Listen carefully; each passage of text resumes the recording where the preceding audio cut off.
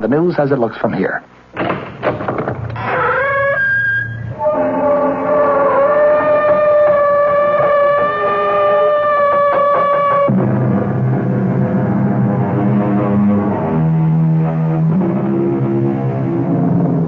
Come in. Welcome. I am E.G. Marshall, and I have a ghost story to tell you, but a most unusual ghost story, since it violates all the established rules. You know the rules for a ghost story. It must be set on some desolate, windswept moor, or perhaps in a ruined, isolated mansion, or a lonely, deserted castle. However, this spine-tingling tale actually takes place in a modern, luxury, high-rise apartment building, and in broad daylight. I don't want to die, George, please. I don't want to die. Margaret, darling, listen to me. No. Margaret, it would be better. Better for who? For you, dear, for you. I have very little left, George. Please, just let me live a little longer. Margaret, life means nothing to you now. I know, but just let me live a little bit longer. I can't, Margaret. I can't.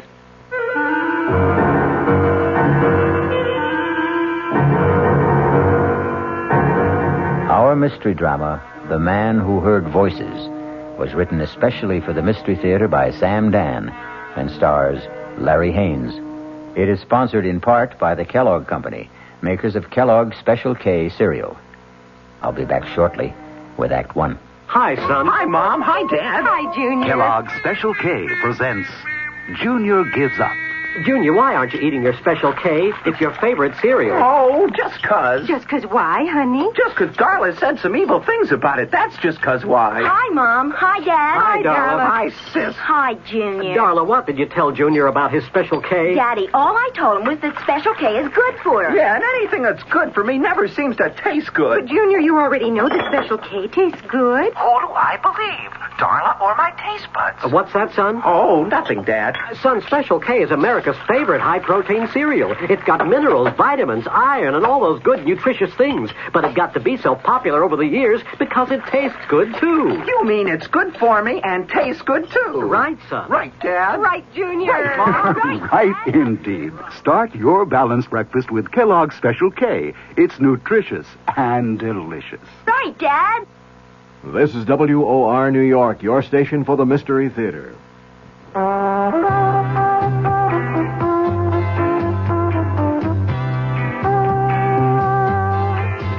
No matter what you're saving for, that's what Suburban Savings for Suburban. Suburban Savings offers you a regular savings account with flexibility. You can add any amount to your account whenever you wish. Withdraw whenever you want. Suburban Savings pays a 5.25% annual interest rate on regular savings paid quarterly, which earns an annual effective yield of 5.47%. Interest is compounded continuously from day of deposit to day of withdrawal, as long as $50 is maintained in the account to the end of the quarter.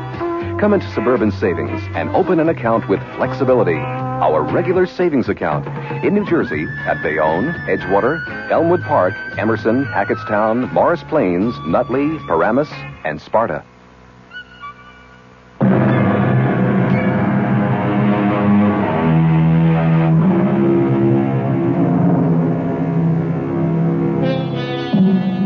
At 42, George Wesley Sanderson is handsome, intelligent, and wealthy. He is married to a most beautiful woman. He is a partner in a prestigious law firm. He has a host of friends because he is gracious, considerate, sensitive, and obliging. And so, you look at him sipping his morning coffee in his luxurious apartment in New York City, and you say to yourself, here indeed is one of fortune's favorites. How wonderful life must be for George Wesley Sanderson. But we have invaded his privacy. We have caught him alone and off guard. And so we see a look of terror in his eyes. And no wonder, because George Wesley Sanderson hears a voice. A woman's voice.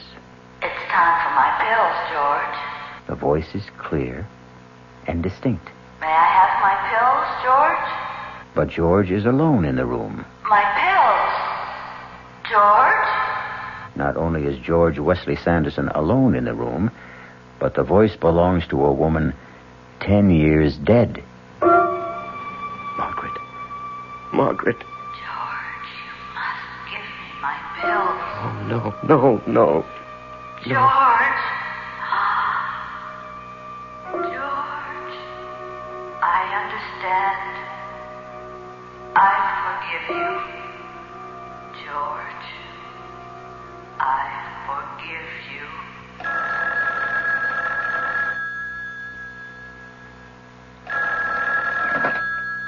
Hello? Georgie, get on the 10 o'clock plane and come down. Georgie, are you there? Yes, I'm here, Sally. We all decided that you should be down here. Well, Well, you what? Are you all right, George? Yes, I'm fine. Good.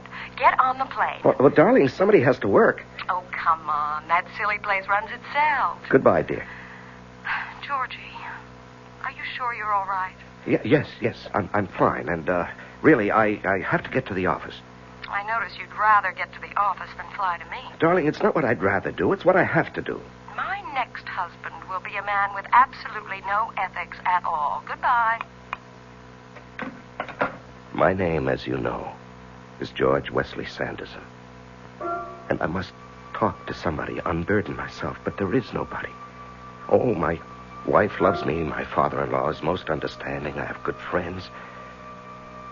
I could confess to a priest, visit a psychiatrist. But you see, each in his own way would fail me because no one would accept the basic point of my problem. No one would ever believe that I'm a man who hears voices.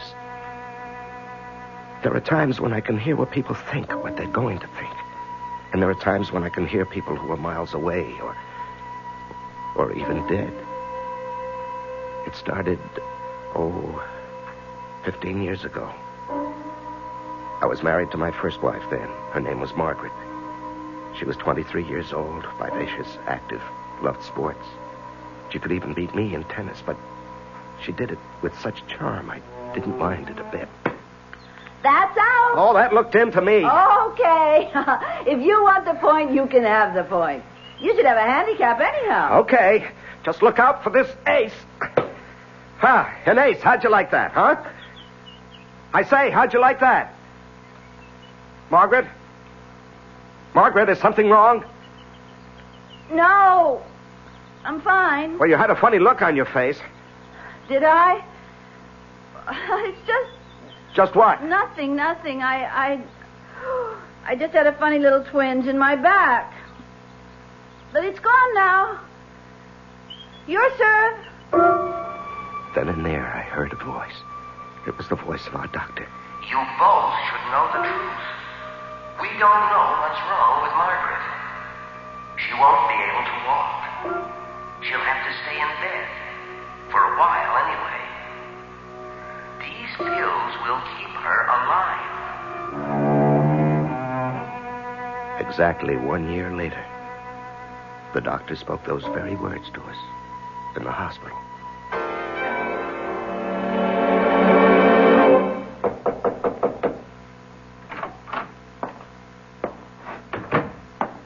You, sent for me, Mr. Cartwright?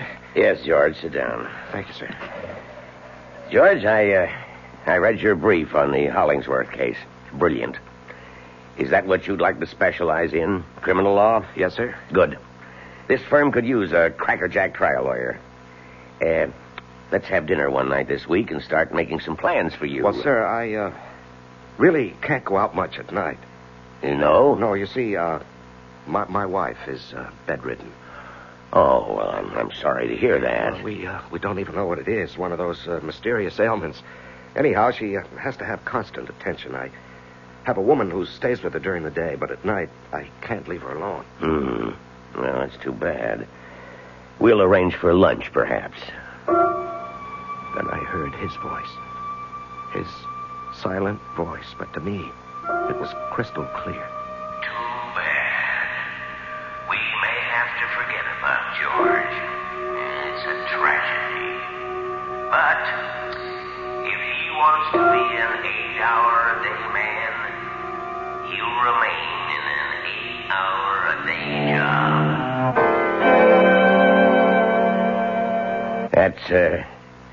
That's all for now, George. I just wanted to let you know how pleased I am with your work. And the other partners are, too. Well, thank you, sir. Hi, Dad. Your secretary said you were busy, but I'll only be a minute. Well, hello. Who is this? This is one of our new young attorneys, George Wesley Sanderson, and my daughter, Sally. How do you do? George Wesley Sanderson. Even sounds like a great lawyer. Now, dear, save that ravishing smile for where it'll do you some good. George Sanderson is a married man. And once again, I heard a voice. Sally's voice. I don't care if he is married. I want him. I never believed it, but now I know it's absolutely true. There is such a thing as love at first sight. I love him.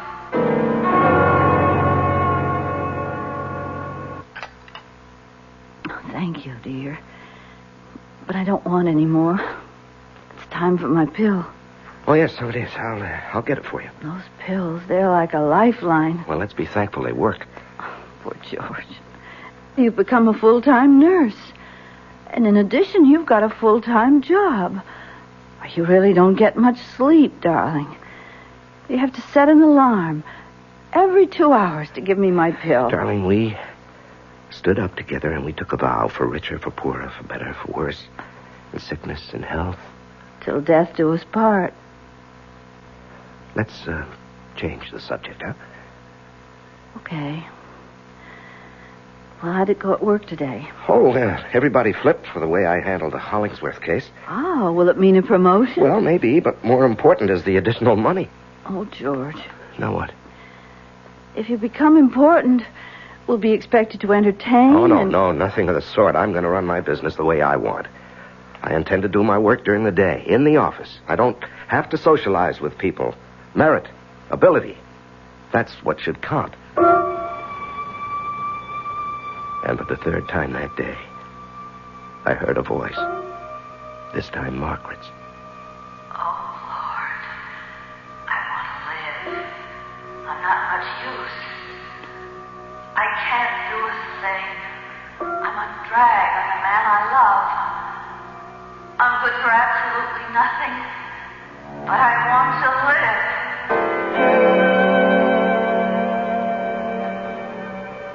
And we have a clear precedent here. When Theodore Roosevelt was police commissioner of the city of New York, the question of injury incurred while making a citizen's arrest... Do you always talk to yourself?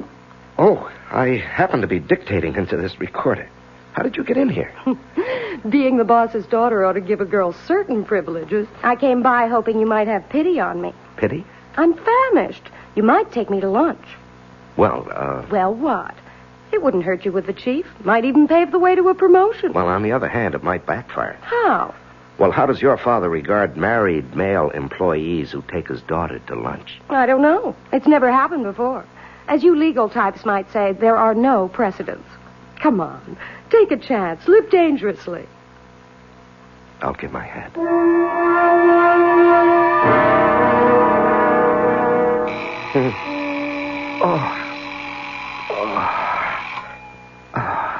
Darling, I'm sorry.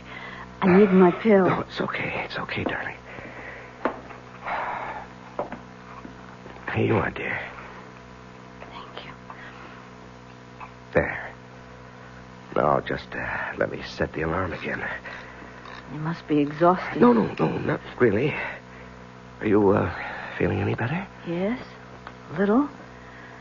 I was so tired when you came home, though, we couldn't even talk. And I looked forward to our talk so much. Anything interesting happen today? No, just a lot of routine. What did you have for lunch? Lunch. Let's see. I just had a sandwich at the desk. Oh, George. You should go out. No, dear. No, I shouldn't.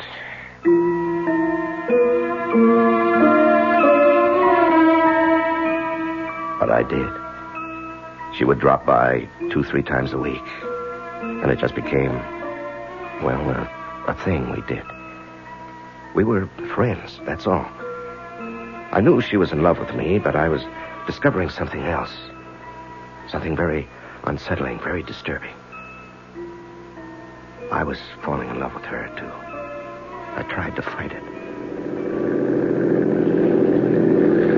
How about right here? Okay. There. Well, now that we've scared away every fish between here and Europe... I wouldn't know what to do with a fish if I caught one. Well, let's just drift for a bit, huh? You didn't have to say that. Say what? Drift. Haven't we been doing just that since the day we met? Yes, I suppose we have. What are we going to do, George? I don't know. I'm willing to settle. Settle? For half a loaf. Oh, no, that wouldn't work. After a while, you'd get to hate me. No, George, I wouldn't. Well, I'd hate myself. Do you still love her? No. No, it's a terrible thing, but I don't love her anymore. You know, that happens to people. Just as they can fall in love, they can also fall out of love. It's just that the timing and the circumstances are bad for Margaret and for me. But if you no longer love her... Well, how could I ever divorce her? Hey, where are we going? I don't know. But the one thing I can't do is just to stand still.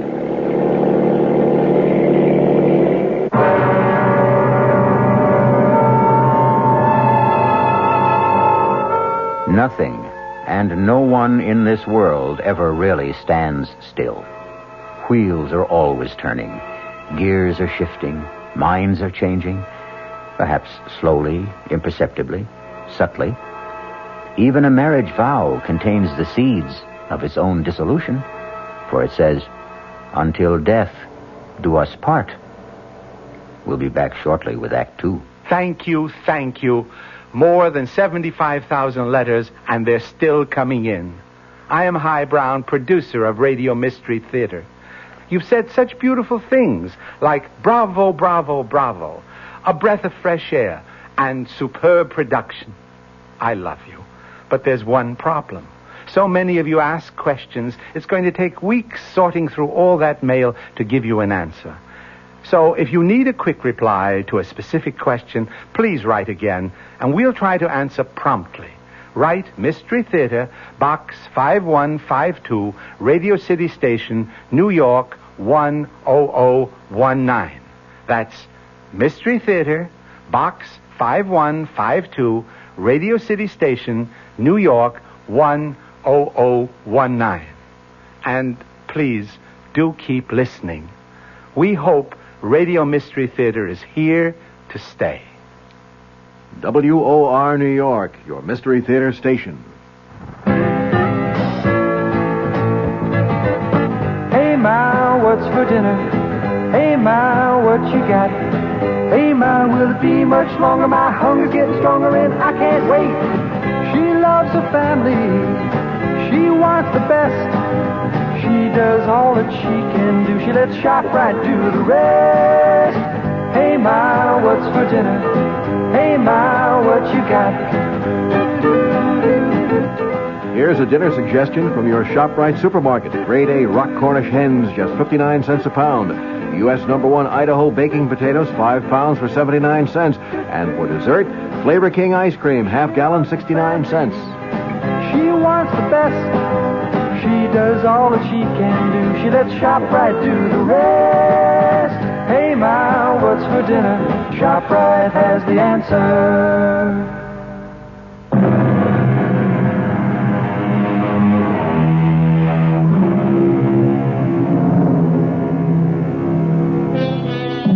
George Wesley Sanderson is in a motorboat just off Long Island on a beautiful day with a beautiful woman who loves him. And to make it perfect, he also loves her.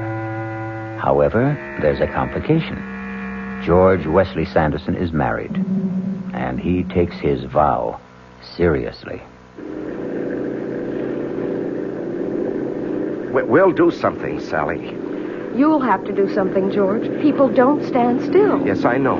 You can't freeze a relationship. It grows better every day or it becomes worse. You fall in love because another person has something you need, and sometimes it's the terrible truth. When that person loses what attracted you in the first place, love also goes with it. I know. So many people can't face up to it. They're unable to end a thing that really no longer exists. I love you, Sally. I love you, George, but I'm human. If I can't have you, sooner or later I'll face it, and then I'll make other arrangements for my life. Sally, wait for me. Oh, I'll wait, George. But I can't promise to wait forever. Just then I heard another voice.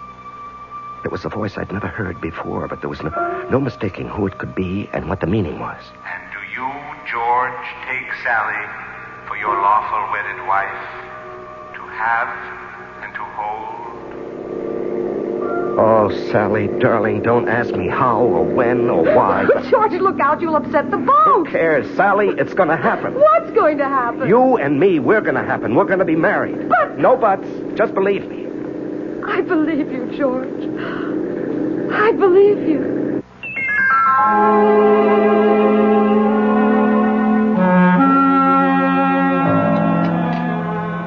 That was good. I was so hungry. Oh, Margaret, that's a good sign.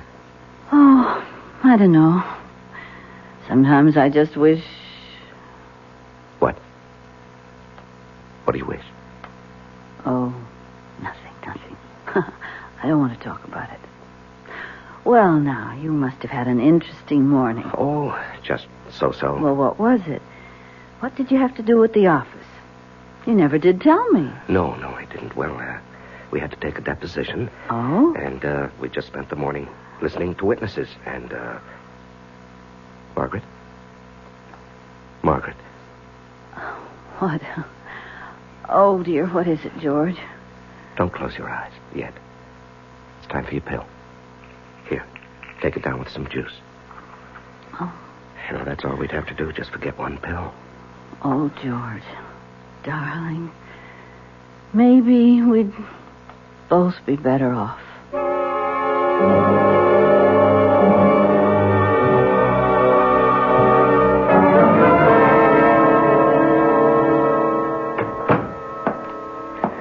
Good morning, George. Morning, sir. Sit down. Thank you. Now, George, I want you to go to Washington. I know you have personal problems. Yes, sir. I want you to argue the Stillwell case before the Court of Appeals. Well, sir, you can win this case for us. You're a natural. Lawyers like you come along once in a generation. Yes, but Mr. Cartwright... The trial date is in 6 weeks. Now, I'm sure you can find a way to resolve your problem. You can buy nursing care while you're gone. Sir, it's more than that. I'm sure it is. Now, I don't want to intrude in your personal affairs.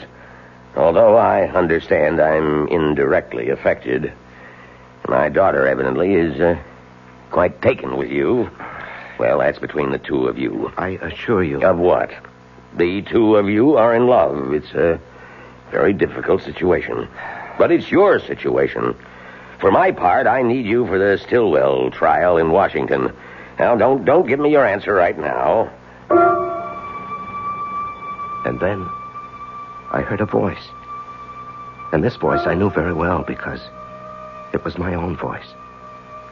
And I could hear myself say, If it please the court, the prosecution claims that the defendant, Anna Stillwell, has committed the crime of high treason against the government of the United States.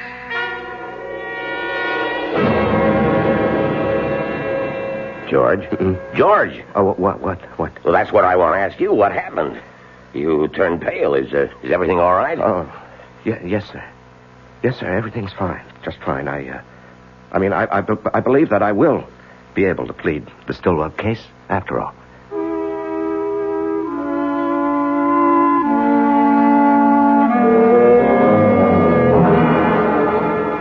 Has she been taking these pills regularly? Oh, religiously, Doctor. The woman we have here in the daytime is absolutely trustworthy, and of course I'm here all night. And he's a tyrant about it, Doctor. Well, he should be. Doctor, what about Margaret? Well, for the first time since this thing struck, I have good news. Good news? I say good. These words, good and bad, are A relative. Yes, but what do you mean by good? Well, for the first time, I can detect no further signs of deterioration. I see. Unless some other complication occurs. Margaret can live on indefinitely, provided she takes her pills on a regular basis. Oh, we'll see to that, Doctor. We'll see to that. Well, keep in touch if anything unusual happens, and I'll be here again next week. Yes, I'll see you to the door, Doctor. Goodbye, Margaret. Goodbye, Doctor. Oh, a lovely day, isn't it, George? Yes. Oh, about those pills, George. Make sure you never run out. And she must have one every 2 hours. That's what his speaking voice was saying to me. The little amenities, the weather, don't forget her pills, and so on. But there was another voice. His inner voice. And I could hear it so clearly, so plainly. Poor kids. I'm glad I don't have to decide. She's in such terrible pain. Constantly. Well, that's between the two of them. Or maybe it's up to him. I only know I wouldn't want to be in his shoes for all the money in the world. Goodbye, George. Goodbye, Doctor, and thank you for everything. George? George? Yes, dear. I'd like a pillow. Yes, dear, I'm coming. Here we are. Now, does that feel more comfortable? Mm-hmm. I think so. Margaret, look at me. I'm looking at you, darling.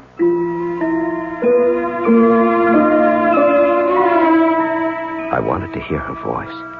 Not her speaking voice, but her thinking voice, her feeling voice, the way I'd heard it once before. But this ability, this gift, this talent, call it what you will, doesn't work at my command. It comes and goes of its own accord. I wanted to know how she felt, what she really wished for.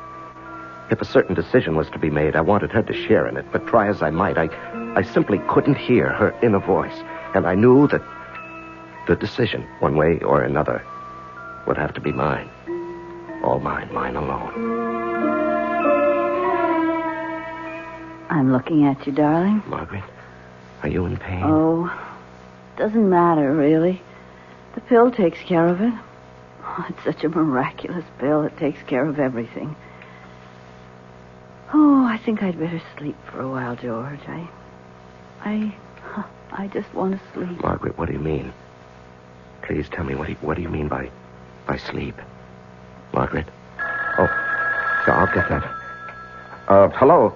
George? Oh, yes, Mr. Cartwright. Can you arrange to fly to Washington a week from Friday? A week from Friday? Yes, for a pre-trial on the Stillwell case. Well, sir, I hadn't expected Well, you told me just yesterday in the office that you'd handle it. Well, yes, sir, but that was because I thought I had 6 more weeks. Well, you do. This'll just involve you down there for a day or two this time. I understand. I'll have Miss Gordon book your flight. Well, a week from Friday, that's about 10 days, isn't it? Yeah, well, we'll have all the papers for you at the office tomorrow. And I'm taking you off everything else. Just remember, we want this case. Yes, sir. Goodbye, George. Goodbye, sir. George? Oh, darling, I thought you were asleep. The ringing of the phone woke me. I thought it was the alarm for my pill. Oh, no, we still have another hour for that. Now, what's supposed to happen a week from Friday? Just a lunch date with Mr. Cartwright and a client. He must like you a lot, doesn't he? Well, I'm not really a bad lawyer. Oh, George. I wish I could be of help to you. I wish there was something I could do.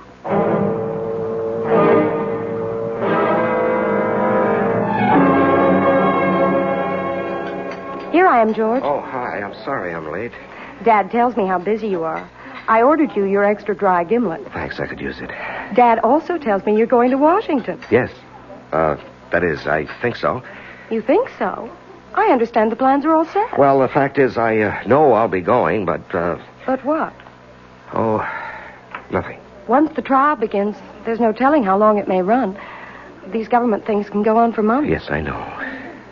How about... How about Margaret? Yes, Margaret. Let's not talk about Margaret. But, George... Please.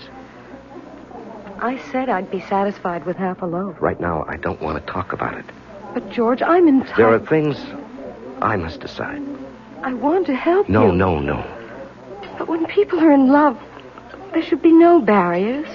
Nothing held back. Sally, you have a lot to learn about love. George, I won't be spoken Please, to. Sally, don't press me. Don't push me, huh? I don't care who you are, how deeply you love. There are certain things I must decide on my own. George Wesley Sanderson is faced with a decision. And it's a decision a man doesn't make lightly, nor does he make it every day. Because what George must decide is whether or not to kill his wife. We shall return shortly with Act 3.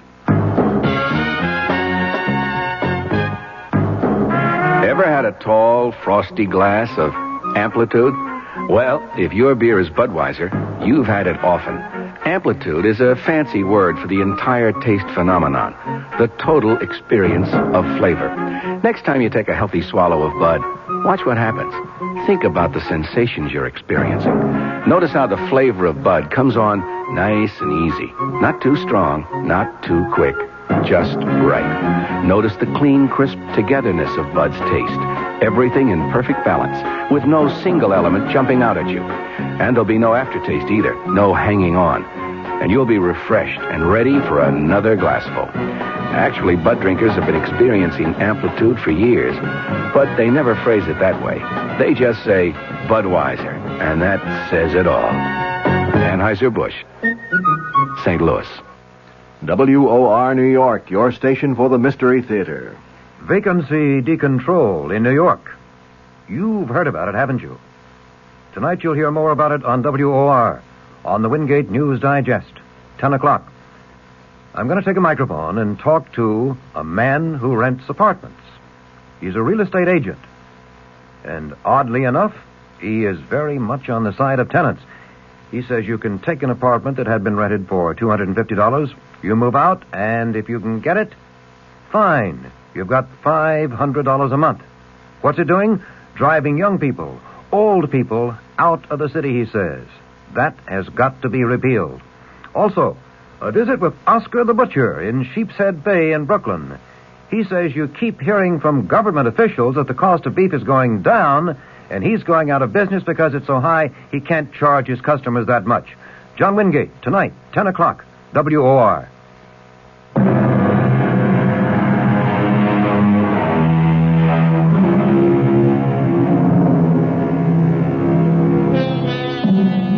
It is 1 minute before 2 in the morning in the apartment of George Wesley Sanderson. An alarm clock is set to go off exactly on the hour. It must awaken George so that he can give his wife, Margaret, a pill. A pill she takes every 2 hours. Without her regular pill, Margaret will die. George? George, wake up. George? Wait a minute. Wait a minute. Oh, I was afraid for a minute that the clock wouldn't wake you. Yes, I'm sorry. I was sleeping pretty soundly. Poor George, you never get any No, rest. it's all right. It's all right. Here, darling, take your pill. Oh. Thank you, darling. Thank you. And now go back to sleep. Well, I better reset the alarm. You're so good to me, George. There it is. I've set it for 4. Good night, darling. Good night. I turned to look at her. Her eyes were closed. She was only 28, but her face was lined. Her skin was drawn and flushed, and she looked old. Old. Where was the pert, vivacious Margaret who only a few months before had been bursting with life? Wasn't she as good or as bad as dead already? Wasn't it a mercy to end her suffering? Wasn't her living merely a sham and a pretense? Suppose I would somehow forget to give her the next pill. What would I be ending? And then once again I heard the voices. But these were voices from the past. The recent past. This firm could use who's a crackerjack criminal lawyer. I love you, George. I love you. We have plans for you. I'll wait for you, darling.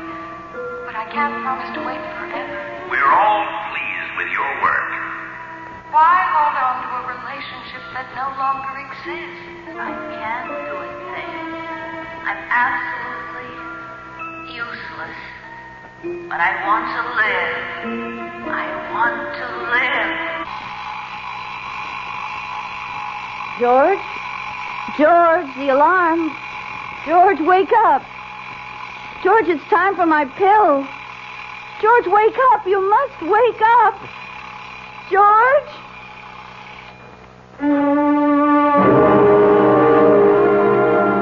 I heard the alarm, Margaret.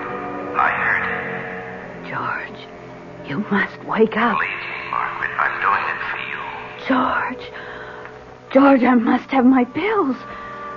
George, wake up. Oh, believe me, Margaret. Please believe me. It isn't Sally or the job. I admit they both tempt me, but I don't want to see you suffer anymore. Aren't you going to give me my pills? George, let me live. Just a little longer, please. And I'm so tired, Margaret. So tired. George, please. So mixed up.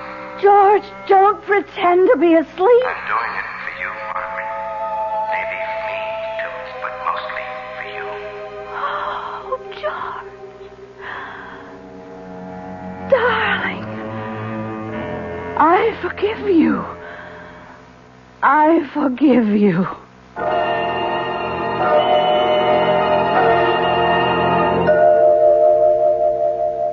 Sit down, George. Sit down.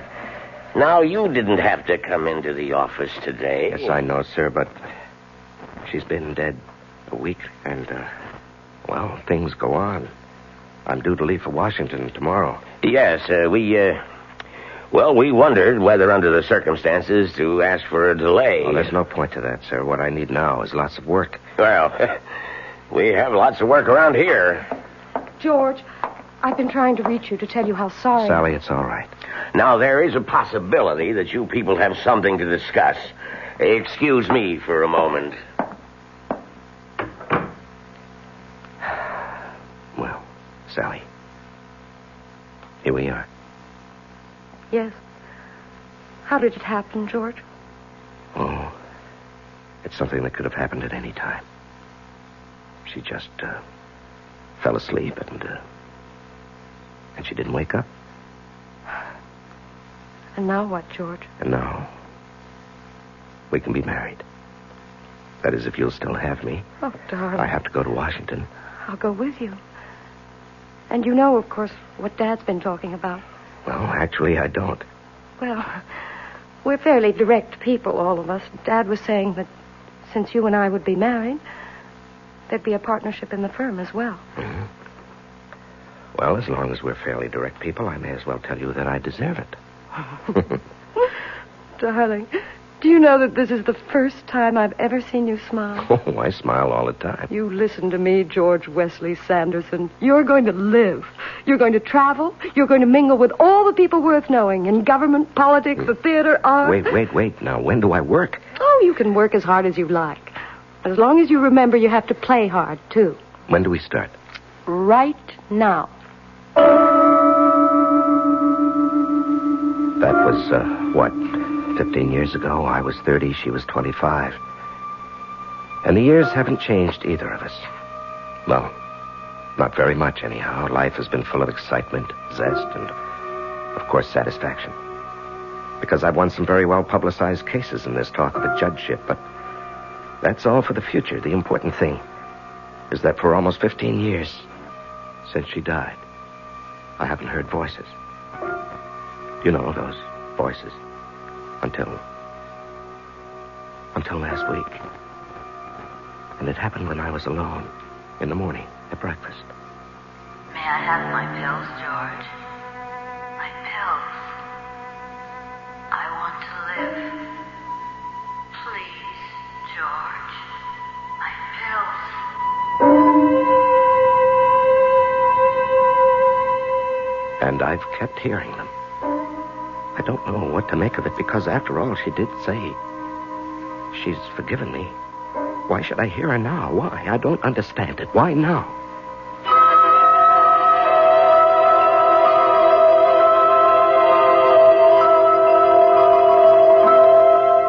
In the case of delay versus international power, the precedent is clearly stated. Sally. Sally, what are you doing here? I'm here to tell you about a precedent which is going to be established right now. Well, I thought you were in London. I was, and then I decided to come back here for some litigation. Litigation? With whom? With you. Oh? What kind of litigation? I want to review the basis for our marriage. It is rooted in the factors of common interests. We're both alive. We like to do things, go places. Do you agree? Sure. So why aren't we going and doing? Well, we... Well, we what? Do you realize that for the past year you've been working day and night? Well, darling, it so happens we have some crucial cases. Do you want our relationship to change permanently? Do you want us to drift apart? Do you know you're a nut? Darling, a long time ago we talked about this. Nothing, no one ever stands still. People change, and if they do, so does the basis of their relationship. All right. We'll go skiing. Turn your work over to the bright young eager beavers, and let's you and I start having fun again.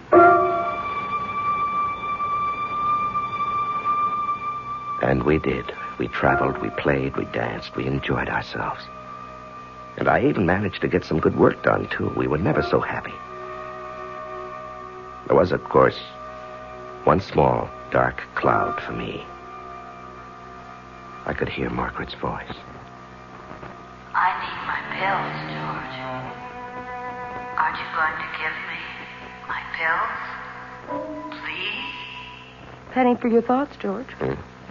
Oh, well, you couldn't buy my high-priced thoughts for a penny. You seem to be in a state of reverie. I was? As if you were listening to something. Oh, must be your imagination. As if you were listening to voices. Voices? Are you sure you're all right? Positively spooky. Spooky? Here in our apartment in the bright sunlight? Oh, no, you've got to look for your spooks in the dead of night. Well, I know what we both need. All right, tell me. A good hard hour of tennis. Oh, now, darling, I have to be at the office. You don't have to be anywhere except with me. Okay, you're on. For 1 hour.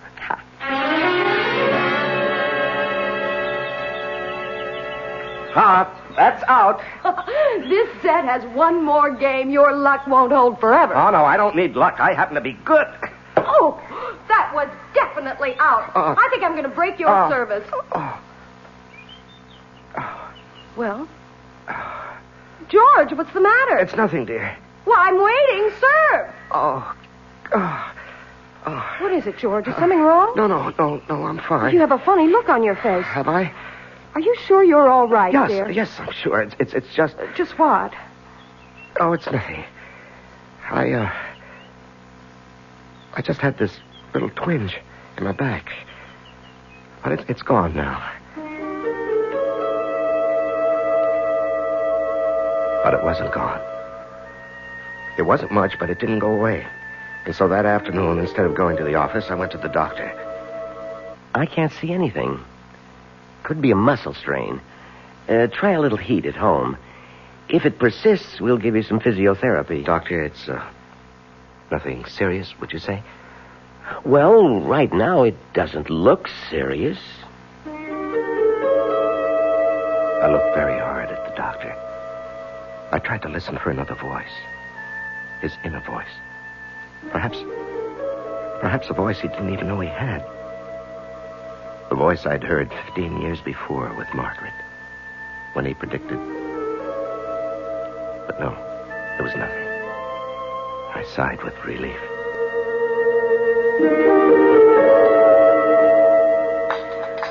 Pour me a cup of that coffee. Yeah, sure thing.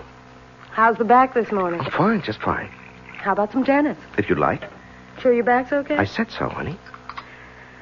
I found out you'd seen the doctor the other day.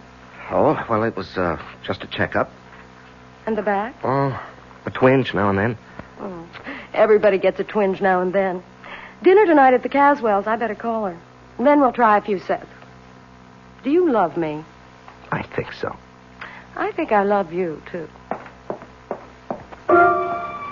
She left the room. I was all alone. For a week now, I've been hearing Margaret's voice. But now there wasn't a sound. I listened. But as mysteriously as it had begun, perhaps it was coming to an end. Maybe I was losing this ear I had for voices. And then I heard it. A voice. It was very indistinct at first, but I recognized it. It was my own voice. But I couldn't believe what it was saying. I didn't want to believe what it was saying. Sally. Oh, please, Sally. Sally, give me my pills. Please. Sally, I must have my pills.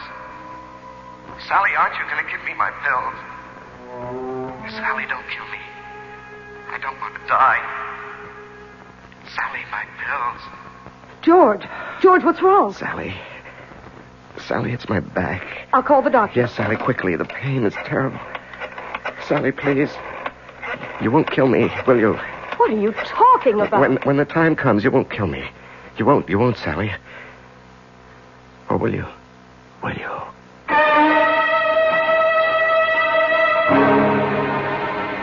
Who knows? George and Margaret, that's one story. George and Sally, that's another. Yes, we often think, many of us, how wonderful if we could only hear voices from the future. Voices that could predict our fate. But maybe it's not such a good idea after all. Maybe it's better never to know. I'll be back in a moment. And now, with another story of mystery and intrigue, here is Commander Neville Putney to keep you in anxiety. What's this story about, Commander? Well, it concerns a middle-aged business executive named Fremont Witherton, who, after spending his entire career with the same firm, returned home one evening with his dreams suddenly shattered. Is that you, Fremont? It's me, Erica. Fremont, you look so peaked. Erica, I've been fired. That new plant manager, he's been trying to cut me out, and today he succeeded. Well, you don't need to give me that hangdog look. Just go out and get another job. I'm through, Erica. I'm 58 years old. Nobody will hire me for half the salary I've been making. My only hope is to kill the plant manager. Fremont, I hate rough stuff, but if you've decided, your Roscoe's upstairs in the trunk. You load it, and I'll warm up the getaway car. Hey, young man, how about that for a story? Well, that was a dilly, Commander, but you just can't leave us this way. How did it all come out? Time's up for now, but tune in, Bob and Ray, on WOR 3:15 to 7, and maybe you'll find out.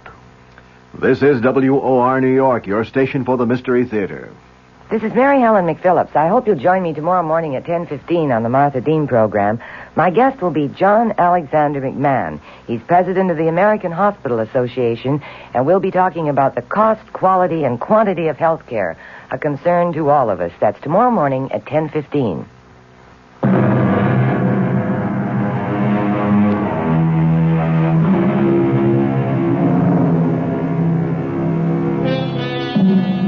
Voices. What are the voices we think we hear in the night? Are they merely dreams, fantasies, or our own wishes?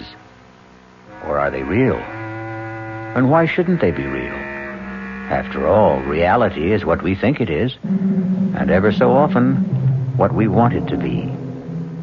One reality that you can count on is the absolute fact that we will be back here again with other voices to tell you another tale that will excite and amaze and perhaps cause just a tiny, delicious tingle of terror.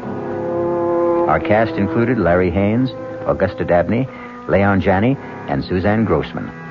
The entire production was under the direction of Hyman Brown. And now, a preview of our next tale. I want a baby. Get on with whatever you have to do. First of all, this talisman. You must wear it around your waist. This package contains herbs. A special combination to relax you. That's the secret. To relax. That's all? For now. But one thing I must add. On the birth of the child, I will ask you one favor. You must promise to grant it. Take the talisman and the herbs. And don't be alarmed if certain unusual things happen in the next few weeks. Radio Mystery Theater was sponsored in part by Anheuser-Busch Incorporated, brewers of Budweiser. This is E.G. Marshall inviting you to return to our Mystery Theater for another adventure in the macabre. Until next time, pleasant dreams.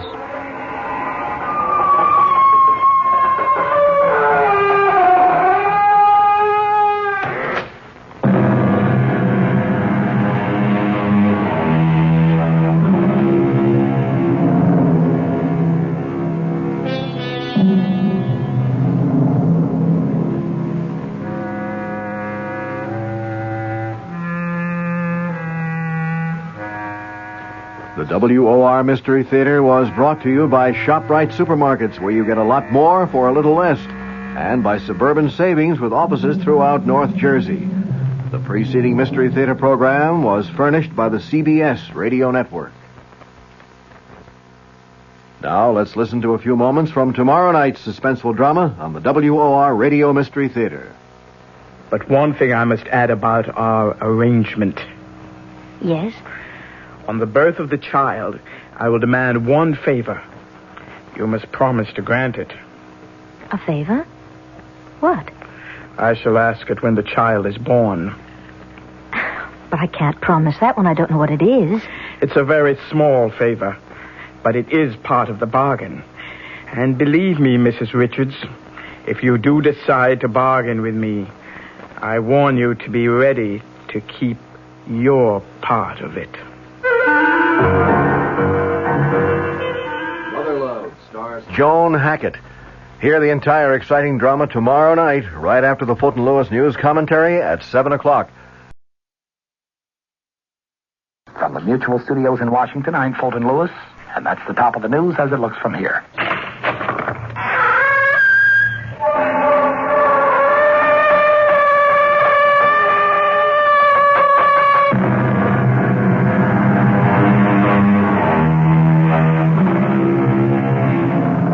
Come in.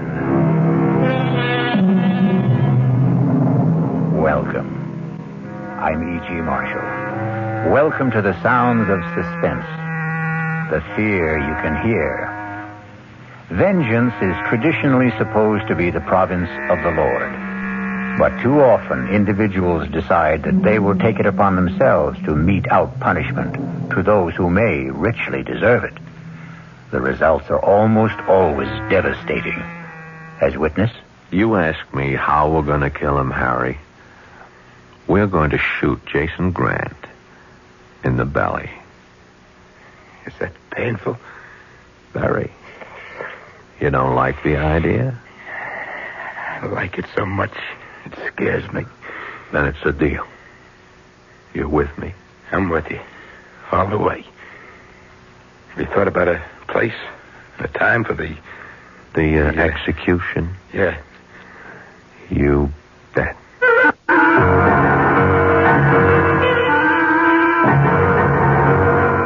Our mystery drama, Dead for a Dollar, was written especially for the Mystery Theater by Murray Burnett and stars Paul Hecht. It is sponsored in part by Anheuser-Busch Incorporated, brewers of Budweiser, and by the Kellogg Company, makers of Kellogg's Special K cereal. I'll return shortly with Act One. Ever see a beer drinker pour his beer real easy down the side of the glass? Maybe you do it yourself. If so, the Budweiser brewmaster thinks you're missing something, especially if you're a Budweiser drinker. You see, Bud is brewed, so it will kick up a healthy head of foam. Exclusive beechwood aging and natural carbonation make it a lively brew. Well, anyway, pouring Bud plunk down the middle of the glass helps bring out the best in that clean white Budweiser foam and real beer aroma. It also helps you get the full benefit of a taste, smoothness, and drinkability you'll find in no other beer at any price. Remember, brewing beer right does make a difference. Next time, pour that Budweiser right down the middle and see for yourself. Anheuser-Busch, St. Louis. This is WOR New York, your station for the Mystery Theater.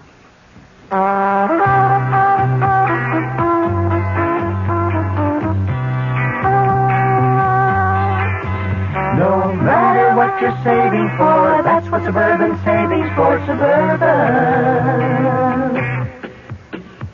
Suburban Savings offers you a regular savings account with flexibility.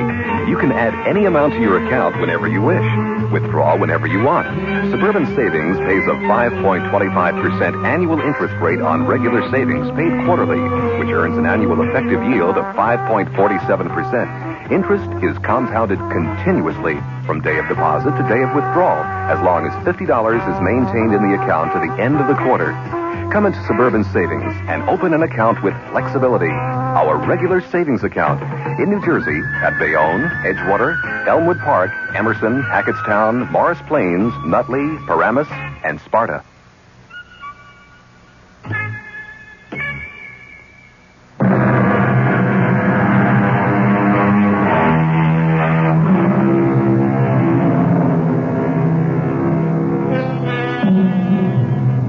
In today's world, the golden key to success is too often unfortunately attained through absolute ruthlessness and utter disregard of ethics, morality, and the rights of others. Jason Grant was a symbol of such success. A multimillionaire and a power in the world of international finance. Grant sat on a golden throne built on the ruin of many lives and many hopes. Along with his millions, Jason Grant had earned the hatred of more people than he bothered to remember. This day, two men in whom the fires of hatred burned sat in a bar. Another toast, Harry. Why not? To Jason Grant. May his soul rot in hell. Amen. How long has it been, Harry? How long has what been? How long have we been meeting in this bar and drinking the same stupid toast? Let's see. Denise divorced me in 69. I ran into you here about a year later, so I'd say 2 years, give or take a couple of months. What do you think Jason would say if he heard us? I'll follow you, Wen. Here we are, two men acting like a couple of sniveling school kids. Now, what do you suggest we do? Kill him. Just like that. Kill him as slowly and as painfully as possible. I want to hear Jason Grant screaming and begging for mercy. Just like my brother screamed when Jason left him to bleed to death on the road to Busan while he bugged out to save his own skin. Yeah, I would be sure and get caught. So what? So what? Yeah, so what? We'll just tell our story to a jury. We can... That still doesn't give us the right to kill. Look, does Jason Grant deserve to die for what he did to you? It wasn't only breaking up your marriage. You and Jason were partners. And he not only stole Denise, but the business you built up for 11 years. I know what he did. So what did you do about it? Win, get off my back. If you're so dead set on killing him, why don't you go ahead and do it? Because I need you, Harry. For what? Look, Harry, I'm willing to go to prison. But I don't see any sense in walking in if there's a way of staying out. How am I going along with you? Help keep you out of jail. We'll give each other an alibi. We'll swear we were together when Grant is killed. Have you thought about how we'd do it? I have. You see this? Hey, put that away. It's so uptight. It's a gun I picked up in Korea. I figured I might have a use for it someday, so I kept it in good condition. Put it away. Harry, you asked me how we were going to do it. We're going to shoot him in the belly. That's painful. Very. You don't like the idea? I don't like it so much. It hurts. Then it's a deal. You're with me? I'm with you. All the way. We thought about a place and a time for the execution? Yeah. You bet. But, Harry, I need you to check some facts for me. I can. Now, you once told me that Jason worked late every Monday night. That's right. He still does it? I'm not sure, but I guess he does. That's when we're going to do it. Late on a Monday night. He'll be alone. I'll walk in, shoot him, and walk out. Oh, I thought you really had something worked out. You can't go into the building at night without signing in and signing Who out. said anything about getting in at night? You just listen. I walk into the building about 5 o'clock carrying one of those tool boxes a telephone repairman has. Yeah? There won't be any tools in it, just work clothes. I'll hang around till about 8 or 9 when I'm sure Jason will be alone. They're cleaning women. Sure. But by that time, I'll have changed clothes. All you have to do is look like you're working or going somewhere to do something. They won't bother you. How will you get out? After I leave him bleeding the way he left Mike in Korea, I'll just walk out the door, take the elevator, walk by the night guard. It might. It just might work. It will work. And all you have to do is say that we had dinner together at your place. No. No! I thought you... I said I was with you all the way. That means I could also pull a trigger. We'll toss a coin to see who does the killing. The alibi will work just as well at your place. You know how to use a gun? What's to know? Hey, what about the sound of the shots? No sweat. I got a silencer. Okay, let's toss. You're sure? Dead sure.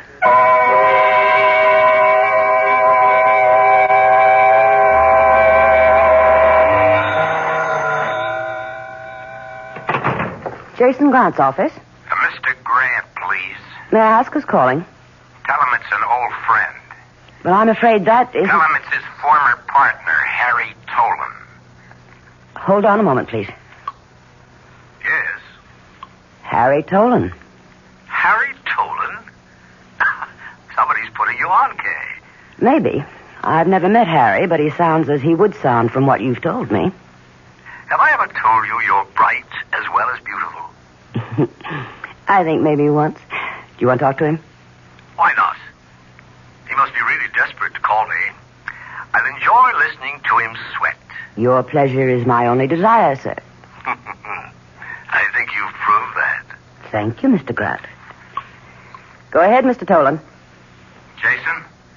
Yes, Harry. What can I do for you? You might ask what I can do for you this time, Jason. That will be the day. It is the day. I strongly suggest that you see me. You never strongly suggested anything. I'm all tied up, so you'd better let me hear it now. It's face-to-face, Jason, or it's goodbye. Goodbye. So long. Hold the phone. Do you have a number where I can reach you if I get a break in my schedule? I do indeed, Jason.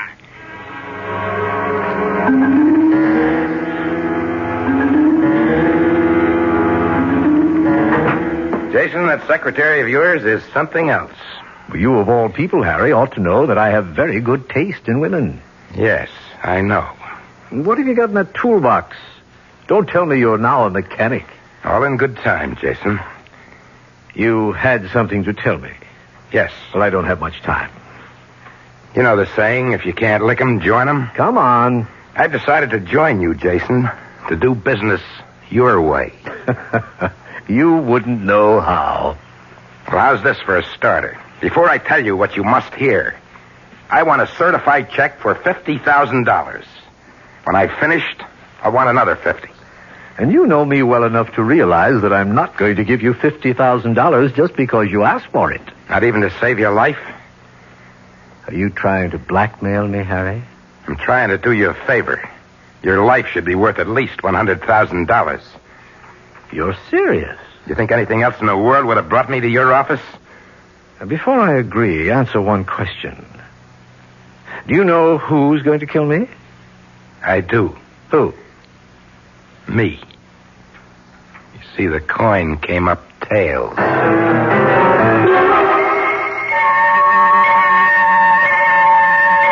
The check will be here any minute. I suppose you start telling me about it. Suppose we wait for the check.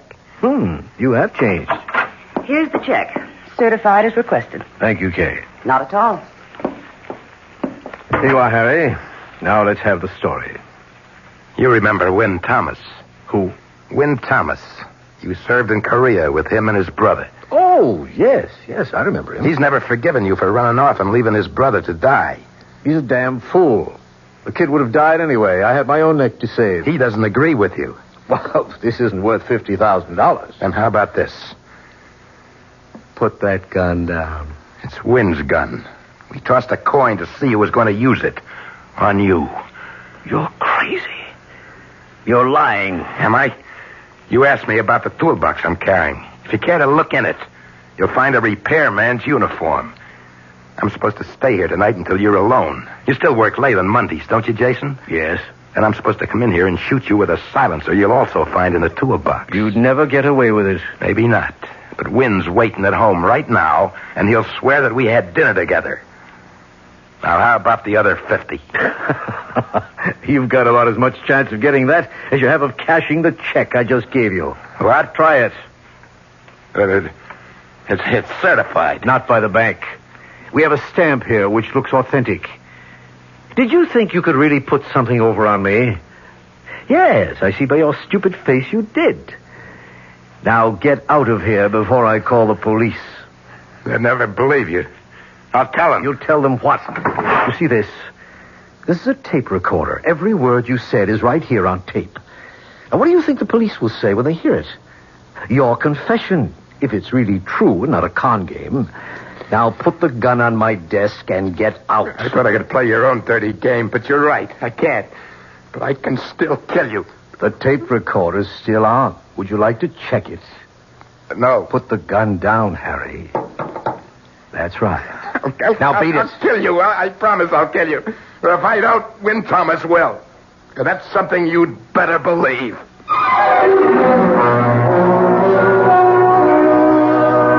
A murder has not been committed. Jason Grant, as you heard, is an expert at riding roughshod over people. Believe me when I tell you that he was certain he had nothing to fear from Harry Tolan, nor was he too much concerned with Wynn Thomas.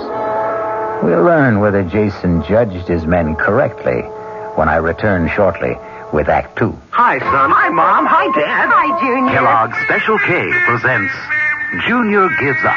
Junior, why aren't you eating your Special K? It's your favorite cereal. Oh, just 'cause. Just 'cause why, honey? Just 'cause Darla said some evil things about it. That's just 'cause why. Hi, Mom. Hi, Dad. Hi, Darla. Hi, sis. Hi, Junior. Darla, what did you tell Junior about his Special K? Daddy, all I told him was that Special K is good for us. Yeah, and anything that's good for me never seems to taste good. But, Junior, you already know that Special K tastes good. Who do I believe? Darla or my taste buds? What's that, son? Oh, nothing, Dad. Son, Special K is America's favorite high-protein cereal. It's got minerals, vitamins, iron, and all those good, nutritious things. But it got to be so popular over the years because it tastes good, too. You mean it's good for me and tastes good, too? Right, son. Right, Dad. Right, Junior. Right, indeed. Start your balanced breakfast with Kellogg's Special K. It's nutritious and delicious. Right, Dad.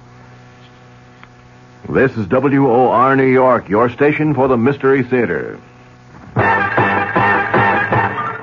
Now, ShopRite does the can selling ShopRite brand of vegetables and cans. For quality that you can trust, for tasty corn asparagus, for peas and beans at gourmet scenes, for beets that beat all other treats. The only vegetables that can compare at all with ShopRite brand of vegetables you feed yourself instead of thinking off our shelf.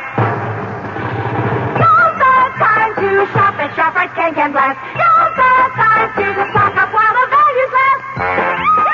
Stock up on ShopRite soda 10 12-ounce cans for 79 cents.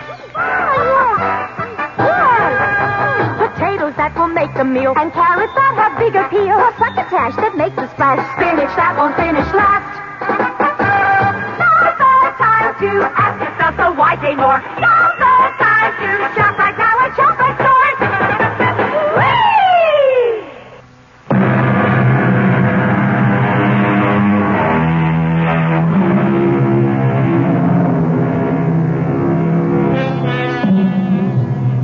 We've heard the ruthless side of tycoon Jason Grant. But we must also be fair and remember that Jason was a family man with a wife and a son and a mistress. As we continue, Jason Grant is sitting in his office later that same evening, Monday night. The door to his office opens, and his beautiful secretary, Kate Woodhouse, enters. Finished working? No, but come in and close the door. It's quite a gown. Thank you, sir. And I do mean you, since you were kind enough to pay for it. My pleasure. You, had me close the door. Are you expecting someone? Just Tony. Your son? Tony, yes. Oh, then I'd better get... Hey, what's this? A gun? Harry Tolan's. He was just here. He was going to kill me.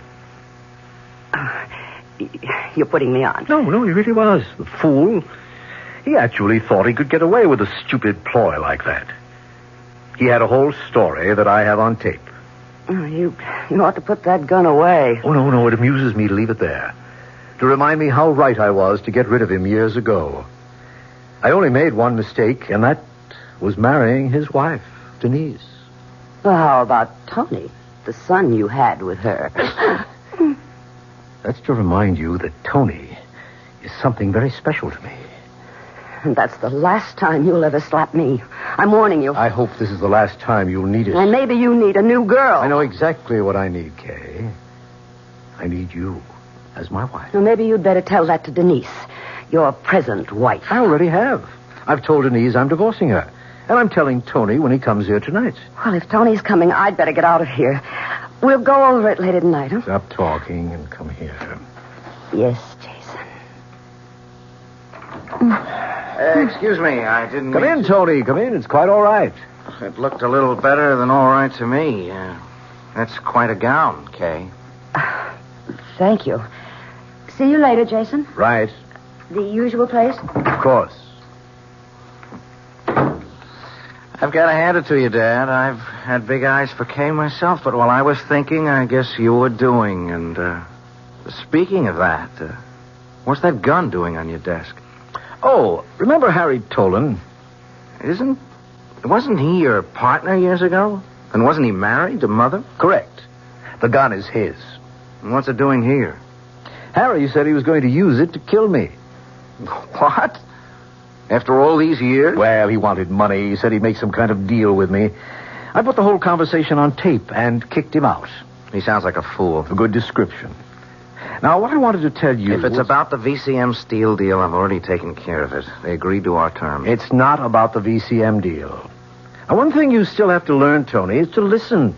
Remember, people are sending up signals all the time. Now, if you can read them, you'll always be 1 or 2 steps ahead of them. What if you don't like the signals? Suppose the signal light is flashing red.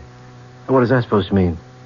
The signal I see coming up is something about you and Kay. Right. And Mother. Right again. Well, why can't you play around with Kay? You haven't heard what I'm going to say. I don't have to. No. Oh, all right. Go ahead. I suppose you must have known that for many years the marriage between your mother and me was a matter of convenience. Look, Dad, I know how you feel about your mother, so I wanted you to hear from me first that we've decided on a divorce. You mean you've decided on a divorce? You can put it that way if you like. But your mother will never have anything to worry about financially. Oh, and you think that'll make Mother happy? It'll make her rich. That's not what she wants. It's what I want. And that's all that matters. What do you want? What about her? I see a quarrel coming. I don't think we should talk about this anymore tonight. On that, I agree with you. Good night. Tony. Yes?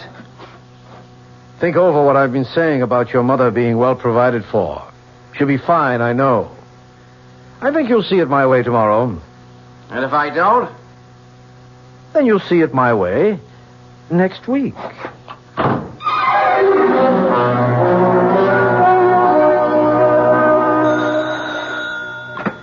Yeah. When? Harry, where are you? What happened? I've been worried. I blew it. You what? I blew it. You mean Jason Grant's still alive? Yeah. How? Well, it's a long story. Have you got the gun? No. Where is it? I left it in Jason's office. You better get up here right away. Okay, as soon as I can grab a cab. Now listen, if I'm not here, sit down and wait and leave the TV on, you understand? Yeah, I got you. You better repeat it, Harry. If you're not in, I'll wait and watch the TV that you've left on. Right, and make sure you know what the show's about. Yeah, but when? Never mind. Get the cab. Goodbye.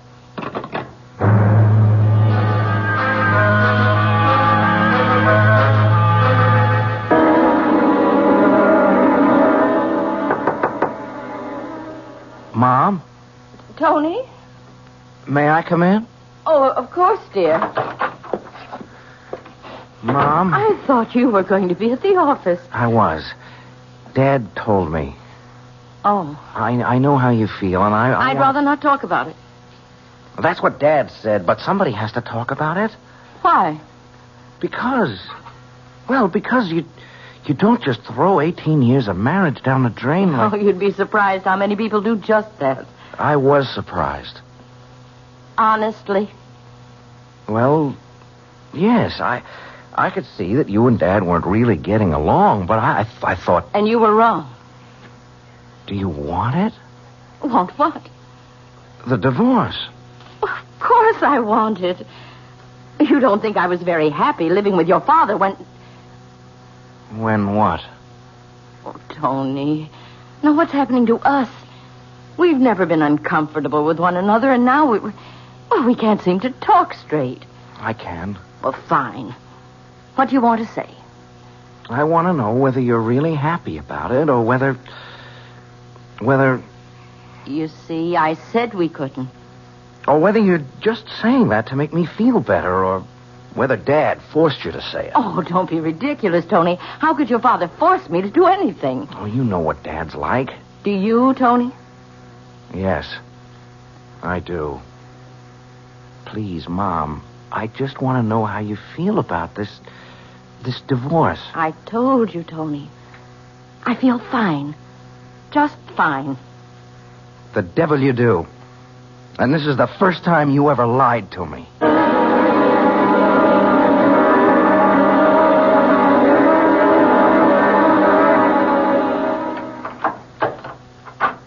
Who is it? What? Don't be a fool. Give me that gun. Give it to me. Don't. Maybe I was wrong the way I handled it. No. Please.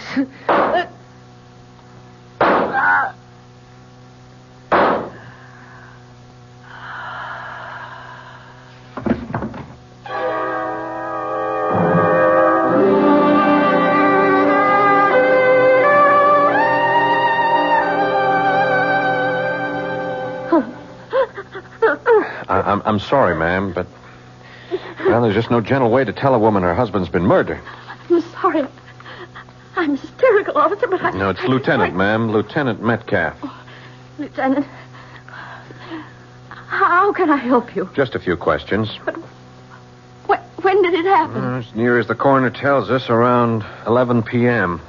How? He was shot several times with a revolver. Oh. Well, I don't have to ask much about Mr. Grant. Everybody knows about him. I just want to find out if there was anything different about last night. I mean about him or his actions. Oh, no, nothing. He usually worked late on Monday evenings. Last night was no exception. How many people knew about this Monday night habit of his? Just about everyone. It's been in the papers, and there have been magazine articles.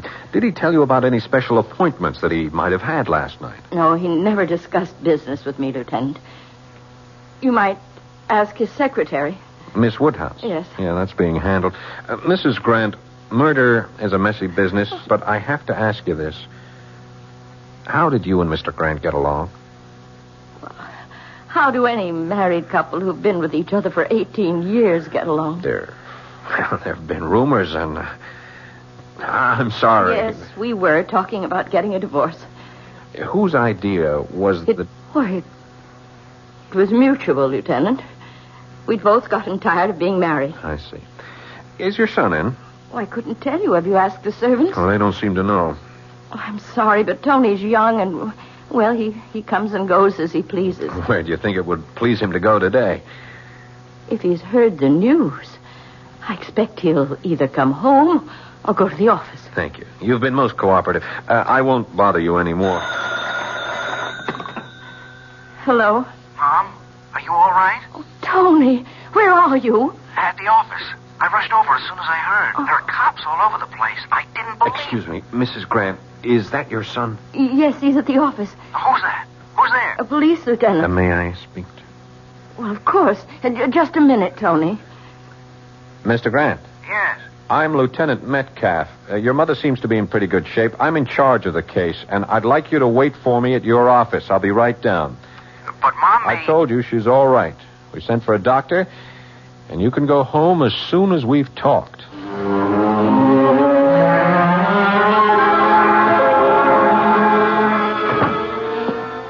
Morning, Duffy. Morning, Lieutenant. Where is he? Back in his own office. Lab men finished? They're packing up now. It's a big job, blood all over the Yeah, joint. I saw it. Which way the kid's office?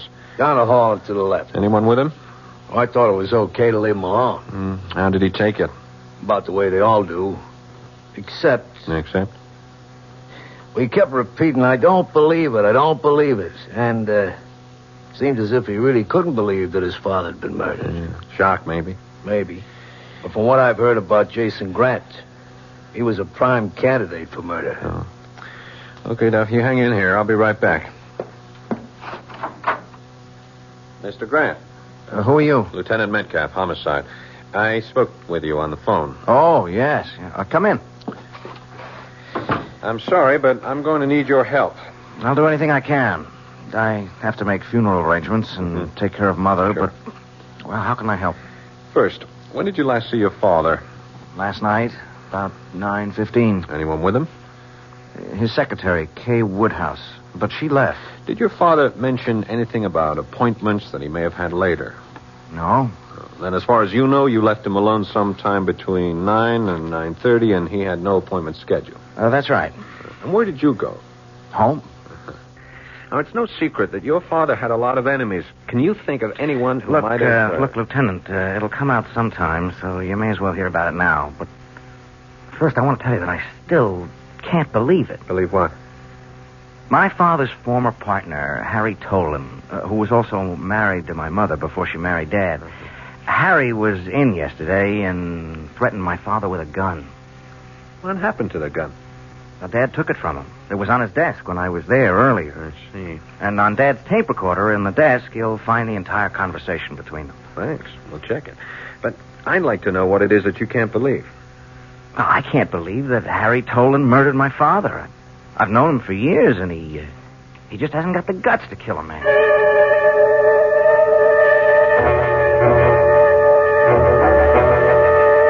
Why don't you leave me alone, Lieutenant? I never went back to his office.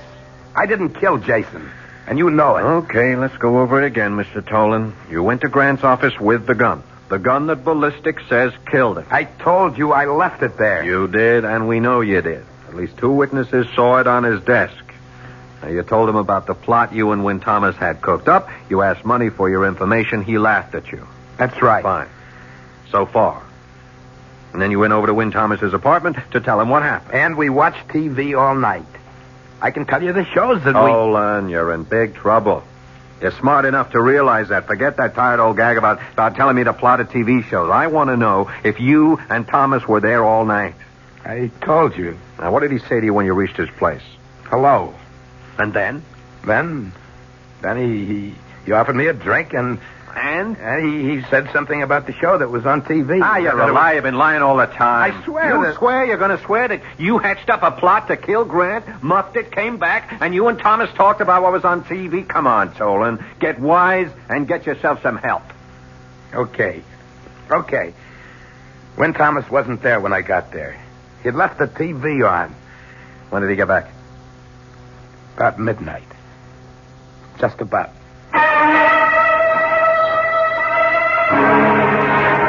Win Thomas and Harry Tolan had their revenge. Jason Grant is dead. Before the body was quietly buried, the police had arrested Win Thomas for first-degree murder and named Harry Tolan as an accomplice. The case was closed to the satisfaction of the public and the police. But there may be some surprises when I return shortly with Act 3. I'm Hy Brown, producer of Radio Mystery Theater. We're in our 3rd week of original radio dramas, and I'm glad to report we're not the only ones who are excited about it. A listener in Texas writes, it's the best thing to happen to radio in years. We'd like your comments, too. Right now, we're in the last week of drawings for valuable prizes, 50 of them. 2 AM/FM stereo phonos, 2 travel clock radios, and 46 anthologies of modern suspense. To be eligible, just send us your name and address. Add your comments if you like. The address, Mystery Theater, Box 50, Radio City Station, New York 10019. That's Box 50, Radio City Station, New York 10019.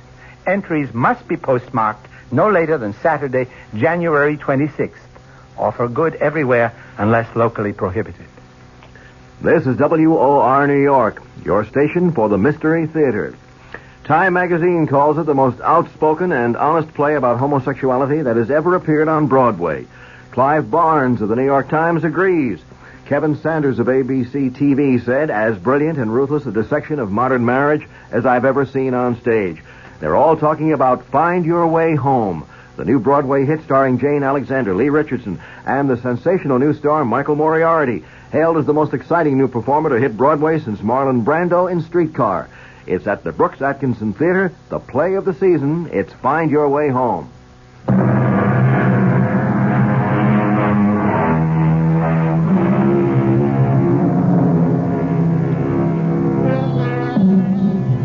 Jason Grant's death made headlines for 2 days.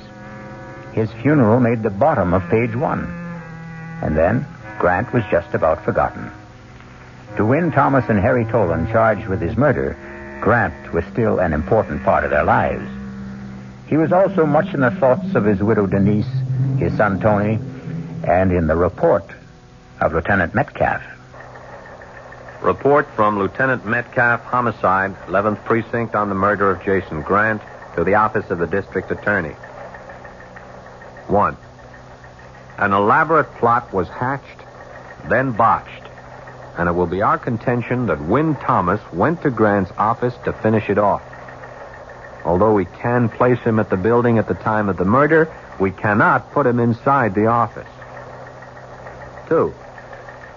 We know the gun was there and the silencer. Why then did Thomas use towels from the men's room to muffle the shots? 3. Why didn't he follow his own plot and change clothes and take the toolbox with him as planned instead of leaving it for us to find? 4.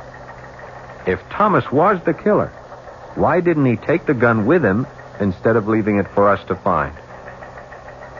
5. Ditto the tape recording, which Tolan admits having told Thomas was made earlier that afternoon.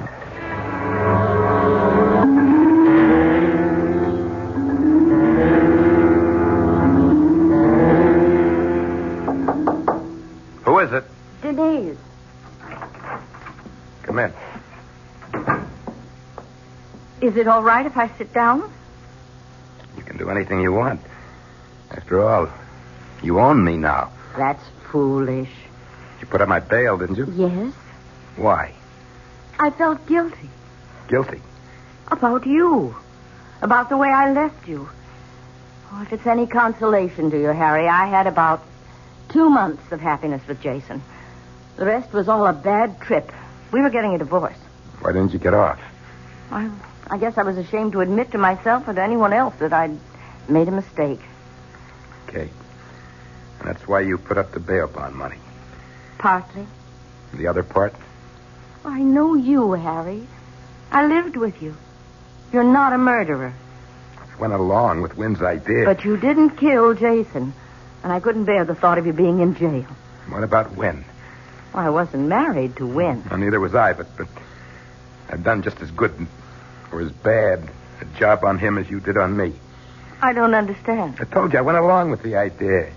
Part of which was that we would alibi each other. I tried, but I messed it up. I let him down. Would you like me to post bail for him, too? Would that make you feel better, Harry? Yes, it would. Where's the phone?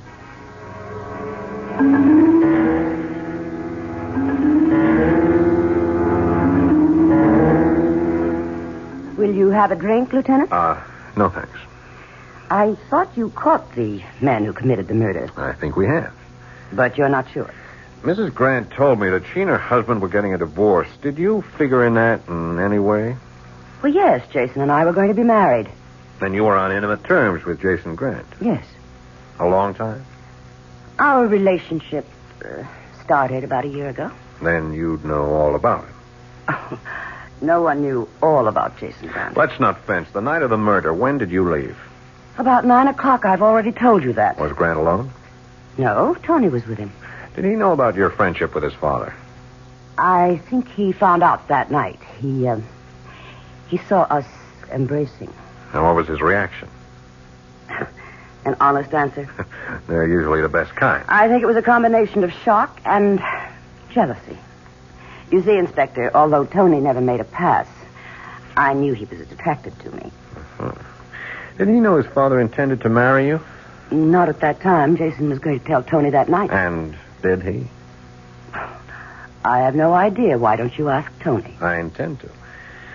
Now, you told us that you came right home and never left the apartment. That's right. And when Grant never showed at your place, you went to sleep. Right again. Isn't that strange? I mean, you weren't concerned? You didn't know Jason, Lieutenant. He didn't like to be accountable to anyone for his actions. Uh-huh. And really, of all the people involved, I had the most to gain from Jason alive. Dead, I get nothing. Yes, I'm aware of that. But I've talked to the garage man in your building, and he tells me that a little after midnight, you took your car out and didn't bring it back until about 2 hours later. He told you that? Uh-huh. Well, I believe all the papers said that Jason died around 11 o'clock. And if that's right, why then he's a darling for giving me a perfect alibi. Wouldn't you agree, Lieutenant?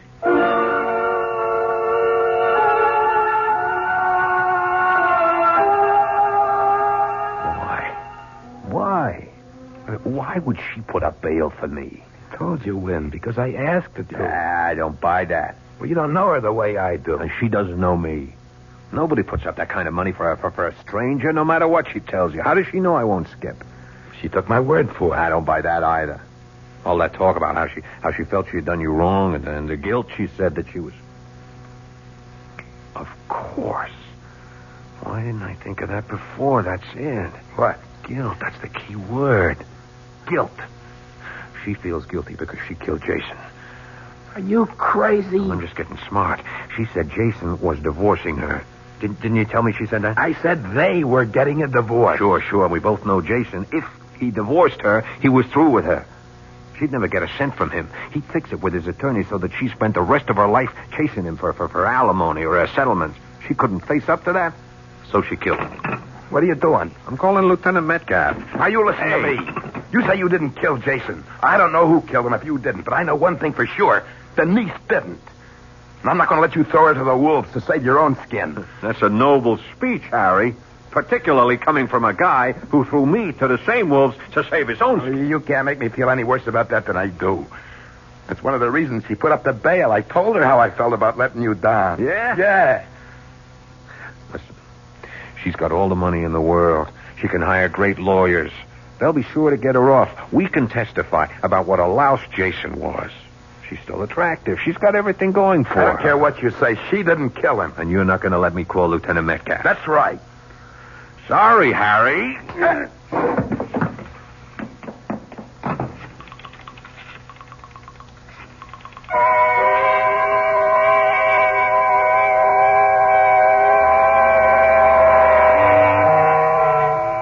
Duffy, bring me the lab reports. Again, Lieutenant? You heard me. Coming up. Want some coffee with him? No, just the reports. Here they are. You know what you're looking for? Nope. The call from Wynn Thomas made a lot of sense. You think so? When she put up the bail, she had a motive. We got no one who'll swear she stayed home all that night. Yeah, we got no one who'll place her at the murder scene either. How about Wynn Thomas? Why don't you think he did it? I didn't say he didn't do it. It's just that there are a lot of loose ends. And I hate loose ends. Hey. You got something? Look here. From the coroner's report. Here, look. Death resulted from one bullet in the heart. 3 other bullets were fired into the body, all below the waist. Well, I don't see what... It could be, Duffy. It just could be. Well,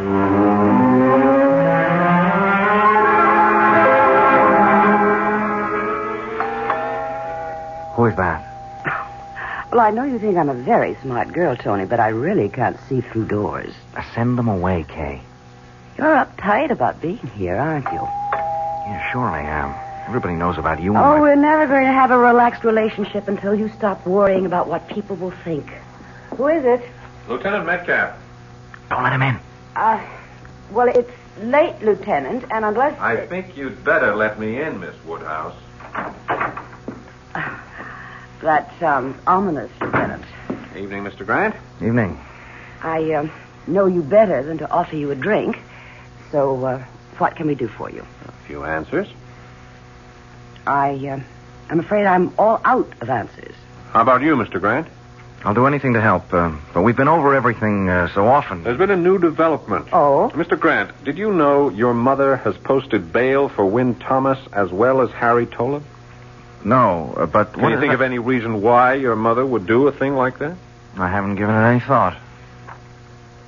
Your mother told Mr. Tolan she posted his bail because she felt badly about the way she treated him. That makes sense. She also spoke about guilt. What kind of guilt? That's the question. Thomas thinks it's connected with her not wanting to let an innocent man go to prison for a crime she committed. Thomas is a liar, and you're a fool for listening to him. What makes you so sure? Because I know my mother. She couldn't have killed Dad any more than she could kill a fly. She can't account for a time around 11 o'clock. She says she was at home. We can't place her there. Oh, yes, you can. I was there with her. I was there with her the whole time. Now, that's a stupid lie, Mr. Grant, and I'm sure you only said it because you're so upset. Of course I'm upset. Wouldn't you be if a police officer as good as accused your mother of murder? You're rather fond of your mother, aren't you? Is that unnatural? Or a crime? Not at all, not at all. Well, then why don't you forget about Mother and concentrate on nailing down the case against Thomas and Tolan? Although I can't see what else you need. I need to know why 4 bullets were fired when the first shot killed your father. The killer hated Dad. He just kept firing and firing. We all know how much Thomas hated him and why. But the bullets were fired low. You fellas said there were signs of a struggle. The wounds weren't scattered. They were all below the waist. If you don't mind, I think I'll have a drink. It all seemed very deliberate. Well, maybe it was. Maybe Thomas hated him so much that he stopped in the men's room to get towels to muffle the sound of the shots when all along he knew there was a silencer in the toolbox Tolan left behind. Maybe he didn't have time. It takes time to fit a silencer onto a gun. Or maybe the killer was someone who saw the gun but didn't know about the silencer in the toolbox. Yeah, that's possible. Does your mother know you're seeing Miss Woodhouse? I take it she doesn't. How do you think she'd feel about that, her son taking right up with the same woman his father... You do play a very dirty game of pool, don't you, Lieutenant? Murder is a very dirty game, Miss Woodhouse. Well, Tony, isn't the men's room locked? Does your mother have a key, or, do you, Miss Woodhouse? I think you'd better get out, Lieutenant. This is my apartment, and don't come back without a warrant. That can be arranged. What do you think your mother's going to say, Tony, when she finds out that you're in love with Miss Woodhouse, just as your dad was? You think she's going to feel she killed your father for nothing? She didn't do it. She didn't. You know she didn't do it. I just couldn't stand seeing him hurt her that way. And all because he had a picture of himself as the great lover. The great, great lover. So I took care of him. I was glad to take care of him. The way he would have taken care of anyone like him.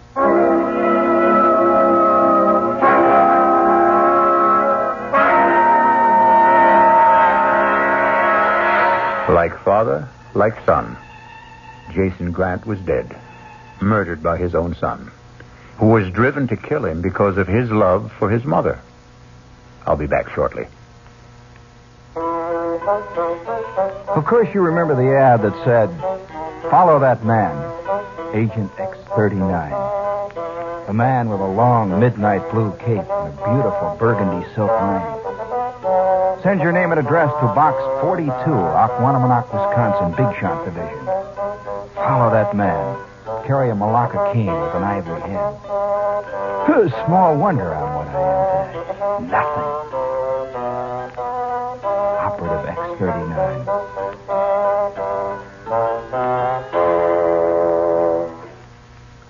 Gene Shepard, tonight at 9:15 over WOR New York, your Mystery Theater station.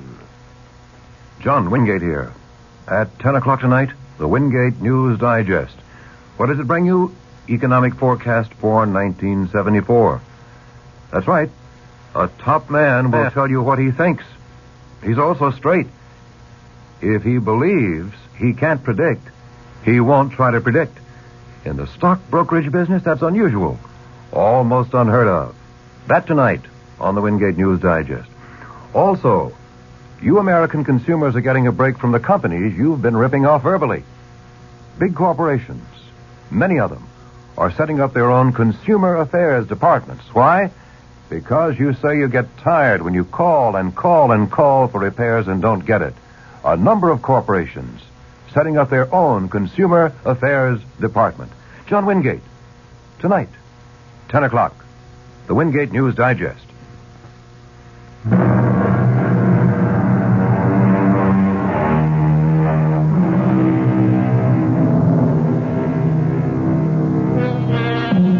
Tony Grant confessed and was sent to a mental institution.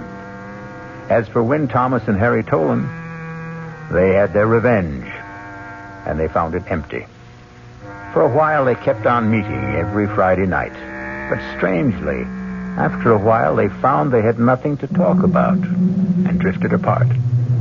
It was almost as if with Grant dead, their lives were now without purpose.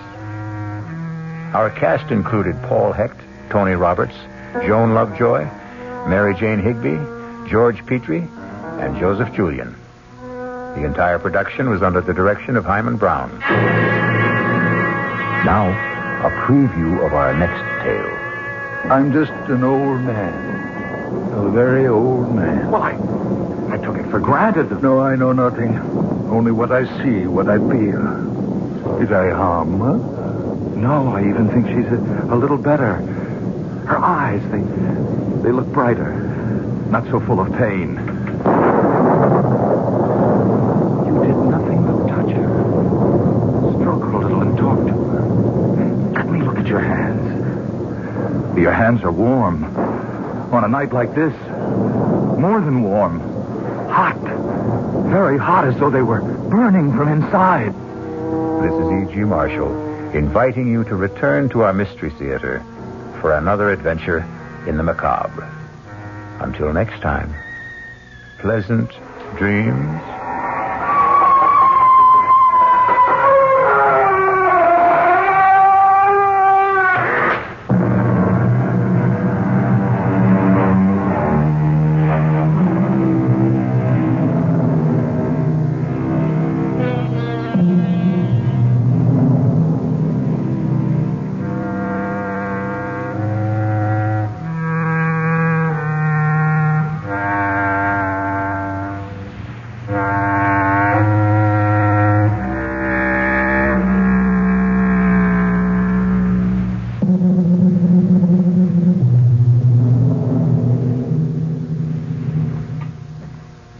The WOR Mystery Theater was brought to you by ShopRite Supermarkets, where you get a lot more for a little less, and by Suburban Savings, with offices throughout New Jersey. The preceding Mystery Theater program was furnished by the CBS Radio Network. And be sure to be with us tomorrow night at the same time, following the Fulton Lewis commentary, for another WOR Radio Mystery Theater, A Very Old Man.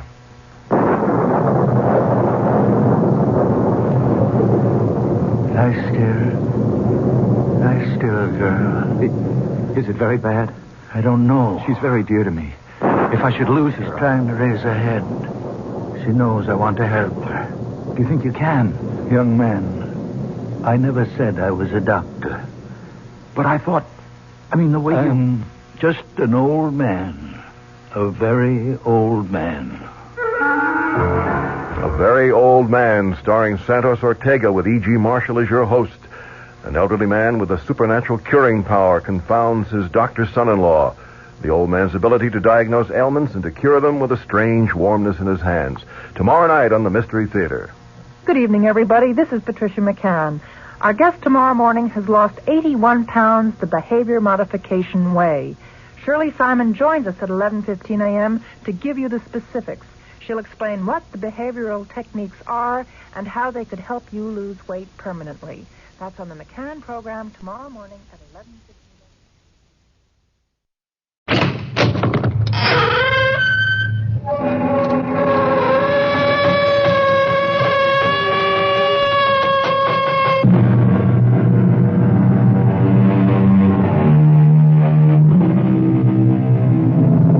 Come in. Welcome. I am E.G. Marshall. Welcome to the sound of suspense, to the fear you can hear. Our tale is a blood-freezing story inspired by a nursery rhyme, a sweet, simple song. Ring of roses, a pocket full of posies, achoo, achoo, we all fall down. It sounds young and innocent, doesn't it? But it is very old and very sinister.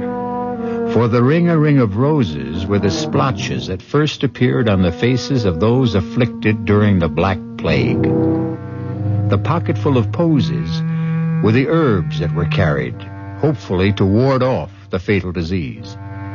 The sneezing sounds, achoo, achoo, were the sounds of the final spasms. And we all fall down was, well, you can guess.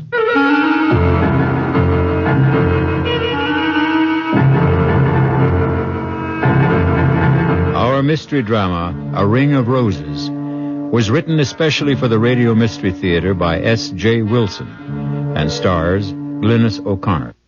I'll be back shortly with Act One.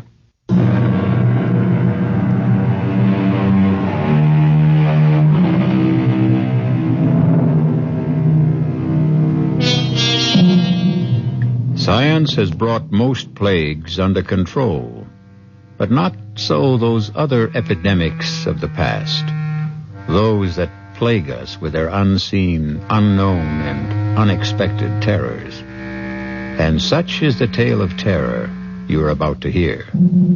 Draw close to the guttering candle, for you will receive no warmth from a ring of roses. You know, George, I've heard about this place so often from Helena. I'm just dying to see her home. And I'm anxious to meet your friend Helena.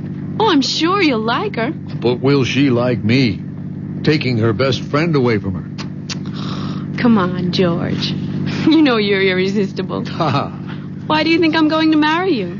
Well, for one thing, my beautiful, exquisite, enormous pots of money. Oh, George, wait. Look, Laurie, stop. get your hands off the wheel. What do you think you're trying to do? But we passed it. It's the sign to the house. Back there. Laurie, I never want you to do that again. I'm not going to let missing a sign risk your getting hurt. You understand? I'm sorry. I shouldn't have grabbed the wheel that way. All right, forget it. But please, never again, ever. And that is supposed to be the sign? Helena warned that we might miss it. Well, why would anyone use a rose-colored stone in a brass oval with no name or any identification on it for a house sign? Well, their name is Roston. And Helena said that generations back when their family first moved to America, it was rose stone. And so they put up a rose stone. Well, if they want people to get that meaning from it, they either enjoy guessing games or, more likely, just want to keep themselves very, very private. Yes. Guess what? As you said, they are very private. Well, I got that impression before we got here. And I also have the feeling that they're not very friendly either. Oh, how can you say that? When Helena's mother especially invited us over because she personally wanted to give us our engagement gift. Yes, and that's pretty peculiar, too. How? How many showers did your girlfriends give you? 4, right? No, 3. The last one was at dinner. All right, and Helena was invited to every one, but she... I know, George. She didn't turn up for any of them. You know, Laurie, I've never seen you so wound up. What's spinning around in that pretty head of yours? I don't know, but... Well, I am on edge. About what? I guess about meeting Helena's mother. You see, she's so strange. She seems so powerful and so terribly uncompromising. I was trying to change things for Helena, and then I let her down by becoming engaged to you. Well, now, don't tell me you weren't going to marry for poor Helena's sake. Well, at least not until she married first. We were going to share an apartment together in the city. You know what I'm going to do, Laurie? I am going to turn this car right around and head back to the city. This whole trip is more foolish than funny. Oh, no, George. Please don't. A pocket full of posies. Hey, what's that? We all fall. You hear something like singing? Ring a ring of roses. Let me open the window. A pocket full. It's a woman singing that old nursery rhyme. Two. We all fall down. But what's that snapping sound? It sounds it's like a piece of leather. It sounds like a whip. George, what are you doing? I'm getting out. Something's happening here that I don't like. Don't open the door. Please don't. We'll go back if you want to. I'll be but right don't. back. Keep the window shut and the doors locked. No, don't leave me, George. I'm coming with you. Wait. Okay, but stay close to me. Ring a ring of roses. It seems to be coming from behind those hedges. You know, it could be just kids playing games. If that voice is coming from a kid, he's using a bullhorn. Let's stop here. We might see through the hedge. Please be careful. Holy Toledo. Look at that. Let me see. That man. The old man with the beard. He's trying to catch the girl with his whip. Well, she's teasing him. She's making fun of him. If he lands that wagon whip on her, he'll split her face open. Look at their clothes, George. They're dressed like settlers. Back in the early 1800s. Yeah. You know, they could be rehearsing a play. If they are, he's lost his mind in his part. That man's going wild with that whip. But she's provoking him. Why doesn't she stop? Hey! Hey, you there! What are you two doing? Oh, George, you shouldn't have done that. And who is it who is ordering me and questioning me? I am. Over here. That's a terrible thing you're doing. Oh, George, please don't go in there. They know we're here. We must meet them. That's a dangerous whip you're using. That young woman can be killed by it. I see by your clothes you are a stranger. And I can also see that you are a kind human who wishes no harm to come to another. But this wench is my daughter. And what I am doing is the true way to gain the obedience of a child who will stray. But what in heaven could she have done to deserve being whipped? I did no harm to no person or to him. I have broken no law of God or man. Strumpet, hold your witch's tongue. Believe me, young woman, when I tell you that she has the demon in her, playing and wenching with the young master who owns this land. While I'm out here working at clearing their forest lands, she's up there in the great house with her enticements and tricks and enchantments. And if it has already come to this, that he has given her a gift for favors promised or already bestowed, the gift of a ring, an already cursed ring. He gave it to me fair and with the holy vow that he will marry me in the month of the next full moon. Marry you, will he?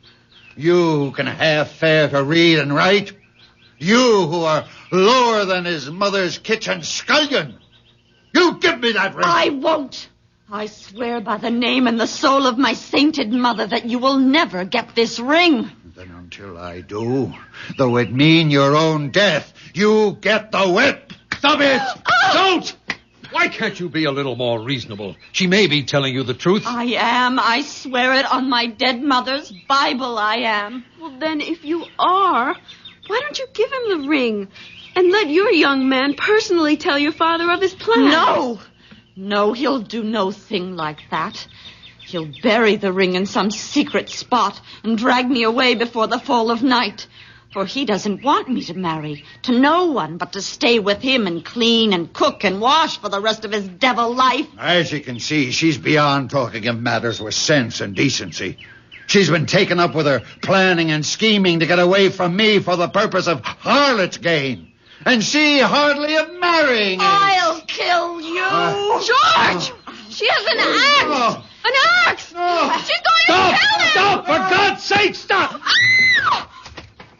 Oh, George, I can't look! Dad! She killed her own father! What? Where is she? What happened to her? There she is! She's running away! Hey! Hey, come back! Come back! You can't get away! It's you who will never get away. The ring will circle you. George, don't try to catch her. She's like the wind. I'll never get my hands on her. She's almost in the forest. Come back! Come back! We're not going to hurt you! It's you who are going to be hurt. She's disappeared. Even before she got to the forest. But, George, look what I found. It's the ring. She dropped the ring. Let me see it. You know what it's like? It's just like the road sign. It's the same shape. The same color stone. It's smaller, but it is just like the road sign. Rose-colored. George, we've got to get help. The police, someone. Where? Of course, the house. We've got to get to Helena's house. This ring so rosy, this ring so red. Does it belong to the living or the dead? We'll return shortly with Act 2. You alone? I don't want to disturb your mother. My dear, you're not disturbing me in the slightest. This room has no secrets. Its acoustics are incredible. I'm Helena's mother. Hello, Mrs. Ralston. We've just had a very unusual experience. Laurie's pretty badly shaken by it. Yes, so I see. Helena, why don't you take Laurie to your room, let her refresh herself? Perhaps Mr. Williamson will tell me something more about what's happened? I think the police should be notified at once. The police? Here? Did you have an accident? Well, not exactly, but we happened to see something that can only be described as gruesome, I guess. And the police should be notified. Mother, do you think... Helen, dearest, this is not the time for speculation. I shall be glad to have the deputy's office call. But can you give me some indication of what they're to be told? We don't like bothering our officers unnecessarily. They have enough to do as it is. But someone's just been murdered. Oh, no, not again. What? Now, Helena, restrain yourself, dearest. Laura, you say someone's been murdered? Who? We don't know who he is, but he was trying to whip a young woman. And, Mr. Williamson, she took an axe and killed him. You know. How could you? I was praying that it wouldn't happen to you. Oh, poor Laurie. Now, why don't you young people make yourselves comfortable? A glass of sherry might calm you. But, Mother, you told me that it would never happen again. That thing... Helena, I said I had taken every precaution not to have it happen. But who am I to promise I will control the uncontrollable? Are you saying that this has happened before? Laurie, maybe Mrs. Ralston wants to explain. Well, not really, but I feel I'm obliged to. However, it is difficult. How does one explain the inexplicable? I think they're ghosts. There are no ghosts, Helena. Dr. Medvig, the last scientist I consulted, said it was undoubtedly an instance of photally sensory projection. Helena pooh-poohs it. But has either of you ever heard of that discipline? Oh, vaguely. It once came up in a course on parapsychology that I had at school. No one has ever proved PSP, Mother. Well, they've never proved ESP either, but a lot of serious scientists work with it. But George, what does that photo whatever mean? It's quite complicated. Photolysis is the means by which light can affect the arrangement of chlorophyll grains in leaves. Chlorophyll grains? Leaves? There's a man not more than a mile from here who's been murdered. Now calm yourself, my child. There is no such man and no such daughter. This has happened before. I've seen it. Helena has. A very few close friends have. Unfortunately, you have too. Mr. Williamson, do you think you'd still like to try an explanation of PSP? Well, it's spooky in a way. By that I mean the scientific explanation of it. You see, we're all supposed to give off certain light and heat waves. And what is it happens in the case of individuals who are emotionally stimulated, let us say, people in love? Well, the theory has it that people in a very intense emotional state give off more highly concentrated waves. Well, I just don't understand what chlorophyll and leaves and light waves have to do with a man being murdered. You see, it's tied up with photosynthesis. And scientists aren't sure how that process really works. But with the unusual intensity of light, the cells of chlorophyll rearrange themselves and are forced to give off some of the excess carbohydrates in which there is an unusual amount of stored energy.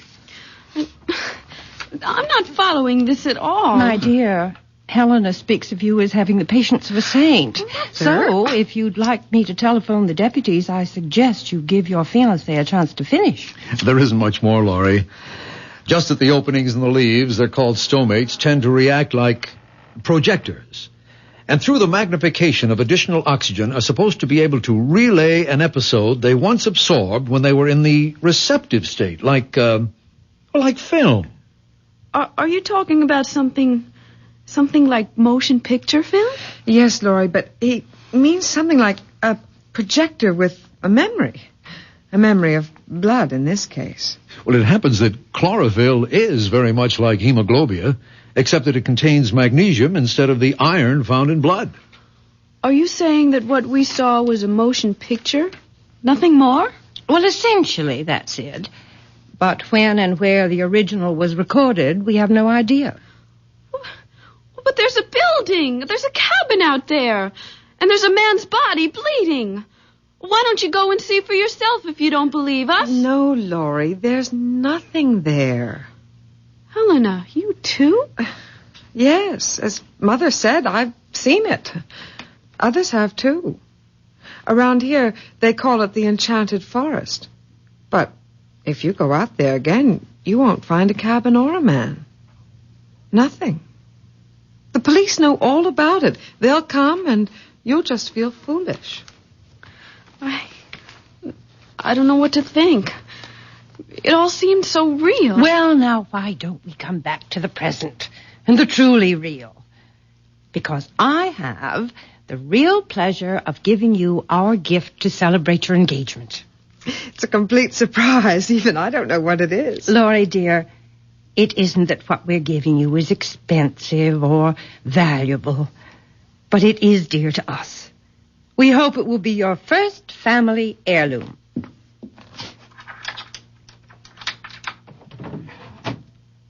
Here it is. No pretty wrapping, but it seems too lovely a box to cover with silly paper. Mother, I've never seen that box before. Well, now, isn't it nice that I can still have some surprises for you? That's a great-looking box, Mrs. Ralston. Those are roses painted on ivory, aren't they? Oh, it's so beautiful. I feel as if I'm depriving you of something very special if I accepted it. Oh, no. Please, take it. It's little enough, and you know what I think that box would be perfect for? It already has its purpose, dear.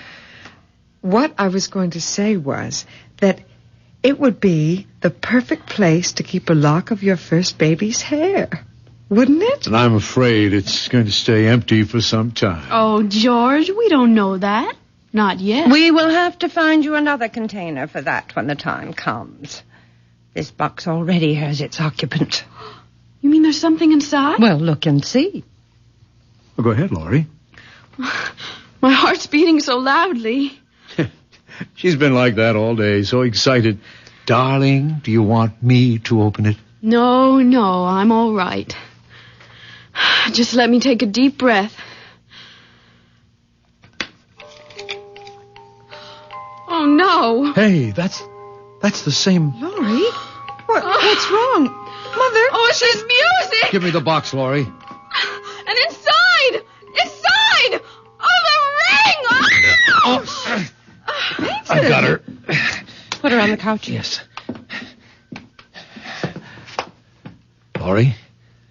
Mother, do something. Don't just stand there. Helena, control yourself and get some water. Oh, Laurie, my poor Laurie. Wake up. Laurie, come out of it, honey. Darling? She's trying to open her eyes. Slowly, Laurie. It's me, George. Oh, who? What happened? You just passed out for a moment. Here, give her this water. Here, honey. Sip this slowly. Oh, I don't need it. But did I really see it? See what? The ring. Yes, I've got it. What ring? This ring. The same one. With the rose-colored stone. Mother, how dare you? That's mine. You know what that ring means to me. Oh, please take that thing away. I don't want to look at it. Don't worry, you won't have to. Here, Mrs. Ralston, take it back. And I hope it isn't a sample of your sense of humor. Just one moment, Mr. Williamson. I don't particularly appreciate your tone or your attitude. What do you mean by my sense of humor? If you and your daughter know all about that axe-murdering scene that we saw earlier, then you must have known about the ring. What about it? It's mine. That ring. It's just like that road sign you have on the highway. Yes, the sign was copied from the design of the ring. It's been our family hallmark, so to speak, for generations. Is that why the girl who killed her father did it? Because of that ring? What do you mean? She had it. She teased him with it while she sang that song. That same nursery rhyme in the box. Oh, no. That couldn't be. That's my ring. She couldn't have had it. Are you too sure you saw this ring? Well, that girl in the field. She dropped it when she ran away. Then where is it now? Well, George, you had it. What? You sure? I thought you put it into your purse. Well, I'll look. Well, it isn't in any of my pockets. No, and it's not here in my purse. How could it be? There is only one ring, this ring. It's been in the Ralston family for generations. It was brought here by a Ralston early in the 18th century. And it has always belonged to the oldest child in each family. In which case it would be your daughter's, since you are a Ralston by marriage. Yes, that would be so if it were true. You're not going to tell them? Well, why not? It's time that silly cloud you've been hiding behind was blown away. Don't, Mother. Please, I beg you, don't. Nonsense. I am a Ralston. That ring belongs to me. Helena's father died in the Southeast Asian War. Shot down even before he knew I was going to have a child. Mother, I hate you for this. I hate you. Helena, don't say that to your own mother. Why not? She's hated me ever since she learned that her father and I had never married. Imagine that in this day. A girl making such a fuss about legitimacy. Stop it, Mother, please. We don't have to hear any more, Mrs. Oh, Ralston. yes, you do. George, can't we get out of here quickly? You can go whenever you like, Miss Thornton. But out of your friendship for Helena, you must take that ring with you. No, I couldn't. I won't let her. Give it to me. Helena, what are you doing? The ring, she tore it out of my hand. I've got it and no one will ever get it from me. Let her go. She'll be back. And with the ring. She knows it's wrong for her to have taken it. Eventually, the ring must come to you, Laurie. We don't want it. But it will come to you. It can do you no harm. It's a silly superstition, but only Rostons are supposed to be vulnerable to the ring. And, Laurie, if you are Helena's friend, as you say you are, you will take it. But she wants it. She insists that it stay hers. Only as an excuse. But what sort of an excuse could the ring give her? The excuse not to marry. And why not? She considers herself fated, ill-starred, if you will. You see, at one time, the superstition arose that if the firstborn was female, the ring would prevent her from marrying. It's high time that ring is out of Roston hands. Why don't you just throw it away? What, with Helena carrying on as if possessed? Well, we just do not want it. I'm sorry, but we must get back to the city. Yes, it's a long drive, and we'd like to make it before dark. I regret this has turned out to be so unpleasant, but then perhaps it couldn't have been avoided. Perhaps. But it's over now. George, let's go.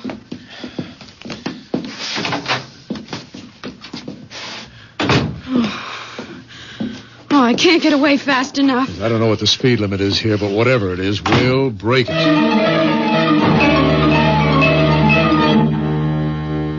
Helena, I order you to come out of your room at once.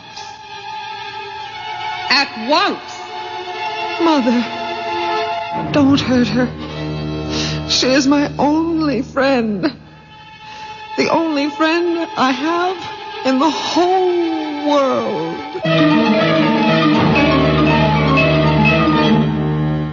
Run from the ring.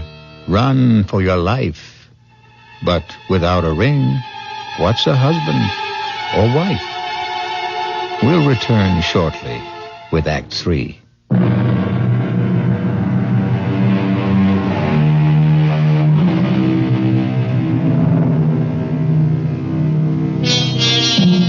Let us try and penetrate the shrouding darkness of the final act of A Ring of Roses. Laurie and George have been plunged into a strange, unreal experience. As the twilight lowers over the countryside, they are fleeing from the Rostons, the malevolent nursery rhyme, the flashing axe, the avenging curse, the fatal ring. What can flight outrace those forces of evil? That woman, that Mrs. Roston, she's monstrous. Oh, I'm so sorry for Helena. Yeah, well, I didn't see any halos around her head either. Yeah, but just imagine having to live with that mother. Why did she have to tell Helena that she and her father had never married? Do you believe it? Well, why would she lie about something that important? Maybe out of just plain malice. Or what? It just occurred to me, couldn't she have invented that story about the curse the ring puts on firstborn Roston girls? Well, to what end? Simple. It'd be a guarantee that she'd never be alone. That she could hold on to her daughter for life. Like the woodcutter. Oh, don't remind me of him. Anyway, I can't see how the ring and whatever it's supposed to do fits. Well, if she made up the business about fate keeping her from marrying Helena's father, now wouldn't that be a kind of evidence, proof for Helena that the curse was real? Well, then why would she give us the ring? Well, I'm only guessing, but couldn't it have been Mrs. Roston's way of telling her daughter that she wouldn't marry even if the ring was off the premises, so to speak? But, George, whatever we think of Mrs. Roston, she's still a mother. And what mother would sentence her daughter to a lifetime of misery? Huh? Look, I'm sorry I got you into this mess. I didn't dream it would be that horrible. Well, you had no way of knowing. Well, looking back, I should have. Helena, always so strange, so withdrawn, so mysterious about herself, her home, and her mother. It should have been a warning. Honey, let's find a happier subject. Such as? Well, let's see. Okay, it's not original, but it'll do. For instance, if and when we have our first baby, would you want a boy or a girl? Oh, don't be corny. Why not? Corn is fine as long as it George! George, isn't there someone in the road? Where? Well, look, straight ahead. Oh, yeah, that's a woman. Well, we're not stopping for man or beast or any mixture of the two. There, that should get her off the road. Because if it doesn't, then she may be another bit of PSP and we can drive right through her. Darling, slow down. She's waving at us. George, slow down! No way. If that's a living body and it wants to stay that way, she'll get off the road. Oh, please. She isn't moving from the middle of the road. Damn her teeth, whoever she is. George, you're going to hit her. Laurie, all right? Yeah, I think so. That stupid woman. It's Helena. Yeah. Well, just wave goodbye and we'll get going. Laurie, please, I must speak to you. Tell her you'll phone her on Halloween. Hey, wait, Laurie, don't lower the window. Well, she's in trouble. Better her than you. There can't be any danger in finding out what she wants. Haven't you been through enough? Helena, we're in a hurry. Telephone Laurie tomorrow. No, don't go, please. Let me explain. George, I don't have the heart Wait a minute. Are you sure that's Helena? Well, of course. Her face, it looks so strange. Well, what's strange about her face? Look at her eyes. They're washed out. They're sunken as if she's taken some kind of drug. That's probably because she's been crying. I'm lowering the window. And you're also raising my temper. Well, what do you want me to do? Just wave goodbye and we'll get going. Oh, she's gone to the front of the car now, George. Oh, she does look dreadful. Why not? She is dreadful. I've got to find out what she wants. Just 1 minute. Let me talk to her for just only 1 minute. Okay. 60 seconds. But don't lower the window more than an inch. Helena, over here. Now, what is it? Oh, thank you, Laurie. If you only knew how miserable I am about what happened today. It was all my fault. You don't have to apologize. It wasn't anybody's fault. Mother had only the best intentions in giving you the ring. Sure she did. Nothing like unloading something on a couple of strangers that isn't yours to give away. But the ring does belong to her mother. Only to be given to her child, which excludes you. Well, that's true, but you see, after me, there won't be any Rostons. But you will marry, Helena. Just wait and see. I doubt it. And even if I did, my children won't be Rostons. Helena, this has been the weirdest day in my life. Now, frankly, the sooner we get away from here, the better off we'll feel. Just one more thing. Prove to me that you are still my friend, and please, take the ring. No, Helena. Thank you, but I couldn't. Absolutely not. Helena, why don't you just throw that ring away somewhere? I can't. I'm not allowed to. It has to be given to a Roston or to the person closest and dearest to me.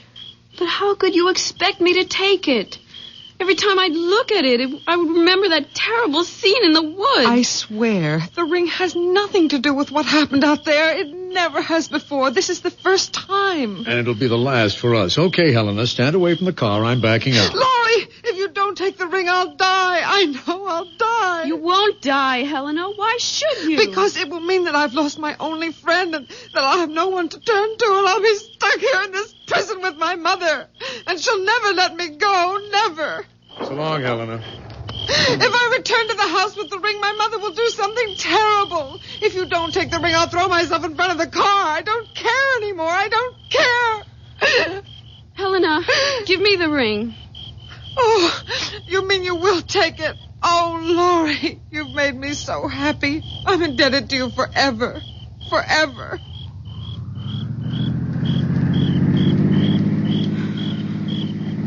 You're angry with me, George, aren't you? No.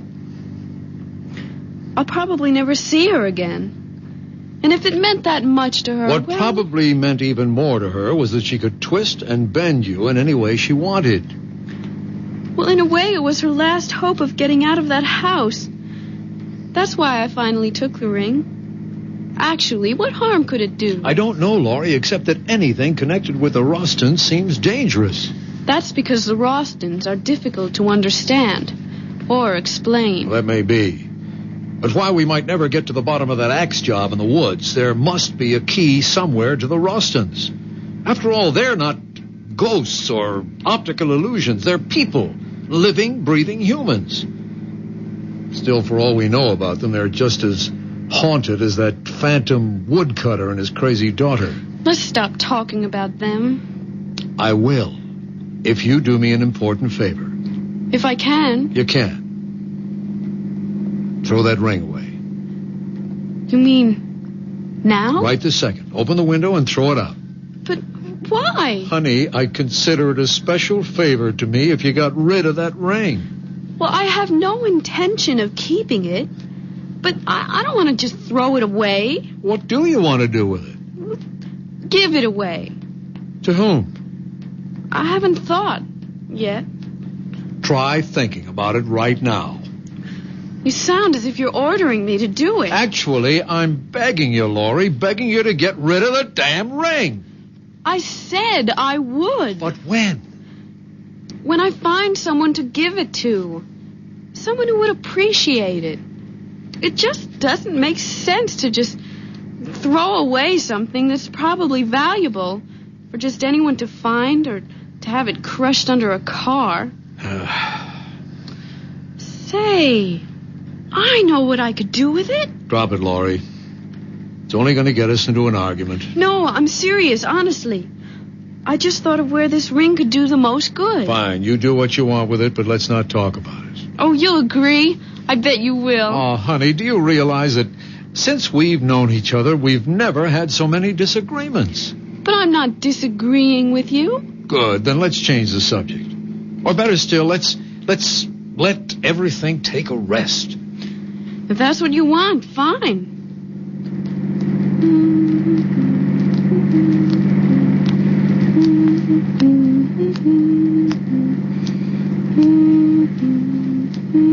Laurie, what are you doing? Nothing. Laurie, what are you doing with that ring? Nothing, I said. Besides, you don't want to talk about it. Why are you wearing it? I was playing with it. I just wanted to see if it fit. Will you please take it off?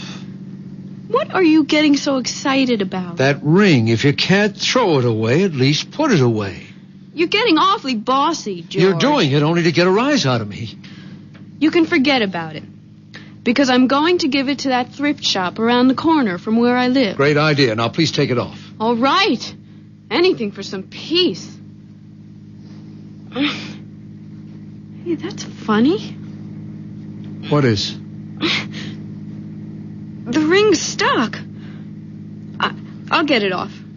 You shouldn't have put it on if it was too small. But it wasn't. In fact, it felt too big. Isn't that strange? I can't even twist it. Get the flashlight out of the glove compartment. Now turn it on and hold your finger under the light. There, can you see it? Your finger doesn't look swollen. No, it isn't swollen. But the ring won't budge. George, do you hear something? Hear what? That voice. The singing. Don't you hear it? No, I don't. Wait. Yes, I do. It's that song. Where's it coming from? I don't know. It seems to be surrounding us. I'll turn the bright lights on. You keep trying to get that ring off. I am trying, but it's as if it's cemented to my finger. And that singing.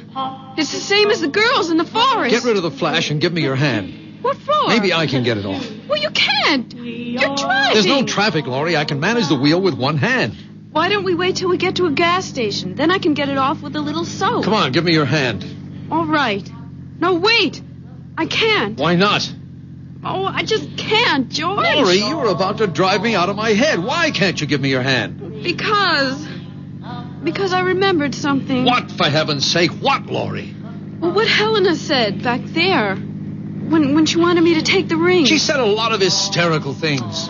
That if she couldn't give the ring to a Roston, it would have to be to a person nearest and dearest to her. Oh, Helena's all whacked up. Now give me your hand, Laurie. But what if it's true? Oh, that voice, that terrible voice. Why doesn't it stop? Laurie, please give me your hand. No. Because if you can get it off, then you'll be stuck with it. Who cares? I don't want anything to happen to you. Not for anything. George, George, look straight ahead. Oh, it's them, the two of them, the old man and the girl. He's got an axe. I'm stopping the car. No, don't. Go around them. Through them. Run them down. Kill them. Do anything, The brakes George. aren't working. George, we're practically on top of Laurie, them. for the last time, give me your hand. The ring can't harm him.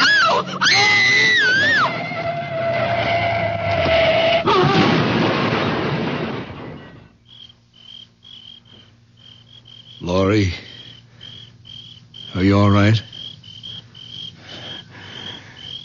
It was a tree we hit. Only a tree, Laurie. You hear me? It was only a tree. Laurie, the ring. The ring.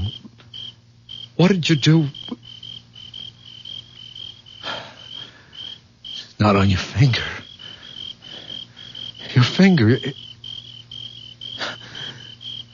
Good Lord. She's dead.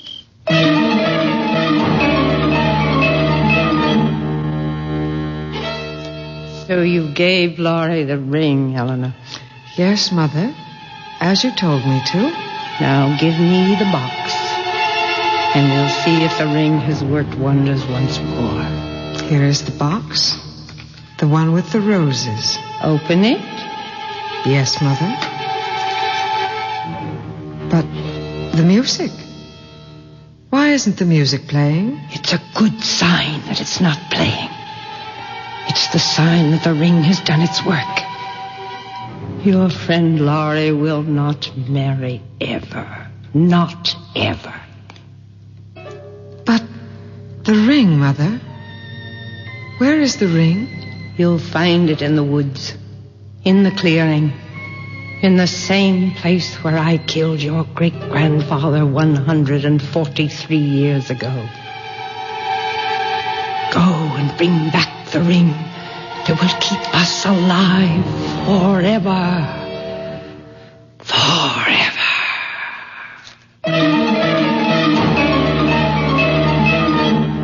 Forever, you ghosts. Forever you sing. But your death is as forever as your grim, rosy ring. I'll be back shortly.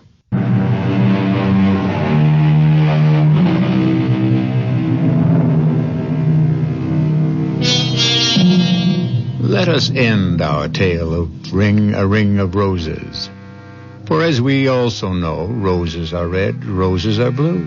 But the rose of death is meant for who? Our cast included Glynis O'Connor, George Petrie, Sidney Walker, Elspeth Eric, Holland Taylor, and Carol Hilliard. The entire production was under the direction of Hyman Brown. This is E.G. Marshall inviting you to return to our Mystery Theater for another adventure in the macabre. Until next time, pleasant dreams.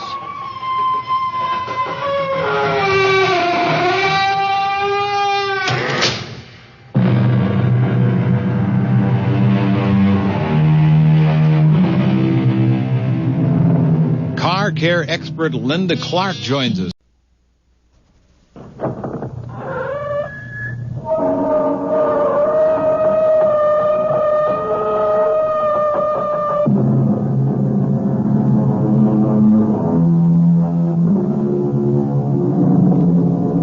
Come in. Welcome. I'm E.G. Marshall. Welcome to the world of mystery, to the world of terrifying imagination. The story you are about to hear is called Lost Dog. Yes, a dog story. But please don't expect a charming family tale about man's best friend. In fact, you may even decide that the dog in this story is man's worst enemy. It all depends on whether or not you share the particular terror of our heroine, Miss Julia Smollett. Get out! Get out of here, please! Please, George, take him away! Give me a job, for Pete's sake. It's not going to hurt you. Get out! George! Please!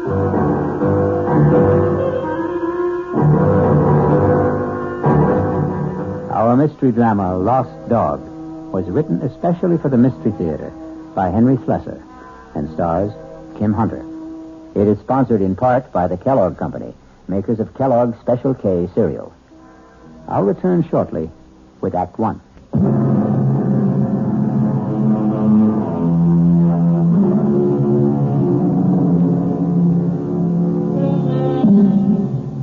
Our story begins in the quiet parlor of a small suburban house at the end of Elm Street. Well, not completely quiet, since young Ronnie Hughes is once again practicing his scales under the gentle, watchful eyes of his piano teacher, Mrs. Julia Smollett.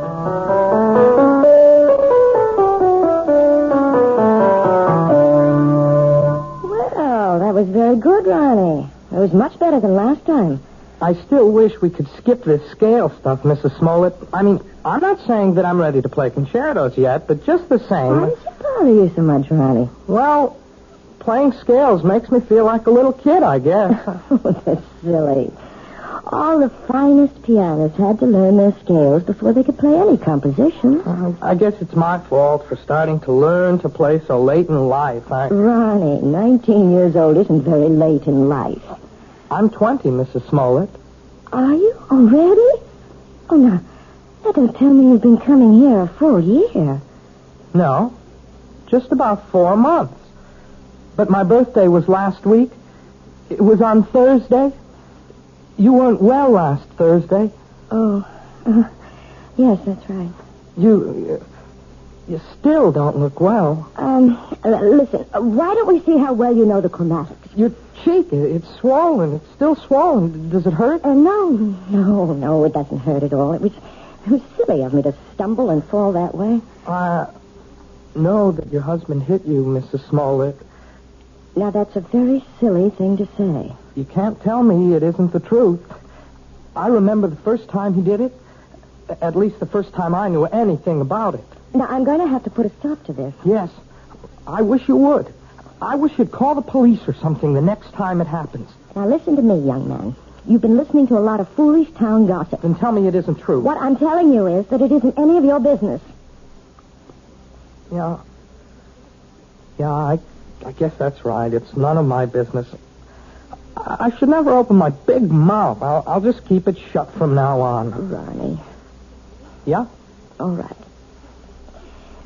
My husband and I had a quarrel. He was drunk, wasn't he? George is in a very difficult occupation. The competition is very keen, and, well, the people he has to deal with aren't always very gentle. I don't know anything about the trucking business, Mrs. Smollett. I just hate the idea of anybody hurting you. That's all. I just can't understand why he'd do such a thing. What did you do to him?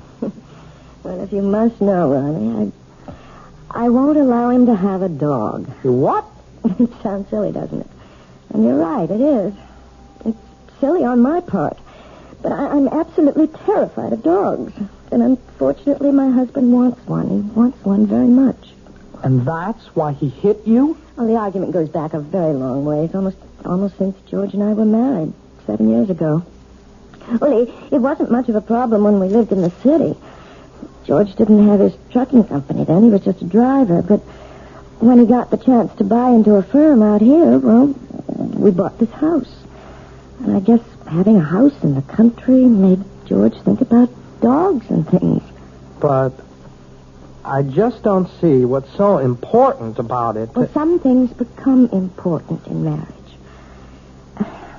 Oh, now, just look what all this talk has done to the time. It's after 6:30. My husband's going to be home in half an hour, and I haven't even started dinner. Will he beat you for that, too? Ronnie, if you keep talking this way, well, I just don't think it would be wise to continue giving you lessons. You don't mean that. I'll see you on Thursday, Ronnie.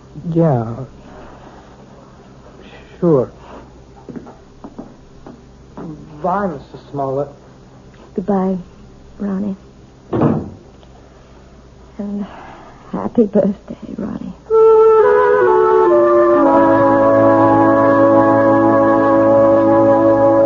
What else could I tell the guy?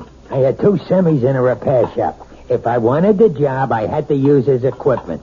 Well, fine. Only nobody was going to hook me for a $500 premium.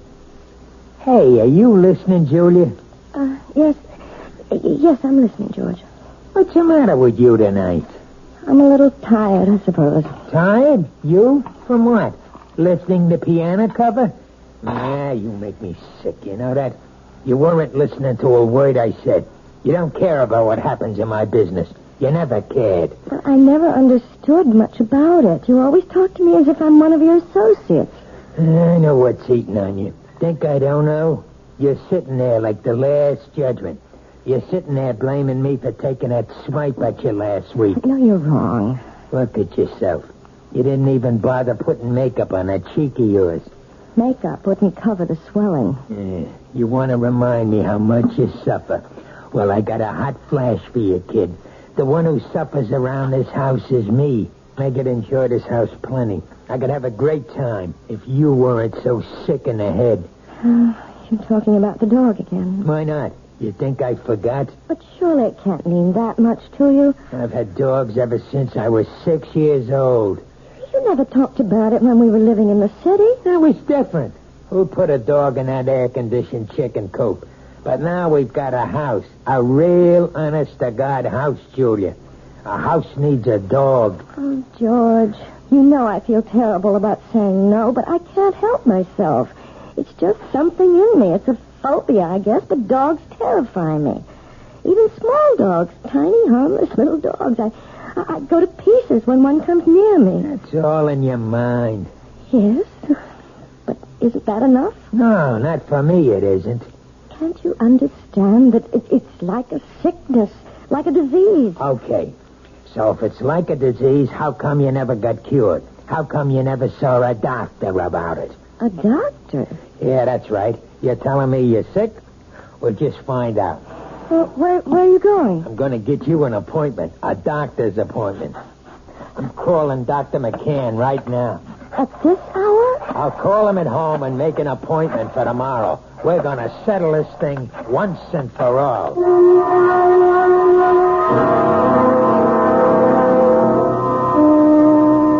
Well, Julia, maybe I'm the wrong kind of doctor. What do you mean? Well, if you're serious about getting rid of this phobia, that would take a specialist. You mean a psychiatrist? Oh, some kind of head doctor. I'm sure you realize that people who are afraid of certain things, well, they've usually had something happen to them in their childhoods, some traumatic experience or other that gets stuck in their mind like a burr and won't come out. Doctor, you know we couldn't possibly afford going through analysis. George's company isn't doing that well. He'd never stand for paying all that money week after week. Well, maybe you don't need all that couch stuff. Maybe there's something else you might try. Like what? Do you ever hear of hypnotherapy? You mean getting hypnotized by someone? Not just by someone. I mean someone who can put you under and maybe help cure you of this thing. I'm not saying it always works, but it does sometimes. Oh, I don't know. The thought sort of frightens me. Nothing frightening about it. It might be just the way to find out why you're really afraid of dogs.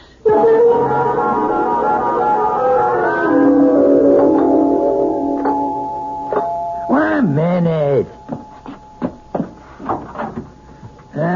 What'd you do? Forget your key? Yes, George, I'm sorry. Why you been so late? It's almost 7:15. I went to a movie after I saw Dr. McCann.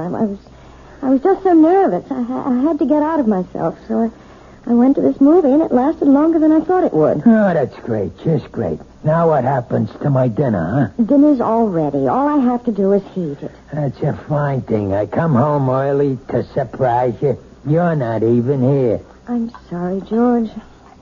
Oh, do you think you should have more to drink now? I mean, it won't take me more than 10 minutes to get dinner on the table. Never mind how much I drink. Besides, I'm in no hurry for dinner. I want to know what the doctor said. Well, it's just as I told you, George. There's nothing Dr. McCann can do for me. It's not something that can be cured with a pill. There's gotta be some way. Well, he suggested that maybe a different kind of doctor, a hypnotherapist. A what? Someone who hypnotizes you, who tries to make you go back into your past. It sounds like a lot of junk to me. Well, it might do some good. I really don't know. I'll tell you what would do some good. A little direct action. That's what you need. What are you talking about, George? The only way to learn how to swim is to jump in the water, right? Well, that's what you need, Julia. I simply can't make you understand, can I? Well, maybe I can make you understand. Forget it. You want to get that dinner ready? I'm hungry. Yes, I'm going now. Look, why don't you change first? Change? Yeah, your clothes. Get more comfortable. Well, yes, I think I'd like to do that, George. I won't be long.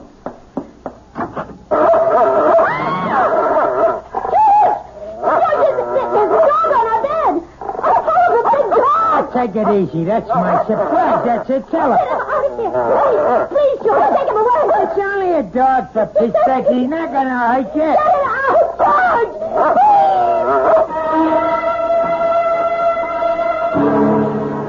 It only goes to prove that there are more terrors in this world of ours than anyone imagines. But the question in the Smollett house is, which one is the real terror? Attila the dog or George the husband? We'll learn more about both of them when we return shortly with Act 2. This is WOR New York, your station for the Mystery Theater.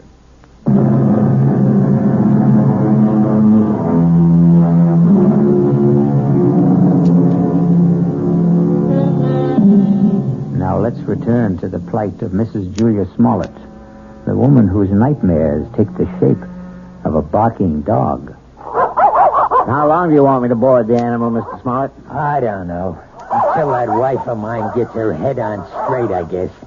Beg your pardon? My wife doesn't like dogs. Took one look at Attila and screamed the house down. Well, some women get scared of Dobermans. This dog's only 6 months old, for Pete's sake. Practically a puppy. Can you board my dog until my wife gets through with her treatment? Treatment? I don't think I understand. Just give me a straight answer. Oh, yes, sir. Certainly. We'll take dogs for as long as you like. We'll see how long that is.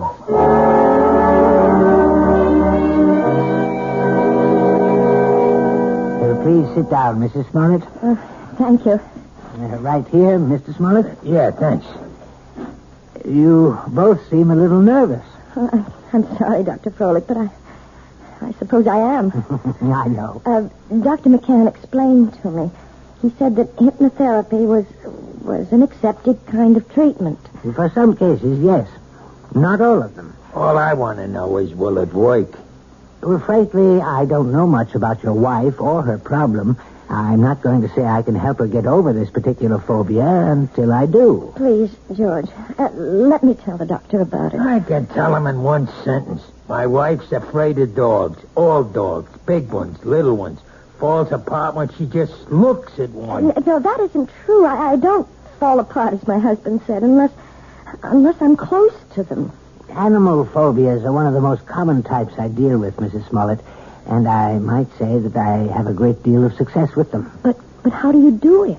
I use a technique called hyperamnesia. Amnesia? Actually, it's the opposite of amnesia. After placing the subject in a trance state and making her completely willing to free herself from critical judgments about her past... Hey, wait a minute. I'm not following you. What we do is get the subject to remember long-forgotten, very, very deeply repressed experiences. Sometimes they remember them in great detail, even though they still maintain amnesia at the conscious level. And you see... I'm not sure I do. Do you mean you can find something in my mind that I don't even know is there? Possibly. It may take some time. We might need several visits to establish a rapport between us. But if all goes well, we should soon be able to find out if anything in your past is causing this problem. And, of course, that something will most likely concern a dog.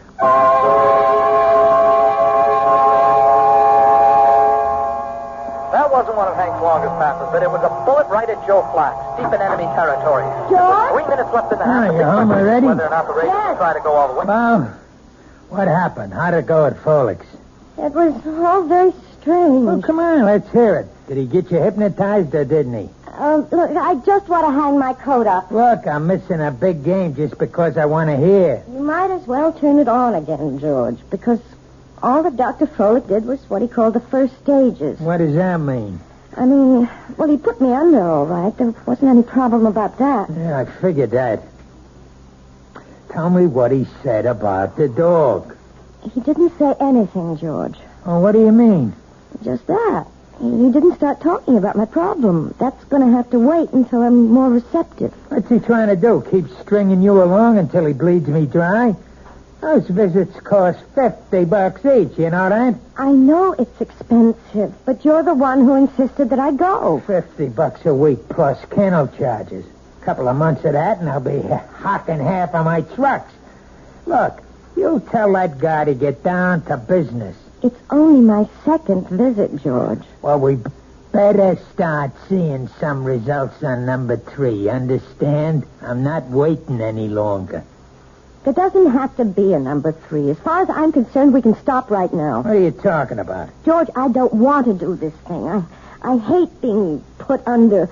I hate anybody poking around in my subconscious for something that isn't even important to me. You mean you want to be sick?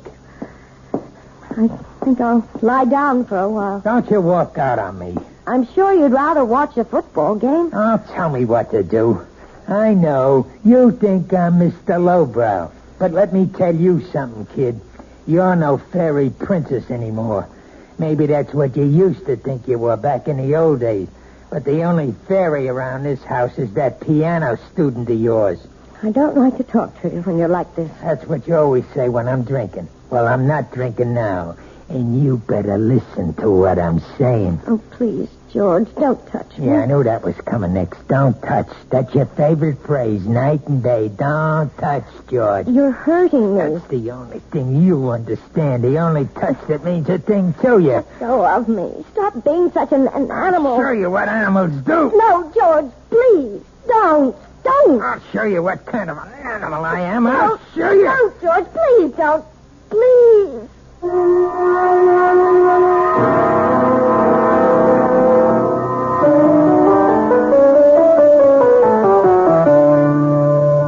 Well, I guess that wasn't much better, was it?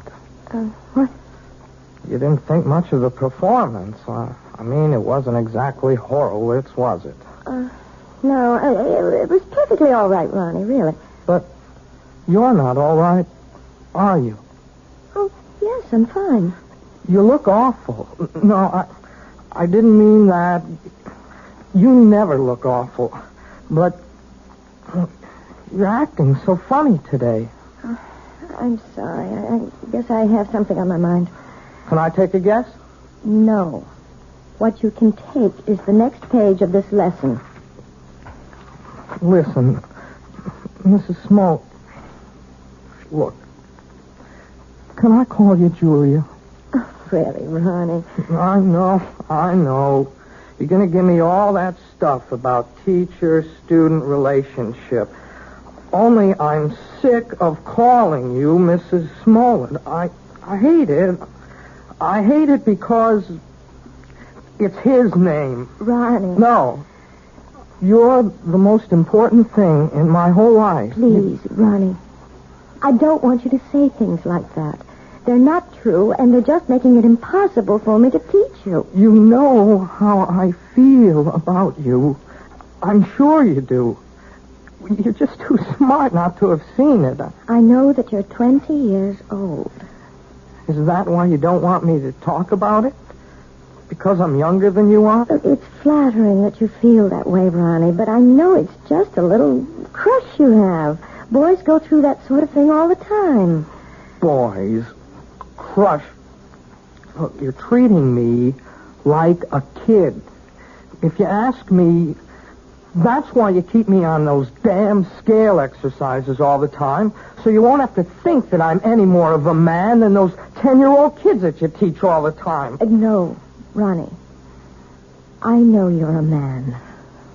Of course I do. Well, and if you think that, treat me like one. Just once. Please. Please. Let me kiss you, Julia. Just once. Ronnie. Please, Julia. What is it? What's the matter? It's nothing. I just bruised my neck a little, and when you touched it... Your neck? Yes, it's nothing. Is that why you're wearing the scarf today? Let me see. No, Ronnie, don't. Oh, my God. It was just an accident. Nothing but an accident. You're all bruised. Your whole neck.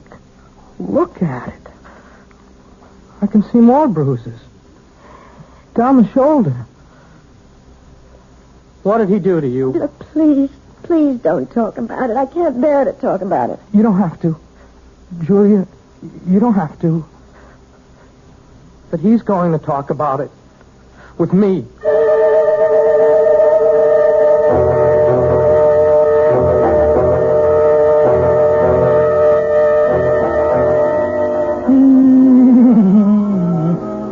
Sit down, will you? Doesn't that bring back memories? Hey, Julia. What? That song. We used to dance to it, remember? In a girl room, first year we were married. Hey, you want a drink? No, thanks. You're drinking enough for both of us. Makes me feel good. Yes, I know. That's the thing about wives. They ought to do what their husbands do. A man needs a pal, not just a wife. I'm sorry that I'm not a pal, George. That's why I need a dog, you understand? A man's got to have a friend. Somebody who understands him, you see? You really think that dog, what's his name, would understand you? His name's Attila. Attila. That's an awful name for a dog. A frightening name. Everything scares you, even names. Oh, who the heck is that? I don't know. Hello, Mr. Smollett. Hey, what is this? Since when do you give piano lessons at night, Julia? Ronnie, what are you doing here? I didn't come for a lesson. I came to talk to Mr. Smollett. You want to talk to me? About what? May I please come in, sir? Yeah, sure. Come on, Sonny. Ronnie, you shouldn't have come here. I won't stay long.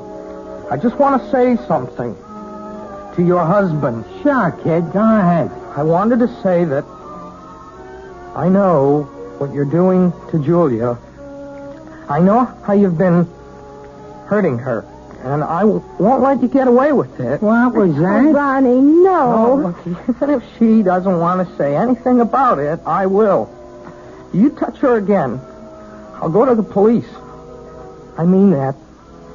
See, there are laws in this country. I think maybe I'm hearing things. I swear, Mr. Smollett, you ever hit her once more, you're going to go to jail. So I'm going to jail, huh? And you're going to put me there. Ronnie, I begged you not to do this. No. It's okay, Julie. I like hearing this. I mean, I want to know what the younger generation is thinking. You don't want me to hit my wife anymore, is that it? That's it. You sure you know the difference between hitting and just giving little love taps? Please, Ronnie, go. Go right now. I mean, maybe you made a mistake, kid. For instance, this is a love tap. Oh, George! Now, that's a love tap, Ronnie, baby. This is... Oh, George, stop it! Don't! And you see the difference, kid? You better be sure you know the difference before you talk to the cops. George! George, don't! No!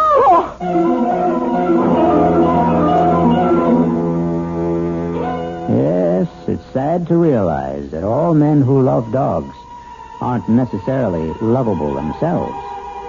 But obviously George Smollett is a man who believes that brute force trains people as well as animals.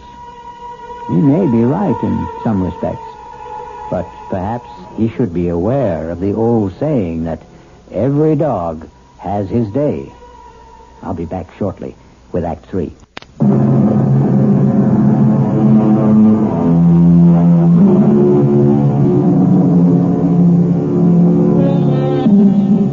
important day has arrived in the life of Julia Smollett and her husband George, because Julia is on her way to the offices of Dr. Froelich, who has promised that this is the day which may bring her back to the forgotten days of her past, perhaps to the very day when she equated the word terror with the friendly eyes and wagging tail of man's best friend. This better be the payoff. That's all I've got to say. I hope you're not disappointed, George. Well, at least you're talking to me. That's the first word you've said to me in 2 days. I haven't had much to say. Look, the kid Ronnie's all right. I didn't mark him up. He's still as pretty as ever. That worries you, doesn't it? Nobody's got a right to walk into my own house and say those things to me. You have nothing to worry about, George. Yeah, that's what you say.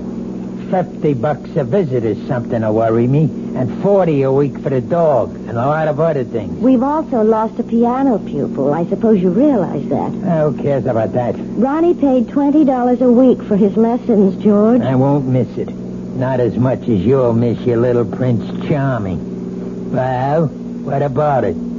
About what? You're gonna miss him, right? You're not gonna have any shoulder to cry on, are you?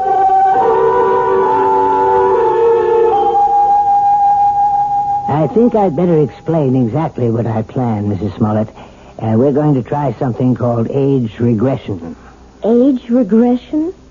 It sounds as if you're going to make me younger. That's almost exactly what we'll try to do. Well, if you can, Doctor, you'll have every woman in America on your doorstep. All I'm going to do is attempt to take your mind back into your own past. I'm going to see if you can relive some of your earlier years.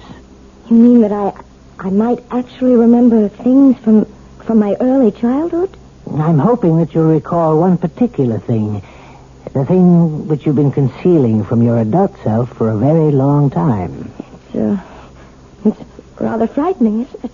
No, you mustn't fear knowledge, especially self-knowledge. Now, we'll just draw the window shade and we'll get started.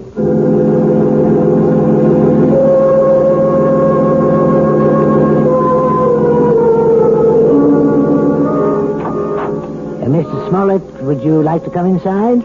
Me? You mean you're all through so fast? No, we're not through, but your wife is in a deep trance, and I thought you might want to be here when we begin the age regression attempt. Well, sure, if you want me in there. Hey, she looks like she's asleep. But she isn't. Hypnosis only resembles the sleep state, but it's not. Mrs. Smollett is very much awake. Yeah? Mrs. Smollett. Julia, you may open your eyes now. Ah, that's fine. Now, tell me, do you know what day it is today? Yes. Wednesday. No, you're wrong. It's Friday, Julia. Is that right? Yes, Friday. No, Julia, it isn't Friday either. Do you know what day it is now? No. I don't know what day it is. In fact, right now you don't know the day or the month or even the year, Julia, do you? No. You see, Mr. Smollett, I'm purposely doing this to dislocate your wife in time. Oh, yeah, I understand. Julia, you're going to be a child all over again. You're going to see and hear and feel everything you did since you were a baby. And you're going to tell me everything I want to know about what you see, hear, and feel. You're going to answer all my questions starting right now. You understand? Yes. Julia, you are 1 year old. Do you hear me? You're an infant, only 1 year old. Tell me what you know, Julia. Tell me if you're afraid of dogs.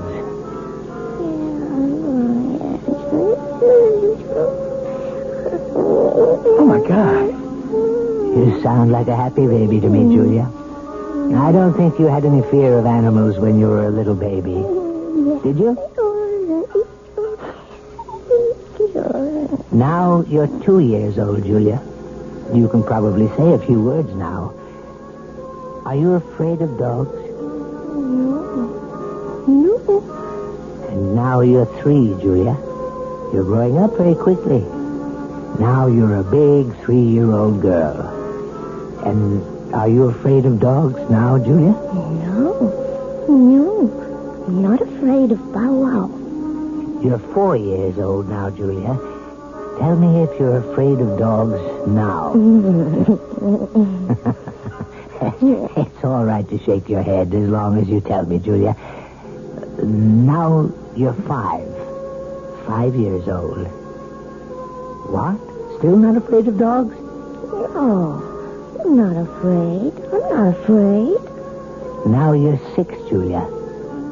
6. This can go on forever. Please, Mr. Smollett. Not afraid at 6, Julia? Then let's be 7 years old. You're 7 years old.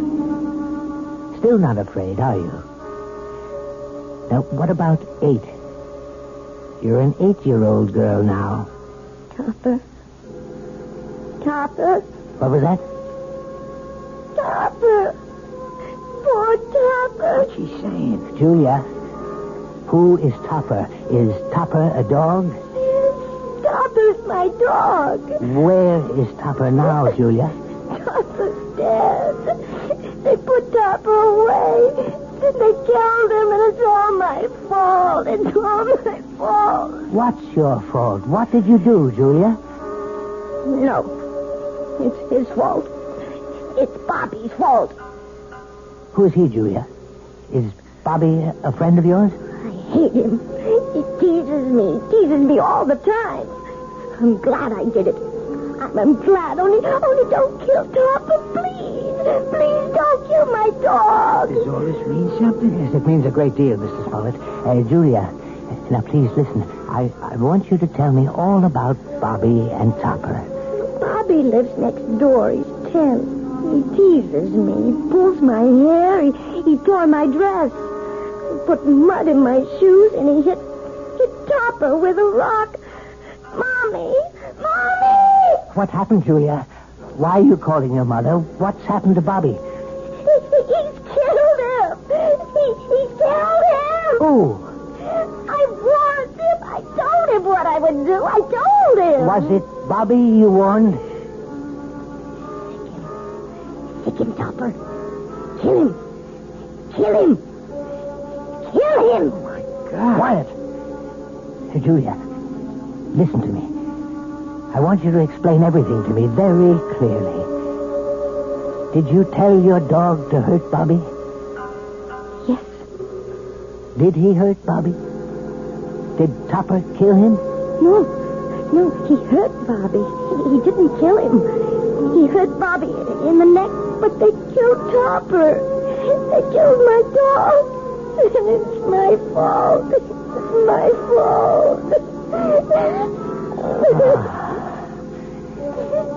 Well, I think we found the lost dog.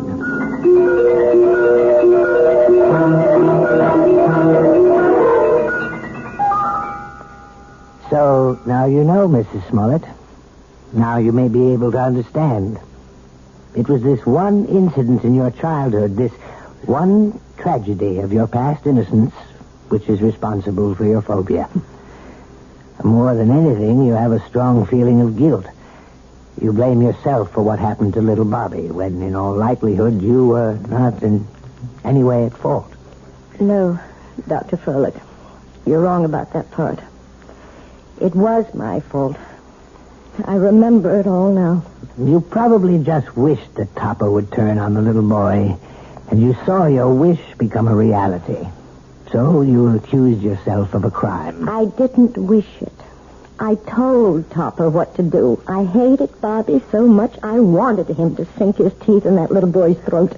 Well, at least you've brought it all into the light, Mrs. Smollett. And something tells me that it won't be long before you'll willingly accept the love and friendship of a dog again.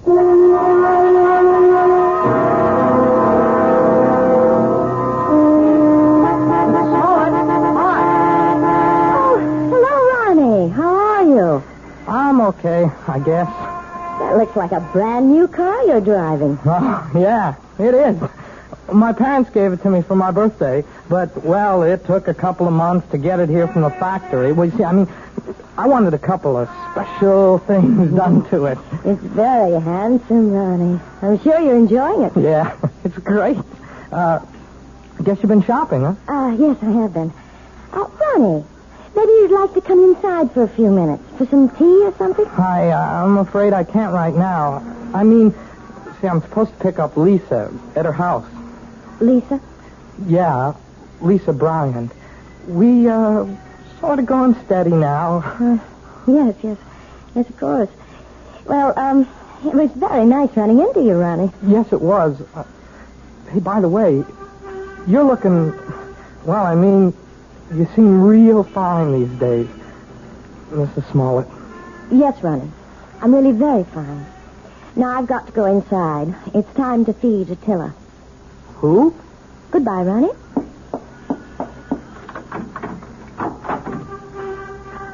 Attila! Where are you? Attila? Here, boy. Oh, where's that animal? Oh, well, I suppose he's playing in the yard or something. Oh, or maybe he's in the bedroom. Attila? No, not in there. Oh, I see George's jacket's back from the cleaners. I hope they haven't taken all the smell out of it. No, they couldn't do that. Nothing will ever take the smell of George out of anything. Now to find that animal. Attila! Where are you? Attila? Are you here? Oh, there you are. Oh, for heaven's sake. Are you still tied up, you poor thing? Well, don't worry. I'll have you out of that in a minute. We can't have you tied up, can we, boy? We can't play our little game if you're tied up. Yes, that's a good dog. Good boy, Attila. Now, let's play our little game. See the jacket, Attila? See? Smell the jacket, boy. Go on, smell it.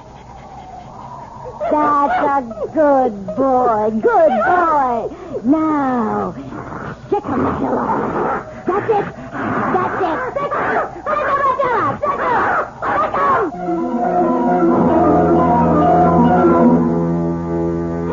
Who said a dog has to be man's best friend?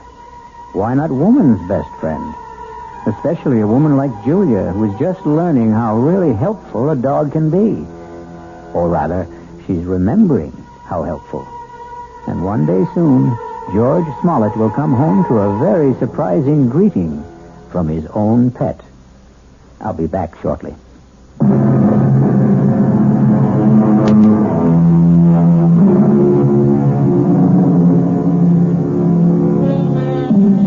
We hope we haven't given you the impression that we don't love dogs. We love them very much, especially since dogs are descended from wolves. And the wolf is not only a fascinating creature, he also does something wonderful for all lovers of mystery stories. He makes this chilling sound. Our cast included Kim Hunter, George Matthews, Robert Dryden, Gil Mack, and Mandy Patinkin. The entire production was under the direction of Hyman Brown. Radio Mystery Theater was sponsored in part by Anheuser-Busch Incorporated, brewers of Budweiser. This is E.G. Marshall inviting you to return to our Mystery Theater for another adventure in the macabre. Until next time, pleasant dreams.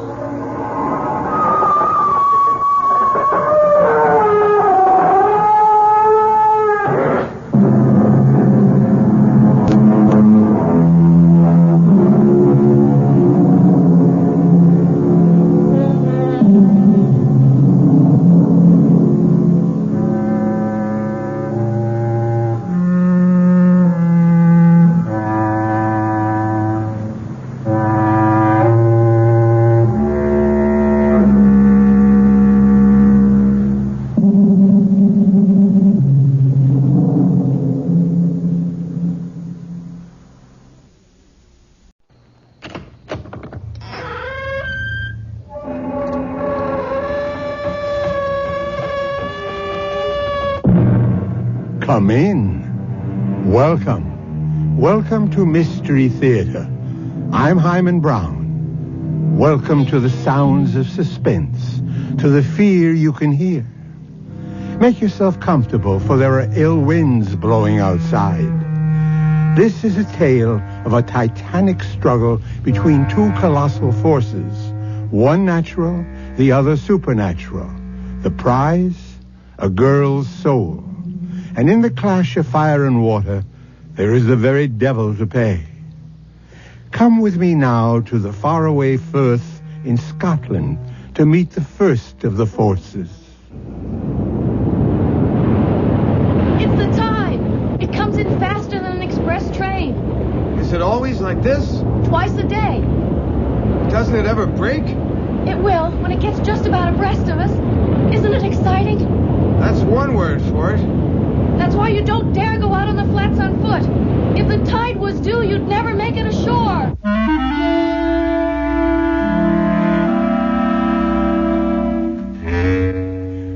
Our mystery drama, Speak of the Devil, was written especially for the Mystery Theater by Ian Martin and stars Jada Rowland and Nick Pryor. I'll be back shortly with Act 1.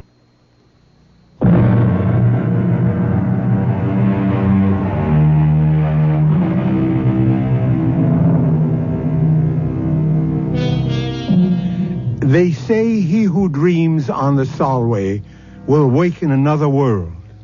Not only is the tide a terror, but so are the quicksands, and far worse than either, the bogies, the warlocks, the unnamed things that haunt Scottish history.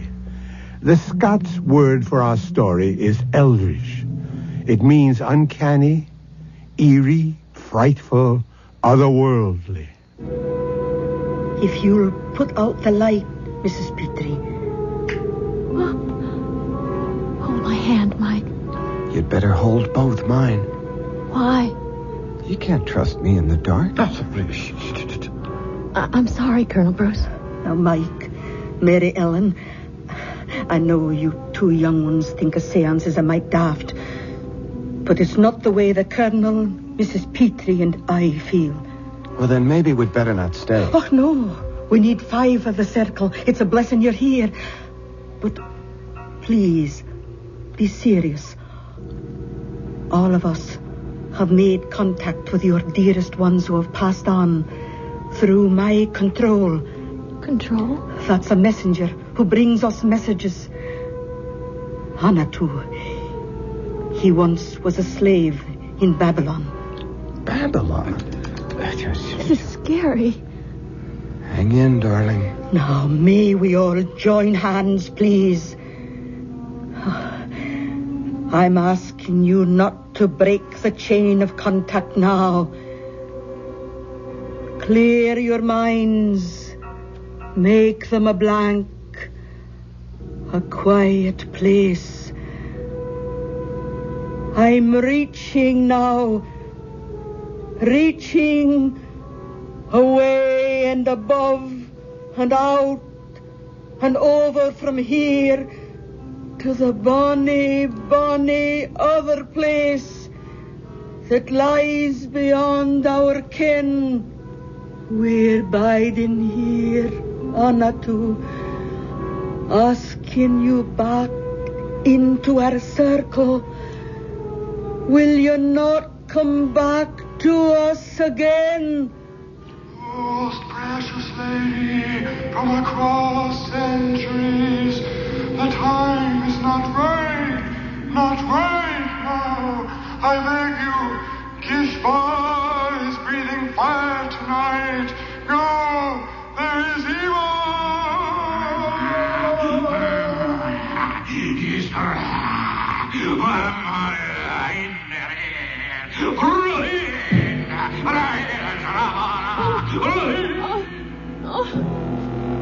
Stop it, in heaven's name. Someone get the light. Yes. It burned.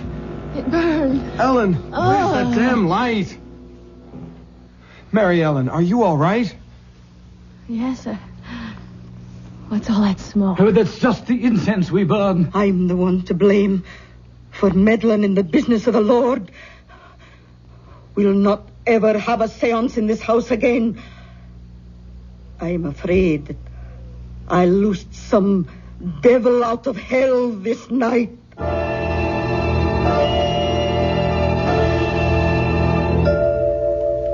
Ouch. Oh, don't wriggle so much. You stuck the pin in me, Aunt Jeannie. Oh, I'm sorry, Ellen. Oh, but it'll take more than a pinprick to burst your happiness. Thank you, Aunt Jeannie, for letting me come home to be married. And for such a heavenly day. Oh, well, I'll accept the thanks for bidding you back to where you grew up. When Dad died so suddenly, I was lost. I didn't know what to do. Well, you did just the right thing. You came home. You're two modern young people who are a lot smarter than we old people are. And as proud I am to be part of the gamble you're making in your lives. I am all goosebumps. I'll get back into my jeans and sweater. I've got a skin, just like I had last Wednesday night. Don't mention it. I should never have had you children in that circle. It was so scary. What happened? I don't know. It was some kind of trick, wasn't it? I don't play tricks. Well, it was Maggie, your mother, who had the second sight, you know. That wee wisp, so delicate and so vibrant. When she died, it tore the heart out of me. But Will went off to America and left me to bring you up. Well, it put my heart back. And then when you were 15 and almost grown up and he wanted you to join him, I was left alone again. How could I stop you going? I didn't want to go. I know, but you were his flesh and blood. I found a way out of my loneliness. Nights when the roar of the tide used to come boiling up the firth outside the windows there, I thought I could hear Maggie calling to me. Or when the wind was skirling out of the northeast, I'd hear her voice on the wings of the blow. And I began to think maybe I had the call too.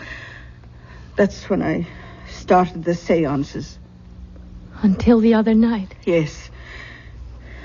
I'll never hold a seance again. So the subject is closed. I realize I'm just a foolish old woman. I've never been so scared. Well, promise me to put it out of your mind. What's past is past. Your future is all that matters. It seems so right to be back. As if something were calling me. Oh, you're cold. I'll stir up the fire. No, don't bother. I just miss my American central heating.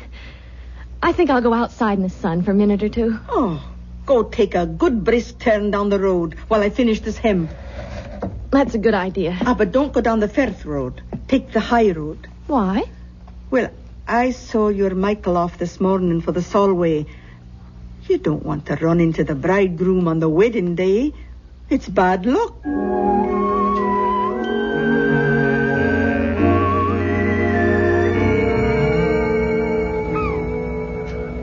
Kiss me, Ellen. Aunt Jeannie thinks it's bad luck for the bride and groom to see each other on the wedding day. You can't fault that. Back in Nebraska, my mother used to feel the same way. But that's just old-fashioned. And Aunt Jeannie something else? Darling, your Aunt Jeannie sure is something else. Good or bad? About 90% good. I just don't dig the spirit kick. We won't have any more of that. It was awful, though, wasn't it?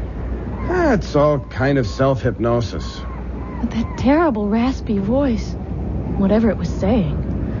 Ellen, there wasn't any voice. You didn't hear it? I heard something that sounded like your aunt choking herself to death. But the first voice. That's just the old girl practicing a little ventriloquism. No, that awful burning smell. Well, I will admit I like the Hare Krishna incense better. Come on, Ellen, let's forget all that mumbo-jumbo. Hey, dig that crazy character out there. Fishing in those little pools on the flats. What's crazy about that? On horseback? But everyone does because of the tide. The tide? I forgot. If we hadn't been up in Glasgow wedding shopping, I'd have shown it to you. Look out there to the west. It's that Gilly is up on his horse. It must be... Oh, yes. Here it comes. And there he goes. You'd think the devil was on his tail. What's his hurry? Look. The tidal bore. It's coming. You mean that big wave down at the mouth of the estuary? Yes, it's the tide. It comes in faster than an express train. Listen. Holy Maloney. Is it always like this? Twice a day. Worse in the autumn and in the spring. Doesn't it ever break? It will when it gets just about abreast of us. Isn't it exciting? That's one word for it. That's why you don't dare go out on the flats on foot. If the tide was due, you'd never make it ashore. Oh, Michael, it's so thrilling and so good to be alive. I love you. What'd you say? I love you.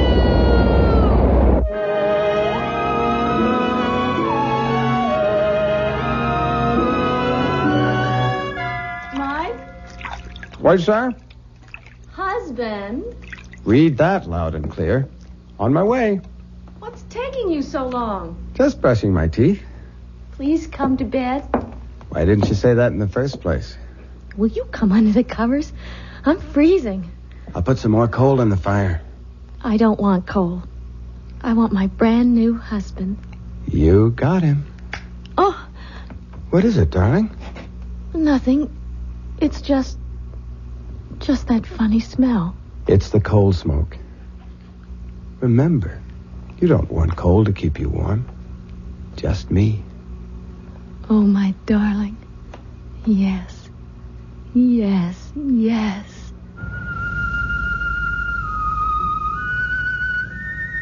My husband. My darling. My husband. You. No. No. Please. No. No. Don't touch me. Go away. No. Oh, no. Michael. Your breath. Oh, the horror. Oh, no. No. I cast you out.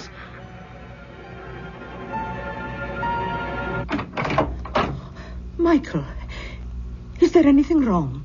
No, Aunt Jeannie, why? Well, I was dozing and I thought I heard... What's that I smell? Is it your candle? Oh, I guess I let the fire go out. Aye, it's a damp chimney, but just the same... Is Mary Ellen all right? She's sound asleep. See for yourself. Oh, I'm sorry to bother you, but... What is it? What's troubling you? I don't know. Maybe I was the one that dreamed it. Oh, be gentle with her, Michael. She's so sensitive and delicate. Like her mother that died all those years ago. We'll keep her from any harm. Good night, Aunt Jeannie. Oh, good night, Michael, dear. If we can. If it's in human hands to be able to. Snuff my candle out if you will, old Ricky. But hear me this. You'll not have Mary Ellen. You'll not have her like my sister Maggie. Old Ricky could be translated Old Smoky. It's another name for the devil. Jeannie should know better than to mention him, for the old proverb says, speak of the devil, and his horns appear. Let's see when Mystery Theater returns shortly with Act 2.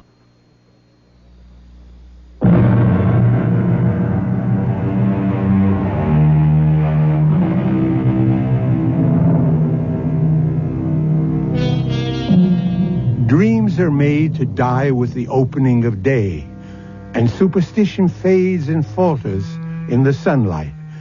So by the following morning, we could hope our bride and bridegroom would wake and rise on the right side of the bed. Let's find out as Michael comes downstairs. Oh, good morning, Michael. I'm in the kitchen. Come on out. Morning, Aunt Jeannie. Well, how is the bridegroom today? Well, the bridegroom's first rate. It's the bride who's not. Oh, what's wrong with the wee lass? Oh, I don't know. I think now you were right last night. Huh? Right. About what? Oh, she had some kind of a bad dream. But if she did, she won't tell me about it. What do you think it might have been? Oh, I don't know. She's a sensitive wee thing. And she's back in the part of the house where her mother died. That was Maggie's room you're in. Maybe I should never have put you there. Anyway, I'll get her tea and go on up and have a wee chat.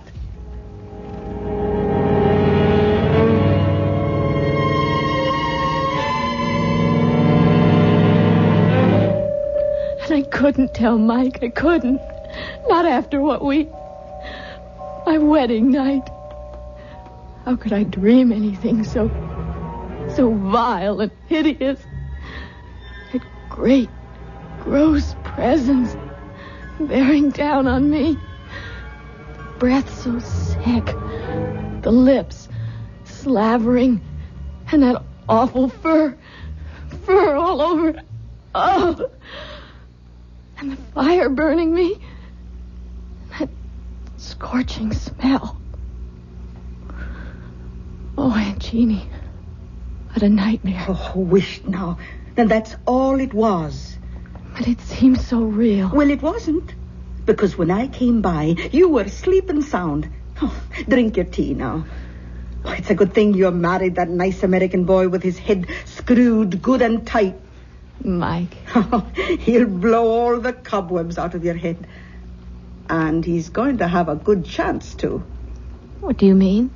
I mean, you two are going to have a nice honeymoon all alone for a big, long month.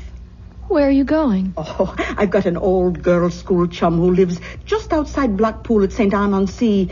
For years, she's wanted me to visit. I'm not going to drive you out of your house. Oh, you're going to do more than that, Mary Ellen.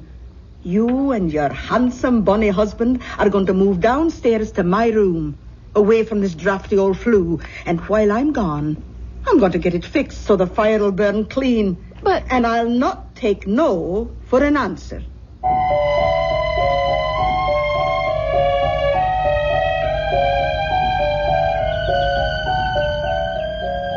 I thought Scottish weather was supposed to be terrible. Rainy, damp, no sunshine. This has been a very particular May. Our honeymoon. Yes. Sorry it's over? Desolate. Still, with Aunt Jeannie back, maybe you'll get a little more work done on the book. Darling, I have been busy in research. It is a love story. Speaking of that, do you think... Look down the road. I can't. Your front's in the way. That's Dr. Ferguson bringing Aunt Jeannie back. Our month is up. Speaking of your front, do you know how you blossomed in the last 4 weeks? All right, Playboy, let's concentrate on other physical problems. How do we get out of a hammock without breaking a limb? Welcome home, Aunt Jeannie. Oh, Mary Ellen, precious. You've turned into a real Scots lassie. You've got the bloom on your cheeks. It's happiness. And those warm spring winds from the west. Hello, Dr. Ferguson. Hey, well, Mrs. Tilson. As a physician, I can only concur with your aunt's diagnosis. You're a picture of health. And how are you, Mr. Tilson? Never better, sir. Oh, I can believe that. Well, I really have to be back on rounds. Thank you for meeting Aunt Jeannie at the station. It should have been me. Without a car? Oh, you'd have had hard shrift getting me aboard Old Bess since the carriage broke its wheel. You know, Jeannie, you should put that old horse out to pasture now she's nothing left to pull. Oh, I couldn't do that. We're too used to each other, poor old soul. All right, Dr. Ferguson. Away you go. Right you are. See you soon. I'll take your bags up to the house, Aunt Jeannie. Oh, give me a hug first. That's right. Now, off you go. And me and Mary Ellen will have a week's chat on the way up to the house. Goodbye, Percy. Oh, I should never have said that. He hates the name. I'm not sure I blame him. Oh, well, that's not what's on my mind. How are you, dearie? You can see for yourself. Oh, don't say anything to Mike yet. But I just have to tell someone. Aunt Jeannie, I know I'm pregnant.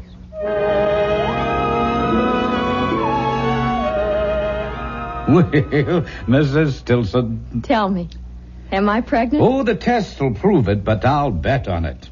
And let me say that you're the loveliest expectant mother I've ever had under my care. Well,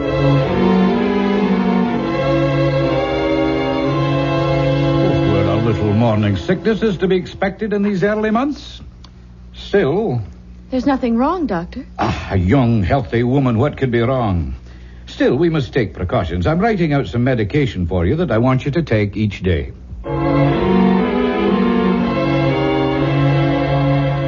But what does Dr. Ferguson say is causing it? It's nothing, dear. Just some little hitch. Honey, we both had thorough physical checkups before we came to Scotland. The RH factor is ruled out. Why should you... Lots of women have morning sickness. It isn't only in the morning, Helen. I'll talk to Dr. Ferguson. Maybe we should change the medication.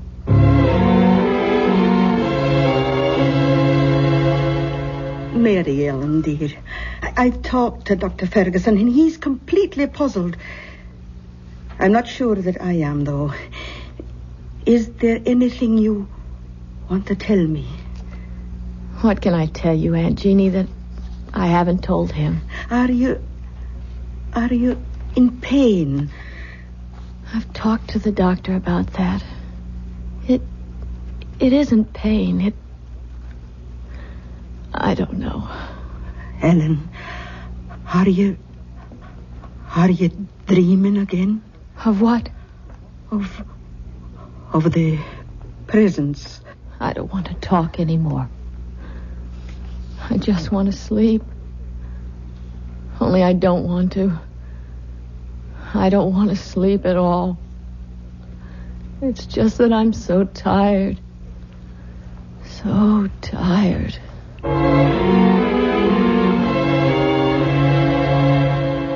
You have to help me, Aunt Jeannie. How, Michael? Dr. Ferguson says that physically Mellon should be all right. The baby seems to be thriving. It's her mental state that... Do you know she won't go to sleep at nights? She forces herself to stay awake? What is it she's afraid of dreaming about, Aunt Jeannie? It is that, isn't it? I can't tell you just what she's dreaming. I'm too far out of touch since I went away. But I do know one thing. The only way to stop it is to get her away from here. As easy as that? Oh, not so easy, maybe. She's bound and determined on having you finish your book first. Ah, the devil take the book. Mellon comes first.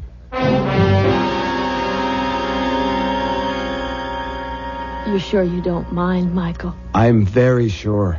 We're going home to have your baby 3,000 miles away. Oh, darling. I don't know what to say. It can't be too soon for me. Well, it's sooner than you think. We're booked out of Glasgow tomorrow afternoon, home for America. I don't know. I should be feeling all sorts of things, I know, but the only one I can really feel is relief. Oh, such blessed relief.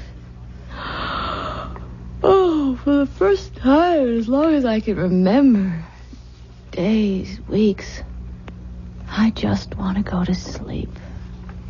Good night, darling. Rest. Sweet dreams. You'll keep me safe.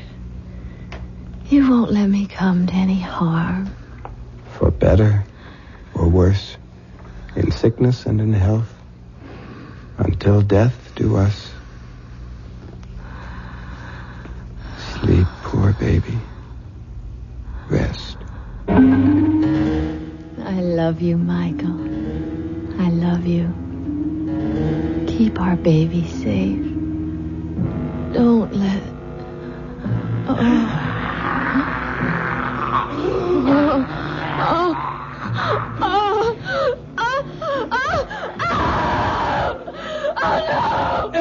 Ellen, what is it? Oh, I don't know. It's pain, like a knife. I think maybe I'm going to lose the baby.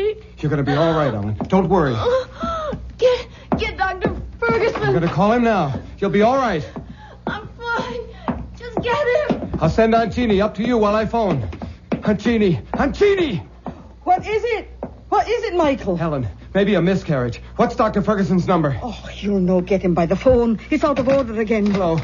Hello? Laddie, it's no use. It won't be fixed before morning. I'll go to the neighbors. It's a party line. If one's out, they're all out. Oh, God! How far to the doctors? It's a good 3 miles. Who's got a car? Only Colonel Petrie, and he's away up to Edinburgh for his regimental reunion. All right, then I'll go on foot. Aunt Jeannie, go up and help her. I'll make it as fast as I can. By the way, Michael, can you ride a horse? Yes? Good. Then take old Bessie. There's a bridle and saddle by her in the barn. She'll get you there faster. Take care of her, Aunt Jeannie. Don't let anything happen to her. Right along the Firth Road till you come to town. He's the 3rd house in on the right. And take care of yourself.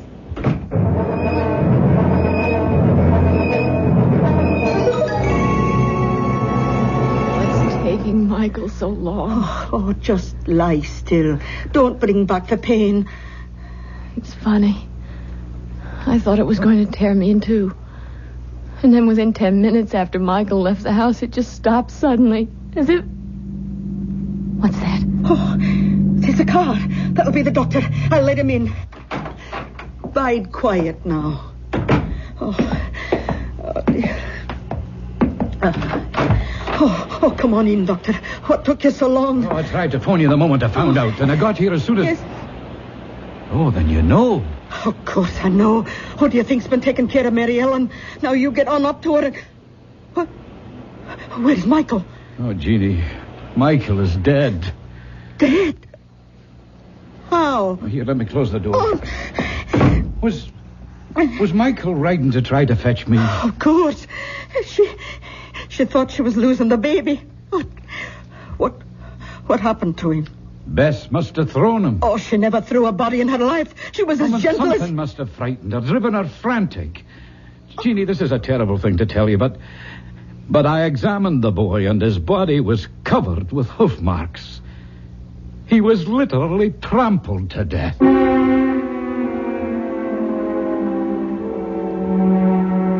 So Ellen has kept her baby and lost her husband. Some evil force shadows this innocent and tragic girl and still may threaten her. Those hoof marks, were they from the horse or in some dark, unfathomable way, were they supernatural, a demon's footprint? Perhaps we'll know when Mystery Theater returns with Act 3.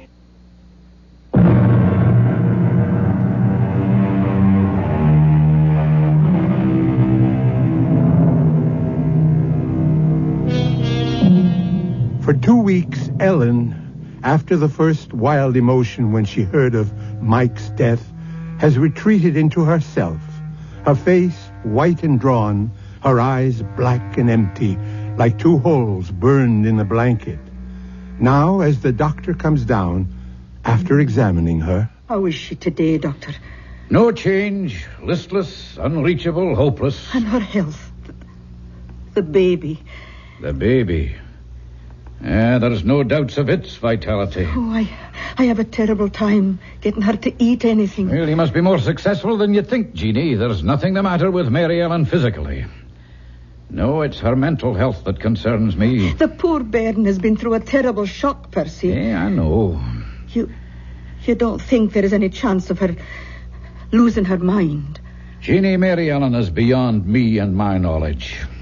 Somehow we've got to call in a psychiatrist. Oh, Percy, what is it you're afraid of for Mary Ellen? Well, you don't like my medical terms. I want to know. Very well, then. Schizophrenia, more specifically dementia precox. Paranoid type, I'd guess. Oh, well, what does all that mean? Withdrawal from life, delusions of all kinds, persecution, unseen enemies, that sort of thing. Oh, the second sight. Just like all of us. Now that's enough of that nonsense. You're all sensitive, delicately balanced women, but all things being equal, perfectly normal. Well, I have other calls to make. Oh, well, I'll walk you to the door. Any instructions for Mary Ellen? Oh, just that she keep on with the sedation I've provided. And Jeannie, try to persuade her to let me call in another doctor. I'll see what's best to do. Be very careful. I'll do what's right. Hey, I think maybe tonight I'll take a run up to Glasgow and have a consultation with a friend of mine there, Dr. Engel. Good man. Maybe I could persuade him to run back down here with me just to observe her. Oh, bide a wee till I see what I can do first, eh? All right. Another day or so can't do any harm. I hope.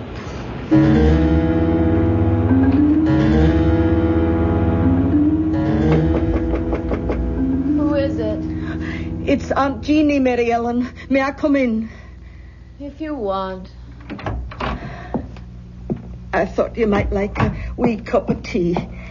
No, thanks. What are you staring at? Out the window. The Solway. The tide just came in. Roaring and boiling. So fast. And now the water's all smooth.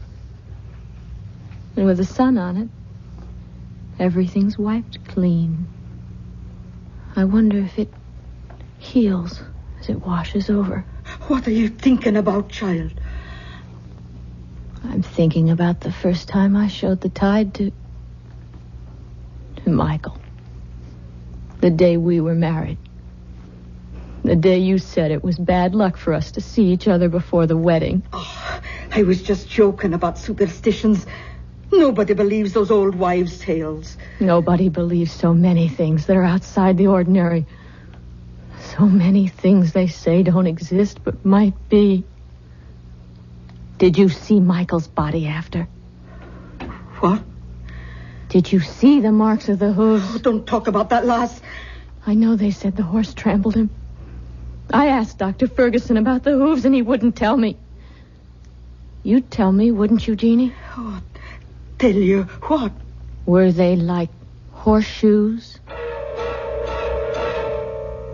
Or were they cleft in two? Were they cloven hooves? In the name of God, what are you saying? I'm not speaking of God. I'm speaking of the devil. Or some demon that haunts my dreams. Now, this is no time for foolish fancies. You mustn't let dreams spill over into your real life. Or is it the other way around? Oh, Mary Ellen, I don't know what it is you have on your mind, but... You can get me to Michael. Let me talk to Michael. He'll know. He can tell me what to do. Take me to Michael and Jeannie. Take me to him. Oh, can I, Mary Ellen? You know I know he's dead. I know he's passed beyond. But you can reach him.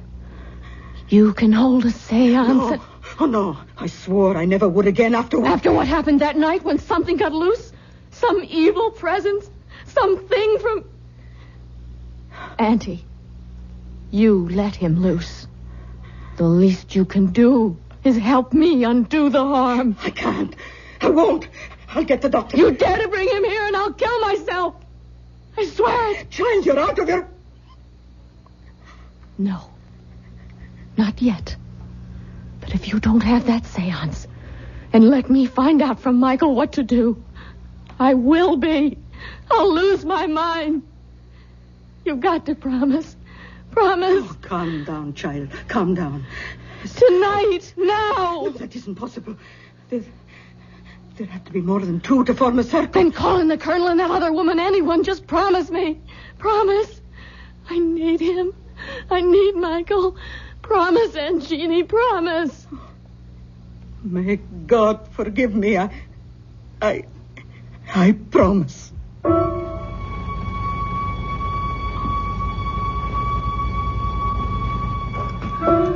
May we all join hands, please. Clear your minds. Make them a blank. A quiet place. Open and hushed. I'm reaching now. Reaching away and above and out and over from here to the bonny, bonny other place that lies beyond our ken. Can you hear me, Anatu?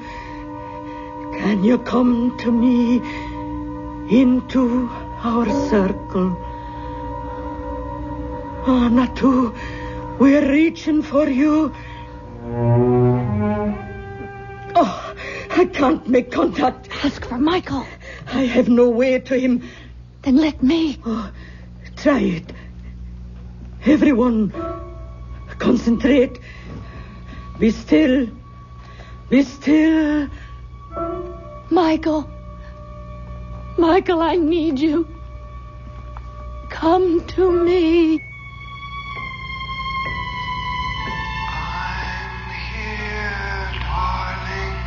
Oh, Michael, I love you. I love you. We'll be together again. Michael.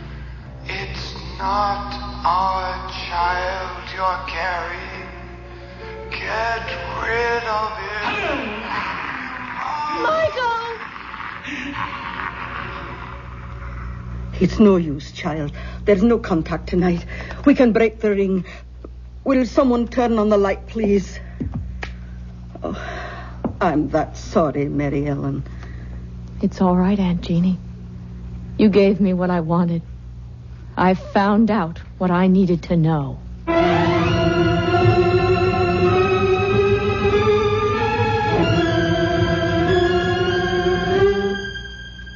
Oh, I'm afraid that's quite impossible, my dear.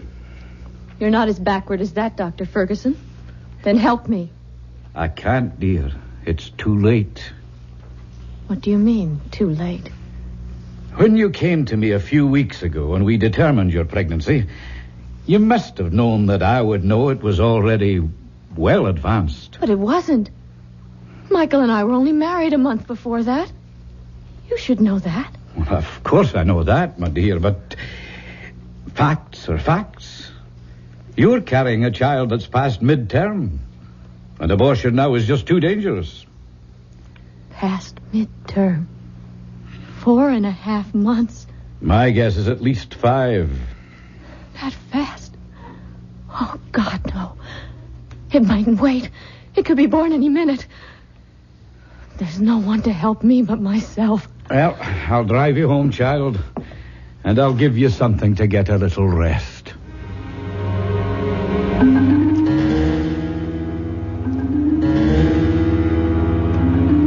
She's sound asleep now, Jeannie. Let's go downstairs and talk. Poor wee angel. So thin and pale and haunted. Hey, come away. Let her rest.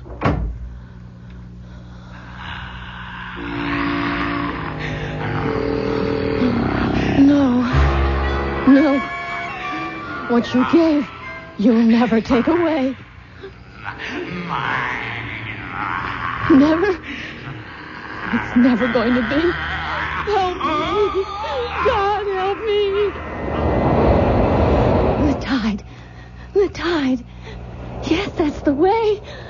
Full moon. The time was right. And for our own protection, I see no other way, Jeannie. But to lock her away... Well, we're not locking her up. It's a sanitarium. It's a really lovely place. I don't think I could do it to her. I'll care for her. Jeannie, dear, if Ellen had preeclampsia or a threatened miscarriage or any one of a number of other diseases of pregnancy, she would have to be hospitalized. Now, think of it that way.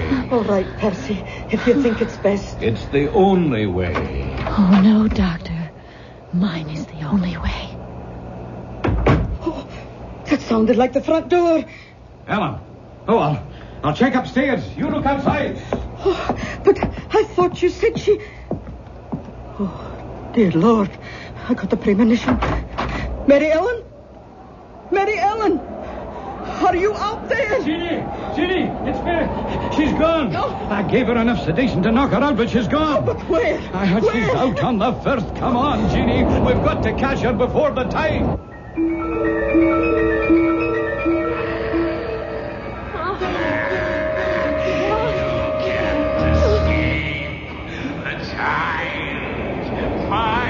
You'll never have him. He'll never be born.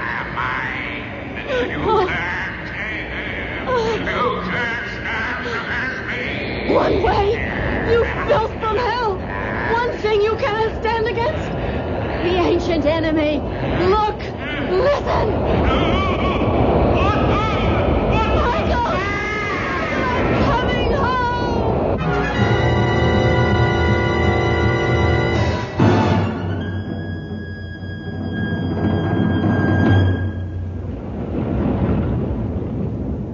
There wasn't a chance.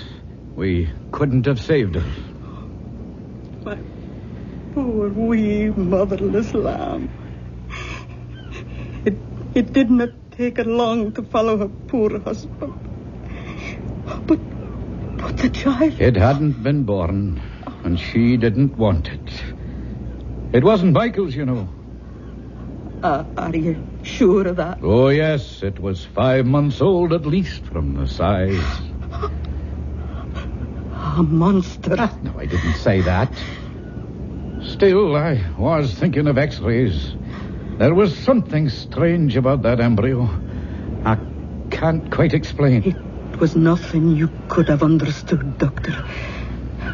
So, at the last, it was all the Lord's will. And maybe for the best. At least, Michael and my Mary Ellen are in God's pocket. At last.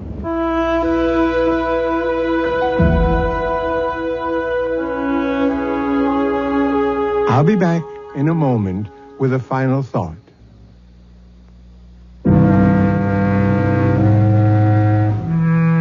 Who dreams on the Solway will wake in another world. Our story has come full circle. For us, it's the end. Let's hope that for Ellen and Michael, it's only a beginning. If you believe some incubus possessed poor Ellen, driving her and her husband to their death, there's another explanation. Insanity did run in her family. So either way, even if there were the devil to pay, it was still all in the mind. Our cast included Jada Rowland, Nick Pryor, Bryna Rayburn, and Ian Martin. Associate Director, Marlon Swing. This is Hyman Brown, producer-director, inviting you to return to our Mystery Theater for another adventure in the macabre. Until next time, then, pleasant dreams.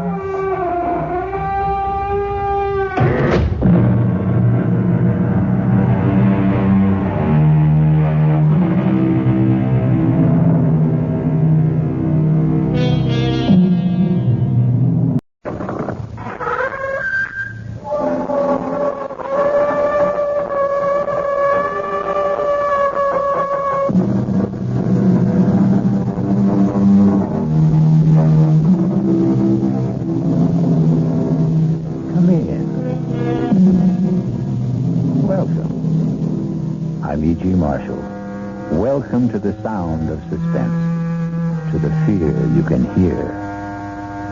A psychiatrist once said that the human brain is like a spider's web. Together all the strands are strong, but taken one by one, each can easily be broken and the web destroyed. There are countless cases of human brains broken and smashed in just this way, step by step, strand by strand. And I can't help wondering, is this what happened to young Jennifer Brady? Please, officer, I'm not out of my mind. I didn't say you were. No, but everybody else does, and I'm not.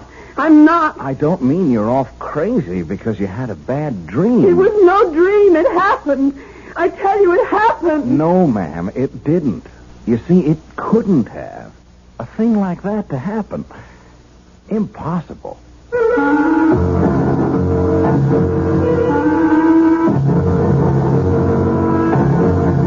Our mystery drama, Honeymoon with Death, was written especially for the Radio Mystery Theater by George Lothar and stars Lois Nettleton. It is sponsored in part by Anheuser-Busch Incorporated, Brewers of Budweiser, and by the Kellogg Company, makers of Kellogg's Special K cereal.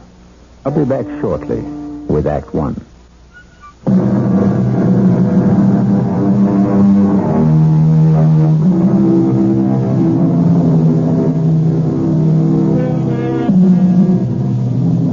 What makes Jennifer Brady think she's going out of her mind? What strange thing happened that couldn't have happened? Perhaps we can find out together. It was a wonderful honeymoon,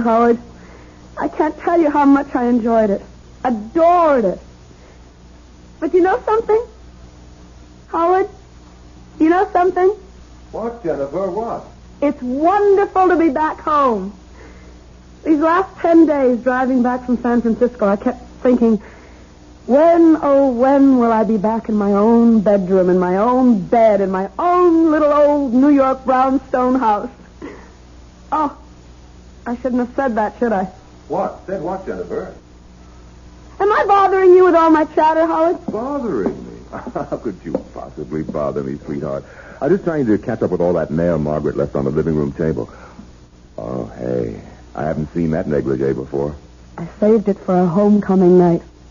Like? I can see a whole month of honeymooning hasn't changed you a bit. When I've got a bride as beautiful and sexy as you, our whole life is going to be a honeymoon. Now, tell me, what was it you shouldn't have said? What? Oh, I've forgotten. Something about your own little old New York brownstone house. Oh, well, what I meant, it's not just mine anymore. It's yours now, too. And your sister Maggie's. You both inherited this old brownstone from your father. Though I must say I think that we, have the better of the bargain. What do you mean? I much prefer this top floor apartment, don't you? Oh, yes. Luckily, Maggie always preferred the downstairs part. No climbing stairs. The stairs won't bother me. I'll take them 2, 3 at a time, knowing that you're waiting at the top of them. Oh, darling. Well, you better finish brushing your hair. I'll finish that mail in the living room. Howard? Yes? About the car. Well, what about it? Do you think it's safe parked out in the street? One night won't hurt. I'd feel awful if anything happened to us. You know, sometimes on a honeymoon trip, I couldn't help wondering which you loved more, your new car or me. Oh, well, I guess one night in the street is safe enough. You can find a garage tomorrow. Howard, you locked the car. You have the keys, haven't you? Howard? Howard, can't you hear me? I asked you.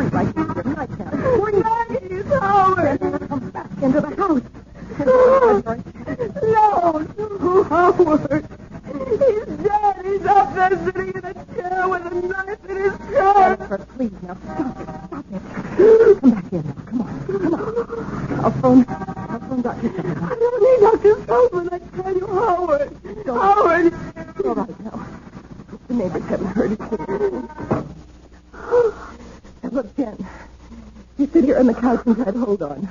I'll phone Dr. Sullivan. Maggie! Howard is dead. He's up there in our apartment. Dead. Jennifer, please, now try to control yourself. There's no one named Howard here. What do you mean? No one named Howard? You know Howard Lansing, my husband, the man I've been on a honeymoon with for a whole month and home just a few hours ago. Stop looking at me like that. All right. Now look, Jennifer, I'll tell you what I'm going to do. I'll go upstairs, and I'll see if anybody's there. Howard's there. All right. If this Howard is there, and if he's dead, then I'll phone the police. All right? Yes. But if he isn't, then I'm going to phone Dr. Sullivan and have him come right over. Now, that agreed? What's that? It's just the front door bell. Oh, yes, officer? Officer Helmuth, ma'am. Ed Helmuth. Anything wrong? No. What do you mean, no? My husband's been murdered. He's upstairs dead, a knife in his head. Jennifer, please. Officer, there is no one upstairs, dead or alive. Well, then what was all the screaming about? I'm walking the beat just up at the corner, and I hear all this screaming. It's nothing. Believe me, it's nothing. Officer, will you do me a favor? Oh, sure, if I can. Would you go upstairs, please, and see for yourself? Officer, my sister is a highly emotional woman. Please? Would you please? Sure. Make you feel any better? Sure. Jen, what am I going to do with you? You know what Dr. Sullivan said. Dr. Sullivan said if you had another one of these attacks, you were going to have to be... I am not having an attack. I am as sane as you are. Don't look at me like that, Maggie. I am. Well, officer. Well, there's nobody up there, ma'am. Nobody. But there is somebody. My husband, Howard. He's sitting in a chair with a knife in his chest, blood all over. No, ma'am. But that's impossible. Impossible, I tell you. It's impossible. I couldn't. Maybe you want to see for yourself, huh? I'll go up with you. Officer, thank you very much, but there's no... I do want to see for myself, will you? Sure. I'll come with you. Well, no, on second thought, what's the use? I mean, I'm really very tired of this sort of thing. What sort of thing? Never mind, officer. Just, you go ahead. Now, is this the room where you, thought that, Huh? I can't believe it. It's impossible. You can see for yourself. 5 minutes ago. 5 minutes ago, I tell you. In this chair. He was sitting back in this chair, and there was a knife sticking out of his chest. The mail was scattered all over the floor. Mail? We'd just come back from our honeymoon. We'd only been in the house a few hours. And Maggie had left all the mail that had collected for a month on the table, on this table. Well, you can see, ma'am, no mail. And blood. There was blood on the carpet, some of the mail. Well, no mail, no blood. You don't mind me saying so. I think you... Well, maybe you had a dream, a nightmare, huh? Please. I'm not out of my mind. I didn't say you were. No, but everybody else does, and I'm not. I'm not. It don't mean you're off your out of your mind because you had a bad dream. It was no dream. It happened. I tell you, it happened. Howard was here in the living room reading the mail. I was talking to him from the bedroom. I had just taken a bath, and I was brushing my hair. Wait. I know. I hadn't emptied the tub. The water's still there. It must be. I'll show you. I don't understand this. Tub's bone dry, ma'am. Hasn't been used. Now, not tonight, anyway. His clothes. Howard's clothes. He'd empty his suitcases and put his clothes in the closet. His suitcases, too. Just ladies' clothes. Yours, ma'am? Yes.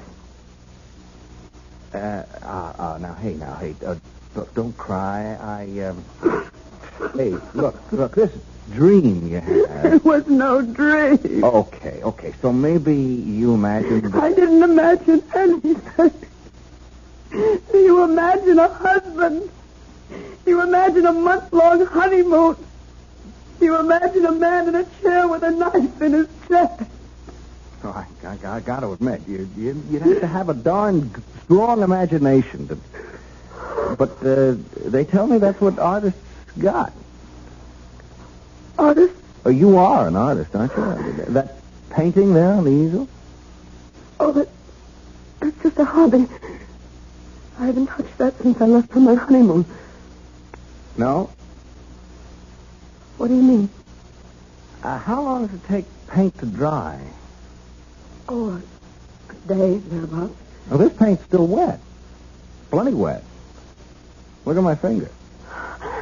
Oh, now, don't start crying again. A woman crying, it makes me feel awful. I'm sorry. Look, when you dreamed it or imagined it... I didn't. Yeah. I didn't. Oh, yeah, well... I know I've had spells. Spells? Well, What kind of spells? Oh, I've always been high-strung, nervous, you know. No, I don't know if I know. I mean, me, well, I'm the other way. I haven't got a nerve in my whole body. I envy you. You've never been to a psychiatrist. A shrink? No, me. You ask me, anybody who goes to a shrink ought to have his head examined. That's a joke. You get it? Yes. Well, then laugh a little bit. Come on, do you good. I can't. No, of course you can't. I'm sorry. I should have known better than to even try and make a joke. You go to a psychiatrist, huh? Yes. Not regularly. Sometimes. What time? Oh, when I sort of get all keyed up and start having crying spells and feeling so sad I could die. Well, what's to feel sad about? Chick like, excuse me, a pretty girl like you with everything in life to live for. What's to be sad? I don't know. Some people feel sad for no reason at all. They just suffer from depression. Oh, excuse me? Oh, yes, ma'am? Jennifer, Dr. Sullivan is on his way over. I just phoned him. All right. And, officer, thank you very much for trying to help. Oh, not at all, ma'am. Not at all. Glad to do what I could. I'll show you out. Oh, that's okay. No. Sorry, I'll come with you. I'll be just a minute, Jen. Officer, I wanted to ask you, you don't have to say anything about this, do you? I mean, put it in your report or anything? Oh, no. There's been no damage or anything like that. Does she get this way often, your sister? Well, often enough. She hallucinates, you see. Huh? Come again? Hallucinate? It means, well, just what you saw. She was totally convinced there was a murdered man up there. Her husband, no less. Well, you saw for yourself. Husband. Jennifer's never even had a boyfriend. A cute doll? A pretty girl like that? Well, it's all part of her condition. She's afraid of people. Men especially. I wish she could become less afraid, more outgoing. If these spells of hers get any worse, she may lose her mind altogether. Oh, say, I hope not. A sweet kid like that, I sure hope not. I know, so do I. Well, looks like we've had a little shower. Street's wet. It was drizzling a little when I came in. Well, good night, ma'am, and if you need... Wait! The car!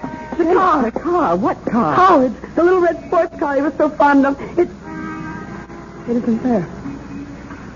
But it was. I know it was. Officer, thanks for that, and good night. Good night, ladies.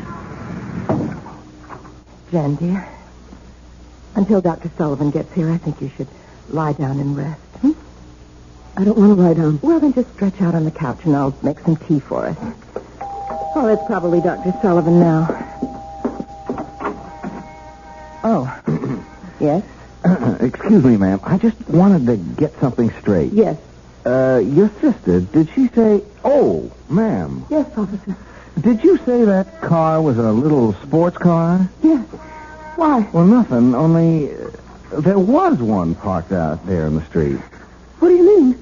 Well, we've had a shower, see, and I happened to notice the street's dry in one spot. There must have been a car standing there while it was raining. A small car. Officer, please don't make things worse for me or for my sister. I mean, there's nothing unusual about a car being parked in the street. No, only... Good night, officer. Funny, though. Funny. What exactly is it that strikes Officer Helmut as funny? Perhaps we'll know when I return shortly with Act 2.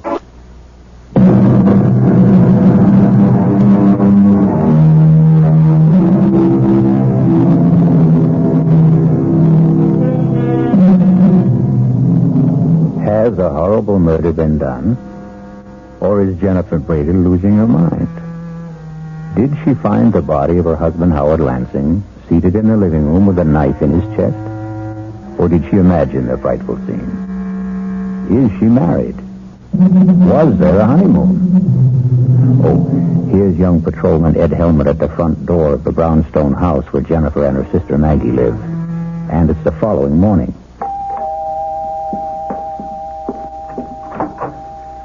Oh, it's you. Yeah. Well, won't you come in? Thanks.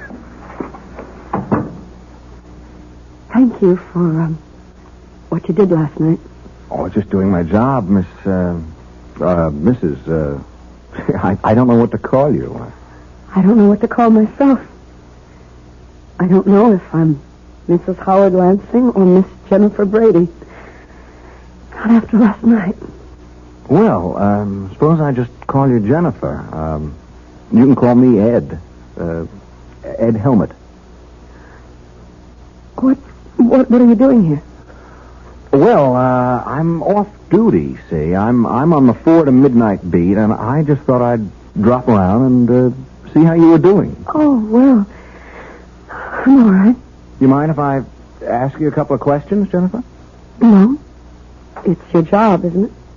Well, yes and no. In fact, being off duty now, I'm kind of asking these questions on my own. You know what I mean? I don't. Not really. Well, I tell you, that car of your husband's... If I didn't just imagine a husband. Yeah, well, if you didn't, that car of his, that little red sports car you mentioned, well, there was a car parked out front last night, and it was a little sports car. If it wasn't there when you left... Well, the space it left.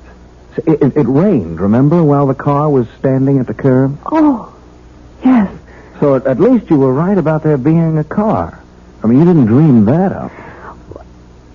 It could have been anyone's car, as Maggie said. Oh, that's for sure.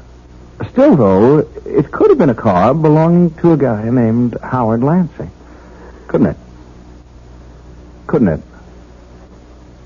Why are you doing this? Come again? Well, you know that I'm not well. That all my life I've had nervous problems. Oh, I can't believe it, but I must have dreamed it all up. Howard Lansing, marrying him, going on a honeymoon across country and back, coming home last night, finding him murdered. I must have imagined it all. Maggie says I did. Dr. Sullivan says I did. So why are you... You know something? I don't know. Maybe it's because, well, what? I kind of like you, and, me, I didn't get much sleep either last night, thinking about this whole thing, thinking about you, and, I'm kind of wishing I could straighten things out for you. That's very sweet of you, officer. But... Call me Ed. Ed? It's sweet of you. But you're wasting your time. I'm mentally... Oh, come on now, don't cry. You had a bad dream, that's all. A nightmare. Oh, it was more than that, much more than that. When you dream something, you wake up and you know it was a dream. I'm still living it. I remember the ceremony, the hotels we stayed at, the things we did. Even Howard constantly fussing with his new car. Yeah, there's that car again. What do you mean, fussing with it? Oh, just that he was always polishing it, checking this and that.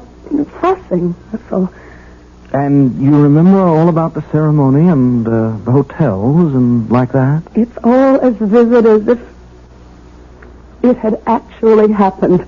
Tell me about the wedding. Who married you? Nobody married me, Ed. I imagined... Okay. So where did you imagine you got married? A little town in Jersey. By a justice of the peace. What little town? What JP? I don't know. It was night and we just pulled off the Garden State Parkway. Howard had said he knew a place, a justice of the peace. Okay. What about hotels? Well... I remember we stayed at the Ambassador in Chicago and the Statler in St. Louis at Beverly in Los Angeles. And... Oh, that you, Maggie? Yes, Jen.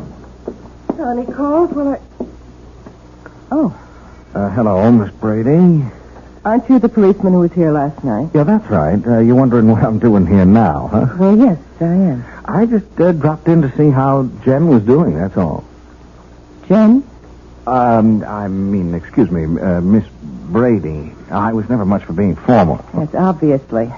Have you been here long? No, 10 minutes or so. Well, I don't mean to hurry you, officer, but Jennifer and I have an appointment in 1 hour with her psychiatrist, Dr. Sullivan. Say, would that be Dr. Martin Sullivan on Park Avenue? No, Dr. Arnold Sullivan on East 82nd. Oh. You seem terribly interested in Jennifer's psychiatrist. Me? Oh, no. I just ask a lot of questions. I trained myself. You trained yourself? You're going to laugh. I know you're going to laugh, but would you believe I want to be a detective someday? Of course I believe it. Why shouldn't I? Ask my sergeant. He thinks I'm something else, wanting to be a detective. Laughs himself silly. Well, I certainly wouldn't laugh. I think it's commendable. You think I could make a detective? Of course you could. Well, say, that's a real shot in the arm. I mean, someone like you thinking that someone like me, just a cop and new on the force. As I said, officer, I don't like to hurry you, but I'm going, Miss Brady. Going right now. Nice seeing you again, Jen. I'll show you out. Oh, that's okay. Some detective I'd make if I couldn't find the front door. Why, Jennifer, would you answer that, please? Of course. Oh, my God. Jennifer? What is it? Help me. Oh, my God, Maggie. Ed, help me. What? He's there. At the front door, he's there. Howard. Oh, I'm sorry. Is something... What's all the trouble? You're dead. Murdered.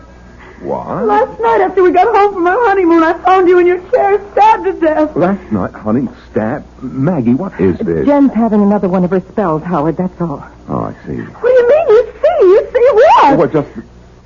Excuse me, who are you? My name is Ed Helmut, Officer Ed Helmut. I'm a cop. A cop? Howard, I'll explain later what went on here last night. I don't understand this. I don't understand it. You're talking to Howard as if nothing had happened. Jennifer, nothing did. He exists. He's standing right here. He exists. And last night you acted as if you'd never heard of him. As if there was no such person as Howard Lansing. I don't remember. You did. Jennifer, stop it. Now, stop it. Control yourself. Officer, you were leaving. There's some questions I'd better get the answers to Officer, first. this is a private matter. It's a family affair. Well, now that depends on how you look at it. Are you Howard Lansing? Of course I'm Howard Lansing. Why do you ask such a question? Howard, Jen had one of her mental lapses last night. She imagined that you and she were married. We were. And that you'd just come back from your honeymoon. Oh, good Lord. And then during this hallucination, she thought she had found you with a knife in your chest, dead. Oh, no, poor little Jenny. She ran screaming into the street. Luckily, I got her back into the house before she caused a disturbance, although this officer did hear the screams and came to investigate. Well, did you call Dr. Sullivan? Of course I did. He came over, but there wasn't much he could do except order some new sleeping pills. We're seeing him in his office at 11 this morning. Just one more question, Mr. Lansing. Yes? Just where do you fit in here? I mean, who are you? To the family, I mean. I'm Miss Brady's fiancée, Margaret, not Jennifer. Oh. I see. No, I'm afraid you don't see. Not all of it. Look, since we've gone this far, you might as well know the rest of it. Jennifer has always had a thing for Howard. She's not jealous that he's going to marry me and not her. Don't think that. But the whole situation has been a severe strain on her, a very severe strain. Almost certainly that's why her hallucination last night took the form that it did, thinking she'd been married to me and all the rest of it. Yeah, that makes sense. Well, I'll be on my way. Hey, now, you take it easy, huh? And me, if it's okay with you, I'm going to be in touch. I'll see my way out. Hey, Mr. Lansing, you have got a little red sports car. Well, yes, that's it, parked at the curb. Why? Well, Jim, Miss Brady, she seemed to make a big thing out of it. On the honeymoon that didn't happen, I mean. Big thing? Well, what I mean, she said you were always fussing with it, polishing it and like that. Sure looks as if you do. Oh, I do. I'm a sports car operative. Want to know? I wish I could own a car like that.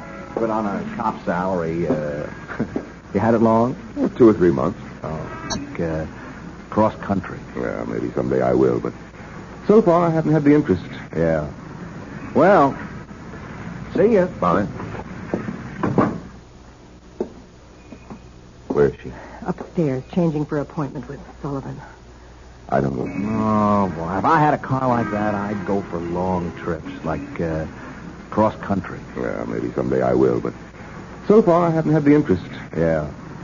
Well, see ya. Bye. Where is she? Upstairs, changing for appointment with Sullivan. I don't like this, Maggie. You don't like it. You don't like it. All the stupid things walking in here when a cop was here. I know he was here. If it comes to that, why'd you let her run screaming into the street last night? Howard, come to your senses. Was there any other way? No, I guess there wasn't. I'm afraid we're going to have to move faster than we planned. Why? That young cop, pretty nosy. Come over here to the window. What? Look, down there. What the hell is he doing? He's measuring the size of your car from front to back wheel. What's he doing that for? I don't know. He's doing it. I don't like it. No, Howard, we won't commit Jennifer now. Well, if we don't commit her, what will we do with her? Kill her.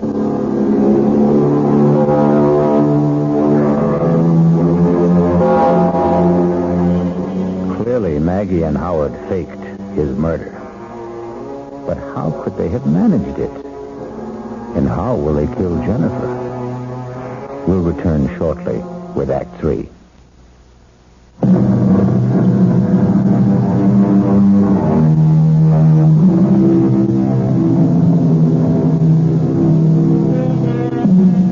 Were you as shocked as I to discover that Howard Lansing is very much alive? I can't fathom it. Can you? No more than, 10 minutes could have passed between the time Jennifer saw him slumped in that chair with a knife in his chest, blood all over everything, and the time Officer Helmut entered the room to find no body, no blood, nothing to indicate that a murder had taken place. It would have been impossible for Howard Lansing and Margaret Brady to restore perfect order to that room in so short a time. Even to Howard's clothes and luggage no longer in the closet. A bone-dry bathtub. And the rest of it got me puzzled. Well, we'll soon have the answer as we rejoin Maggie and Howard. Kill her. There's nothing else we can do. Oh, we can do what we planned originally. Commit her. It won't work. Not now. Why not? Your answer is right out there in the street. The cop was just finished measuring your car. Now, what's he doing? Quite obviously getting into your car. I think I better get out there and see what he's up to. I was just about to suggest it, Howard. Officer, what are you doing in my car? Oh, say, Mr. Lansing. Say, I hope you don't mind. Like I told you, I want to own a little sports car like this myself someday, and, I just couldn't help sitting behind the wheel. Say, I hope you don't mind. As a matter of fact, I do mind. Oh. Well, say, please excuse me. I just kind of flip over a car like this, that's all. Is that why you were measuring the wheelbase? Measuring? Oh, that. Yes, that. I saw you from the window. Yeah. Well, now, I tell you, I want to get to be a detective someday, see? And I'm studying, like, fingerprints and stains and like that, and measuring. Now, measuring things is important, very important. You'd be surprised how important measuring things is. So I take every opportunity to measure things. Yes. Well... Like last night. Were you here last night? No, I was not here last night. Funny. What's funny? Well, last night, Jennifer, Miss Brady, she said a car, in fact, your car, was parked outside here. Only it wasn't. I mean, when we looked, no car. Well, I just told you that... Yeah, but there had been a car. You see, it had rained, and the car was standing out here during the rain. and left a dry space in the street. And I measured that, too. Couldn't help myself. It's become a habit, you know? Well, I fail to see what this has to do with Identical. Same wheelbase. That car and this one. Look, there are probably thousands of sports cars in New York. I'm not saying it was the same car. Oh, no, nothing like that. I'm only saying the wheelbase was the same. Very interesting, I'm sure. But if you don't mind now, Just leaving when you came out. I apologize if I upset you getting in behind the wheel without permission. That's all right. Yeah. Well, goodbye. Oh, by the way. Now what? You got 11,243 and 9/10 miles on the speedometer. 1,000 or so more than you said you had. I just thought you'd like to know. Thank you. I'm deeply grateful for that information.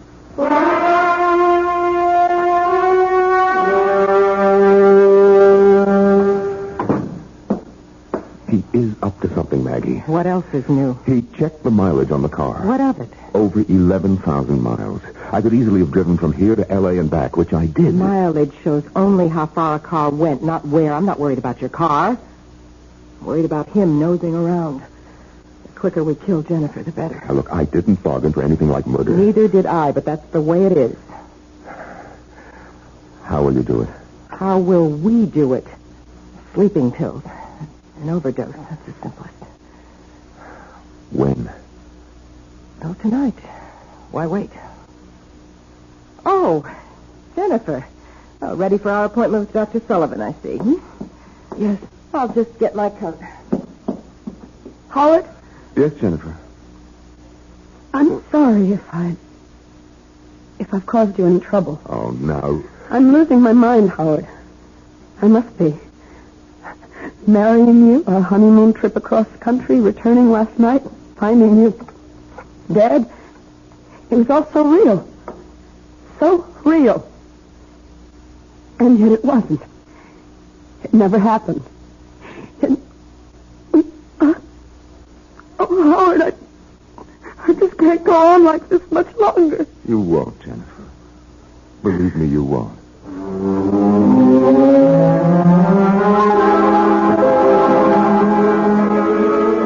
You sure of that? Did you check all marriage license applications? And there's no Howard Lansing and Jennifer Brady, huh? For you at Beverly Hotel, Los Angeles. Right there. Okay, sorry I troubled you. Thanks. Hello? Yeah. Yeah, how far back did you check your guest register? And there's no Mr. and Mrs. Howard Lansing. Hey, Ed, another one. The ambassador of Chicago. You going on a trip or something, Ed? Thanks. Officer Ed Helmut here. Yeah, I think I can tell you what you're going to tell me before you tell me. No record of a Mr. and Mrs. Howard Lansing. Yeah. Well, thanks. There's got to be a clue. There's got to be.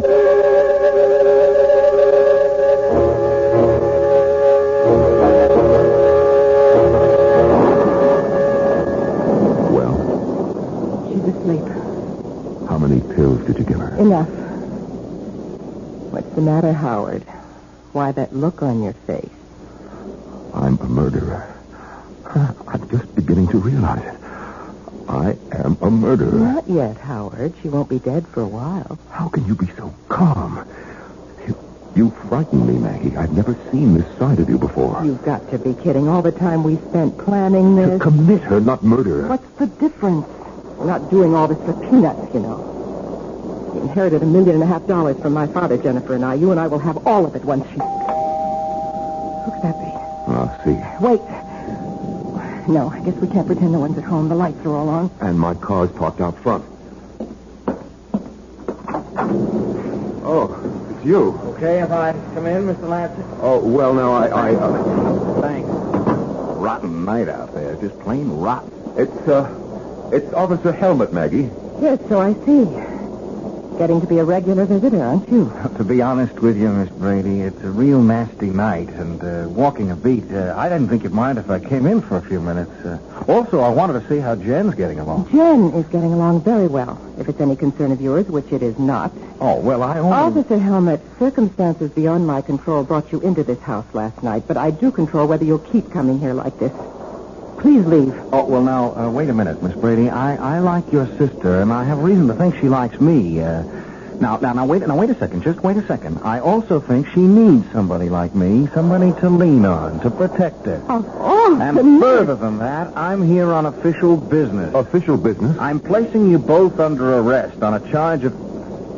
Where is Jen? That's no business of yours. What's all this about? Where is she? She is upstairs asleep, if you must know. Asleep? At 8 o'clock at night? She took a couple of sleeping pills. Where are you going? How dare you go up there? Maggie, You my have God. any nerve, don't lose it now. But he'll know. He'll know she took an overdose. That's all he will know. He will know that we gave it to her. He's arresting us. For what? On what charge? Whatever it is, he'll never make it stick. We've covered our tracks too well for the law to... He's carrying her down. All right. It's going to be all right.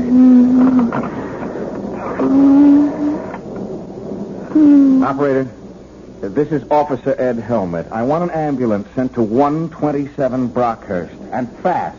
An ambulance? Why an ambulance? An overdose of sleeping pills. She didn't take them, Buster. They were given to her, shoved down her throat, you ask me. I'm changing the charge against you two. I'm booking you for attempted murder. You must be out of your mind. You're as crazy as my sister. Who isn't crazy at all. That was a real far-out scene you two tried to pull. I gotta hand it to you two. You planned it so careful, so good. There wasn't a loophole in it, except one. I don't know what you're talking about. You don't, huh? Then let me explain. You set the whole thing up, the two of you. The marriage, the honeymoon trip across country and back, the fake murder, and the whole bit. Oh, and you played it smart. Very smart. Not a clue. I checked the Marriage License Bureau. No license. Easy enough. You could have bribed the clerk to destroy it. Now, look, I checked a few hotels. The big ones like the Ambassador, the Beverly in Los Angeles. No Mr. and Mrs. Howard Lansing listed. A piece of cake. When you registered, you gave a different name. You're making yourself look like a fool. What you're saying is you could find no evidence. Oh, but I did. One little clue that neither of you thought about. The car, Mr. Lansing. Your pretty little red sports car. I don't follow. You will. I told you I found that dry space out on the street last night because a car, a little sports car like yours, had been standing there during the rain. Well, it could have been anyone's car. Sure. Same size as yours. Same wheelbase, but I agree, it could have been anyone's. Only it wasn't. It was yours. You want to know how I know? We'd be enthralled. I know, because last night, that car wasn't parked outside this house, but the one next door. I got to wondering about that. I kept saying to myself, if it was his car, why did he park outside the house next door? I came up with the answer today when I entered that house. Nobody there. And found fake blood all over the upstairs room. A gag knife. The kind you attach so it looks like you're stabbed. Even your clothes. And your luggage in the closet.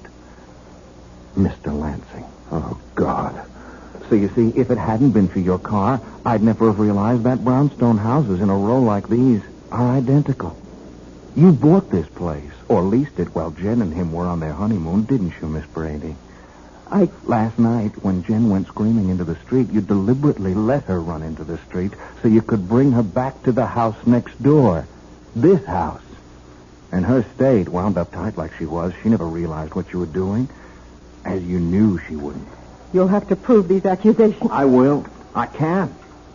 With the one little clue that nails it all down at all four corners. The little red sports car again. What about it? Well, you told me you'd never driven across country. I never have.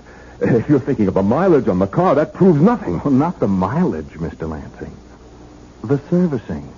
Servicing? You had it serviced at the Beverly Hotel in Los Angeles. A lube job, oil change, new filter, the works. And like they do at all service stations, they slapped a little sticker on the door jamb. That little sticker that carries the name and address of the service station. That little sticker that practically nobody ever notices. Anyhow, you didn't. And it says, Beverly Hotel Service Station, Los Angeles, California. Date and all.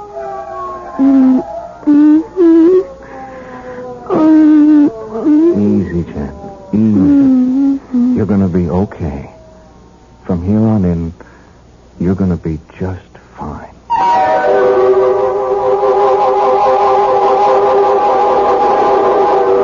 must have been a costly business, buying or leasing that identical brownstone house and furnishing it exactly like the one next door. But then, Maggie had all the money in the world, or thought she did. I'll return shortly.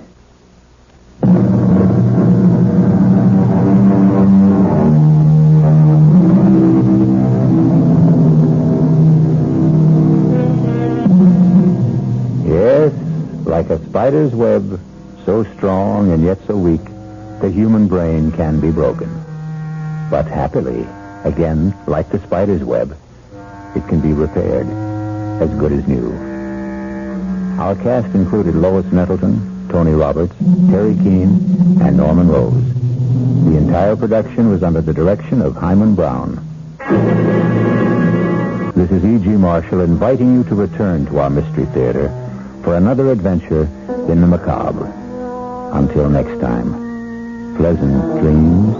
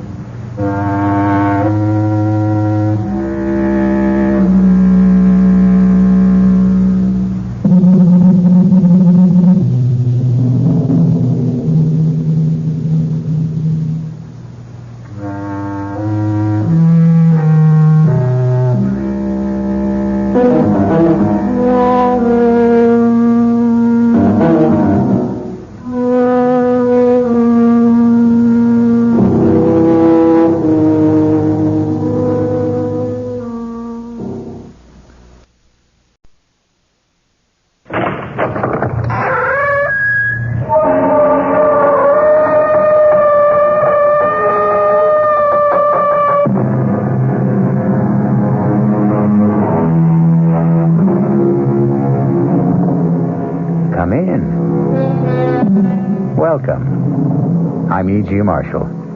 Welcome to the fear you can hear. Welcome to the sounds of suspense, to the terrifying world of your own imagination.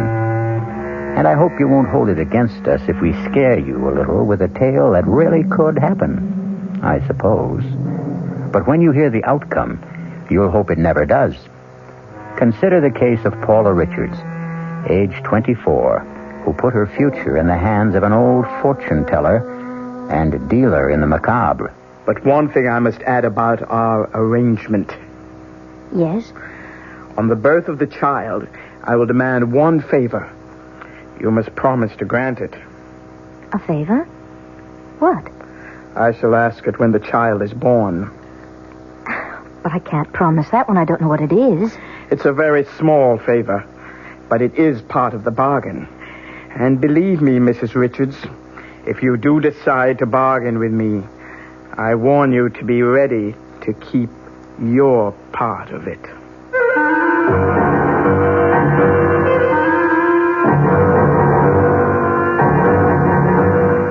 Our mystery drama, Mother Love, was written especially for the Mystery Theater by Bob Jurin and stars Joan Hackett.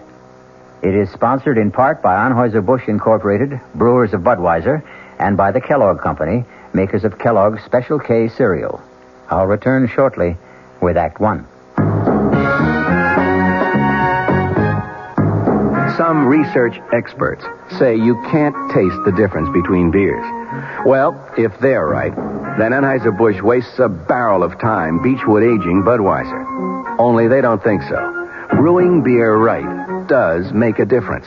And they're betting a bundle that you can taste the difference in Bud. When it comes to brewing Budweiser, the Anheuser-Busch choice is to go all the way because they still care about quality. Look at it this way. If the Bud people have a choice between what some experts say and what beer drinkers say, well, you'd better believe they'll go with you beer drinkers every time. When you say Budweiser, you said it all. Anheuser-Busch, St. Louis. This is WOR New York, your station for Mystery Theater. Hey, Ma, what's for dinner? ShopRite has a beautiful buy to help you serve dinner. Fine imported porcelain china. The beautifully crafted Lovelace pattern by Crown Victoria. An elegant white-on-white platinum-banded pattern to complement any table. Now available only at ShopRite. The basic place-setting pieces, dinner plate, cup and saucer, dessert plate, and bread and butter plate, are just 39 cents. 39 cents each with every $3 purchase. A different place-setting piece is featured each week at this special price. You'll want to collect all the magnificent completer pieces and matching ovenware available every week at low prices, too. Visit ShopRite and start your set of lovely porcelain china today. It's a beautiful buy. Hey, Ma, what's for dinner? ShopRite has the answer. Offer not available in Westchester, Ulster, Orange, Dutchess, and Columbia counties.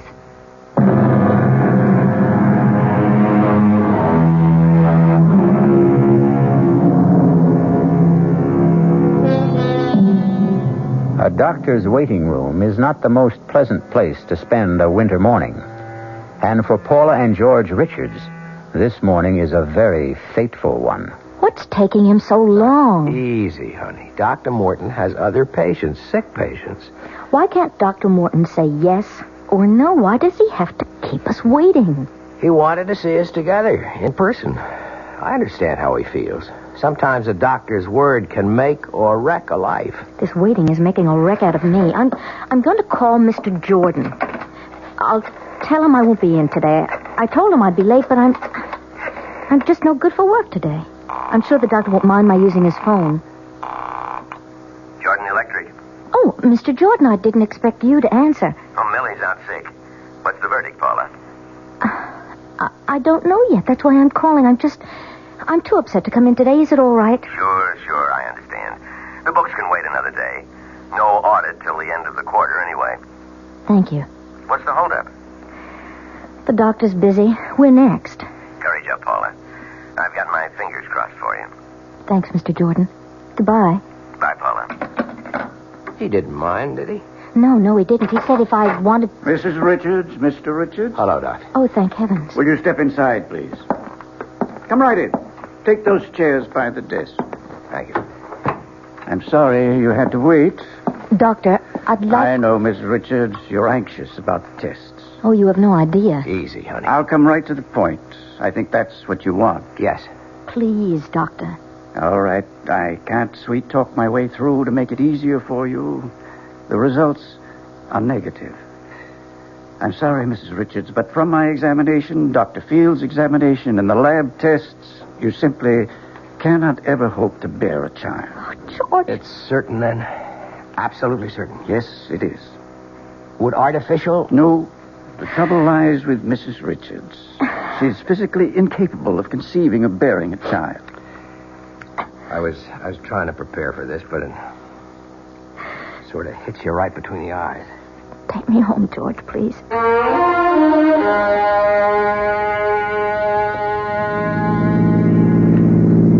I hate to leave you alone today, but I have to get to the studio. It's all right, George. You know that I'm not going to love you any the less, Paula. Darling, I just wanted to give you a son. So it's not in our cards. We have each other. That's the main reason we got married, to be together. A baby would have been the extra icing on the cake. Don't stop loving me, George. Please. Please, George. Don't stop loving me. I told you I won't, honey. And I meant it. You'll be okay today? I'll be okay. I won't be singing around the apartment, but I won't be jumping out the window either. I hate like the devil to leave you, honey, but I'm due on the air with the noon news. I'll be all right. See you at 7.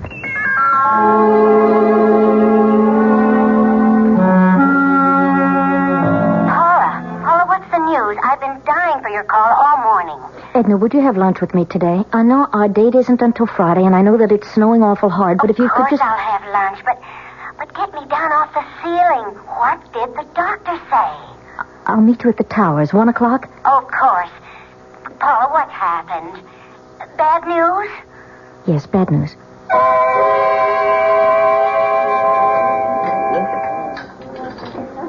Oh, I can imagine how tough it is for you, Paula.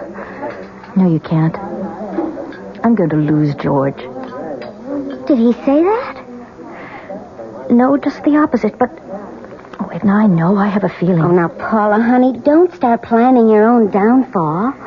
I'm afraid it's all planned. It's all in the cards. In the cards? Yes, you know, it's just an expression. Well, honey, I don't know whether I should suggest this. What? Well, you're just mentioning cards. It seems sort of frivolous at a time like this, but... Well, there's a woman down in the East Village. She tells fortunes, you know, with cards and tea leaves. And what could you do for me? Tell me what I already know. Well, this woman specializes in herbs. She calls herself Mother Love. Mother Love? Well, now, mind you, I'm just suggesting, but maybe, just maybe, this woman could help you. How? Sometimes these old crones can read things in the future. Maybe a baby is in the cards for you. After the doctor said that there wasn't... It's just an idea. Well, how do you know this Mother Love? Oh, quite by accident. About 6 months ago. Henry and, well, maybe it was Ed. Anyway, it was the current one at the time. We were bar hopping in the village when we came on this fantastic storefront. The window was painted green and purple with red curtains, and it said, Mother Love, in orange letters. Fortunes told, secret herb remedies. Seemed like a lark, so we went in. And all I remember from then on was mumbling and incense. And being told, 1, I'd never marry. 2, that I was too fickle and flighty. And 3, that my mother had a wart on her right side. Oh, really? Darned if the old crone wasn't right about that, too. Edna, the idea that a fortune teller spell can help me have a baby is just nonsense. Well, looking at it in the cold light of day, you're right. It's just a thought. Oh, something to say, I guess. Oh, honestly, Paula, I feel so uncomfortable. I mean, what do you say to someone in your predicament?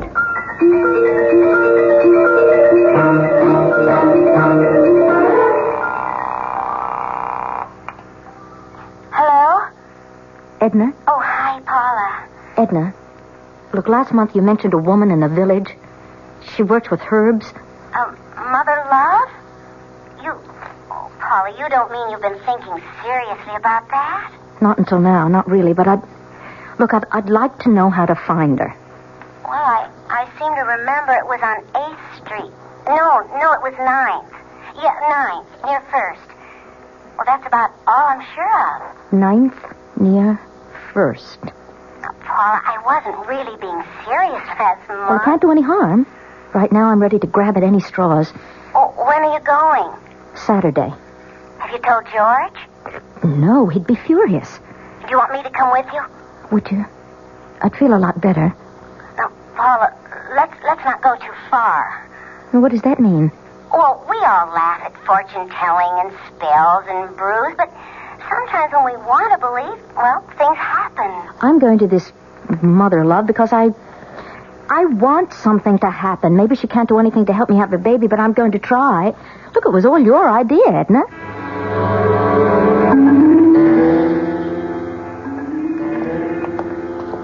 I think it's at the end of this block. What a neighborhood. Makes my skin crawl. That's it. I see what you mean about those red curtains and orange letters. Looks like a Coney Island transplant that failed.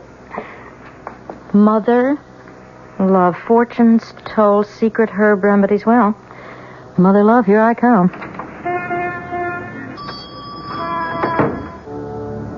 Good heavens.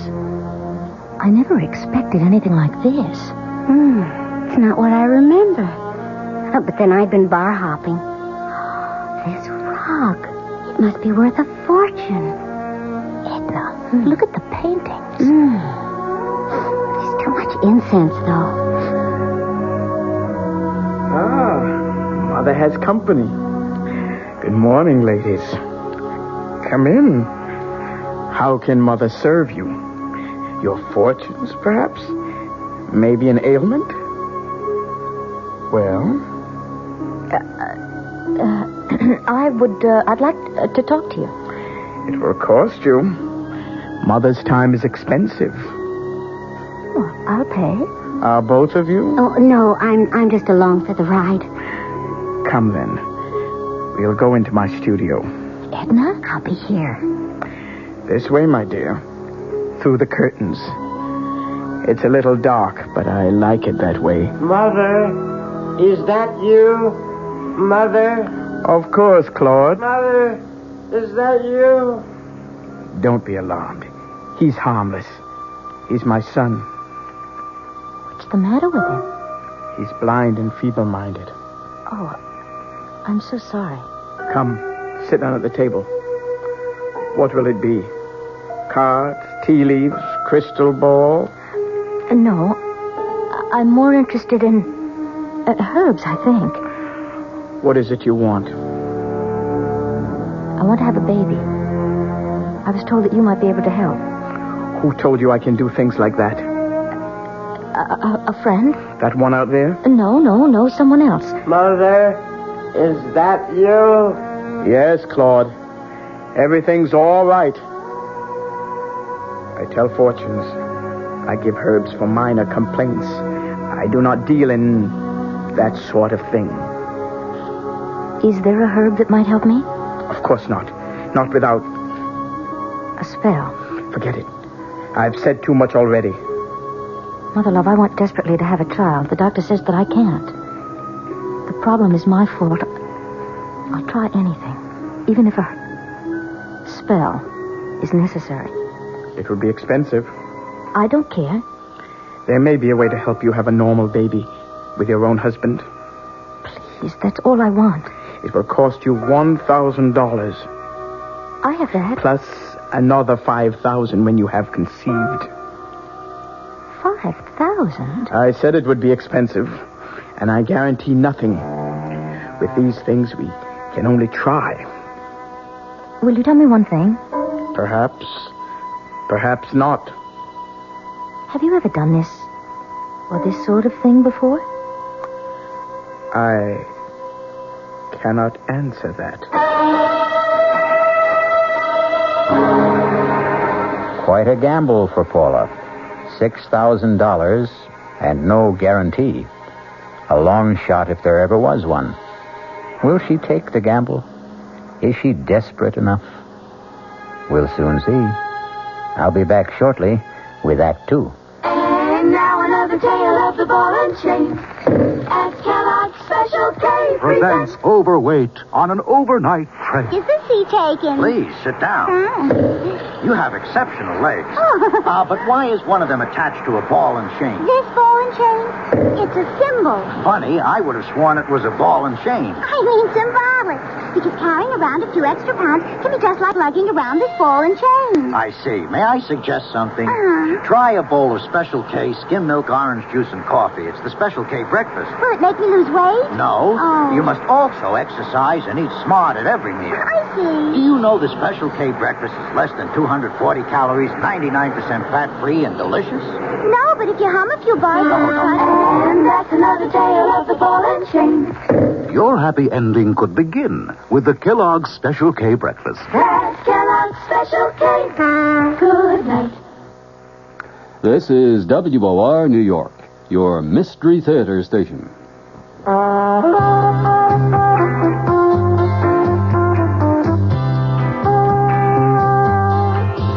No matter what you're saving for, that's what Suburban Savings for Suburban. Suburban Savings offers you a regular savings account with flexibility. You can add any amount to your account whenever you wish. Withdraw whenever you want.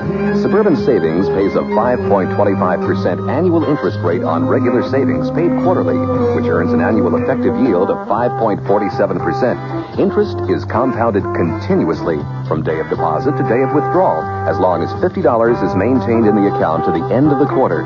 Come into Suburban Savings and open an account with flexibility. Our regular savings account in New Jersey at Bayonne, Edgewater, Elmwood Park, Emerson, Hackettstown, Morris Plains, Nutley, Paramus, and Sparta.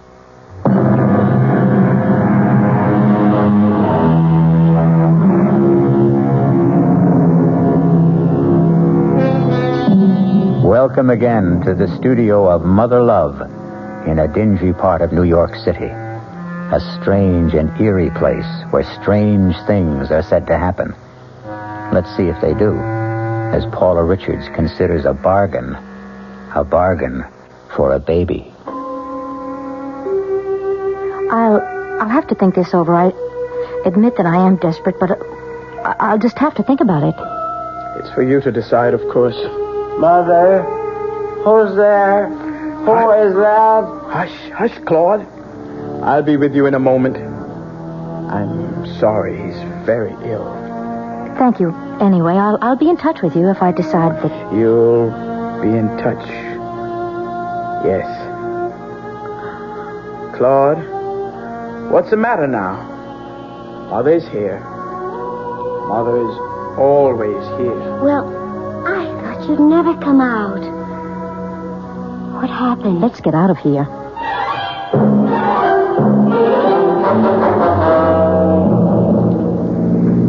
She really said that? Well, she said she doesn't guarantee anything. Paula, now listen to me. Forget it. She's a fraud and you know it. Well, you can't throw away $6,000 on a phony fortune teller. But if she could possibly... Oh, what? You'll have to tell George about this. Heavens, no. He'd think I was completely crazy. You know, I'm sorry I ever brought this up. Don't be, Edna. Look, I won't lose my head. Well, now, where would you get the money anyway without telling George? Well, I have $1,000 in a personal account. It's all that's left of my father's inheritance. I'll worry about the rest later.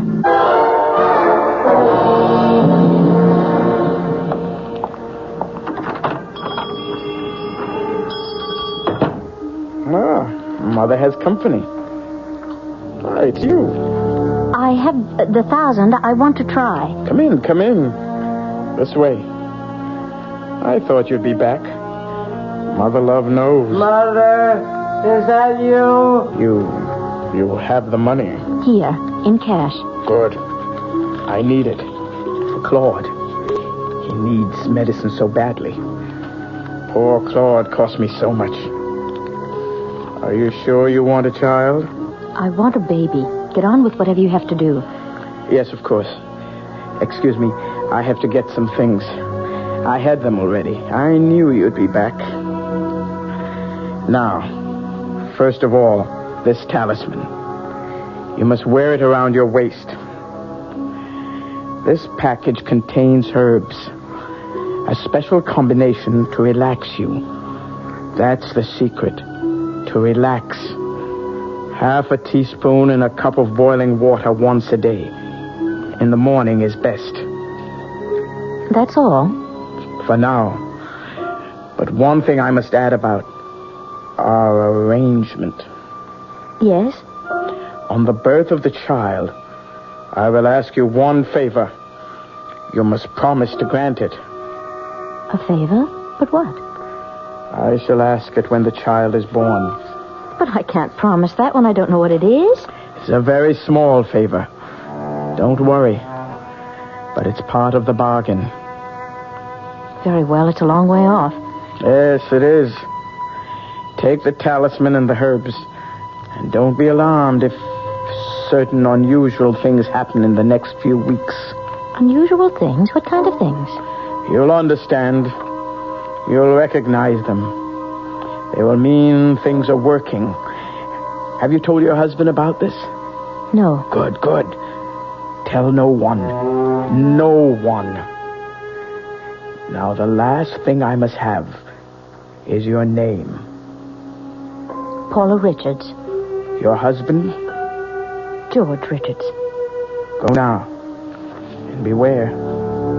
I'll be in touch with you. Yes. 5,000. Remember when you conceive. Mother, who's there? Who's Lord, Mother's here now. Only Mother.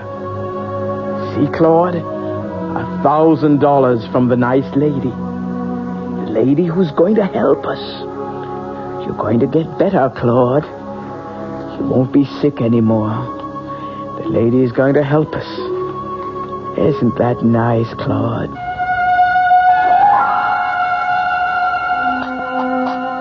Paula? Penny for your thoughts. Oh, I wasn't thinking of anything, really. You've been like that a lot lately. Distant.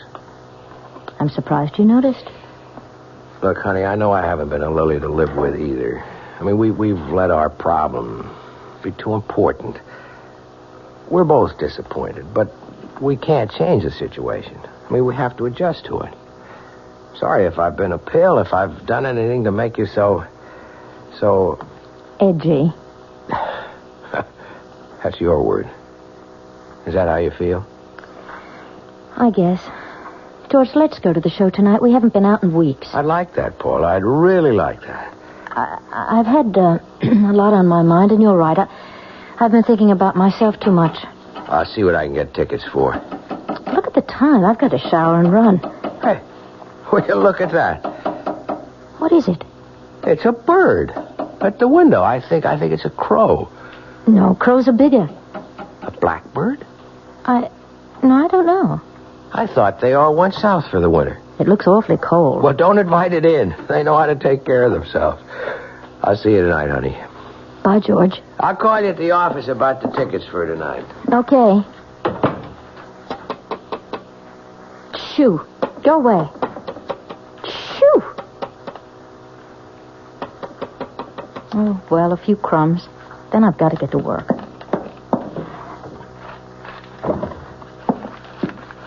You look so cold.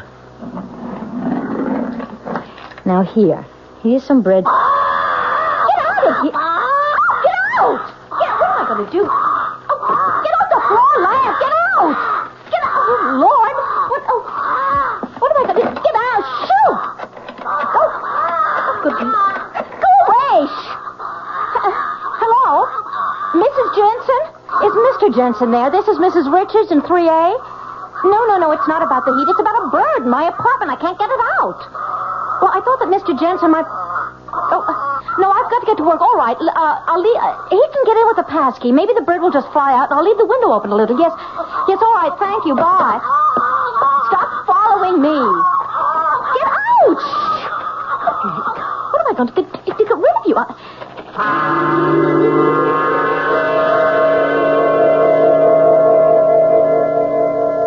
You wanted to see me, Mr. Jordan? Yes. Sit down, Paula. How are you feeling? Why?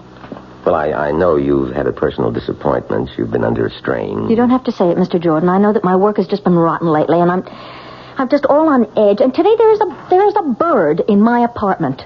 A bird? Tapped on the window this morning, and stupid me opened the window and gave it some crumbs. What kind of bird?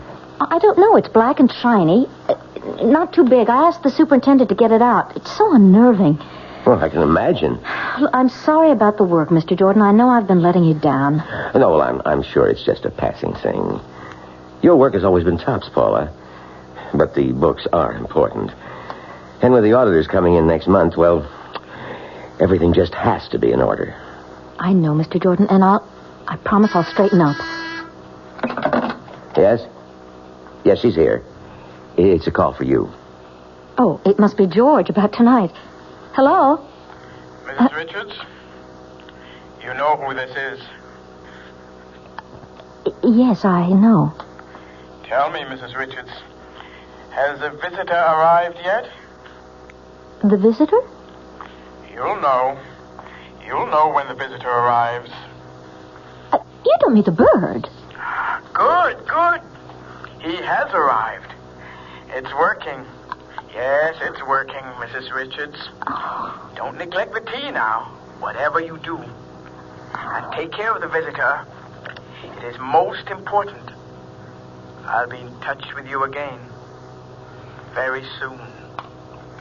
Oh, Paula, is it trouble? You're white as a ghost. No trouble at all. That is, I don't know. Well, you mentioned the bird. Is that it? Yes. The superintendent got it out. Oh, good. Then there's nothing to worry about.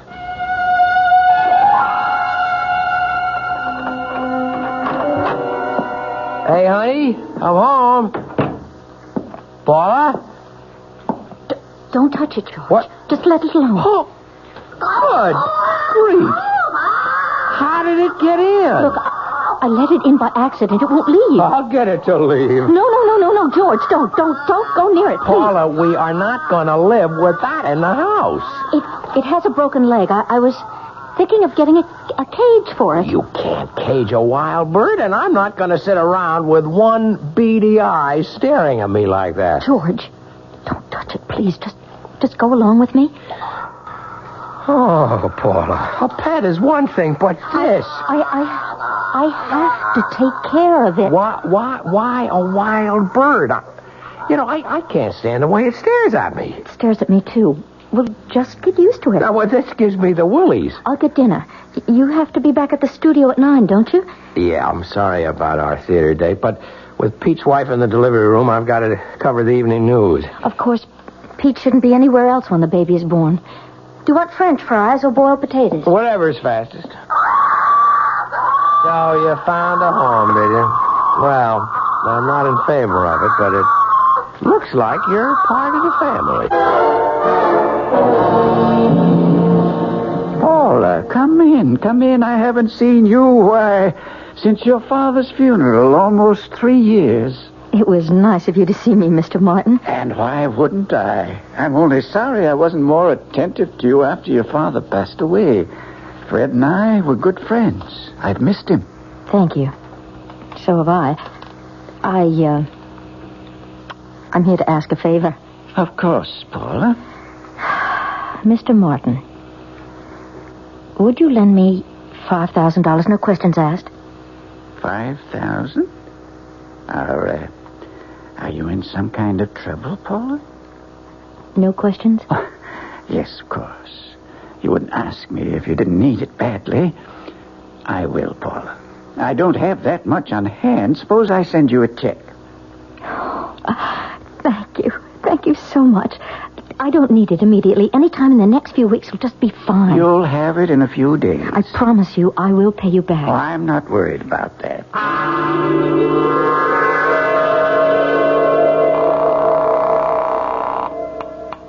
Hello? Mrs. Richards? Oh, yes, it's you. Things are ready. You'll be needing the $5,000 very soon. I've arranged that. Good. How is the visitor? Still there? It must be there. It is. Good. $5,000, Claude. What? The lady will give us $5,000. Mother? You'll be going to get better, Claude. You'll be able to see again. Your legs won't hurt. Mother has to leave you for a while. But don't worry, Claude. We'll be together soon with $5,000. Everything will be all right. I promise you.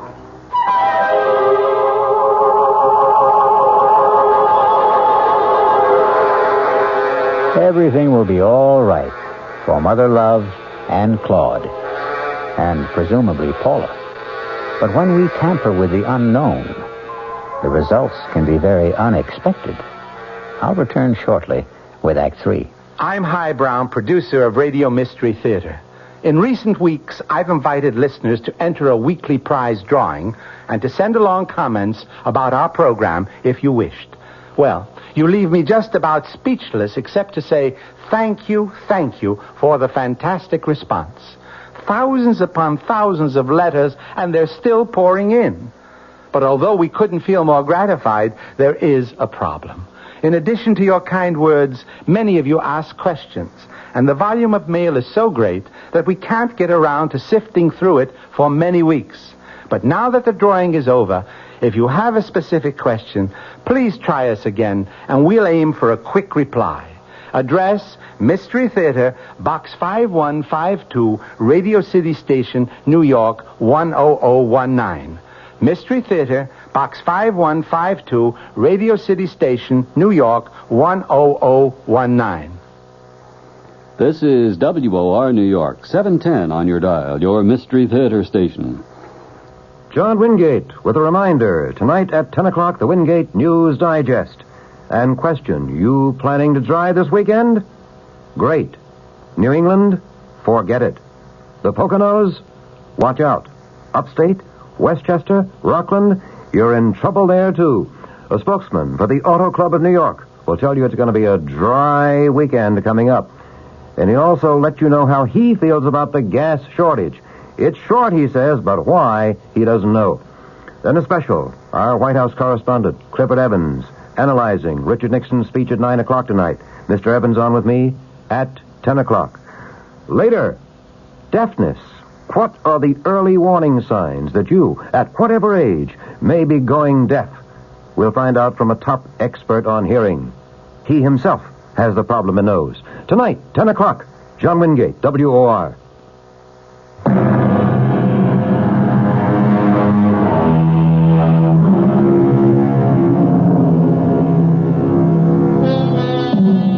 Let's return now to the plight of Paula and George Richards.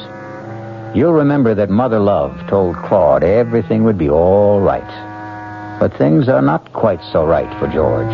In fact, things for George are getting downright impossible. Paula, I am not going to bed another night with the bird on the dresser. It's been there every night for 2 weeks. All it does is sleep. You've got to admit he hasn't been any trouble. I still don't like the look in its eye. The way it hobbles with that broken leg. It's grotesque. Turn out the light, George. You won't see it then. Oh, boy. I never thought I'd be sharing my bedroom with a bird. Good night, darling. What's the matter with that thing? I don't know. It never acted that way before. If it keeps that up, I'm going to shoot it. Good night, George. Good night, Paula. Paula, what is it? Paula! There's pain in my Oh, wait a minute. Let me get the light. There. I'll call Dr. Morton. No. Wait. Oh, what's the matter with... What is the matter with the bird? Devil, take the bird. I'm concerned about you. It's Louis. Stop it. What time is it? It's 4:30. I'm calling Dr. Morton. Don't. Not yet. It might be appendicitis. No. It's not that. I'm going to kill that bird if it doesn't shut up. Look, I'll be all right. I'll be all right. I'll see... God, I'll see Dr. Morton in the morning.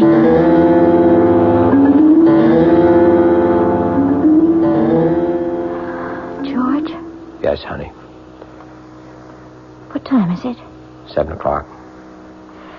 I fell asleep. After the pain seemed to stop. Oh, the pain.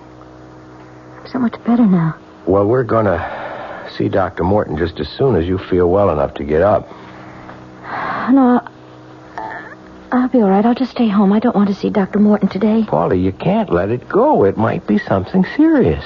I promise I'll see him when it is necessary. I want to stay in bed today. I'm going to call him and tell him about it after I make us some coffee. All right. I'm going to wash. I'll call Mr. Jordan also and tell him that you won't be in today.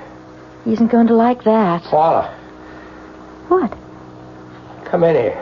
What's the matter? You sound so... I didn't do it, Paul. I know I threatened to, but I swear I didn't. I never gave the bird another thought after that pain itch. I never touched it. Oh, George, it's all crumpled up. It's dead, Paul. The bird is dead. How long ago was this attack? A little over a month ago, Dr. Morton. Why didn't you see me right away? Well, I wanted to be sure. Well, Paula, there are some preliminary signs similar to pregnancy. That's what I thought. I knew it would be. Don't get your hopes up yet, Paula. I told you about the impossibility of your... I know, but I think that... And I said these symptoms are similar to pregnancy. They could be caused by something else. I'd like to run a few more tests. All right, anything that you say, but this time they're going to be positive. I know, Dr. Morton, I just know. A woman knows when life has started within her.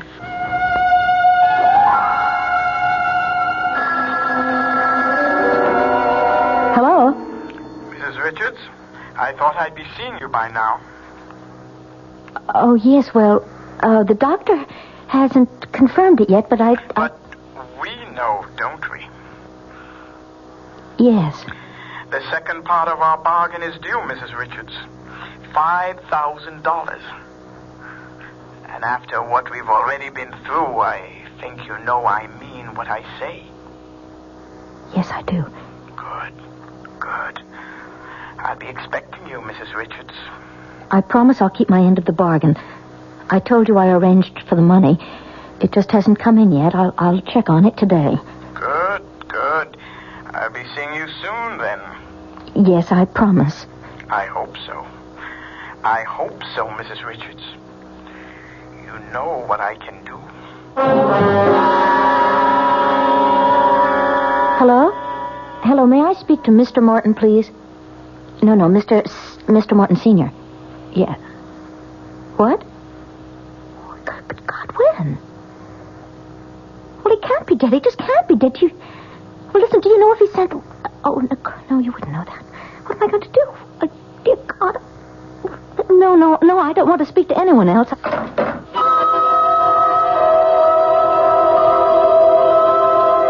I expected you sooner. I'm sorry. I had to turn to another source for the money. It doesn't matter. You're here with it now?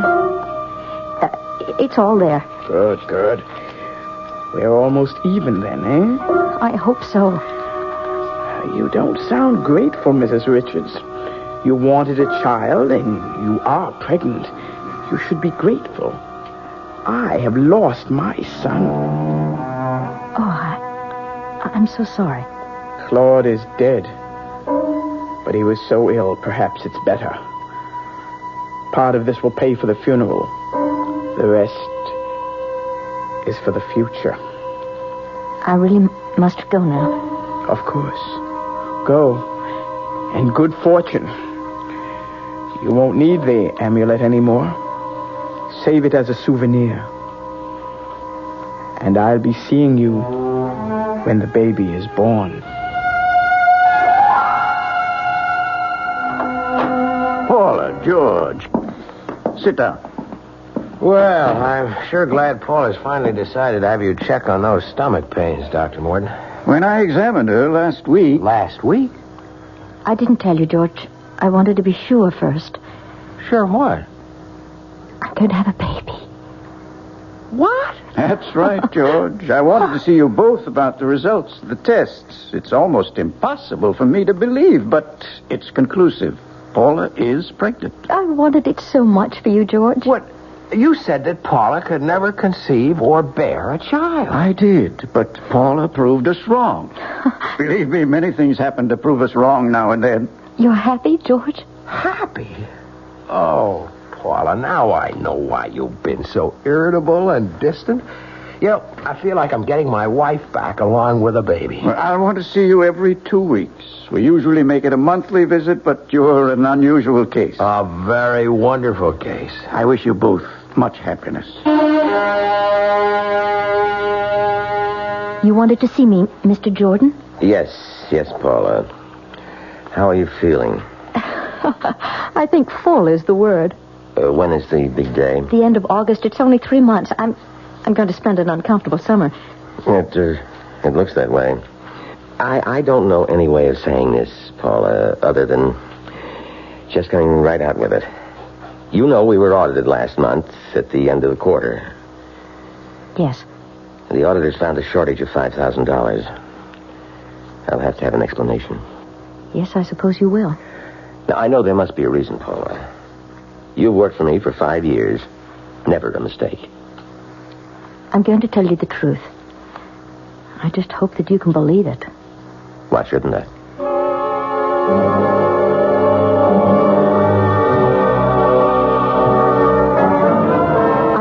couldn't get the money anywhere. I haven't told George, but we'll pay it back. Look, I promise you. I hope so. But I'll go along with that. Thank you, Mr. Jordan. Right now, the baby's the important thing. George, it's time. I know it. I'll get Dr. Morton. I'll get the suitcase. Congratulations, Dad. Everything's all right. Paula? Paula's fine. Boy or girl? Only the mother can tell you that. Go on in. Paula, honey. George, isn't he beautiful? I've already named him George Jr. I hope you don't mind. Mind? Oh, no. Honey, honey, honey.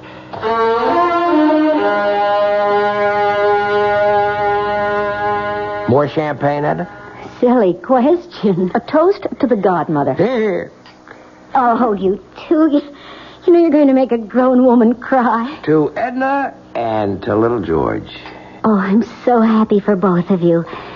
And you don't know how relieved I am. Relieved? Oh. Well, what I mean is I think that Edna means that she's relieved she doesn't have to listen to my troubles at lunch anymore. From now on, everything's roses. I'll get it. Hello?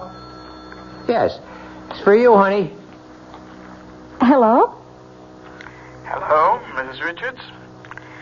Congratulations on your new son. Well, how did you... thank you. It's time now for the favor. The last part of our bargain. Yes, I suppose it is. Good. I'll see you here in my studio tomorrow with the baby. Just to see him? That's all. Just to see him. All right. Good.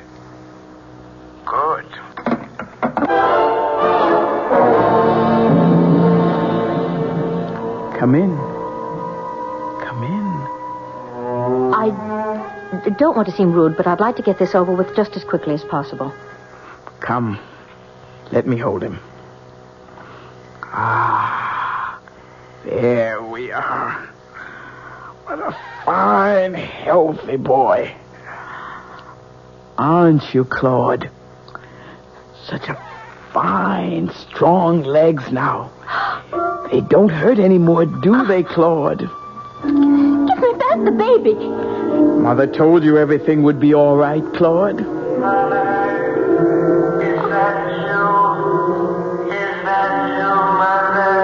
Yes, Claude. Oh, my God, what is it? Mother told you that you'd be away for a little while. But now we're together again. And you won't be sick anymore, Claude. You have a fine new body now. And we'll take better care of it than we did with the last one. Mother will see to that, Claude. Mother will see to it. So, little George, or little Claude, whichever you prefer, seems to have more than his share of mothers. Perhaps Paula and Mother Love will share the raising of the child.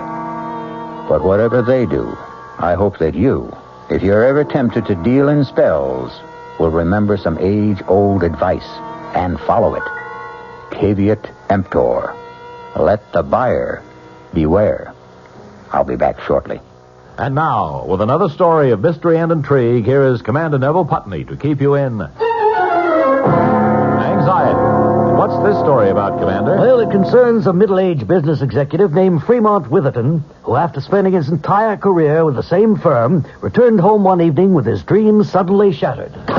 Is that you, Fremont? It's me, Erica. Fremont, you look so peaked. Erica, I've been fired. That new plant manager, he's been trying to cut me out, and today he succeeded. Well, you don't need to give me that hangdog look. Just go out and get another job. I'm through, Erica. I'm 58 years old. Nobody will hire me for half the salary I've been making. My only hope is to kill the plant manager. Fremont, I hate rough stuff, but if you've decided, your Roscoe's upstairs in the trunk. You load it, and I'll warm up the getaway car.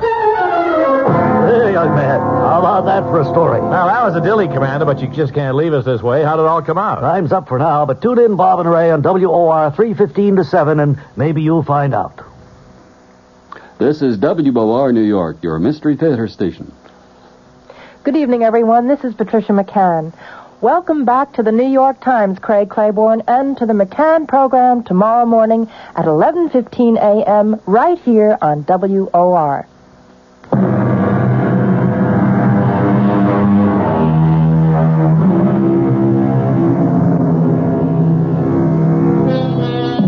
Ah, sweet mystery, magic, mysticism. These are the ingredients we mix well, chill, and serve nightly on Radio Mystery Theater. Come and enjoy our hospitality again when malice heads the menu and menace is our mead. Our cast included Joan Hackett, Vanette Carroll, Mason Adams, Leon Janney, Evie Juster, and Roger DeCoven. The entire production was under the direction of Hyman Brown. And now, a preview of our next tale. Am I dead? Not quite. You're in a hospital with a bullet in your brain. As the saying goes, as good as dead. And Sherry and Herb got away with it. Oh, it isn't fair. If I only had it to do all over again. Suppose you had. Could you do better? Of course. Of course, if I knew what I know now. Naturally. That would have to be a precondition if you're asking for yesterday to live over again. Oh, please. Please, give me the chance. This is E.G. Marshall inviting you to return to our Mystery Theater for another adventure in the macabre. Until next time, pleasant dreams.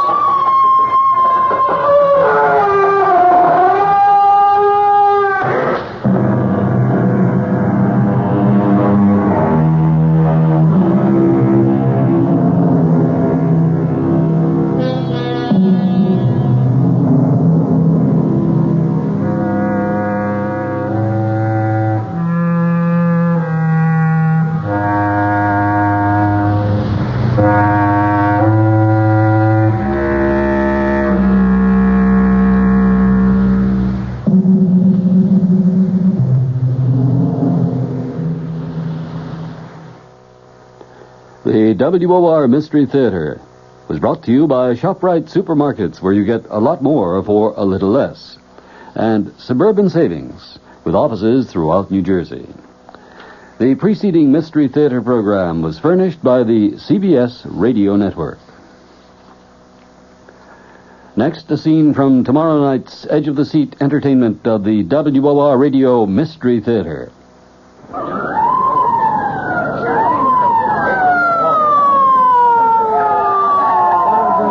Brain injury, boys. Handle with care. That's it. Nice and easy. Keep him flat on the cart. How is he, Doc? Still breathing, Sergeant. Touch and go. You want to stay with it as we take him in? You don't seem to know what it is. What's he saying? Search me. Could hold up a minute so I can hear what he's Not trying a to second, Sergeant. Anything this guy has to tell you will be after he's operated on, not before. If then. Sounds like he's talking with someone. Asking for something. Yesterday. There, something about yesterday. What this baby ought to be worrying about is tomorrow. Listen for The Man Who Asked for Yesterday, another chilling tale on the WOR Radio Mystery Theater tomorrow night, right after the Fulton Lewis commentary at 7. This is Sherry Henry, proud as a winning politician to announce my special guest tomorrow is Mrs. Malcolm Wilson, the wife of our new governor of New York. Now, you know, the truth is, even though the Wilsons have been at the pinnacle of state government for 16 years, we really know very little about them as people.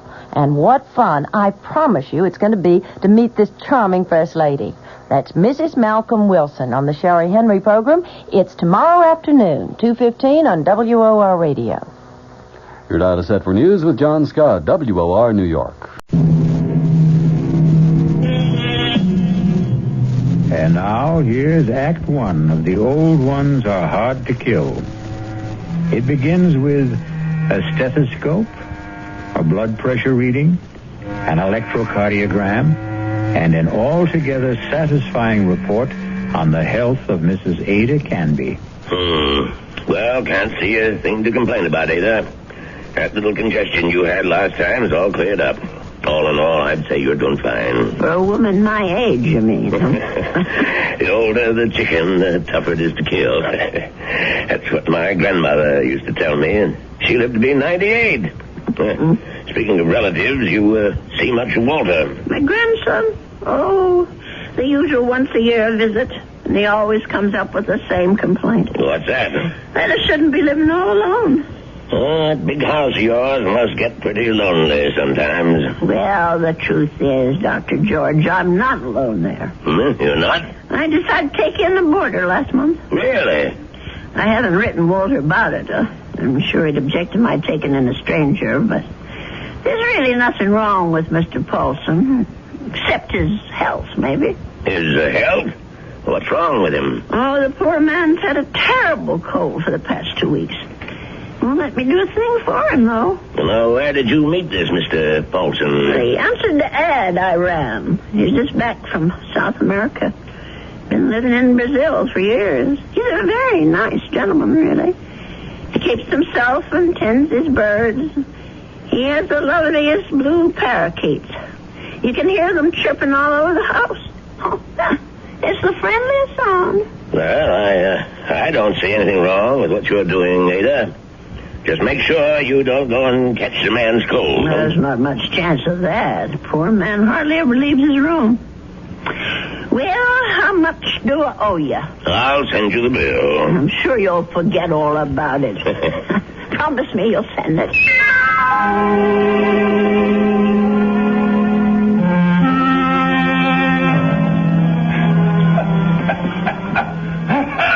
Oh, dear. Mr. Paulson?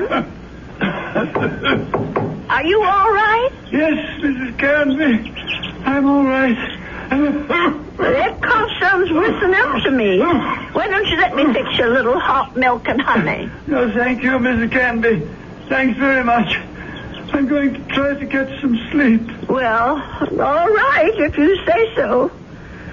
I guess it's time I was in bed myself.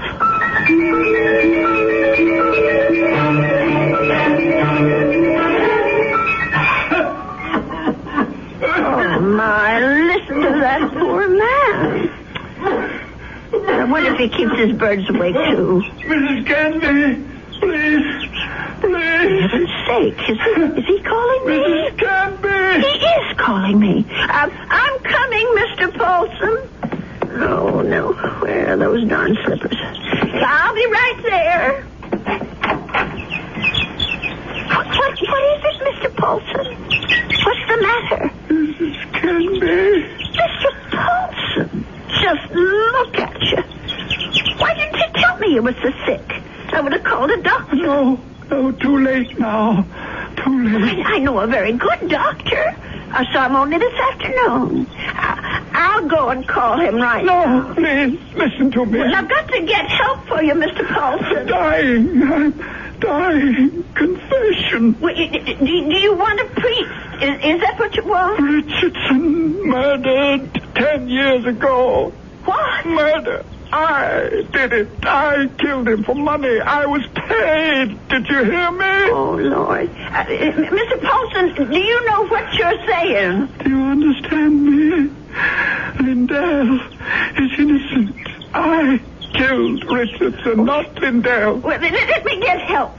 You can tell them yourself, Mr. Paulson, and the police and the doctor. You tell them, please. Tell them to free Lindell. He's innocent. Tell them I'm the one who killed Richardson 10 years ago. Oh, I don't know anything about such things, and I don't want to. I did it. I killed Richardson. I did it. I don't want to hear it. Please don't tell me. Please. Mr. Paulson, Mr. Paulson? Oh, dear God, I think he's gone.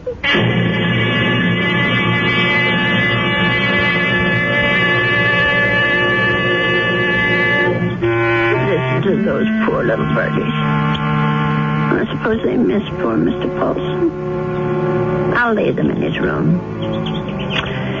Well, let's see about this letter now.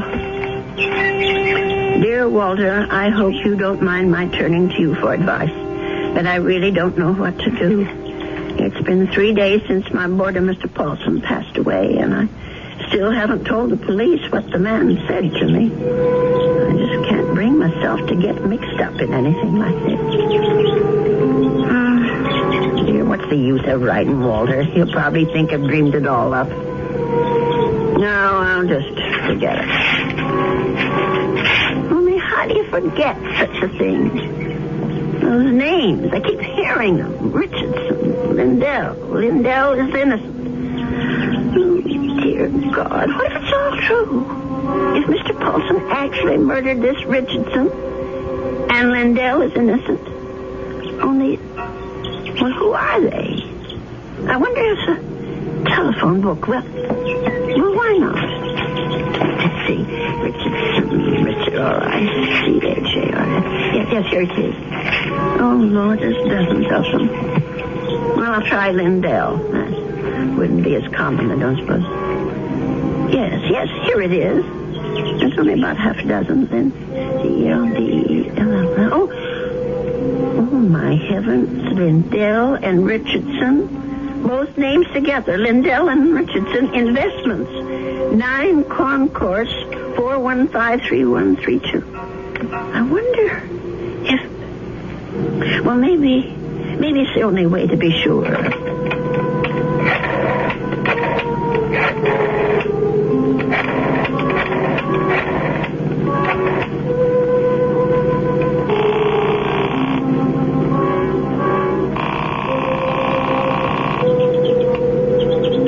Oh, hello? May I speak to Mr. Lindell?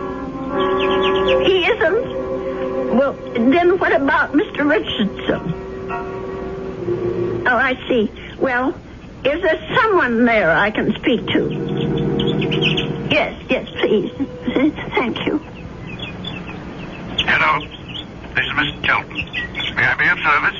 Well, maybe you can. I want to know about your Mr. Richardson, about when he died. I think I did business with him once, a long time ago. Well, it's 10 years, madam, just about. But if you're interested in investment advice... Well, I'll think about it. Thank you very much.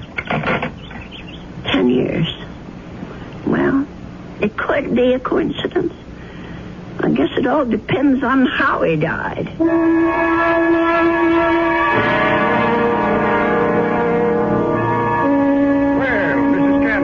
Come in. Have a seat. Thank you. Well, now, how can we be of help to you? Well, I didn't come here to get help, Mr. Shelton. I came to help you, as a matter of fact. Or rather, somebody you know. Who would that be? Mr. John Lindell, the man who was supposed to have murdered Mr. Richardson. I'm afraid I'm not following you. Well, it took me all week to find out what happened to those two men, and finally I found the story in the old newspaper room down at the library about Mr. Lindell being indicted for killing his partner. But I'm sure you know the whole story a lot better than I do. Well, of course I know the story, but that was quite a long time ago, Mrs. Canby. 10 years doesn't seem so long when you're my age. Anyway, the point is that I can help your Mr. Lindell, only I can't do it alone. Did you know John Lindell? No, I didn't. Nor Mr. Richardson, for that matter. The man I knew was named Paulson. Who?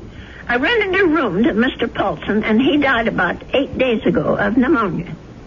I was there when it happened. Oh, that's unfortunate, but... Before he died, Mr. Paulson told me something about Mr. Richardson's murder. He said Mr. Lindell hadn't been responsible, that he, Mr. Paulson, had committed it. For money. Oh, Mrs. Canby, listen to me. It was this man Lindell that bothered him. The fact that he was in prison for something he didn't do. I thought I should tell you this, Mr. Shelton, because you knew both of these gentlemen. It said so in the newspaper. Mrs. Canby, my dear woman. What? I don't know what silly story you heard, but it's completely wrong. There wasn't any question about what happened. This boarder of yours, whatever his name is, merely had an obsession. Well, just the same, I thought you could follow through on this business. Yeah. Tell the police, because if it is true, Mr. Lindell should be freed. On evidence like that? Well, I don't know anything about evidence. I'm just telling you what I heard. Well, never mind. I suppose I should have told the police myself. Oh, wait, Mrs. Canby. Let me put your mind at rest. John Lindell is no longer in prison. He isn't? He's dead, Mrs. Canby. He's been dead for the last 3 years. Oh. He wasn't a young man when all this happened, when he accused his partner, Fred Richardson, of defrauding him and shot him dead. He died? In prison? Even if all you say is true, that this man was Richardson's murderer, you can't help John Lindell any longer. He's beyond that. But his name, don't you want his name? Have you any proof? Any living witness? Just myself. Forget it, Mrs. Canby. That's my advice to you. The old wound is healed. Don't reopen it. Oh, well, it troubles me so. I haven't thought of anything else since it happened. Perhaps if I saw a minister, if I had some advice from a man of God. Mrs. Canby, now you said something. Now you've shown me the way. That's where our answer lies, dear woman, in prayer. Mm-hmm. In the forgiveness of our dear Lord. Will you pray with me, Mrs. Canby? Pray? Here? Why not? God is everywhere. Please, join me. Dear Lord, tell us what to do. Give us your divine guidance. Show us the path to righteousness. Mr. Shelton, Help us, O Lord. Help us to understand. Teach us to forgive the sins of others and to forget them. To forget. I feel much better now, Mrs. Canby. Do you? I'm not sure. Let us turn this matter over to God, Mrs. Canby. Not to the police, but to the Lord. It's in His hands now. Don't you agree? Well, in a way, that's true. Since they're dead now. All of them.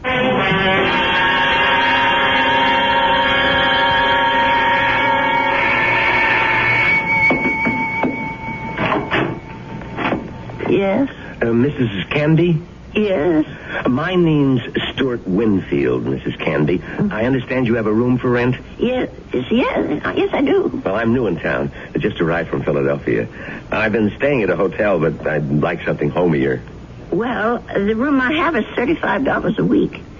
I can't offer you any meals, but you can use the kitchen all you want. Well, that sounds good to me. Would you like to see the room? Yes, ma'am, I sure would. Well, come on in then. Thank you.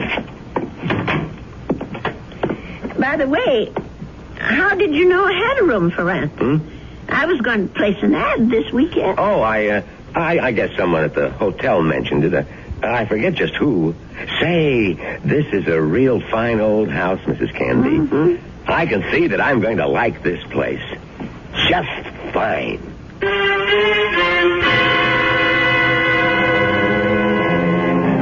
And so Mrs. Canby has a new boarder.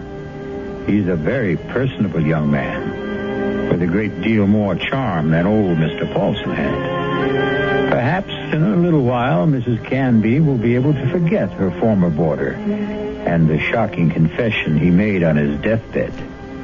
I'll be back shortly with Act 2. I want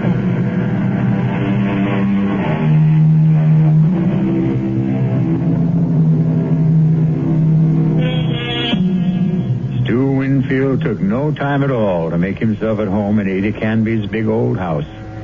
He loved everything about his room. The fine old four-poster bed, the crazy quilt that Ada herself had sewn up 40 years ago, the lace curtains on the window. He even loved Mr. Paulson's blue parakeets. But what he really seemed to like best was Mrs. Canby herself. Just take me 2 minutes to get these change sheets on the bed, Mr. Here, let me give you a hand. No, I can manage. I've been making this bed for almost 50 years. 50? You've lived in this house that long? Moved in here when I got married back in 1919. My husband David bought it for us. Our only son Ralph was born in it. And you've lost them both? Yes, they're both dead, but I haven't lost them. Oh, yes, I understand, Mrs. Canby. I guess I feel that way about my mom. Your mother's dead? Yes, she died when I was 2. Oh. Listen, Mr. Winfield, are you sure you want these birds in your room? I could take them to the parlor if you want. No, I think they're great. I think everything's great about this house. But there is something you can do for me. What's that? Would you mind not calling me Mr. Winfield? Oh? That's what they call my father. My name's Stuart. Well, all right, Stuart.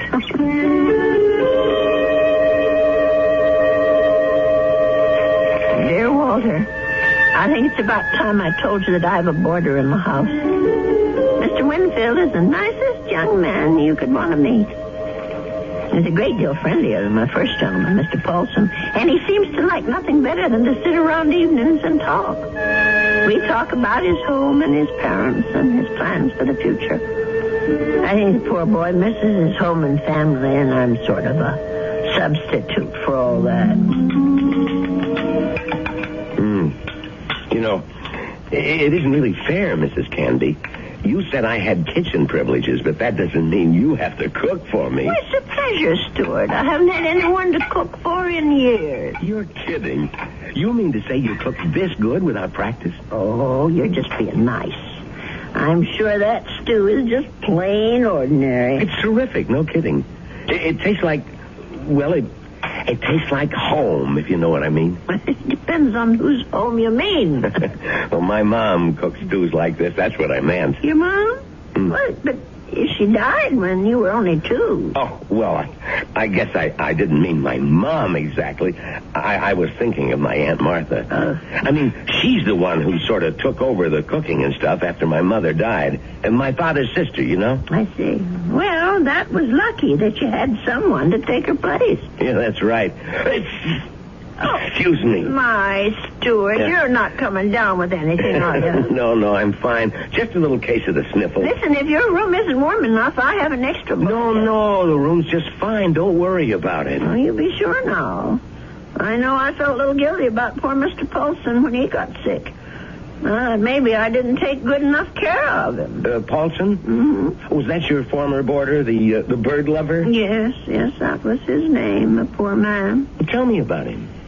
Well, I don't really know that much about him. He lived here less than 2 months. Well, what sort of a guy was he? Very quiet. He kept to himself. Did you say he was from South America? I don't remember if I did or not. Well, you must have said it. Yes, of course. He was American, but he'd been living in Brazil. I don't know why exactly. Although, come to think of it, maybe I do. What do you mean? Well, it just occurred to me that Brazil might be just the place for someone who came into a lot of money and wanted to leave the country. I don't understand this. I really think you are getting a cold, Stuart. I'm getting that blanket out this minute. Now, wait, Mrs. Canby. I'd rather hear about... Never mind. I don't want to take any chances. I'll be right back. Yes, Mrs. Canby. Don't take any chances.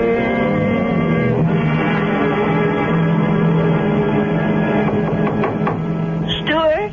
Yes? Come in. I brought you a tray, Stuart. Oh. No, you shouldn't have gone to all that trouble, Mrs. Canby. Wasn't the least bit of trouble. Besides, you've got to have some supper. Feed a cold and starve a fever. That's what I mean, I was going to come out to the kitchen and get myself a sandwich or something. You didn't have to bring it to me. Oh, look at that. Is that roast chicken? Well, that's what it's supposed to be. I hope it tastes all right. Noodle soup with dumplings. Mrs. Canby, you're spoiling me rotten. Do you know that? Yeah, I just thought it'd be a good idea if you stayed in bed and took it easy. You weren't planning to go out tonight, were you? No, I was just going to stay in and read for a while. Maybe watch television. Oh, that's good. Here, I'll just set this tray down. Oh, the service here is just too good. Oh, we never finished our talk the other day about that boarder of yours, Mr. Paulson. Well, there's not much to say about him, really. Well, you said something about his living in South America. You said you thought you understood why he was living there. Sounded real interesting. Well, the truth is, Stuart, there is something to tell about Mr. Paulson. Maybe you can help me feel better about it all. About what? I'm not going to tell you if you don't eat. All right, Mrs. Canby, I'll eat. Well, it happened just about 3 weeks ago.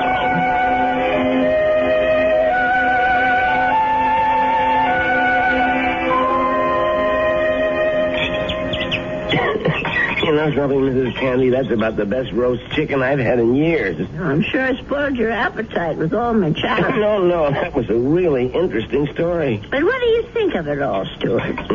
No, the killer is the man who hired Mr. Paulson. Don't you see? Is it right that he should get away with it? No, wait a minute. You're jumping to conclusions. No, I'm not. Mr. Paulson told me that he was hired to do this thing. Well, maybe he was hired by Lindell. Maybe Lindell hired him, and then Paulson got cold feet, and Lindell did the shooting himself. No, I'm sure that isn't true. You see, I read the newspaper article all about it. Well, you really were thorough about this, weren't you, Mrs. Candy? You poor man. That cold's gone to your chest now, hasn't it? No, I'm all right. Stop worrying about me. Let's talk about this other problem of yours. Well, maybe I'm making it more of a problem than it should be. Maybe if I just told the police everything, I could forget it once and for all. No, I really couldn't advise that, Mrs. Candy. Well, it said in the newspaper story that the two men were partners in that investment firm. Mr. Lindell thought that his partner Richardson was cheating, taking money out of the firm, and that's why he's supposed to have shot him. Wasn't there a witness to the shooting? Why, yes, I think there was. Come to think of it, it was Mr. Shelton. That's right. Well, doesn't that wrap it up for you? Well, it would if it wasn't for Mr. Paulson. Listen, Mrs. Candy, you know how much I like you.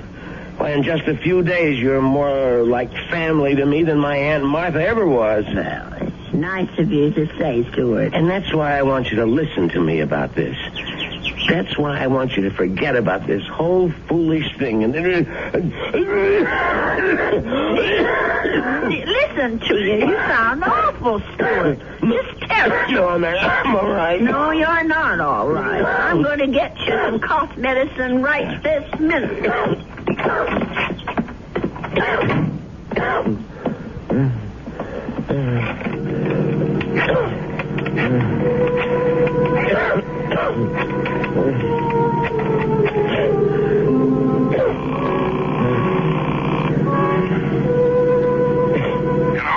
Mr. Shelton, it's me, Winfield.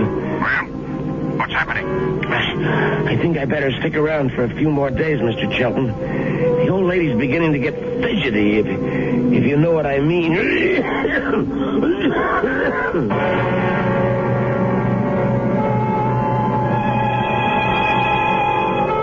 Well, something tells me that Stuart Winfield isn't such a nice young man after all.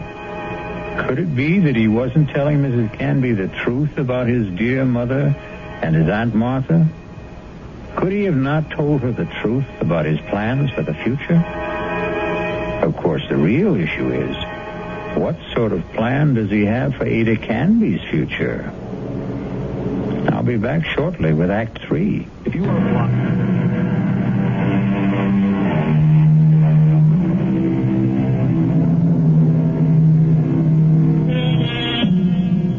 Poor Mrs. Canby. She isn't sleeping well tonight. But of course, Mrs. Canby has good reasons for insomnia. Her thoughts are whirling. Her boarder Stuart was right. She doesn't want the bother of going to the police. And she firmly believes in the old adage, if you don't trouble trouble, trouble won't trouble you. But still... Oh, my. I'm just never going to get to sleep tonight. Poor Stuart. He's still coughing. I'm sure that room is just too drafty. I never should have let any boarders in until I got the windows fixed. Oh, dear. That poor boy. I'll never forget the terrible night Mr. Paulson was coughing so badly. Huh? And the way he looked, all gray and shrunken. If only I knew he was so sick. No. If only he'd never even come to this house. Mrs. Canby, I killed Richardson. I did it. Do I ever forget the sound of that man's voice? Lindell is innocent. Lindell is innocent. That poor man. All the years he spent in jail for something he didn't do. Let sleeping dogs lie, Mrs. Canby. My Aunt Martha always said, let sleeping dogs lie. Oh, if only I could get some sleep. Let us turn this matter over to God, Mrs. Canby. Not to the police. Not to the police. Not to the police. What a strange man he is, Mr. Shelton. The way he talked about God, praying at his desk. Of course, God is everywhere, but his desk. I killed Richardson. I murdered him for money. I was paid. Paid? Someone had to pay him. Mr. Paulson wasn't the only guilty one. Someone else was, too. Forget. Oh, dear Lord. Mr. Shelton. Shelton, what did that newspaper article say? The chief witness against Mr. Lindell was Arnold Shelton. But how could he be a witness to something that never happened? How could he be? I'll have to tell someone. I'll have to talk to someone. Yes, I'll tell Stuart about it. In the morning.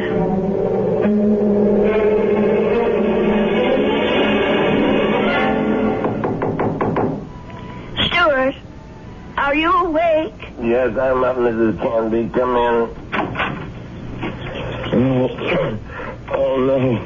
Now, don't tell me I'm getting breakfast in bed, too. Well, I know you had a terrible night last night, Stuart. You were coughing much worse than ever. I guess that medicine wasn't very good. Sorry I kept you awake, Mrs. Canby. No, that wasn't your fault. No. Something else kept me up. What was that? Oh, my mind, I guess. Maybe I should say my conscience. Oh, that sounds serious. But it is something serious, Stuart. Well, I might have let a man get away with murder. No, it's even worse than that. He did something worse than murder. You're talking about Paulson again. No, I'm talking about the man who hired Mr. Paulson. He didn't just have that man Richardson shot. He let an innocent person go to jail and die there. Now, that's like committing 2 murders, if you ask me. I have to tell you something that occurred to me last night. Sure, go ahead. Well, it's about Mr. Shelton. Mr. Arnold Shelton. Yeah? Go on. I'm listening. Stuart, I wonder if maybe the reason Mr. Shelton was so upset with me, the reason he didn't want me to go to the police, was because he was afraid. Explain what you mean. Well, what I mean is maybe Mr. Shelton had good reason, besides the one he told me. He was working for both Mr. Richardson and Mr. Lundell at the time of the murder.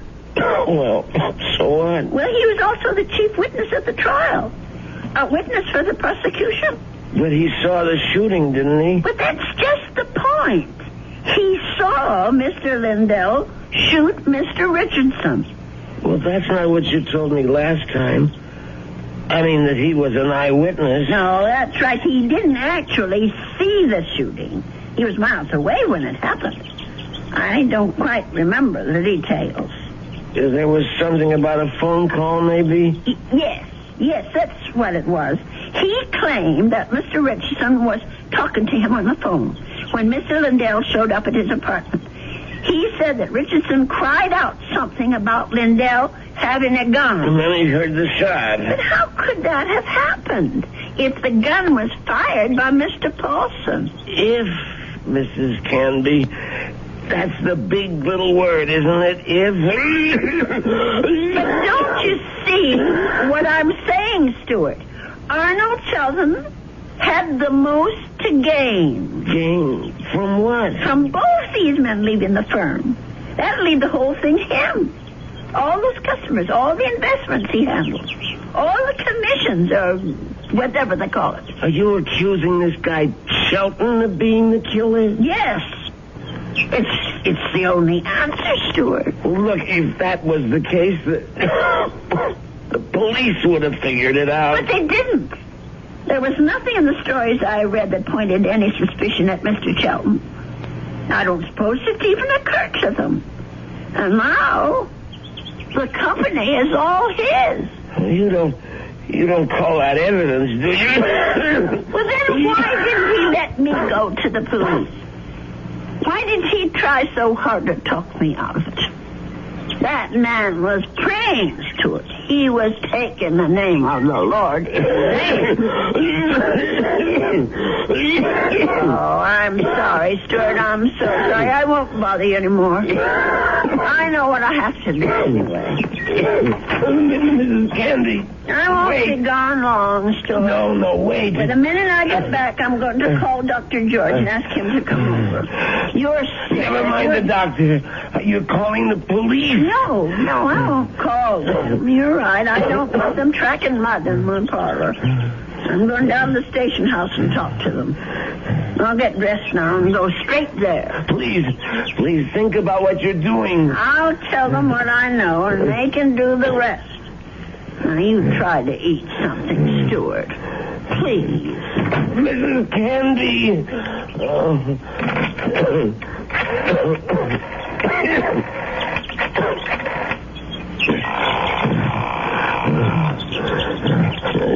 Sheldon? What is this, Winfield? I told you not to call me at the office. It's an emergency. You sound terrible. What's the matter with you? I'm sick. Only you're going to be a lot sicker. What are you talking about? The old lady. I can't stop her. She's decided to talk. What? She figured it out. Figured out exactly what you did, Sheldon, and how you did it. You fool. You've got to stop her. Do you hear me? That wasn't part of the deal, Sheldon. It's all of the deal now. The price didn't include anything like that. The price just doubled. Old ladies are always having accidents. Make her have one. Make her have one now, Winfield. All right. She's gonna have a fall down the cellar steps. Right now. I gotta get my robe on and my slippers. I gotta hurry.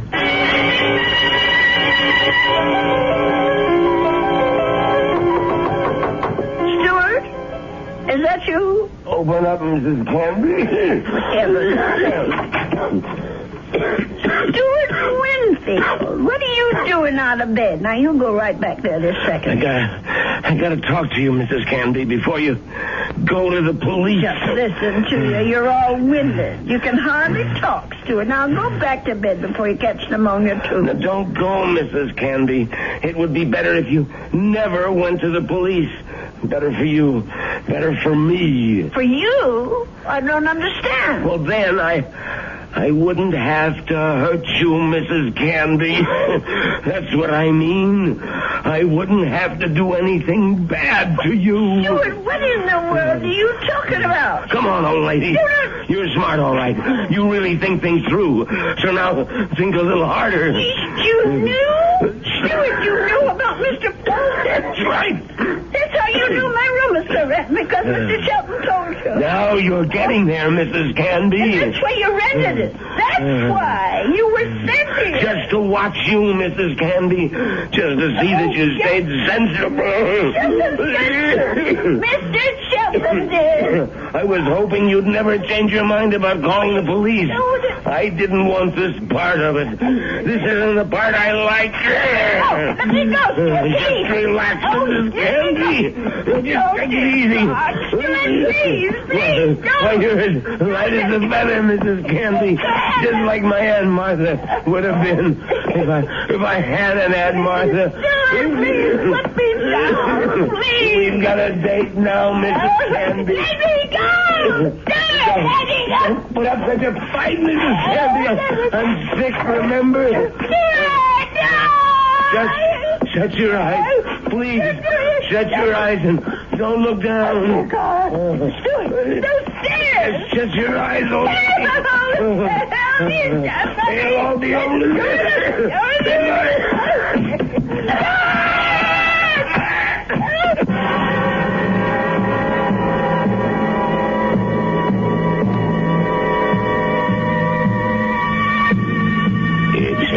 It's all right now, Ada. Just be glad that it wasn't you at the bottom of those stairs. Well, will you be all right, Dr. George? Now, what do you want to worry about that man for? Truth is, his injuries don't amount to very much. A couple of broken ribs seem to be the worst of it. But he'll be a patient for some time before they can put him in prison where he belongs. Him and his friend. What was that man's name again?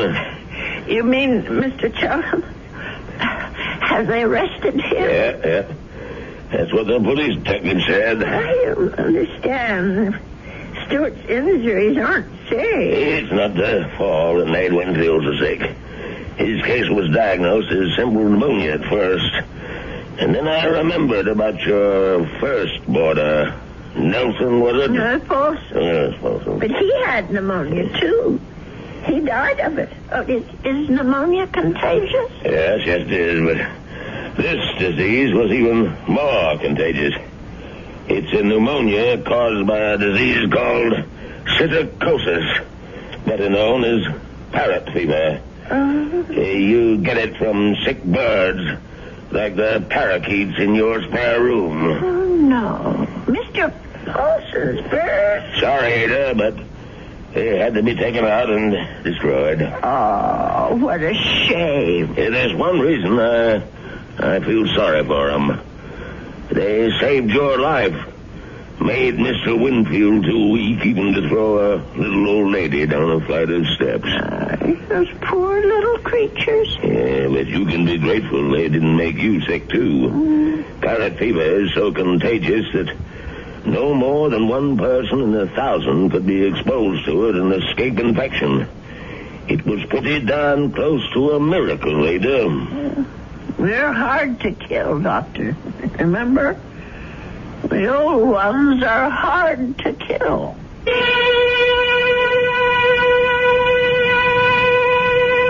They say that people are living longer than ever before. And when we look at Ada Canby, we can understand why. She's a tough old lady. So tough she could withstand the threats of man, beasts, and bird. So let that be a warning to all those who think that our senior citizens are easy prey for crime. Watch out. They may turn the tables on you. Or the stairs. I'll be back shortly.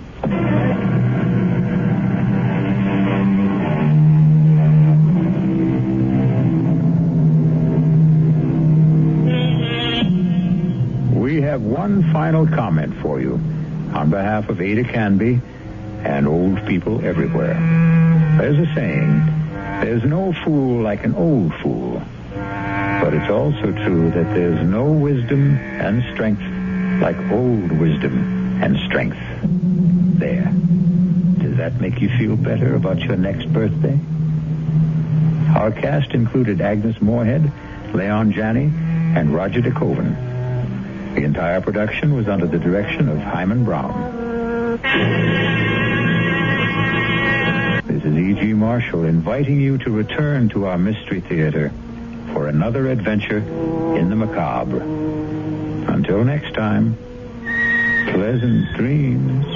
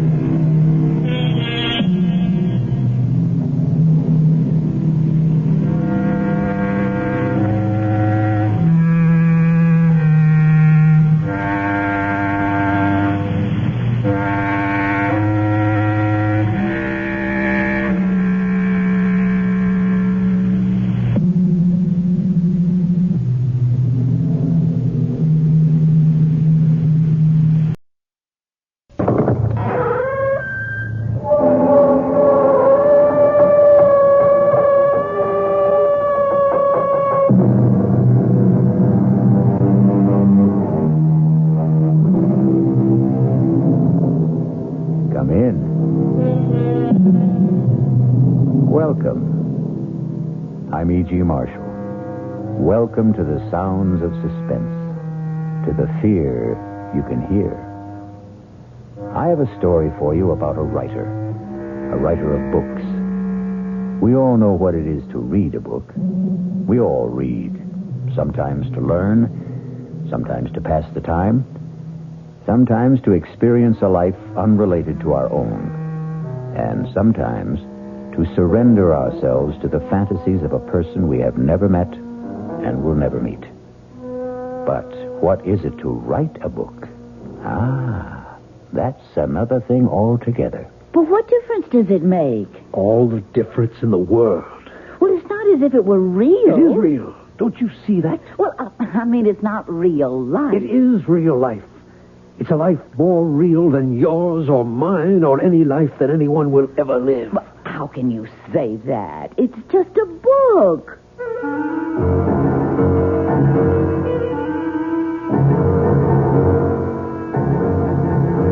Our mystery drama, 3 Women, was written especially for the Mystery Theater by Elspeth Eric and stars Ruth Ford. It is sponsored in part by Anheuser-Busch Incorporated, brewers of Budweiser. I'll return shortly with Act 1.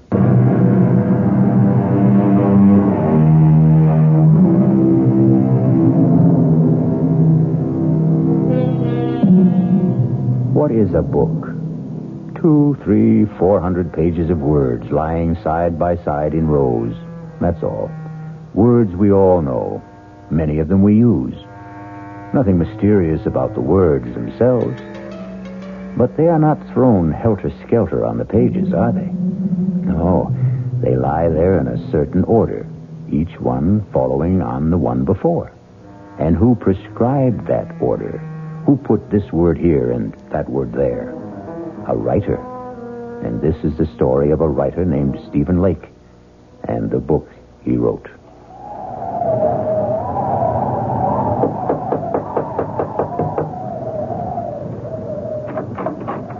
Yes? Does Mr. Lake live here? Yes? Is he home? Yeah, he's home. Could I see him? Well, he's working. Could you tell him, please, it's Mr. Higgins to see him? Higgins? I'm a publisher. Look, could I step inside? It's terribly cold out here. Yeah, I guess so. He really is working, isn't he? I mean, I hear him. His typewriter. You're a publisher, you say? Yes, that's right. If you just tell him... You can go on up. Up? Yeah, up that ladder. That's where he works up there. Oh, thank you. You get to the top, just bang on the trap door. Well, yes, thank you. Bang hard so he'll hear you. Yes, all right. He heard you. Mr. Lake, I'm Albert Higgins. Albert Higgins. Not from... Yes, from Higgins and Hart. All right to come up the rest of the way? All right. Well, I should say. Can you make it? Can I help you? I think I can. Yes. There we are. I can't believe it. Mr. Albert Higgins. Very same. This where you work? Yes, it's the only place I can get away. I live with my wife and my mother-in-law. That was my mother-in-law who let you in. Well, it's nice and secluded up here anyway. May I take your coat, Mr. Higgins? Oh, thank you. No, actually, I think I'll keep it on. You're cold. Well, it's awfully cold outside. Well, I think it's even colder in here. I get where I don't notice it. You have a stove, I see. Yes, but sometimes I forget to put wood in. Just a second, I'll get it going again. That's a real old Franklin stove, isn't it? Genuine article. I haven't seen a Franklin stove in years. Well, they're great, if you remember to keep them lighted. Please sit down, Mr. Higgins. All right. Well, now, I'd better explain what I'm doing here. I'd sure like to know. My secretary handed me your manuscript just as I was leaving the office for the weekend. We have a little ski lodge up here, my wife and I, right up the road from you, as a matter of fact. Yes, I think maybe I've seen it. Right off Route 7, about a mile north. Yes, that's it. Well, I was coming up by myself, and on the train I read your book. When I got to the lodge, I read it again. I like it a lot. Except for one thing. What's that? You've made one grievous error, Mr. Lake. Or may I call you Stephen? Call me anything. What's the mistake? You've killed off the most attractive character in the book. You mean Clarissa? You can't do that, my boy. Why, 9/10 of the book's appeal is the charm of that girl. She's another Scarlett O'Hara. You can't spend 200 pages making us fall in love with this marvelous creature and then, poof, just like that, have her die on us, go out of our lives. Well, you just can't do that. But I have to. Well, you don't have to at all, Stephen. You've written a marvelous book. I want to publish it. All I want from you is 10 new pages, the last 10. Write me 10 new pages at the end and let Clarissa live. I can't. Now, Stephen, that isn't asking much. It's everything. I can't do it. She has to die. She has to. Why does she have to die? Because if she doesn't die, I don't know what'll happen to me.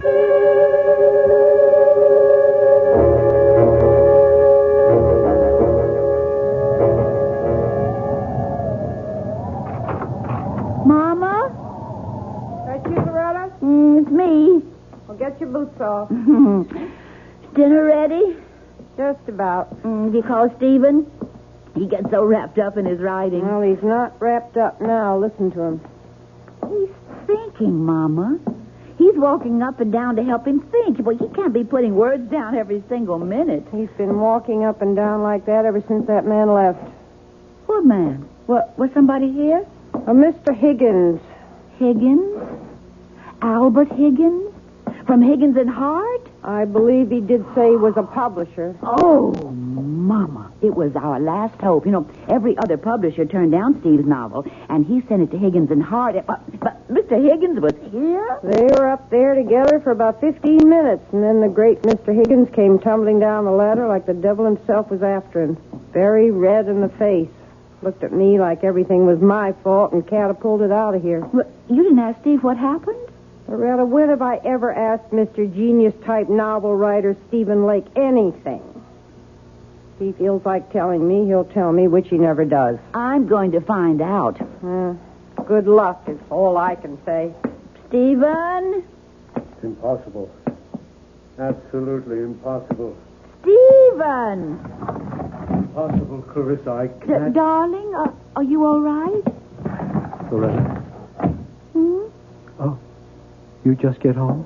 Mrs. McGinnis wanted her windows washed.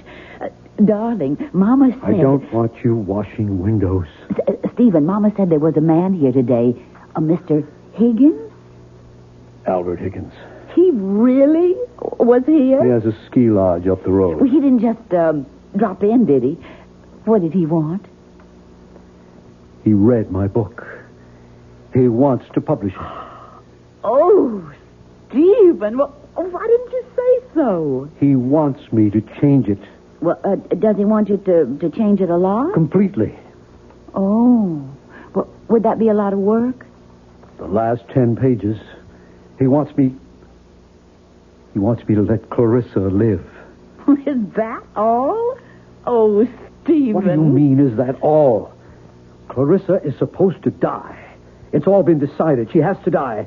I can't let her go on living just to please Mr. Higgins. But it's not just Mr. Higgins. Oh, Stephen, I wasn't going to tell you yet, not for a while. But I can't go on doing housework for other people much longer. I never wanted you to do housework for other people. But pretty soon, I won't be able to. I'm going to have a baby, Stephen. You're not. You must be wrong. Oh, no, I'm not wrong. Not about this. You must be. Well, Stephen, aren't you glad? Just a little bit, and coming right now. What with Mr. Higgins wanting to publish your book, why in the spring we'll both be having babies. You'd be having your book, and I'd be having... I can't let Clarissa live. I can't do it. She has to die. Just the way I wrote it, she has got to die. Stephen, you're frightening me. I'm sorry. What difference would it make if you let Clarissa live? All the difference in the world. It's not as if it were real. It's just a book. It's not just a book. Loretta, I can't talk about it anymore right now. Well, you think about it, won't you? About rewriting it? I'll think about it. Well, Mama says dinner's almost ready. I'll be right down. Well, don't be long. I won't. Clarissa, I can't let you live. Oh, yes, you can, darling. I can't. You can do anything you put your mind to, Stephen. Anything at all. You're such a great man, darling. You can do anything. Absolutely anything at all. You know you can. Mr. Higgins, this is Stephen Lake. I have to see you, sir. No, right away, if that's possible. I'll come to your place. Yes, it's better that way. In an hour? All right, sir. I'll be there. Oh, that's my sweet Stephen. My dear love. My own brilliant boy. My Stephen.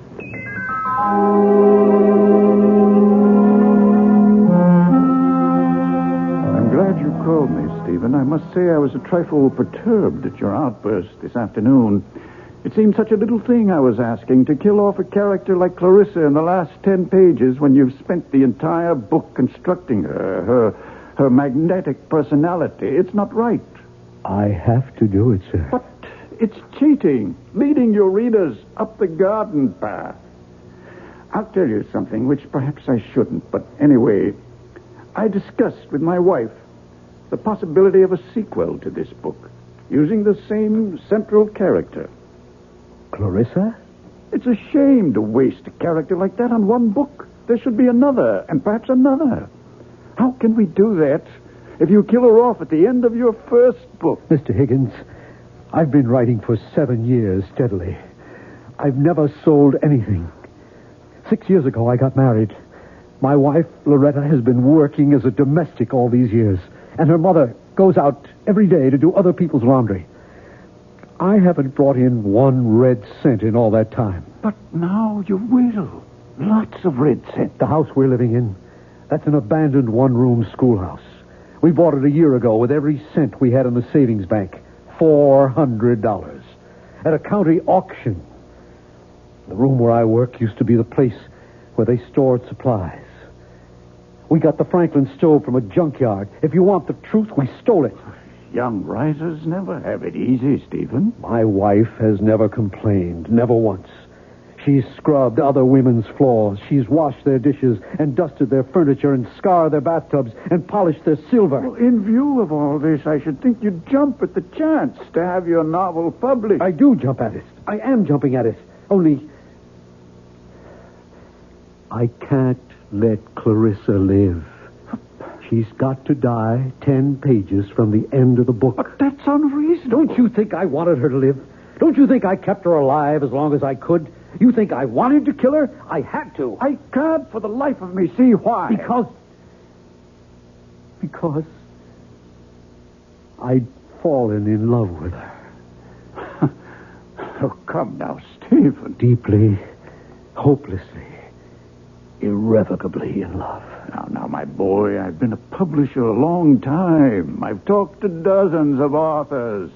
They all fall in love with characters they've created. It happens all the time. Clarissa isn't just a character. Well, of course she is. She didn't exist before you created her, did she? She exists now. Good heavens, man. She came out of your mind. She has no life except the one you gave her. Maybe she did come out of my mind, but now she's got a life of her own. Well, in a manner of speaking, of course she has. And I want to prolong that life, Stephen. I predict great success for Clarissa. And for you.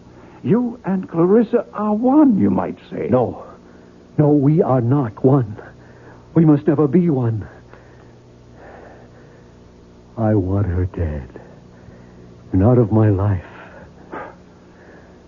On my word, I can't follow you. Mr. Higgins, if Clarissa is allowed to live, I shall desert my wife. Desert your wife? My wife is going to have a baby. Well, then, why on earth would you desert her? Because I love Clarissa. I love her with the kind of love I never knew existed. A love that has more power over me than I have over myself. I can't fight it. I can't escape it. It haunts my waking hours and my dreams as well. Those last 10 pages of the book weren't easy to write, Mr. Higgins. But I had to write them. I had to free myself somehow from a love that was destroying my soul, my life. I don't think you're quite sane, Stephen. Neither do I. Suppose we were to publish the book as it is. Oh, if only you would. And Clarissa dies. What then? Why, then, she'd go back to being a character in a book. And if you let her live? Then I would follow her. My life, my body, even my talent would belong to her. I myself would belong to Clarissa and to her alone.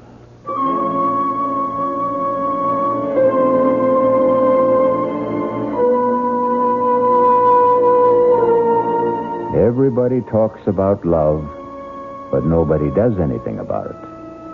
Now, here for the first time, we have a man who wants to do something. He wants to kill the lady.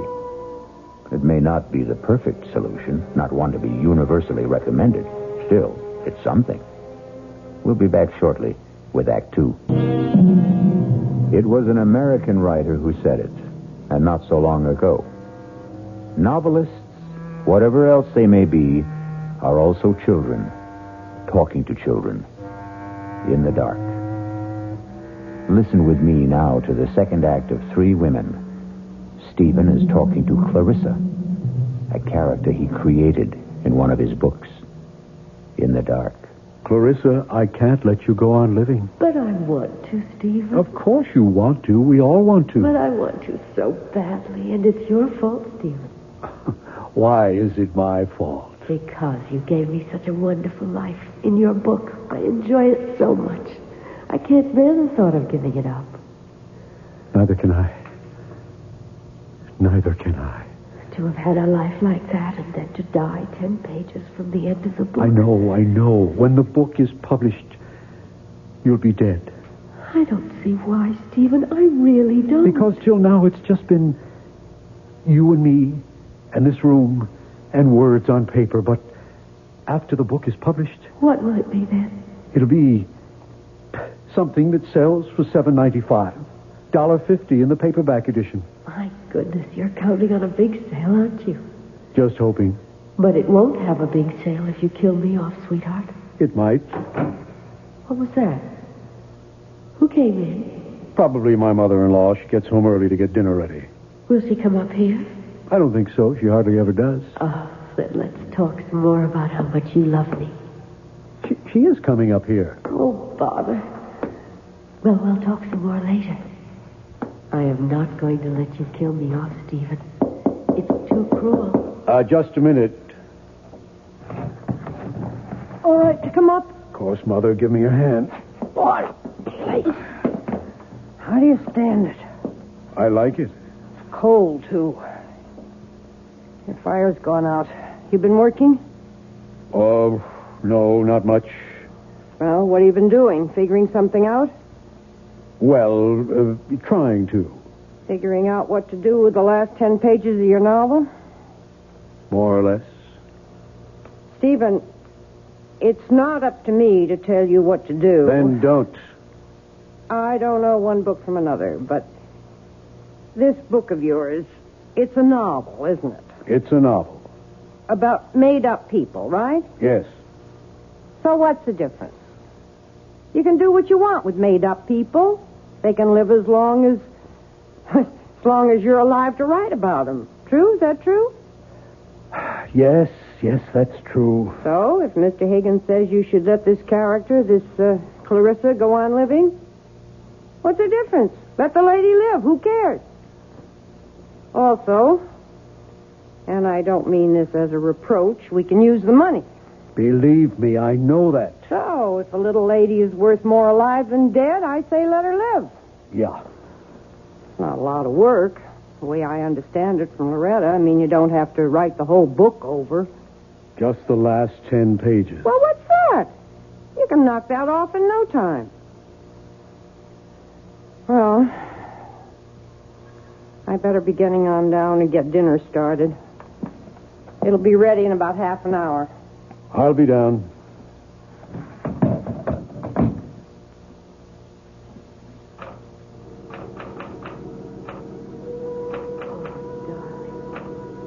Darling, yes. Yes, sweetheart. The cold hand I held, wet with my tears. Oh, Stephen, that's beautiful. Stirred ever so little. The fingers moved faintly in mine.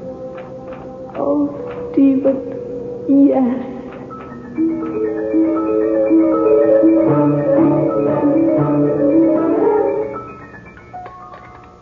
It was a very good dinner, Mother.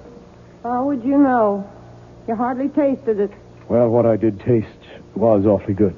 Nobody's going to eat anymore. I'll clear. Well, let me help, dear. Oh, don't be silly, Mama, and I'll finish up. You go back to work if you want to. Well, all right. I guess I will. Poor Stephen. He looks awful. He hardly eats anything anymore. I had a talk with him today about changing a book. What did you say? I said, what's the difference? Character in a book can be alive or dead. Who cares? Stephen cares. Well, why should he? Oh, Mama. He's a writer. Writers care about these things. It has something to do with, artistic integrity. You think maybe somebody's putting things into Stephen's head? Artistic notions, things like that? Who would do that? Mr. Higgins wants him to change the book. I wasn't thinking of Mr. Higgins. I was thinking of some woman. What woman? I don't know what woman. I don't suppose I should say this, but lots of times I hear him talking up there. Oh, Mama. Steve talks to himself all the time when he's trying to work things out. This isn't talking to himself. This is talking to somebody. There's a big difference. And another thing, that mattress he has up there, it looks to me like there's two people been lying on it. Mama! All right. I told you I shouldn't say it. Now I'm sorry I did. He didn't seem very happy about the baby. I should have kept my mouth shut. Oh, that's all right. You finish up the dishes. I'm going up to talk to him. Don't say I said anything. Don't tell him we've been talking. I won't. Yeah, just a second. I'm not disturbing you, am I? Of course not. Well, I didn't hear the typewriter, so, Stephen, Do you love me? What kind of a question is that? It's the kind of question wives are always asking, even if they never say the words. Yes. I love you.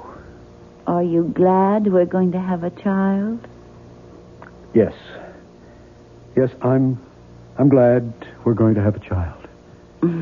Well, ask a straight question, you get a straight answer. That's the way it should be. So, I'll ask you another one. Why don't you want to change the book? Loretta, I just don't. Well, it's not a straight answer. I know it isn't. I just can't. Stephen, I'm going to ask you another straight question. Are you interested in some other woman? Interested? No.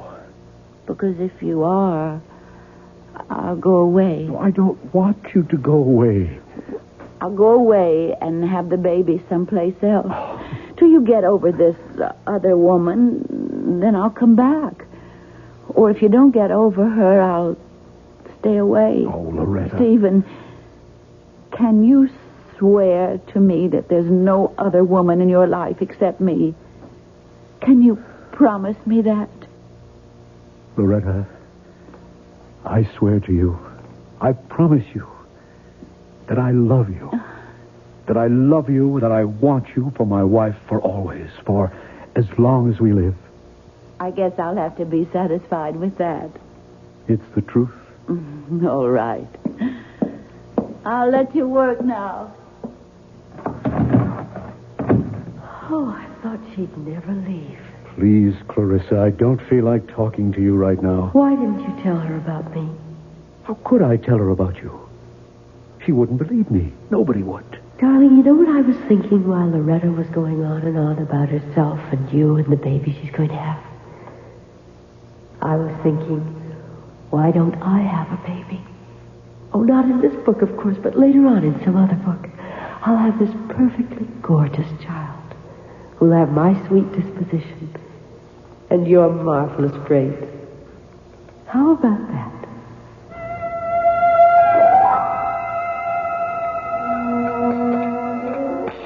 Mama, I asked him if there was somebody else, another woman. Oh, well? He said he loved me and wanted me for his wife for as long as we live. Well, I still hear him talking up there, and it certainly sounds to me like he's talking to somebody. Oh, Mr. Higgins, come in before you freeze to death. Winter's closing in on us. It sure is. How are you, Mr. Higgins? Fine. Fine. I thrive on the cold. Mrs. Lake, your husband's in, I hope. He's up there, working, I guess. Has he talked to you about, about Clarissa, keeping her alive? He just says he doesn't want to. All right to go up and see him? Oh, I'm sure it is. Good luck, Mr. Higgins. Thank you.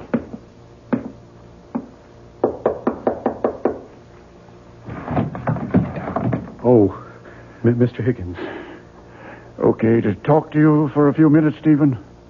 I guess so, sure. I thought I'd like to see how you're getting along. I'm not. You haven't done any work? None at all? Oh, a few pages. They're over there next to the typewriter. Okay to have a look? If you want to. Mr. Higgins, if you're here to talk to me about letting Clarissa live... I most certainly am. I'm not sure I can take it anymore. My mother-in-law is talking to me about it. My wife talks to me about it. Stephen, this is very good so far. And the hardest thing of all is Clarissa talks to me about it. Do you know what she wants now? She wants a baby. My baby. We could probably work in a baby later on. Mr. Higgins, if Clarissa has a baby, am I going to love it more than Loretta's baby? Stephen, these pages are very good. Now write the last couple of pages. I've got to kill her off, Mr. Higgins, and never write about her anymore. Never. Oh, now, Stephen, stop it. Calm down and try to be reasonable. I can't be reasonable. I love my wife, Mr. Higgins. I want to live with my wife and our child. I can't live with her and Clarissa, too. No, Mr. Higgins. Clarissa has to die just the way I wrote it in the first place. If she dies in this book, then I can't write about her anymore. And if I don't write about her anymore, she won't exist. Stephen, I won't publish the book if Clarissa dies. I've put it to you straight. Don't you think you owe it to your wife, to your mother-in-law, to yourself, to make this little concession? Concession? What will happen to them if you don't? What will happen to them if I do?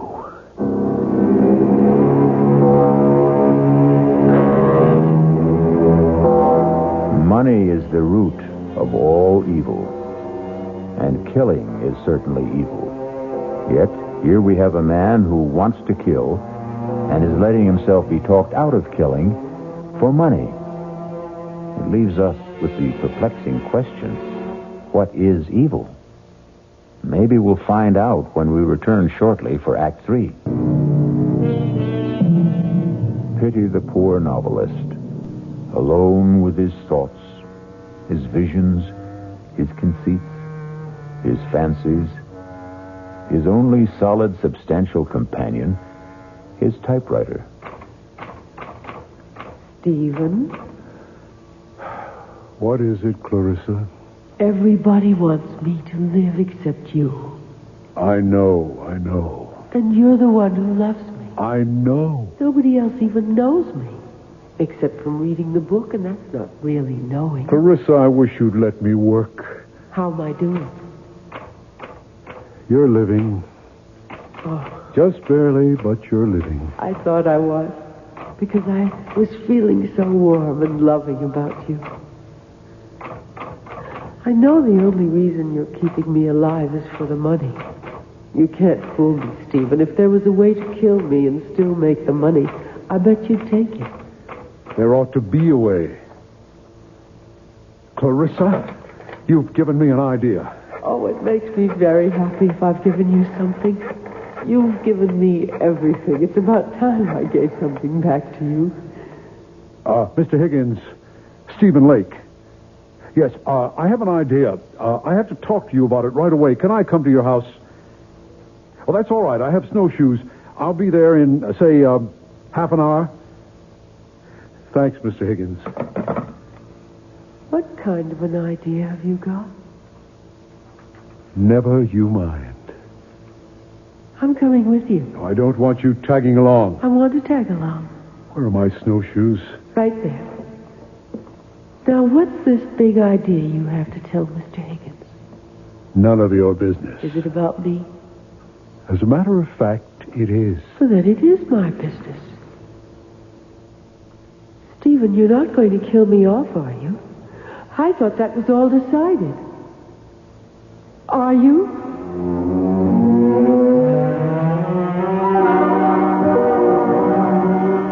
Now, my idea is this, Mr. Higgins.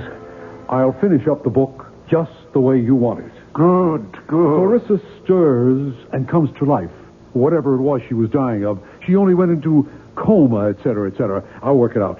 I'll give you the book in a couple of days, maybe by tomorrow. Good. Then, if you still like it... Oh, I'll like it. It's yours. Only, I want it in my contract that whatever money the book makes goes to my wife. I want her to get all the proceeds.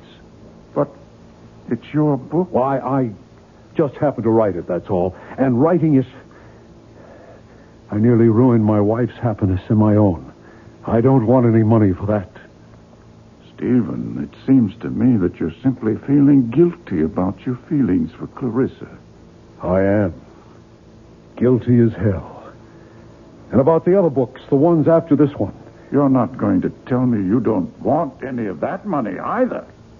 I want somebody else to write those things, not me. You're joking. Mr. Higgins, I've got to get Clarissa out of my head. And the only way to do that is to put her into somebody else's head. Let somebody else keep her alive, not me. Well, I suppose we could find a ghostwriter, but at least let me have those last 10 pages with Clarissa alive. Mr. Higgins, You'll have them. Tonight.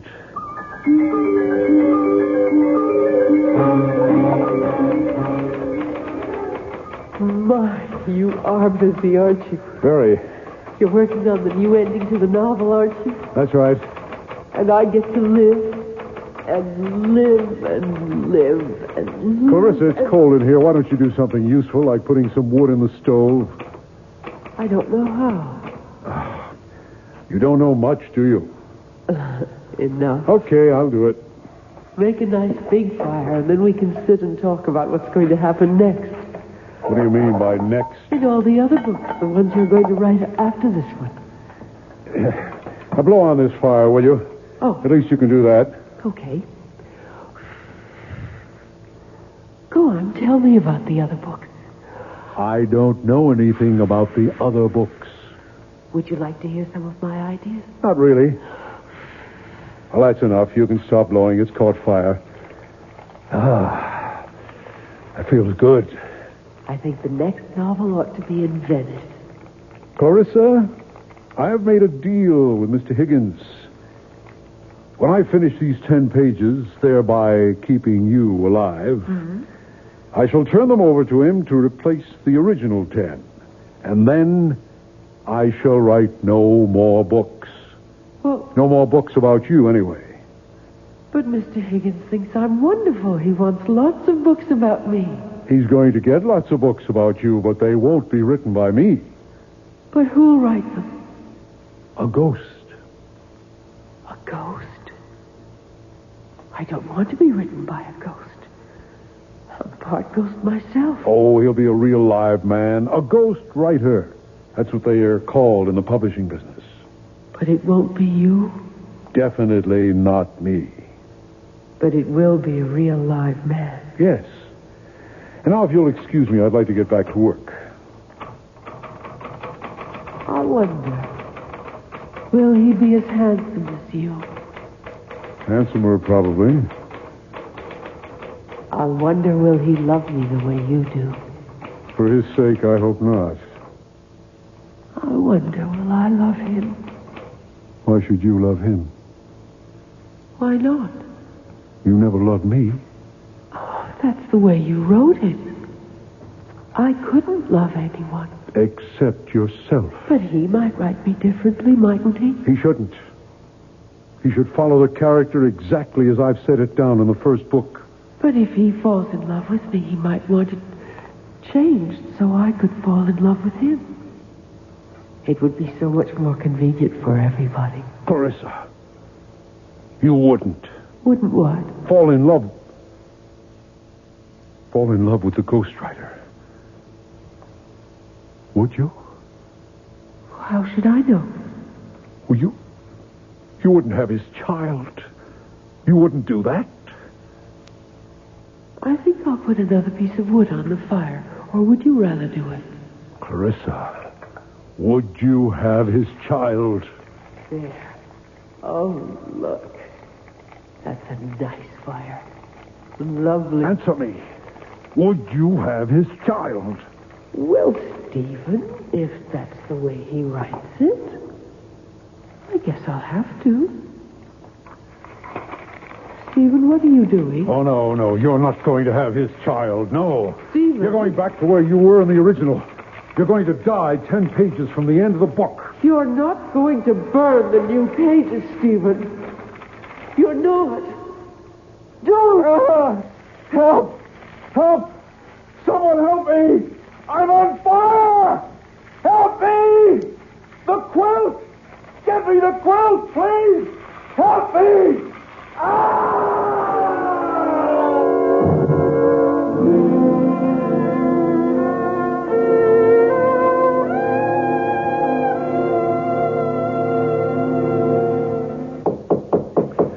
I'll get it, Mama. Mrs. Lake. Mr. Higgins. It's Mr. Higgins, Mama. Oh. I haven't seen you since the funeral, Mr. Higgins. Thank you for the beautiful flowers. May I come in for a minute? Why, of course. Come in. Would you, like a cup of tea, Mr. Higgins? I was just about to put the kettle on. Thank you, no, Mrs. Lake. I haven't wanted to intrude before this on your grief. Such a terrible accident. Mama and I can't figure out how it happened. You know, Stephen knew that Franklin stove so well. He'd used it for years. And then... It was like it sort of blew up in his face. Mrs. Lake, he was working on the new ending for the novel when it happened. At least I think he was. Well, I don't know for sure, Mr. Higgins. He promised me I'd have the new pages that same night. He acted as though he couldn't wait to get started. Oh, then I imagine that's what he was doing. Mrs. Lake, would you mind if I'm not intruding? Could I go up and take a look? You see, if I can find them, I can just substitute them for the original last 10 pages, and we can go right to work. I think we might be able to publish the book this spring. Why, that would be wonderful. At least you'd have a little money coming in. Stephen would have liked that. So, is it all right if I take a look? Why, surely. You don't mind if I don't go up there with you? I haven't wanted to somehow since the fire. No, that's quite all right. I'll go up by myself. Trapdoor's not locked, Mr. Higgins. Make it all right? Yes. Thank you. Fine. Oh, I suppose I should have cleaned up that place, but I just couldn't. No hurry. When the time comes, I'll do it. Never entered my head to look for those 10 pages. No, they're mine. Mama, if he finds the pages and publishes the book, and if it's a success, that'll be nice, won't it? Mrs. Lake. What is it, Mr. Higgins? You found them? I found something. I found these 10 pages. Oh, thank the good Lord. All neatly stacked beside his typewriter. Oh, I'm so glad, Mr. Higgins. Glad? Have you read them? Well, no. Well, listen. Lovely, gorgeous Clarissa lifted her beautiful head. She wasn't dead after all. Well? But that's not the way Stephen writes. I could hardly believe my eyes. That creamy complexion was beginning to pinken. Pinken? There's no such word as pinken. My adorable sweetheart had only fainted and wasn't dead at all. My goodness, but I was happy. Now, I ask you... Stephen didn't write that way at all. Nothing like that. And who did? Who did write this awful trash? Mr. Higgins, you don't think that... Well, somebody wrote it. It's typed on his typewriter.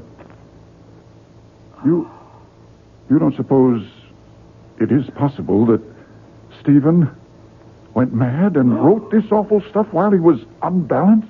Mr. Higgins, if Stephen was a certified lunatic, he couldn't write 10 pages like those there. Do you want them to keep for any reason? Oh, I don't think so. Well, I'll take them home with me and burn them. Mr. Higgins, does this mean that there won't be any book at all? Why, I hadn't thought... I would so like to have a book of Stephen's published. Tell you what we'll do, Mrs. Lake. We'll go ahead and publish the original version, the one where Clarissa dies. You say something? No. Sounded like a ghost, kind of.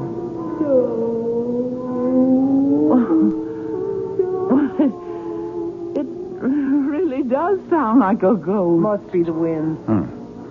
Well, I'll be getting along. And don't you worry, you two. There'll be a little money coming in. It's still a good novel, even with Clarissa dying. Too bad, though.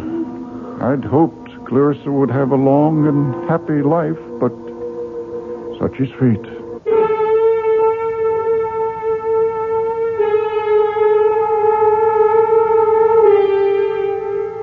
And the moral of the story is... What is the moral of the story? How's this? Lie if you like, but never believe your own lies. Or, the man who fools himself is a fool indeed. Well, something like that. You figure it out. I'll be back shortly. The gift of youth is ours for just a little while. Fame is capricious, and money slips through our fingers. Health is a godsend, subject to recall. Even the benison of love can elude us, or it can wither in our hearts. But the blessings of imagination, they belong to us forever and ever. Our cast included Ruth Ford, George Petrie, Elspeth Eric, Joan Loring, and Roger DeCoven. The entire production was under the direction of Hyman Brown.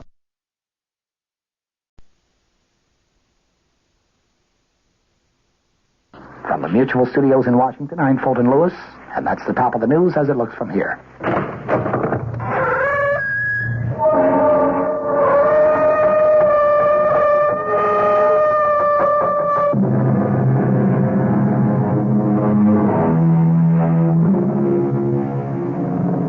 Come in.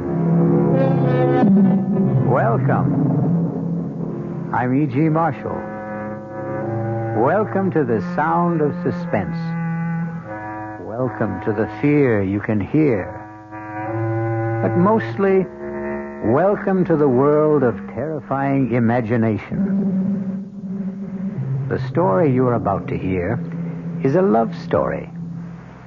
But a love story which begins at the point where many love stories end. It begins after the wedding march has been played, after the vows of love and fidelity exchanged. It begins on the honeymoon in a strange and terrifying fashion. Don't come near me. Stay away from me, Dad. Susan, are you out of your head? I saw her picture. Do you hear me? I found her picture on our honeymoon.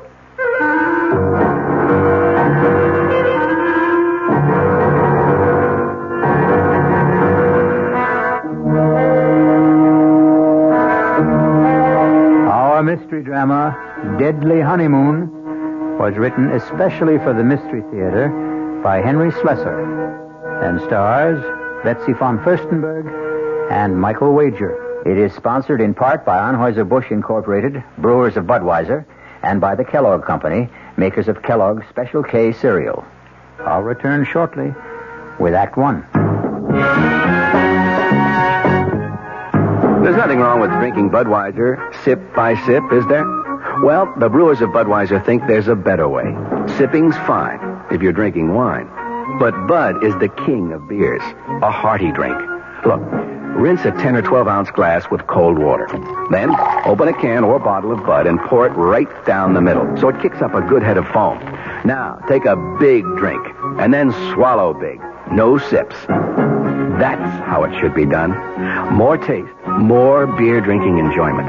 Thanks to exclusive Beechwood aging, Budweiser has a smoothness that lets it go down especially easy. Sure, it's an expensive way to brew beer, but brewing beer right does make a difference. That's why, when you say Budweiser, you've said it all. Anheuser-Busch, St. Louis. This is WOR New York, your station for Mystery Theater. Now, ShopRite does the can, selling ShopRite brand of vegetables and cans. For quality that you can trust, for tasty corn, asparagus, for peas and beans, at gourmet scenes, for beef that beat all other treats. The only vegetables that can compare at all with ShopRite brand are vegetables you treat yourself instead of taking off our shelf. Now's the time to shop at ShopRite Can Blast. Now's the time to stock up while the values last. Stock up on ShopRite soda. 12-ounce cans for 79 cents. Potatoes that will make the meal, and carrots that have big appeal. A succotash that makes a splash. Spinach that won't finish last. Now's the time to ask yourself, so why pay more? Now's the time to shop right now at ShopRite stores. Whee!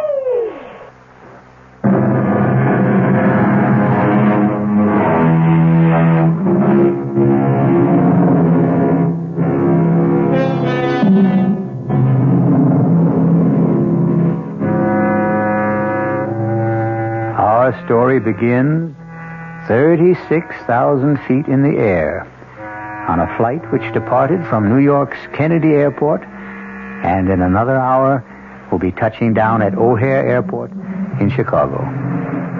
There are almost 100 passengers on this flight, but an observant stewardess is giving special attention to that handsome couple in seats 18A and 18B. Perhaps it's because all honeymooners have a special radiance. Are you sure you wouldn't like some more coffee? Oh, no, thanks. Not for me. I wouldn't mind a cup. Here you are. Thanks. Just ring if you need anything else. You'd think we were the only people on this flight. As far as I'm concerned, we are. Oh, Dan, I feel absolutely drunk with happiness. Is that a funny word for the way I feel? No.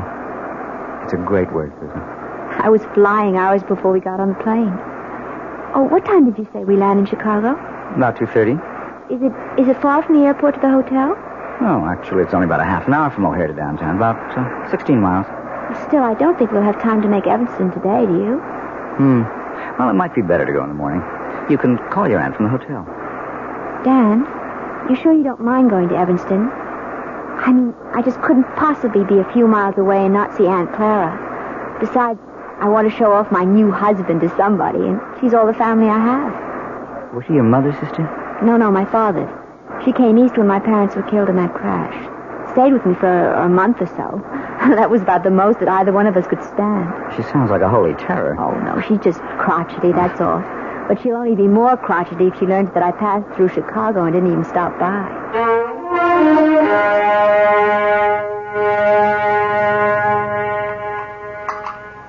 Well, and what kind of work are you in, Mr. Carey?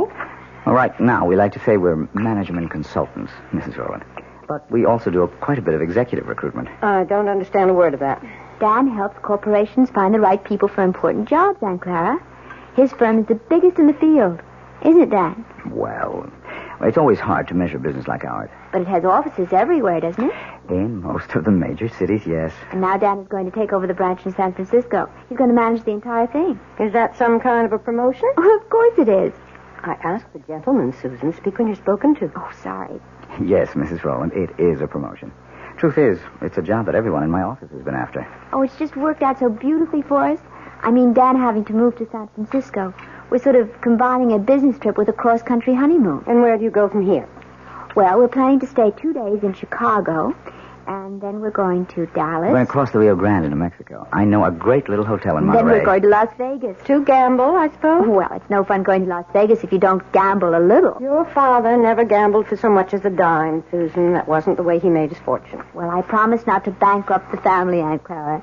Anyway, we're just staying in Las Vegas overnight, and then going to Los Angeles. 3 days later, I report to work. Thoroughly exhausted, of course. Well, that's your idea of a honeymoon. I hope you enjoy it. Susan, I suppose lunch is almost ready. You want to help me bring it out? Oh, yes, of course. Kitchen's this way, in case you've forgotten. The truth is, I have. I'm glad to be able to talk to you alone for a minute, Susan. Did you like Dan, Aunt Clara? Isn't he good looking? Older than you, isn't he? What difference does that make? How long did you know him? Oh, we met at a party at the Williamsons. Do you remember my friend, Tracy Williamson? Didn't ask you where you met. I'm asking you when. Well, it was about 3 weeks ago. 3 weeks? Oh, for the love of heaven, Susan. Aunt Clara, the time you know somebody isn't always the most important thing. He's practically a stranger. How can you be sure of anything about a man you've known for 3 weeks? From the time we met, I saw Dan every single day. Susan, when a girl is all alone in the world, when she has independent means of her own... Please, Addie, don't start in about Dan being a fortune hunter. I don't have that much money, and it's all in trust anyway. And I assure you, Dan earns enough income to take care of us both very well. Well, I'm sorry, Susan. I know I don't have any control over what you do. You're too old for that. But I've seen something of the world, too, you know. And the most important lesson I've ever learned is never trust a stranger. Oh, Aunt Clara, that's ridiculous. Now, can we bring out the lunch?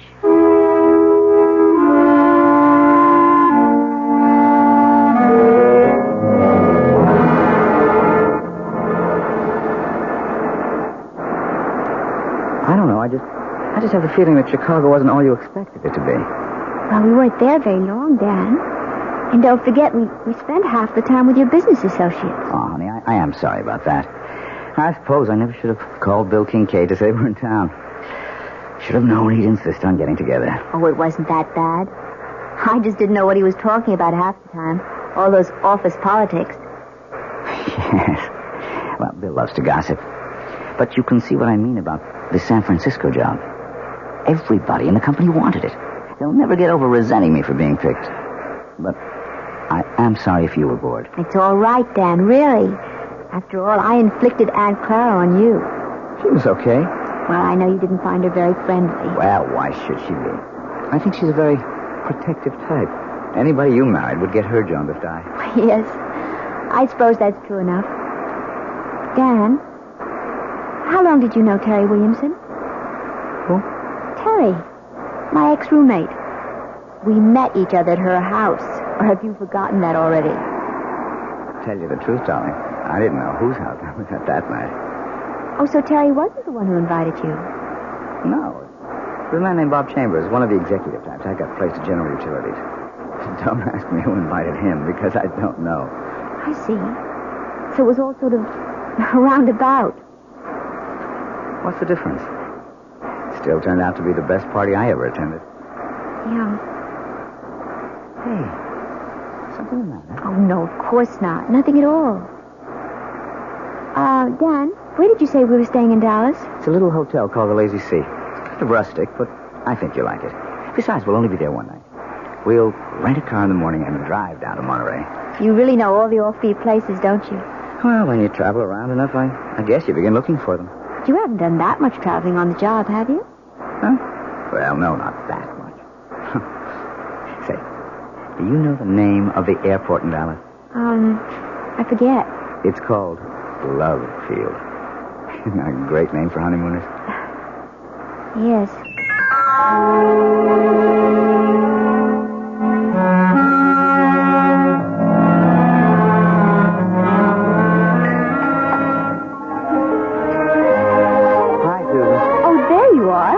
Starting to worry.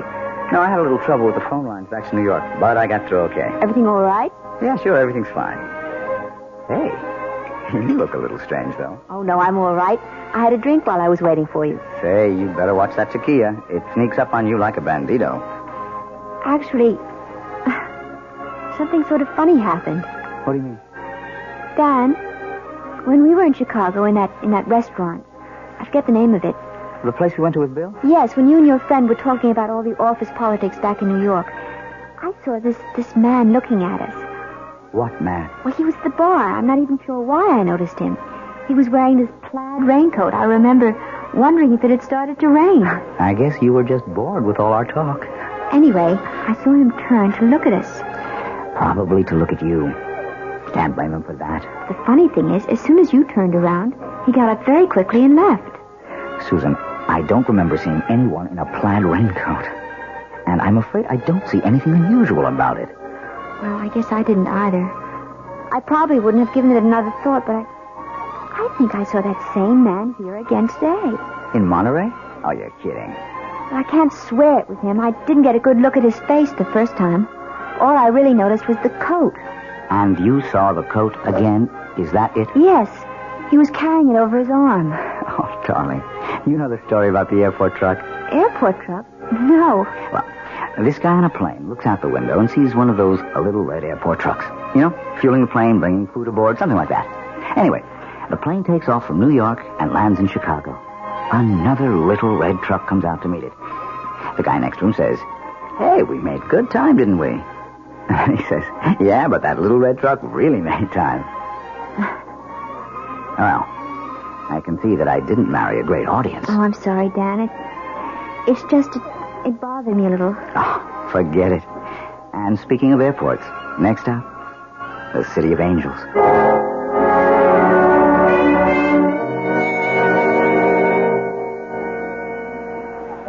Let's see. I wonder if they have this week's digest. Oh, I see it. Excuse me. Yes? You're Mrs. Daniel Carey, aren't you? Why, yes, I am. Do I know you? No, Mrs. Carey, but I know you.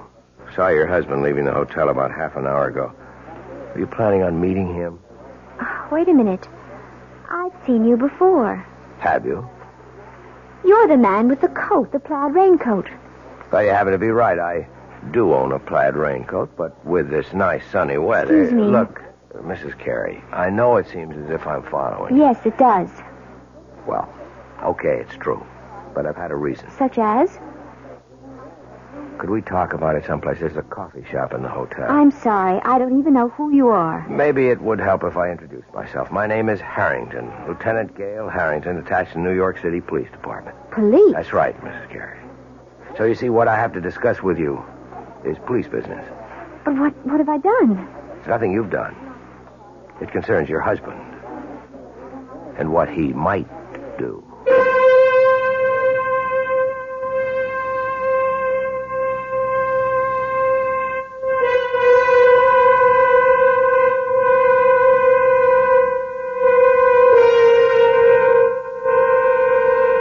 It looks like Dan and Susan Carey's honeymoon is in for a surprise. Or perhaps more than one.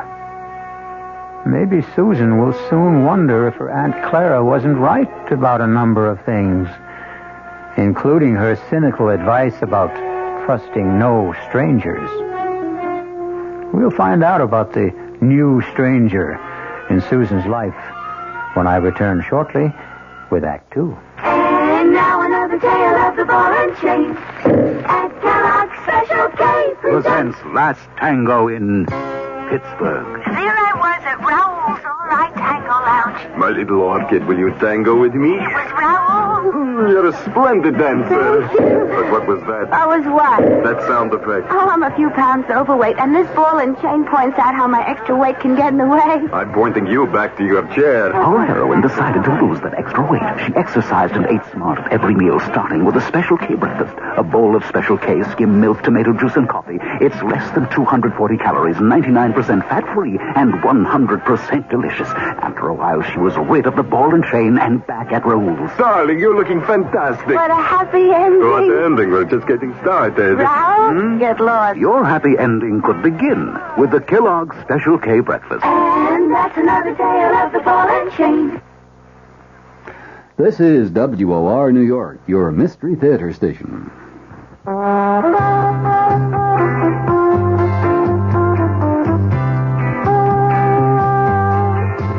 No matter what you're saving for, that's what Suburban Savings for Suburban. Suburban Savings offers you a regular savings account with flexibility. You can add any amount to your account whenever you wish. Withdraw whenever you want. Suburban Savings pays a 5.25% annual interest rate on regular savings paid quarterly, which earns an annual effective yield of 5.47%. Interest is compounded continuously from day of deposit to day of withdrawal, as long as $50 is maintained in the account to the end of the quarter. Come into Suburban Savings and open an account with flexibility. Our regular savings account in New Jersey at Bayonne, Edgewater, Elmwood Park, Emerson, Hackettstown, Morris Plains, Nutley, Paramus, and Sparta.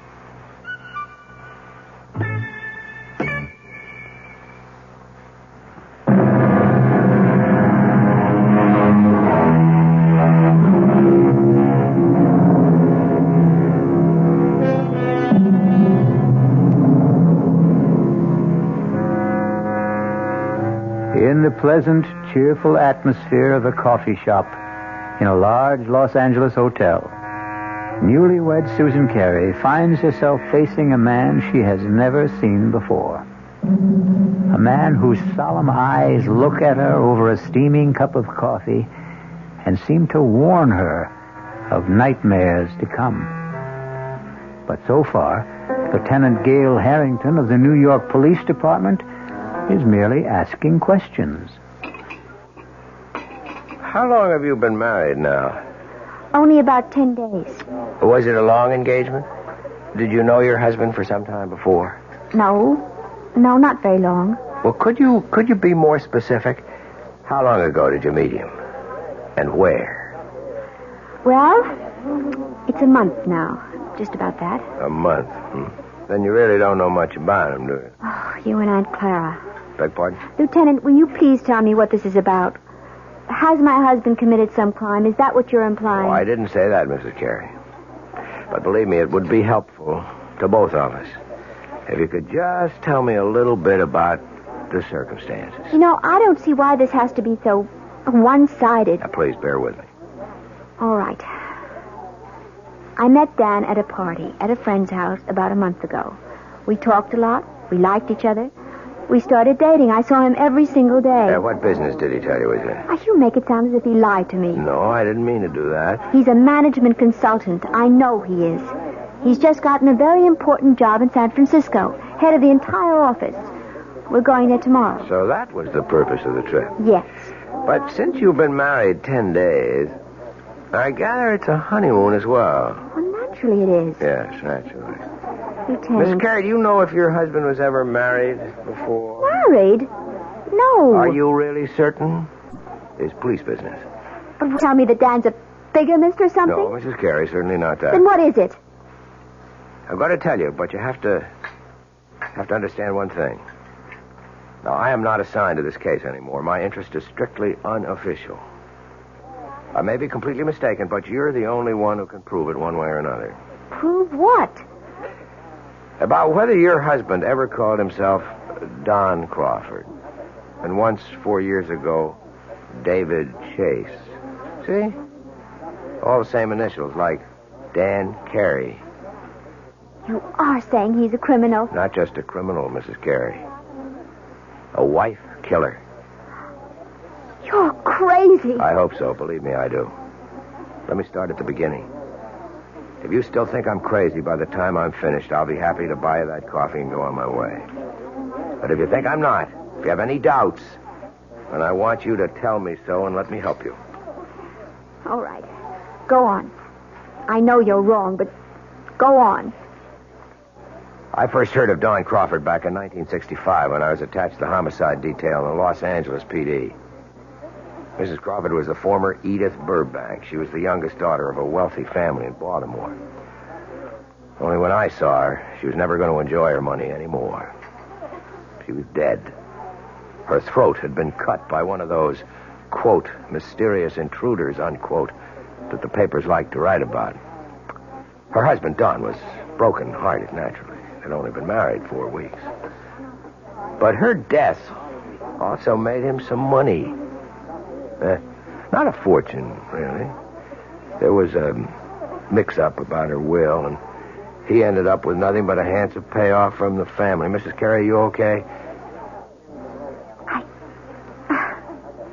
I can't believe I'm sitting here listening to this. I won't be long, I promise.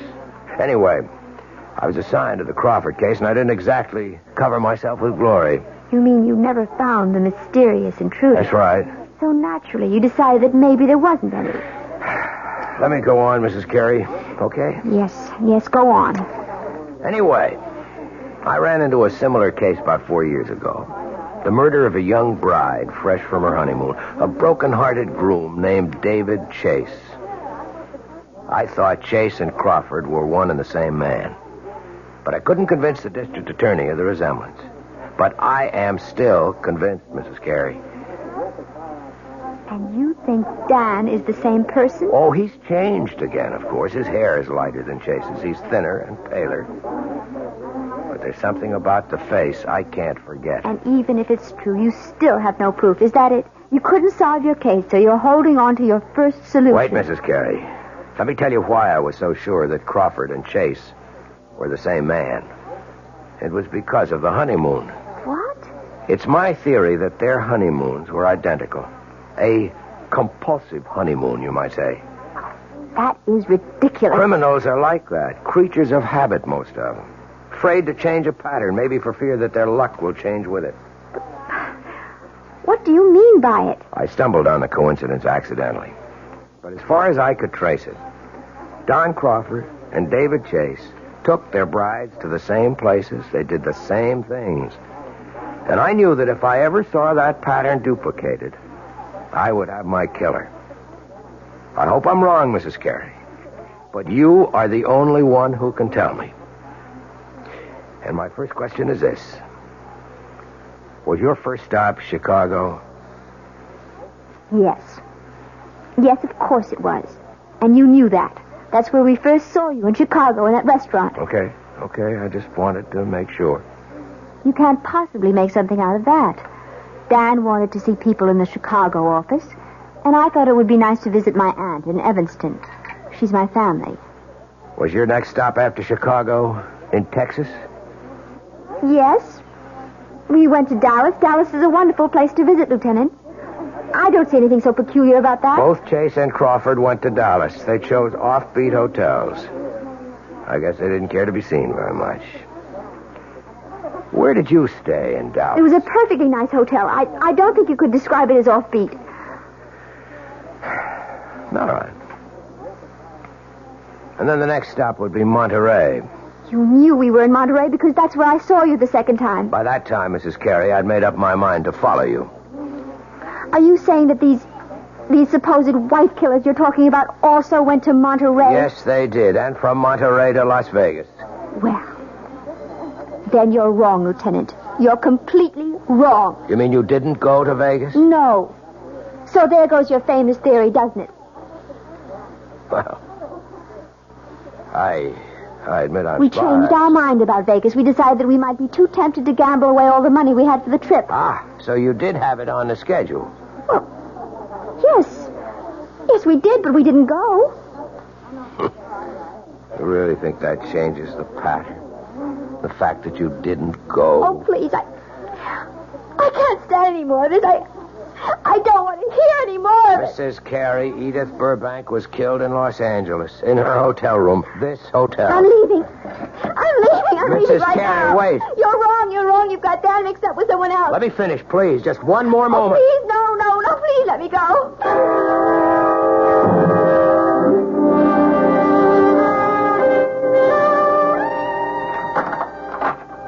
Well, there you are. Oh. I didn't realize that you were back already. Yeah, I told you I wouldn't be gone more than half an hour. I thought you'd be in the room. I went downstairs to get a magazine. Didn't they have any?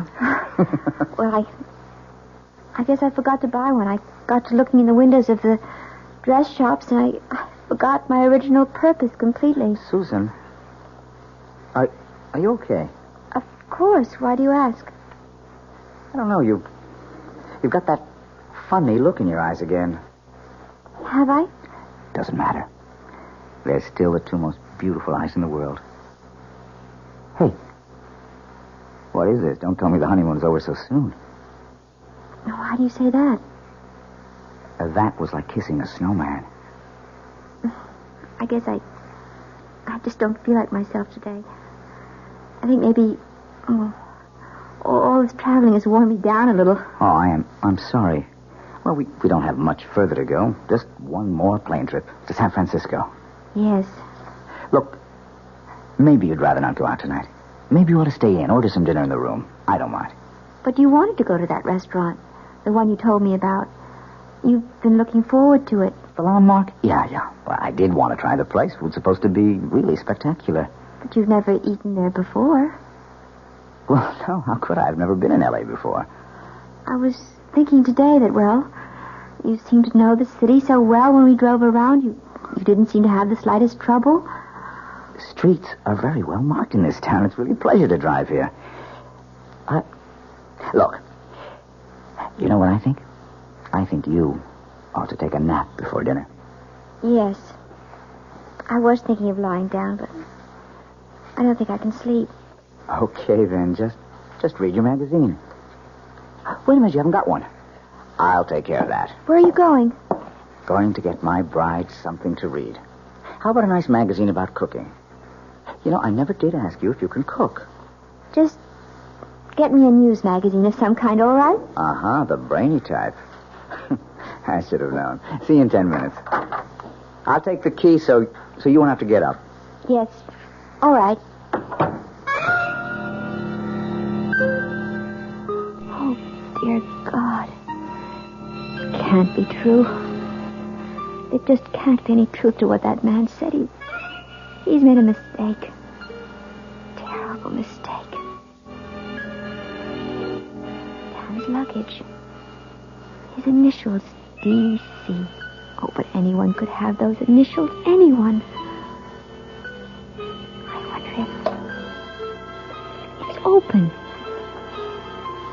Oh, for heaven's sake, what am I doing? Searching my husband's luggage like some kind of hotel thief. No, I won't do it. I won't. I'm not going to believe any of it. I won't. Who's that? Hello? Mrs. Carey, it's Gail Harrington. Leave me alone. Stop bothering me. You shouldn't have run off like that, Mrs. Carey. You didn't give me a chance to finish what I was saying.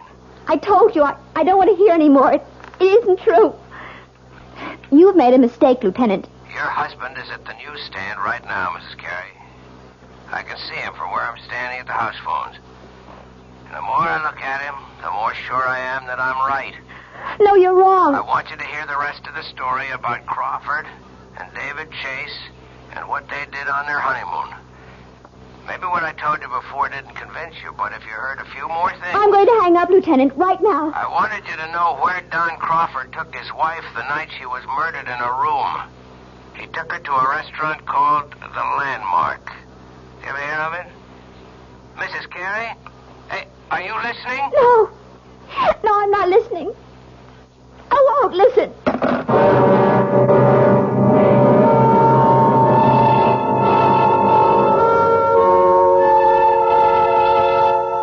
And so Susan Carey seems to have a date at the Landmark restaurant in Los Angeles with her loving husband, Dan. If she keeps the date, something tells me that she's not going to do their cuisine very much justice. Because one needs peace of mind to enjoy good food. Fear affects the salivary glands, and terror ruins the taste buds. I'll be back shortly with Act 3.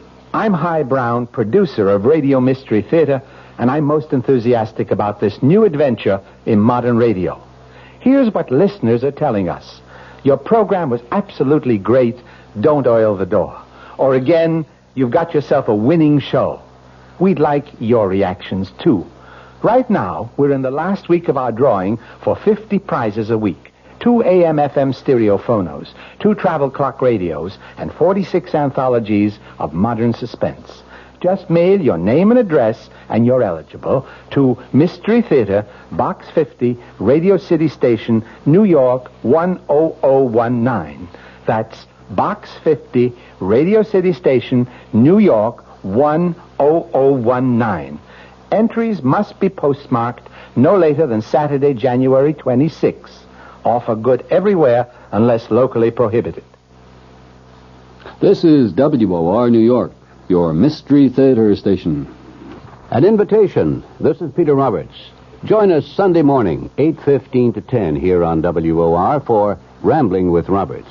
2 hours of music, specially selected for Sunday morning listening pleasure, along with bits of weather information, news headlines, bits of trivia, such as the fact that a man from Onowa, Iowa, received a patent for what he called Eskimo pie, which was ice cream coated with chocolate. It all happened in 1922. It may not seem like very much in the way of history, but it does take place, these little bits of trivia and information, on Rambling with Roberts. So, of a Sunday morning, make a note. 8:15 to 10, right here at 710 on your dial, come Rambling with Roberts. You don't have to give us an RSVP. Just be on hand. Thank you.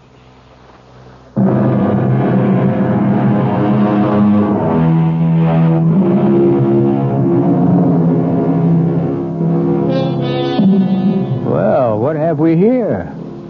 A quiet meal for 2 at the Landmark restaurant? No. We seem to be in a hotel room. The same room in which we last saw our honeymooning couple, Susan and Dan Carey. Obviously, there's been a change of plan. Room service has provided the meal for the 2 lovers this evening. Can it be that Susan Carey has decided that if there is a pattern, it must be broken? Have some more wine, honey? No.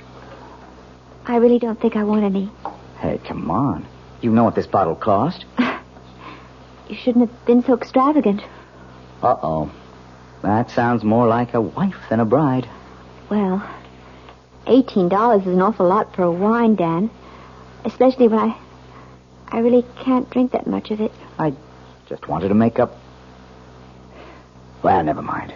You mean for not taking me to the landmark? No, it doesn't really matter. I told you, it's fun to eat in the room. It's very elegant. I'm sure you were disappointed at it. No, I really wasn't. Look, we're not going to be very far from Los Angeles. We'll probably fly down from San Francisco a few times a year. There are dozens of wonderful restaurants in San Francisco, too, aren't there? So they tell me. I'll ask the guys at the office for recommendations. I think this food is quite good, don't you? Yeah, sure. It's fine. Tastes even better with the wine. Well, all right. I'll have some more, I guess. That a girl. Now, look, I'm not trying to get you drunk, you understand, so I can take advantage of you. Although, come to think of it... Dan, oh, don't. You almost knocked the table over. Sorry, I guess I got a little carried away. You look very delectable in that robe. Oh, did you really like it? Irresistible. I didn't take much of a wardrobe with me. Yeah, you said you were going to buy clothes in San Francisco. Yes, if I can find out where to go, I'll take you down to Union Square. I hear that's the place. Oh, I have told you about the weekend, haven't I? No. What about it? Well, I thought we'd get our first look at the town by taking one of those Circle Line cruises. That okay with you? Oh, yes, that sounds lovely. I love to see places by water. And if we can squeeze it in, we might go picnicking in Golden Gate Park. They've got this Japanese tea garden. It's supposed to be very nice. Yes. All sounds wonderful, Dan. Susan, I just wish you felt better. Listen, maybe you ought to check with the hotel doctor in case you picked up a bug or something. Do I look that bad to you? No. You look just great to me, darling.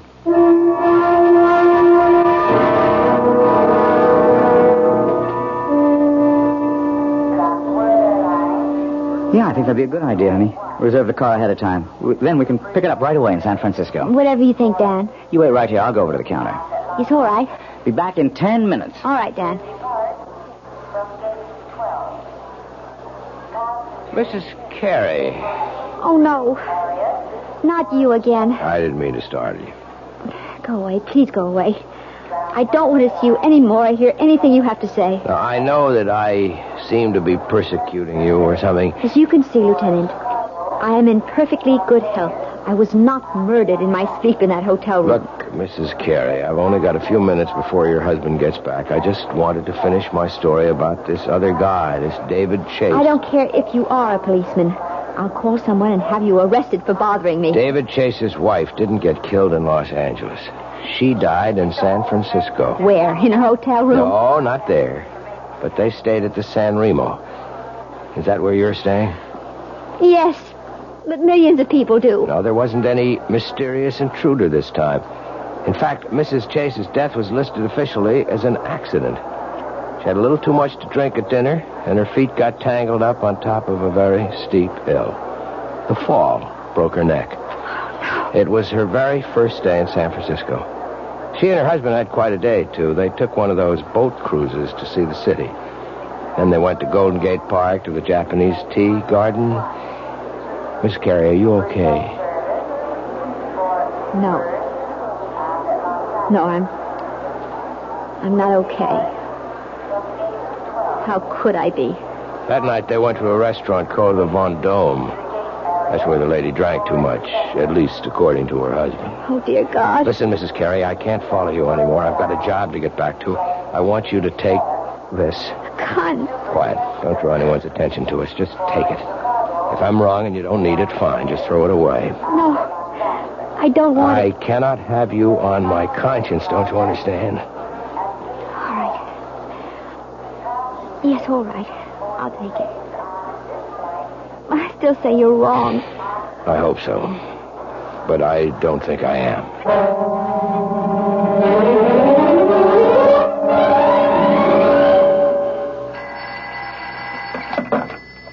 Hello? Mrs. Carey? Yes? This is the message desk. Your husband left a message here for you at 4 o'clock. Oh, I've been out until now. Would you like me to read it to you? Yes, please. It says, we'll be at the office until 6. Should be there no later than 6:30. Love, Dan. Oh, yes. Thank you very much. Welcome. Bye. Bye. $6:30. 6:20 now. Oh, God. Why do I keep staring at his luggage? Why can't I just forget about it? No. It isn't dishonest. It's just something I have to do. No, nothing in this one but clothing. This one has papers and things. All his documents. Birth certificate. Honorable discharge. U.S. Navy. Daniel Eldon Carey. That is his name. It is. That man Harrington was wrong. Doesn't this mean he was wrong? Or does it just mean that... No. I'm not going to start thinking that way. These look like photographs. Maybe his family... Oh, no, wait. This picture is signed. Such a pretty girl. To Dan. All my love forever, Edith. Edith. What was the name he said? That policeman, what was the name that man's wife was? Wasn't it Edith? Oh, no. Who is it? It's me, honey. Oh, 1 second. Hi, sweetheart. Sorry. I forgot to take my key. Hey, I'm not late, am I? I told him at the desk I'd be back at 6. Well, it's not even that. Hey, why is it so dark in here, Susan? Oh, I just got back myself. I didn't think of turning on all the lights. Susan, I have a confession to make. I wasn't at the office at all. My new staff thought they ought to christen the new boss. I tell you one thing about San Francisco. It's a hard-drinking town. Susan, what's the matter? Dad, I found her picture. What? I found her picture. Your first wife's. What are you talking about? I was never married. Then what's her picture doing in your luggage? Hey, what's going on here? You must be drunker Look, than I am. me. Stay away from me, Dan. Susan, are you out of your head? I saw her picture. Do you hear me? I found her picture. On our honeymoon. Now, wait a minute. Do you mean Edith? I know all about her. Yes, and about the other one. She drank too much, too, didn't she? She was drunk, too. Now, look, will you calm down? Is that what you were planning to do tonight? Get me drunk? At the restaurant? You were going to take me out to dinner tonight, weren't you? Of course I was. I asked one of the guys at the... Well, I can tell you the restaurant he picked. Do you want me to tell you the name of the restaurant, Dan? It's the Von Dome, isn't it? What? Well, yes. I mean, it is. How did you know that? Because I know it all. I know everything. Oh! No, don't come here. I'll call the police. Now, Susan, look. I don't know what the trouble is, but you've got to be sick. You need help. No, don't come any closer. You've been acting funny ever since we left Chicago. I'm warning you. Look. My God. I've got a gun. Susan, put that down. I'm not going to end up like them. Give me that thing, Susan. Don't. Oh, don't, Susan. please. I don't want to shoot you.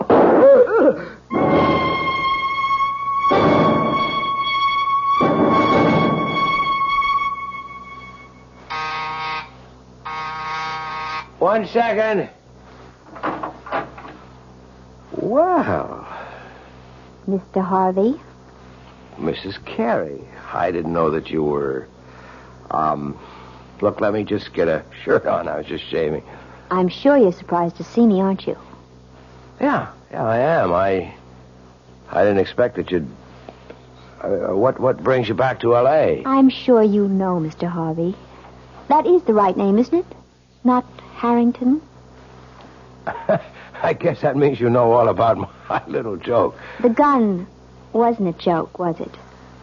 The gun was real. Now, look, I can tell you're upset, but I didn't mean any harm. I mean, I like Dan. I really do. You despised my husband, Mr. Harvey. Why don't you admit it? You hated the fact that he got the job you wanted in San Francisco. And all you got was an assistant manager's job in Chicago. You are wrong. I just thought it'd be a good gag, a good joke on Danny boy. Yes, I've heard about your reputation. The great practical joker. You thought of a great one this time. Yeah, but that's all it was. You gave Dan the itinerary for our honeymoon trip. You were just being helpful, of course. You gave him all the names and places, all the benefit of your traveling experience. That was the gag. See, I thought if Dan took you to all the places I listed for him... You even knew about Edith, the girl he was once engaged to, the one who died. She became his murder victim in your little fantasy. What did you think would happen, Mr. Harvey? Did I get frightened enough to kill Dan so that you might get the job he took away from you? Listen, is Dan all right? I thought you might want this back, Mr. Harvey. Your gun. Oh, now, wait a minute. Don't do anything stupid. Oh, you don't have to worry. I found out that I'm a terrible shot. That Dan's alive? See for yourself. Hello, Marty. Dan! Thank heavens you're okay. Look, Dan, I didn't mean for anything serious to happen. See the bandage, Marty? Just a flesh wound in my arm. I'll be okay. I'm glad to hear it, Danny. Honest, I am. Mm-hmm. But I am learning to use my left arm, though. Wait a minute. Oh, no, don't, please. I didn't mean it. Don't hit me again. Relax, Marty. I've got better things to do. I've got a honeymoon to finish. Although with any luck, it'll never end.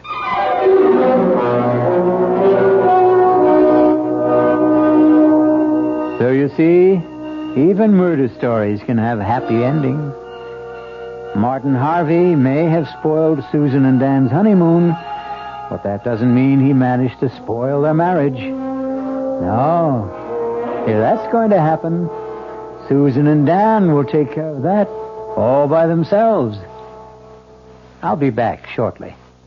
Hello, this is Joe Franklin.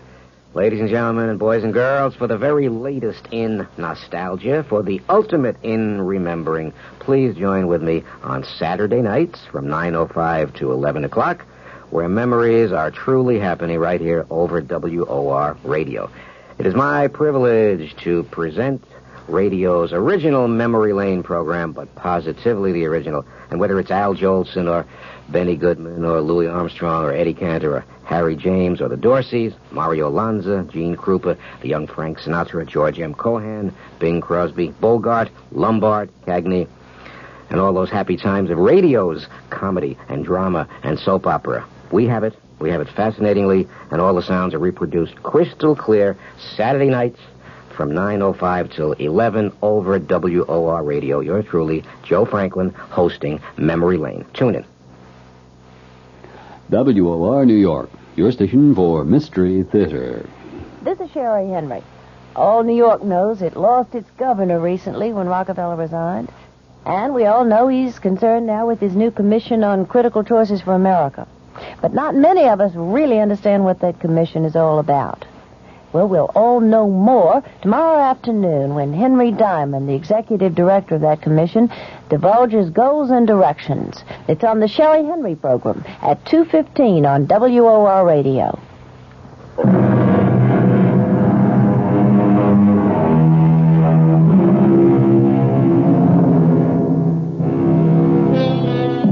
A purist might claim that the story you have just heard isn't a murder story, since no one was actually killed. The murders which took place were all in the imagination of Martin Harvey, who passed them on to the mind of Susan Carey. But it's a good demonstration of the point we've tried to make all along, that the most terrifying crimes can happen within the theater of the mind. Our cast included Betsy von Furstenberg, Michael Wager, Elspeth Eric, and Mason Adams. The entire production was under the direction of Hyman Brown. Now, a preview of our next tale. What are you thinking about, child? The day you said it was bad luck for us to see each other before the wedding. Nobody believes those old wives' tales. Nobody believes so many things that are outside the ordinary. Did you see Michael's body after? Don't talk about that, lass. I knew they said the horse trampled him. I asked Dr. Ferguson about the hooves, and he wouldn't tell me. You'd tell me, wouldn't you, Jeannie? Oh, tell you what? Were they like horseshoes, or were they cleft in two? Were they cloven hooves? In the name of God, what are you saying? I'm not speaking of God. I'm speaking of the devil. This is E.G. Marshall inviting you to return to our Mystery Theater for another adventure in the macabre. Until next time, pleasant dreams.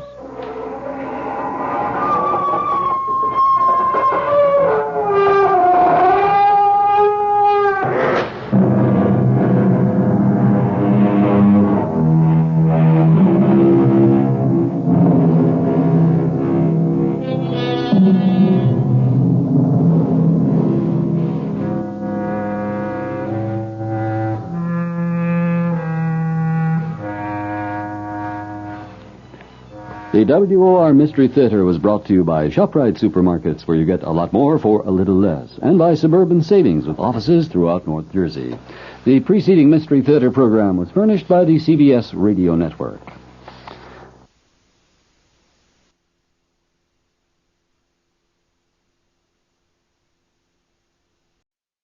From the Mutual Studios in Washington, I'm Fulton Lewis, and that's the top of the news as it looks from here.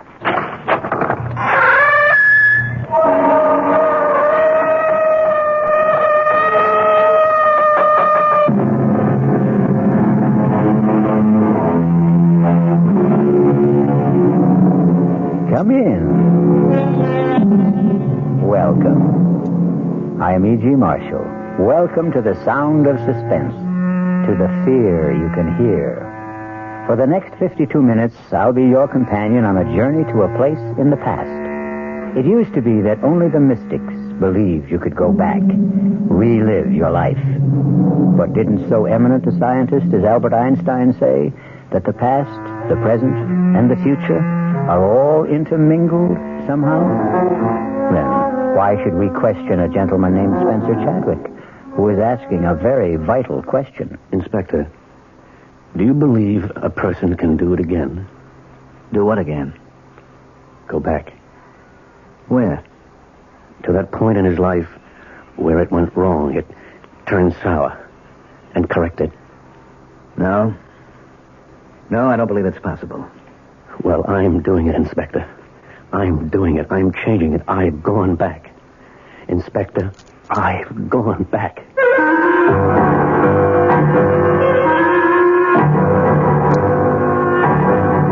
Our mystery drama, You Can Die Again, was especially written by Sam Dan and stars Richard Mulligan. It is sponsored in part by Anheuser-Busch Incorporated, brewers of Budweiser.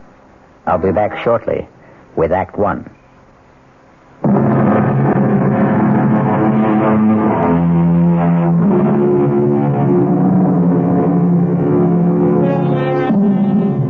This evening, we're concerned with bright young men.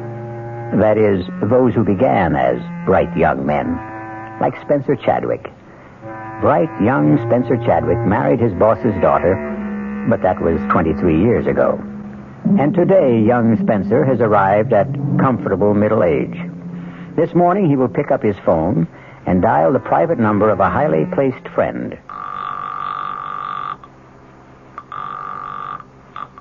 Chief Inspector Faraday's office, Sergeant Milrose speaking. Sergeant, this is Spencer Chadwick. Oh, good morning, Mr. Chadwick. Connect you right away. Spence, I hope you're not calling to cancel our golf date. No, Martin. I'm calling to tell you I murdered my wife. I won't believe it, Spence. I can't believe it. Marty, look at her. She's dead. I see she's dead, but I won't believe you killed her. She's been stabbed, Inspector.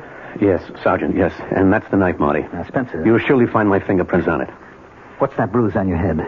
We had a fight. She hit me with the candlestick. Inspector, a glass door here leads to a terrace. It's been broken. Spence, an intruder, a thief. Did he slug you and kill Margaret? No, I killed Margaret. But that broken door. She tried to get away. I dragged her back into the room. Whose place is this? Mine. I didn't know you had an apartment downtown. I've been staying with a girl. Spence, you're talking to me, your closest friend, Marty Faraday. Excuse me, Inspector. Shall I start the routine? Yes, of course, Sergeant. Are you going to arrest me, Marty? I have to. I'm ready to go now. But I'm not ready to go. Look, I can't believe what you're telling me. I can't even believe you were cheating on Margaret. How can I believe you killed her? You've been a policeman for 25 years, Marty. Do you still have illusions, faith, ideals? If I do, it was because of people like you and Margaret. I'm sorry, Marty. Look, Spence, is this the way it happened? You were having an affair. Margaret found out about it. She came here, confronted you. One thing led to another, and you killed her. Now, is that the story? Yes. Yeah, that's it. Well, where's the girl? I suppose she's dead, too. You suppose? Yes, we can say she's dead. Well, how did she die? I killed her. What? When? Oh, a long time ago. A long time? Spence, you're not making any sense. How could you have killed her a long time ago if Margaret confronted the two of you here today? I don't know. I don't know. Now, just arrest me, and don't ask me any more questions. I have to ask, Spence. I can't accept what you're telling me. Now think. How could you have killed her a long time ago? Or did she kill me? Spence, please, tell me what happened.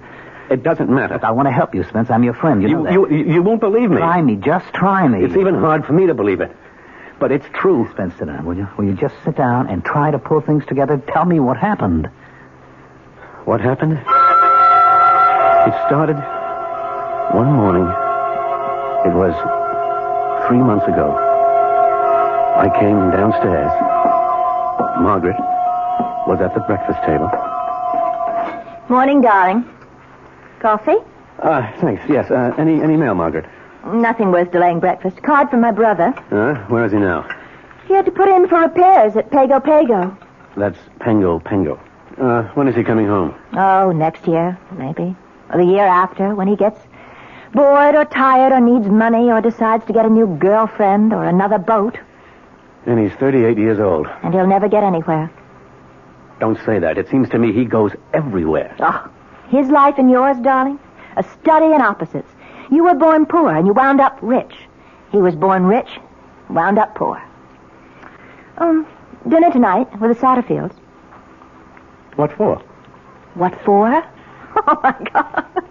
I practiced for almost 5 minutes before you came down, tossing off what I just said in an offhand, casual way. Dinner with the Satterfields. This is the coup of the century. A dinner party at the home of Senator Satterfield. Ask me how I did it. Why do we want to have dinner with Senator Satterfield? Spence, you asked me to arrange for the invitation. I disagree completely with the man's principles. Oh, we understand all that, but you're the one who decided to give politics a whirl. When did I decide to do that? Well, they say the sign of a really solid marriage is if the wife can accept jokes at breakfast. Shall I remind you of that Chinese or Indian saying that you've been spouting lately? A man spends his first 20 years living for himself, his next 20 living for his family, and his next 20 living for his country. It was you who decided. Dinner's at 7:30, black tie. So be home early, Spence? You're not listening. Darling. Why are you looking at me like that? Is there something wrong? Who are you? What did you say? I said, who are you? Tell me. Spencer. What are you doing here? Now, look, darling, if this is Oh, no. What am I doing here? If this is a joke, it's not in the best of taste. I'm afraid I don't know where I am.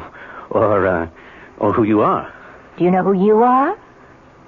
Yes, I think I know who I am. I'm Spencer Chadwick. All right, now listen. Sit quietly for just a minute. I'm going to call Dr. Berger. Please, I don't want to put you to any trouble. Don't get up, Spencer. Please, don't get... Where are you going? Home. This is your home, Spencer. Please, don't be alarmed, please. I hope I haven't frightened you. I'll leave this minute.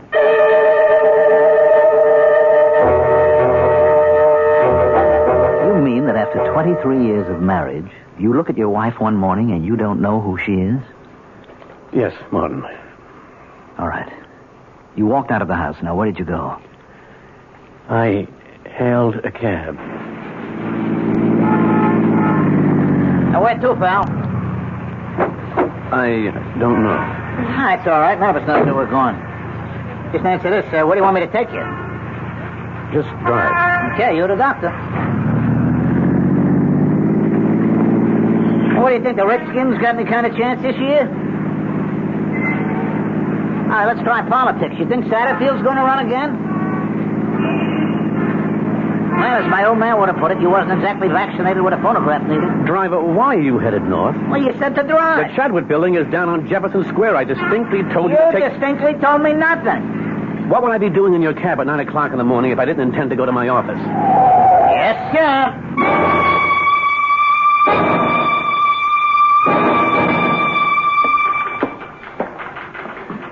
Good morning, Ruth. Oh, good morning, Mr. Chadwick.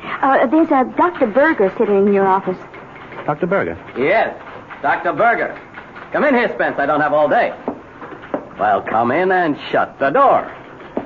May I remind you that this is my office? 15 minutes ago, I received a call from Margaret. Margaret? Is she all right? About you.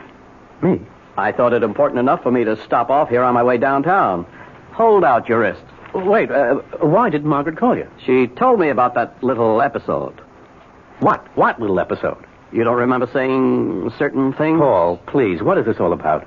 Pulse seems to be a little fast. What am I supposed to have said to Margaret? I want you to report to the hospital right now. You can't just walk into my office and tell me to report to the hospital. Who says I can't? But what's the matter with me? I don't know. That's why I'm putting you into the hospital. What did Margaret tell you? That you didn't know who she was. Well, how could I not know who she was? Have you had moments when you didn't know people, or you didn't know where you were, or what you were doing there? Well, certainly not. Now, level with me, Spencer. Listen, those things, they happen sometimes to everybody. How often do they happen to you? Well, the incident with Margaret, was it the only one? Well, Spencer, I'll see you at the hospital in 30 minutes.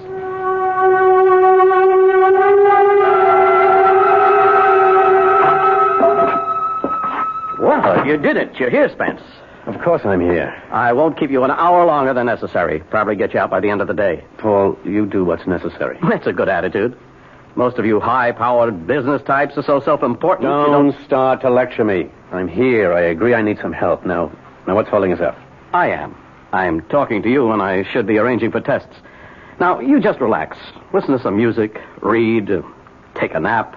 I'll see you.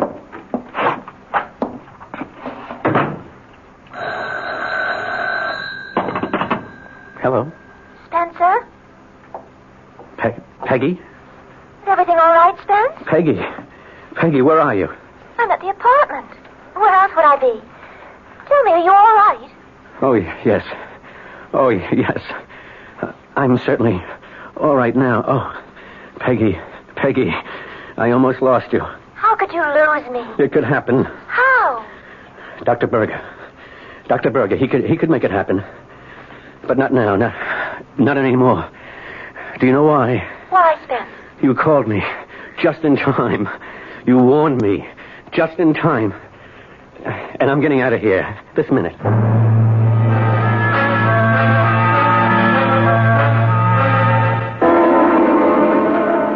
Mr. Chadwick. Yes, Ruth? Aren't you supposed to be at the hospital? I'm not supposed to be anywhere except in my office during the business day. Oh, yes, sir. This Dr. Berger, he's been calling just about every 5 minutes. And your wife. Shall I get them for you? No. I left Dr. Berger a note saying I changed my mind about the necessity for what we were discussing. Now, tell him I have nothing to add. Oh, yes, sir. Oh, call my wife and remind her we have a dinner date with Senator Satterfield. And no calls. No calls. I don't want to talk to anyone. Yes, sir. Except a young lady. She'll call herself Peggy.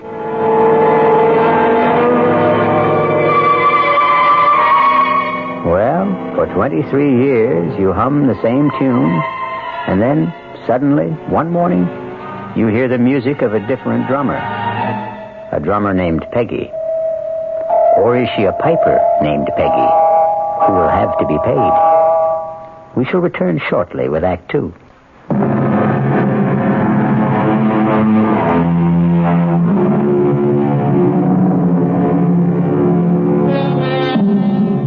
And so we have Spencer Chadwick in complete command, ready to take hold of his life and run it his own way, starting with his wife.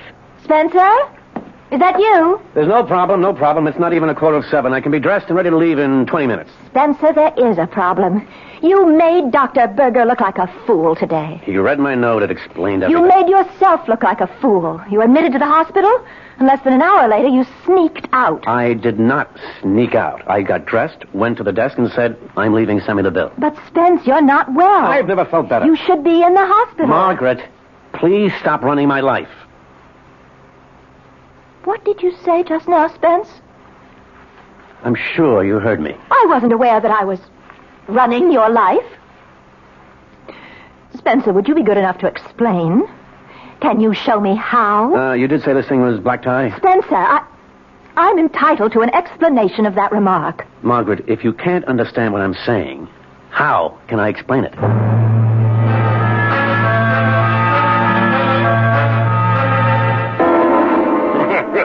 Quite a man, this husband of yours, Miss Chadwick. Some brandy? Yes, thank you, Senator. We need men like you in public life, Spence. Fellas with their heads screwed on straight. You know, I have an opportunity to recommend a man for a presidential advisory commission on... I don't think I'd be interested, Senator. I like your style, Chadwick. You play hard to get, but you do it convincingly. The public eats that up. No, Senator, it's not a pose. You see, sir, it seems to me that I've spent all my life working for other people. Serving others is the most richly rewarding profession a man can follow. That's if he happens to be a selfless person. But I never saw myself as a manufacturer of farm equipment. I wanted to study languages, the basic structures of human communication. An admirable calling. Margaret and I were going to leave for Tibet on our honeymoon, but my father-in-law became seriously ill. Somebody had to look after his affairs till he could get on his feet again. That was 23 years ago. He never did get back on his feet, and I never did get out of his office. But you transformed that little factory into the third largest enterprise. I know, Senator, I know. I did it for my wife, my in-laws, my employees, the stockholders. But now, finally, at length and at last, I'm going into business for myself. What sort of business? The Spencer Chadwick business. The let's please and amuse and excite and develop enhance Spencer Chadwick. Thank you for your offer, Senator, but there are many others who are more worthy, not to mention more willing.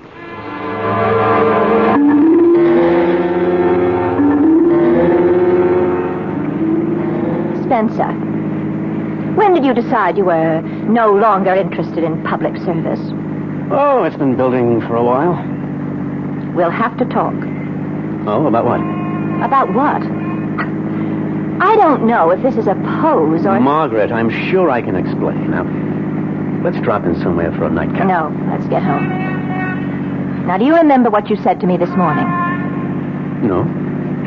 You insist you don't recall our little scene at breakfast? No, I'm very sorry. You looked at me this morning, and you said, "Who are you?" You said it with sincerity and conviction. You meant it. Look, I may have been... You may have been what? Daydreaming. No, it was not daydreaming. It was wishful thinking. Oh, Margaret, what are you saying? Spencer, you're having an affair. What? Please don't deny it.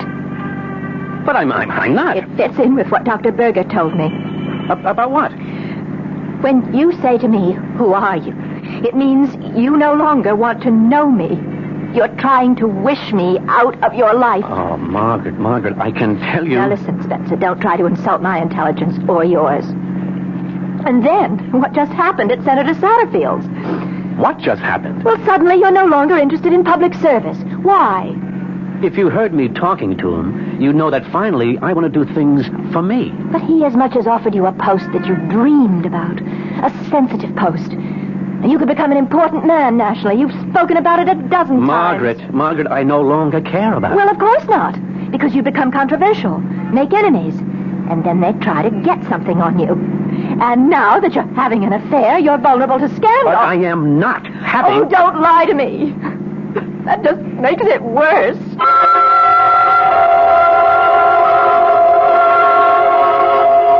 But you were lying to us, Spence. We know you were lying. We know about Peggy. Inspector. Yes, Sergeant. If you'll come into the bedroom, Inspector, I didn't want to move anything. All right.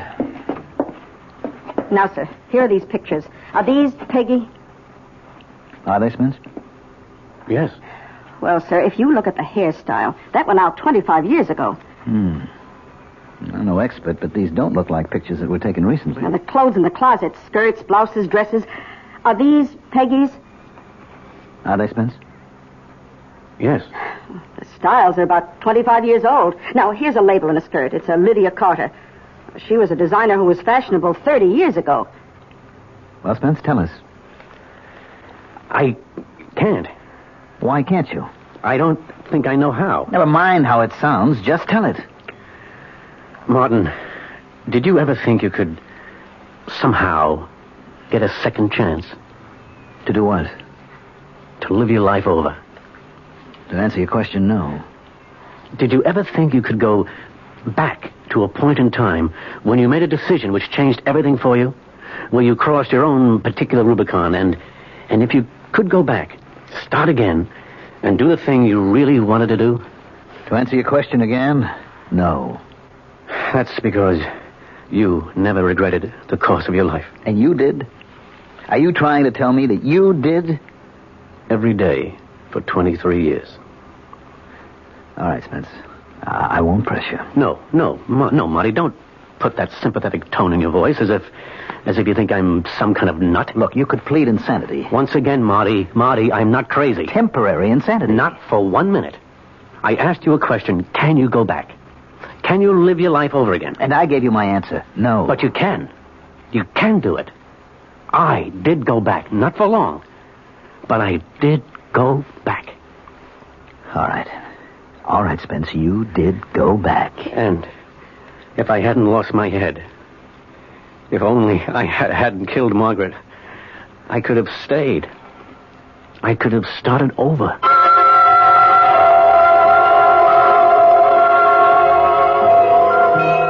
Peggy, want to go to a movie? No. I missed the news broadcast. Anything happening?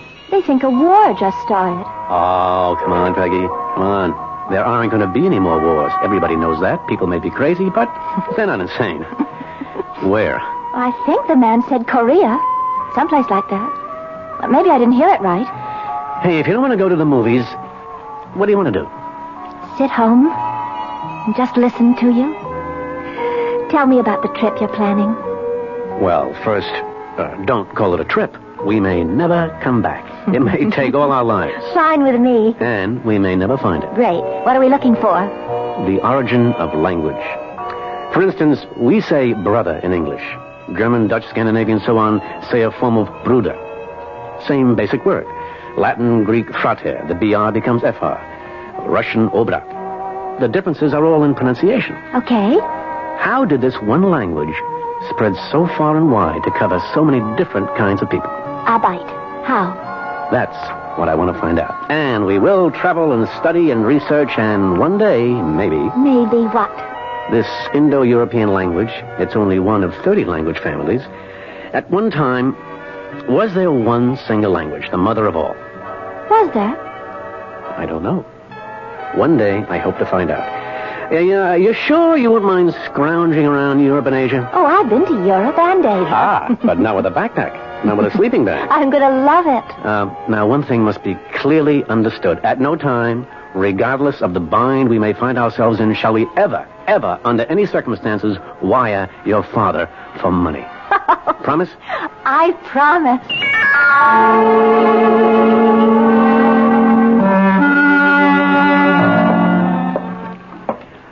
Hello, Margaret. Where have you been, Spencer? Oh, excuse me. I hope that doesn't sound shrewish.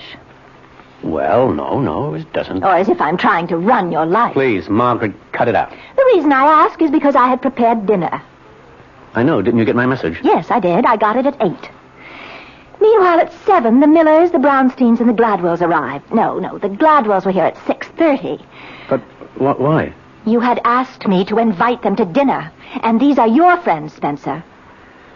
I'm sorry, Margaret. I'm sorry. Yes. Well, if they were people I like, I would have been humiliated. This way, I was merely embarrassed. Well, I got through the evening. Somehow. Spencer, tell me. Who is she? Margaret, believe me, there is no... I start with the premise that it's my fault. Somewhere I must have failed you. I've gone wrong. But I don't know where, and I don't know how. Tell me, Spence. Tell me. Margaret, please, Margaret. Please, Margaret, what? Oh, Spencer, I've been happy. You've been happy. Our marriage, it's been the envy of so many of our friends. Oh, darling, has it been a lie? Have we been living a lie all these years? Do you want the answer? I demand an answer. The answer is yes, it's been a lie. Who is she, Spence? Who is she?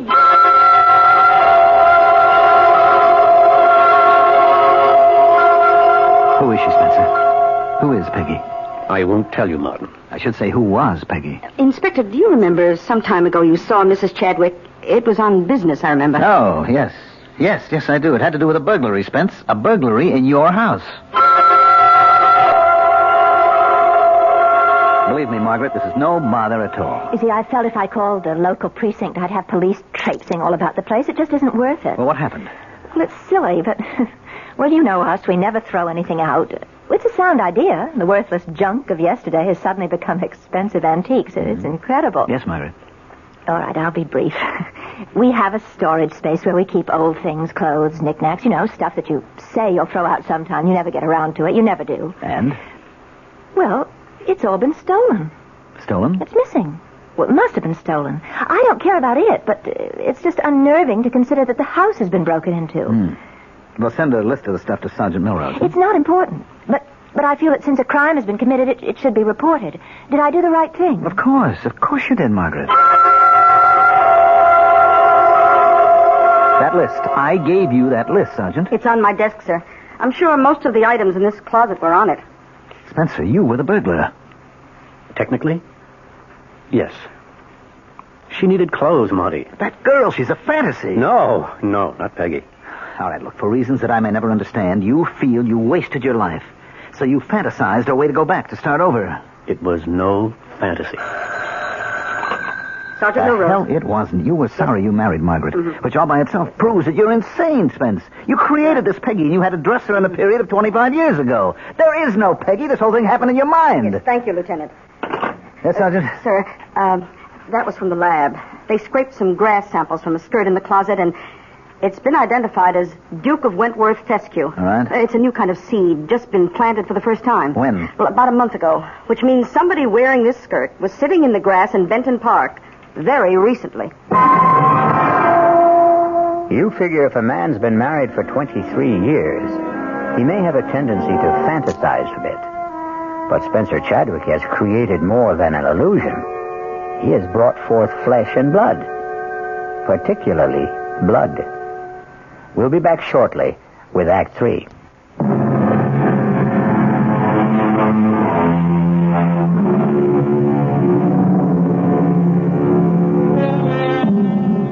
It was all right while Peggy was only an illusion. She was Spencer Chadwick's private affair. But a living Peggy, or even a dead Peggy, is a serious matter for Police Chief Inspector Faraday. Spence, make it easy for all of us.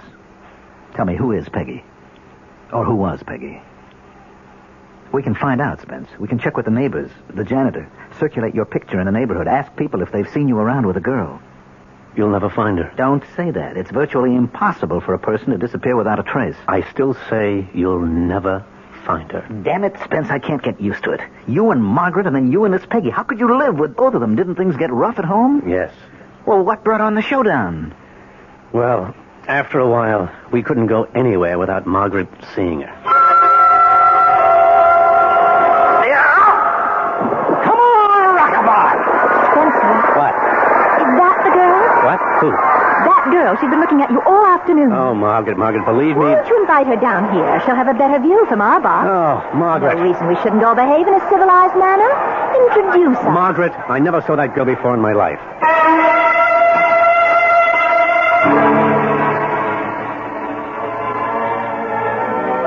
Margaret, you're staring. Not me. That girl's been staring at you all evening. Margaret, believe me. Wherever we'd go, there'd be no peace. She always suspected somebody. Last week, it even happened when we were playing golf with you and Henrietta.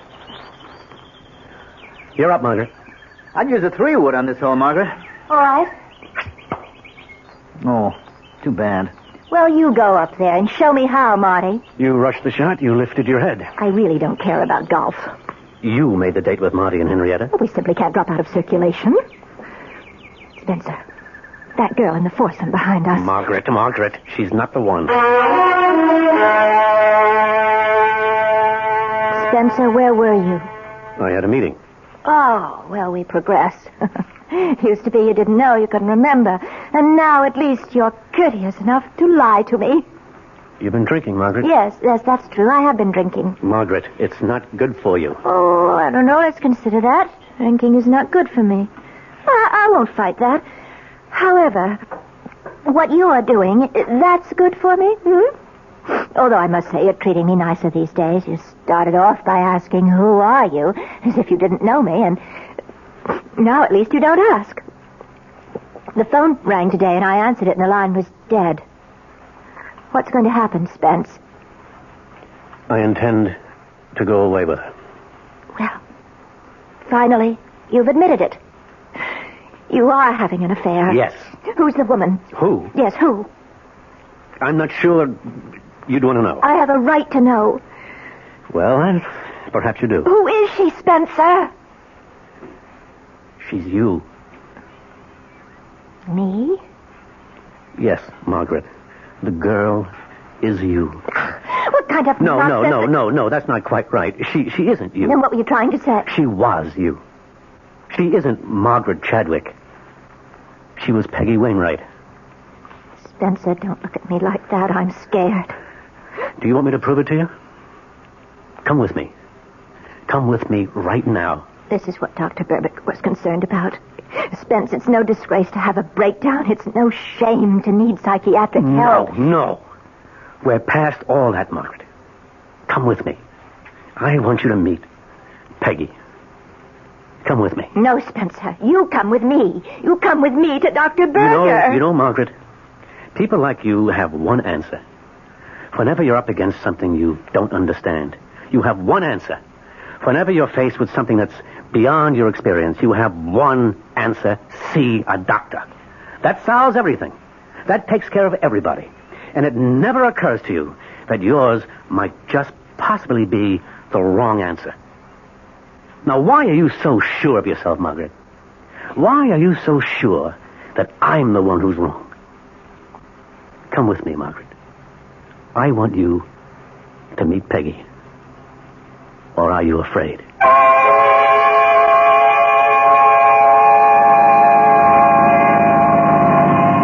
Does it look familiar, Margaret? Spence. This is 32 Benton Boulevard. It's our first address. I remember. Do you remember the apartment number? 3A. Oh, don't tell me it's still there. See for yourself.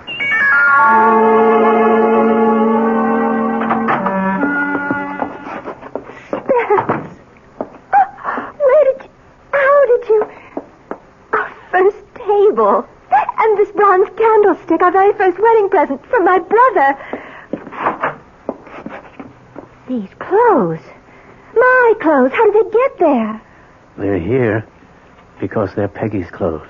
Oh, look, Spence, the Lydia Carter skirt. Oh, you love me in that. Do you know that style's come back? I want to put it on. Do you remember what we used to do? We'd go for a walk. In the park. Dinner at Luigi's. We never had dinner at Luigi's. Oh, that's right. We couldn't afford it. And by the time we could, we weren't living here anymore. We stopped at the burger shop. What's tonight? Thursday. That means there's a free concert in the park. And then free dancing. Oh, let's go, Spence. Let's do it all again.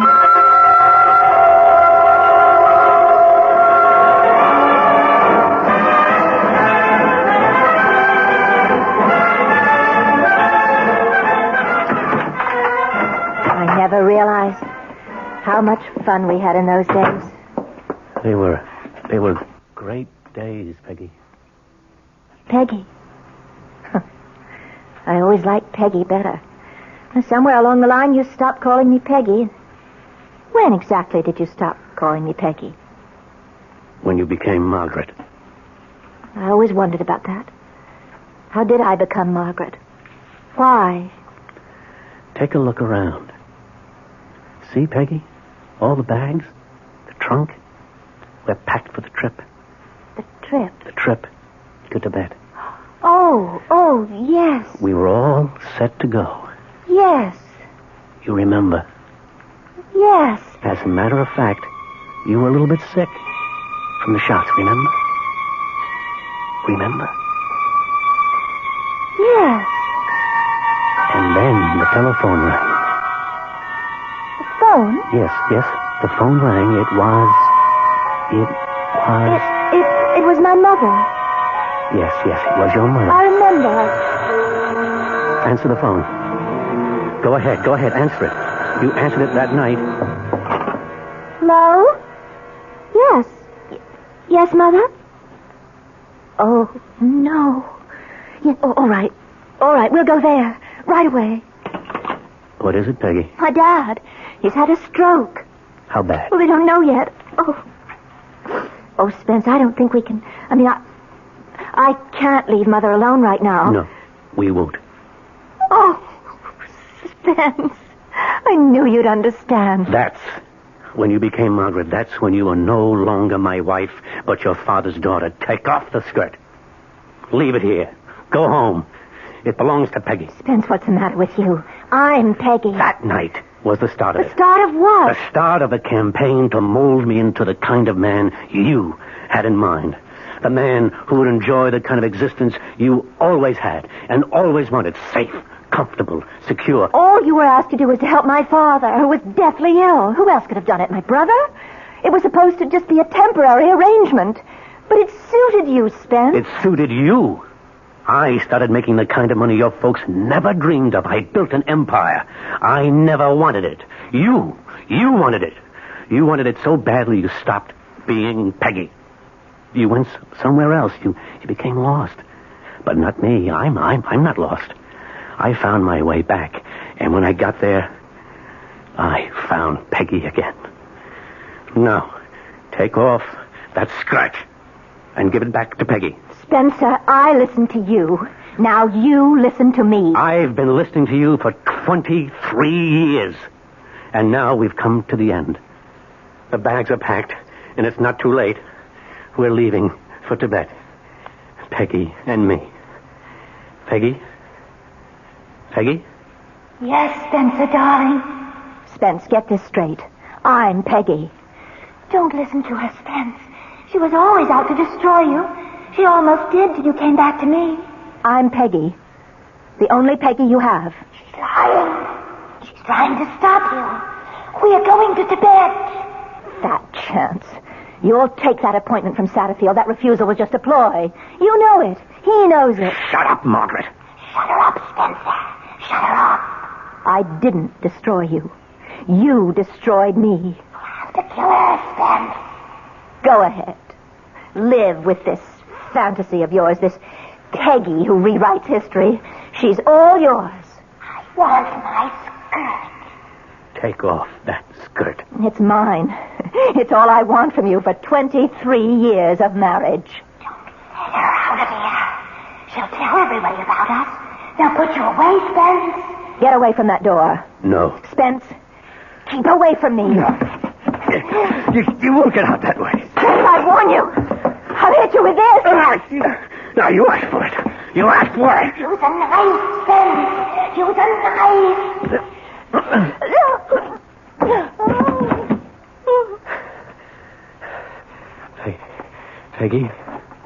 Peggy.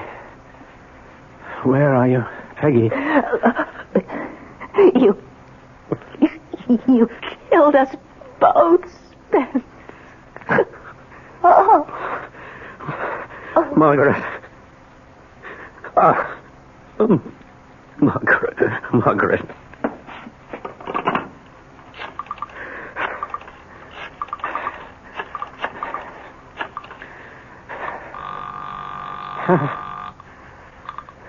Chief Inspector Faraday's office, Milrose speaking. Sergeant, this is Spencer Chadwick. I just murdered my wife.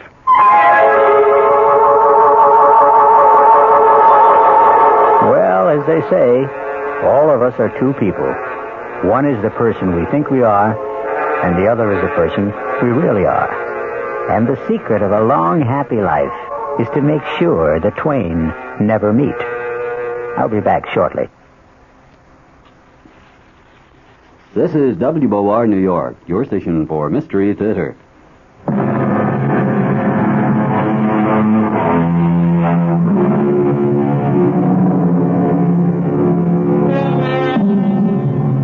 Well, the jury's still out.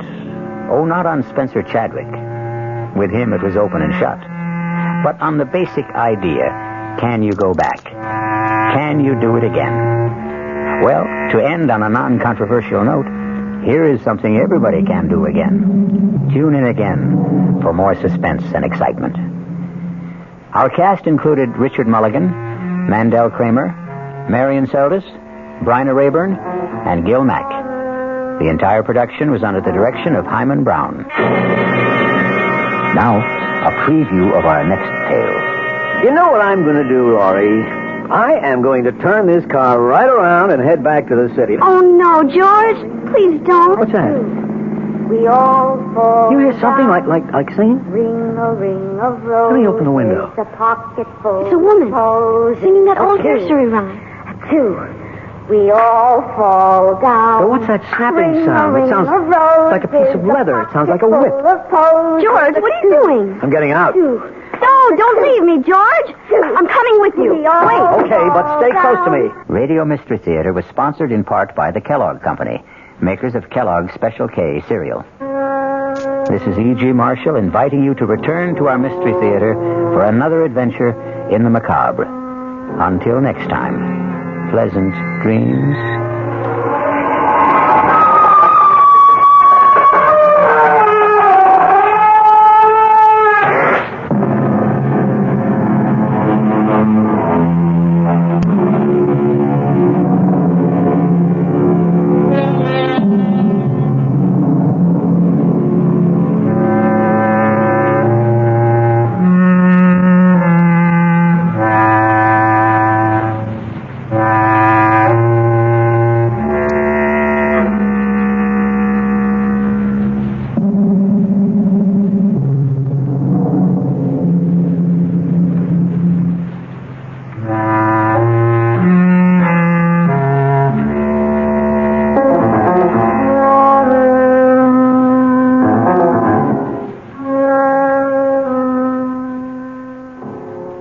The preceding Mystery Theater program was furnished by the CBS. This is WOR New York.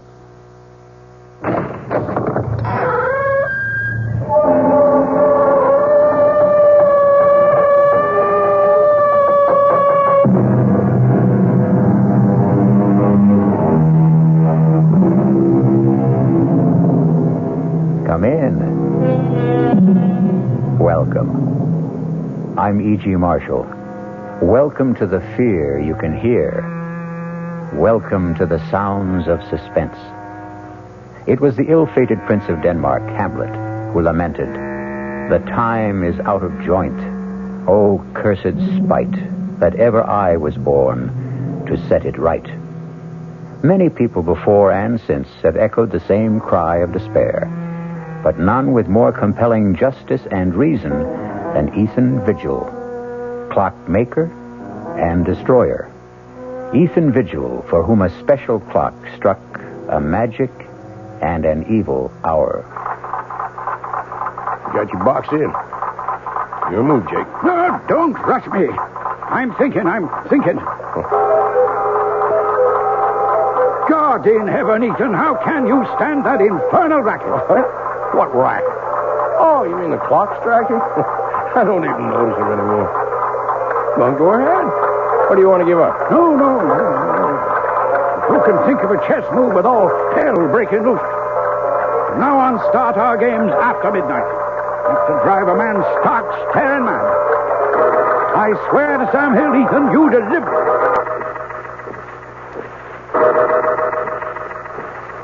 The only two living things left in the room at that terrifying moment, as time stood still, were myself and that damnable machine.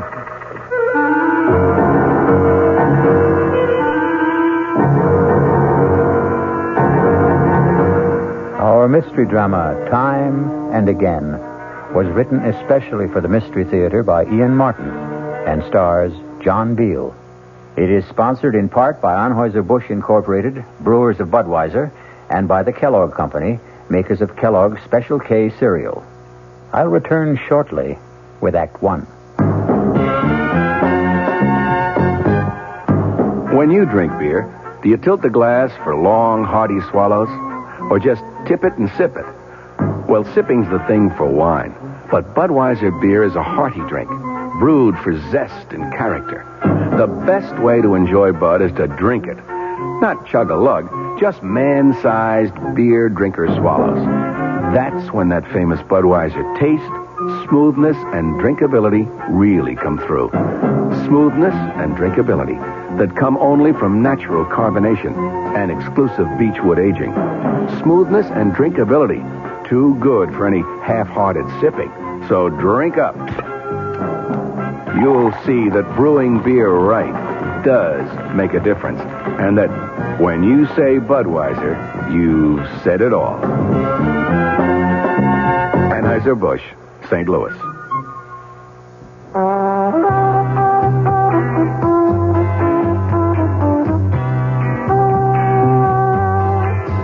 No matter what you're saving for, that's what Suburban Savings for Suburban. Suburban Savings offers you a regular savings account with flexibility. You can add any amount to your account whenever you wish. Withdraw whenever you want.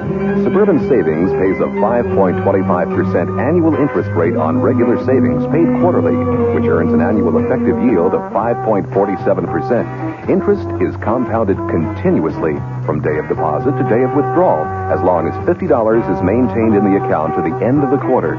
Come into Suburban Savings and open an account with flexibility. Our regular savings account in New Jersey at Bayonne, Edgewater, Elmwood Park, Emerson, Hackettstown, Morris Plains, Nutley, Paramus, and Sparta.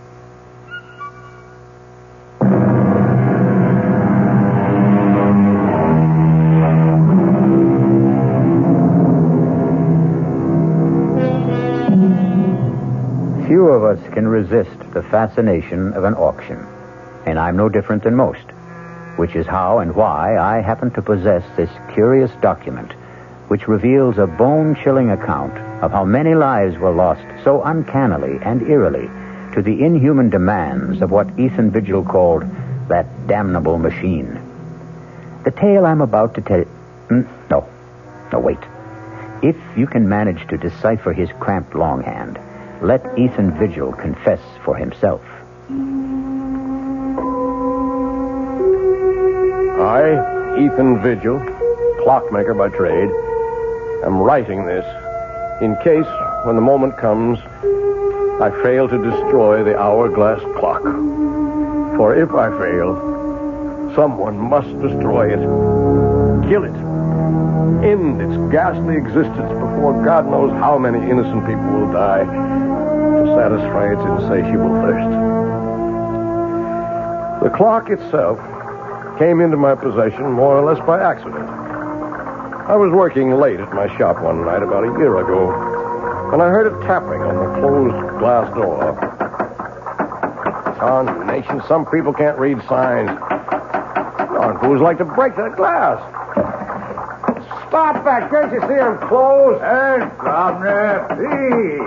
Let me in. Oh, get on with you. You won't be sorry. Give me a chance. I'll give you the chance of a lifetime. Look. It was raining heavily, the water streaming down the glass, but the object he had drawn from the cover of his pea jacket drew my eyes like a magnet. It was a clock, the like of which I'd never seen. It was shaped like an hourglass, with a strange-appearing pendulum hanging in the lower half and the face in the upper half. And in the place of the figure 12, at the top of the face, was the numeral 13. I had to see that clock more closely. Oh, bless you, Governor. You're a lifesaver, you are. What do you want? Oh, I want you to have a look at this here clock. The clock is the only reason I let you in. I'd like to have a look at it myself. Let's take it over to the bench. You want this clock repaired? I want to sell it to you, is what I want. I hope I don't regret this, but come on to my place in the back. There's a fire in there to dry you up a bit. Better back up to that fire. Where'd you get this clock? Why, it came into my possession when its owner died. Does it run? Well, no. That there clock, it doesn't run. I'd be the first to admit it. I'll give you $20. Oh, now, look here. $20. Take it or leave it. Well, I may be down and out, but I know a good thing when I see it, and I don't intend to be taken advantage of by somebody else. Doesn't seem to be any question of who's being taken advantage of. Harriet. Ethan, who is this person? He's a customer, more or less. This is my sister-in-law. It's near on to midnight, and my poor sick sister is pining upstairs for her husband to bring her a little faith and consolation. Oh, now, Mom, I certainly am sorry to intrude on family problems. Then don't. Ethan, get rid of this man. You better go. Yeah, but what about our business and the clock? Well, $20 is all I have to my name. I'll take it. Don't you do it, Ethan. Oh, mind your own business for once, Harriet. I had little doubt my sailor, who called himself Harry Stubbs, had dubious title to that strange clock. But like all collectors, to own something totally and unreservedly unique is an overriding obsession. Is he gone? Yes. Oh, just look at this place after you had that derelict in here. Lights on all over the place, eating up money. To say nothing of good hard cash thrown away on that piece of junk on the table. It was my own money. What own money? Oh, you and Henrietta wouldn't even have a roof over your heads, let alone a piece of business if it weren't for me. Oh, no, it's my money that keeps you going, and don't you forget it. Now, you lock the door to the shop. I still have some repairs left to do. You'll have to get up early tomorrow and do them. I just wanted to have another look at this clock. You'll waste no more time or light or fuel down here tonight. If it wasn't for good money paid out, I'd take that piece of junk on the table and dump it in the rubbish. How I wish she'd done just that. Let the city collect it with the morning trash and bury it forever. But fate hadn't planned it that way. So I went upstairs from Harriet to face another problem I didn't know how to solve. My ailing wife, Henrietta. Ethan, is that you? Yes, Henrietta. Where have you been? Working, dear. Are you hurting? Oh, when don't I hurt? I know. How's your back? It isn't my back. It's my stomach, Ethan. I'm scared. I've been afraid to think of it, but I know Harriet's sure I've got... Hush, no, none of that. You just get off to sleep. That's what you need. You just don't know how it is to be suffering every blessed minute of every day. As I slipped under the covers and lay wide awake beside Henrietta, snoring away, my mind went back to the strange clock on the table downstairs. The intriguing mystery of a mechanism I had never even imagined in 40 years of clockmaking. And the enigma of why 13 replaced the numeral 12 on the face.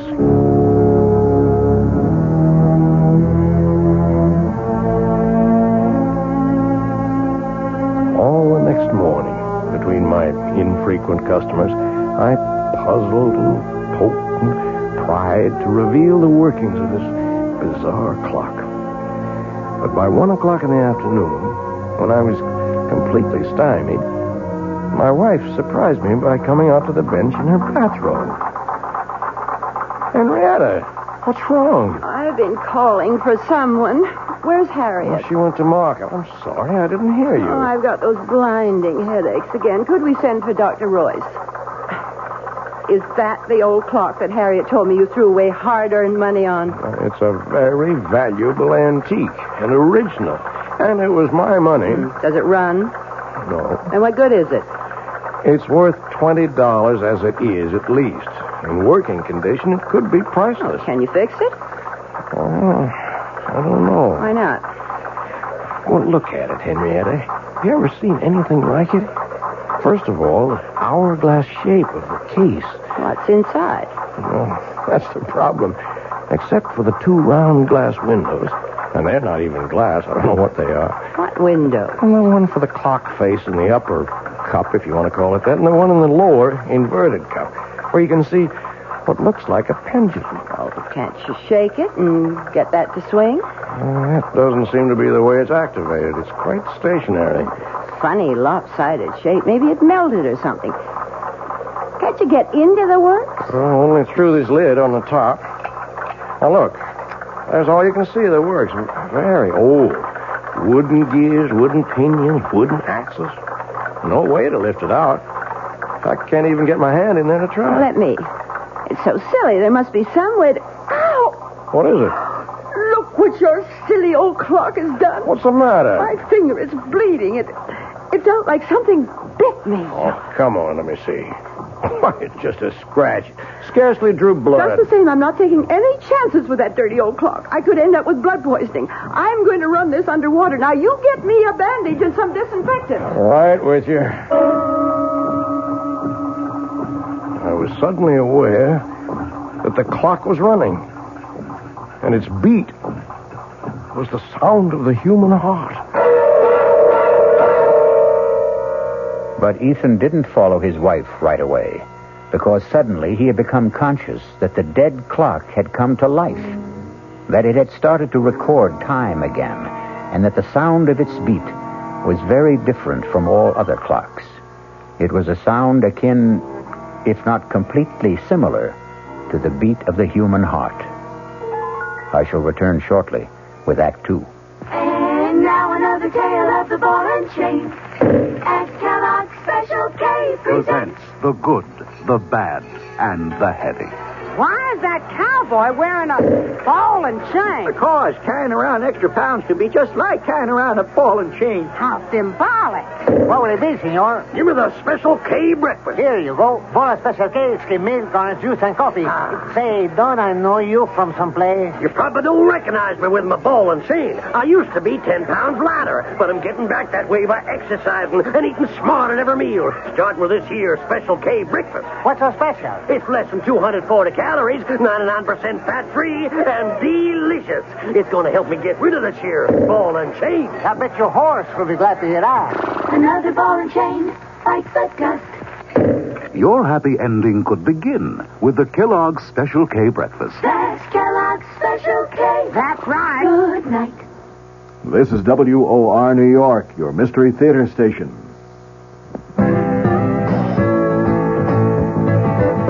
Hey, Ma, what's for dinner? Hey, Ma, what you got? Hey, Ma, will it be much longer? My hunger gets stronger and I can't wait. She loves her family. She wants the best. She does all that she can do. She lets ShopRite do the rest. Hey, Ma, What's for dinner? How about Armour canned ham, 3-pound size, $3.99. ShopRite grade A frozen green beans, 9-ounce packages, 6 for $1. ShopRite Dairy Case homestyle biscuits, 8-ounce packages, 5 for 49 cents.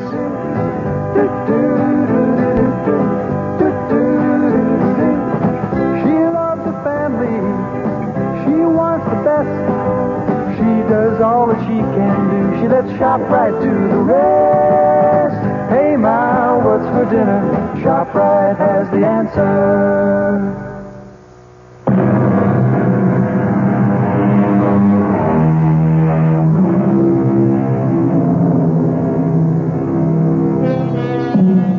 Whatever his wife had accidentally touched, the clock had begun to run and remained running steadily, without any sign of stopping.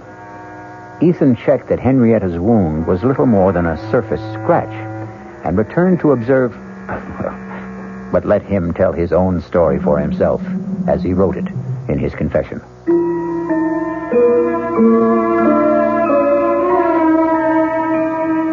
My examination of the clock as it ran made it even more of an enigma. Behind the face, beneath the lid, the gears I saw engage, second by second, operated the hands that told the time.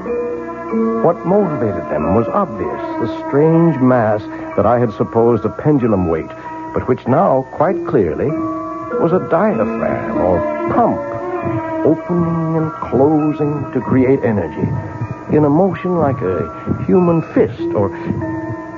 Yes, suddenly I knew why the irregular shape was familiar, like the human heart. But what, in turn, motivated that, or fueled it, was the ultimate mystery. Everything about this clock was different, exotic, strange. Even its chime for the hours, plangent, plaintive, almost the sound of a human voice. I watched it irresistibly all day, all during the night, while I waited for Dr. Jacob Royce to come and examine my wife. Even while I waited for the result of that examination. What the devil are you doing out here, Ethan? I'm sorry, Jake. Just observing this clock. It's got me mesmerized. How's Henrietta? Oh, what am I going to tell you, Ethan? Same thing as usual. Yep. Not a trace of any physiological problem. Never is. Oh, there's a name for it if it's of any help. Chronic inadequate. Someone who just can't handle the simple process of life and has to make excuses for it. I'd better go up to her. Oh, there's no need. I gave her a sedative. Won't hurt her, but it might do you some good. Come on now. Let's play chess. If I set us up out here, all right? With all those clocks rattling away? I want to keep my eye on this baby here. If you can't sit up with one sick friend, you gotta sit up with another. And for the next 10 or 15 minutes, I did forget the clock that was to haunt the rest of my days. Inexorably, as we concentrated on the chessboard, all of the clocks ticked on towards 12 o'clock. And the moment when the explanation of that substitute number 13 was about to be made by the clock itself. Don't think much of your king's pawn variation, Jake. Got you boxed in. Your move. Don't rush me. Don't rush me. I'm thinking. Good Lord, Ethan. How can you stand that infernal racket? Huh? What racket? Oh, you mean the clock striking? I don't even notice them anymore. Huh? Go ahead. Or do you want to give up? No. But who can think of a chess move with all hell breaking loose? From now on, we start our games after midnight. Enough to drive a man stark, staring mad. I swear to Sam Hill, Ethan, you deliver. After the 12th stroke of the hourglass clock's chime, there was no sound but the beat of the clock and my own heart. Everything else had stopped dead. My friend's mouth was frozen in the act of speaking. His hand poised over a chessman as though cast in bronze. Outside, like the old child's game, people had turned to statues. A car backing into a parking space was stopped in its tracks. The very raindrops hung motionless in the air like a spangled curtain. For everyone else in the world, save only me and that damnable clock, time was standing still.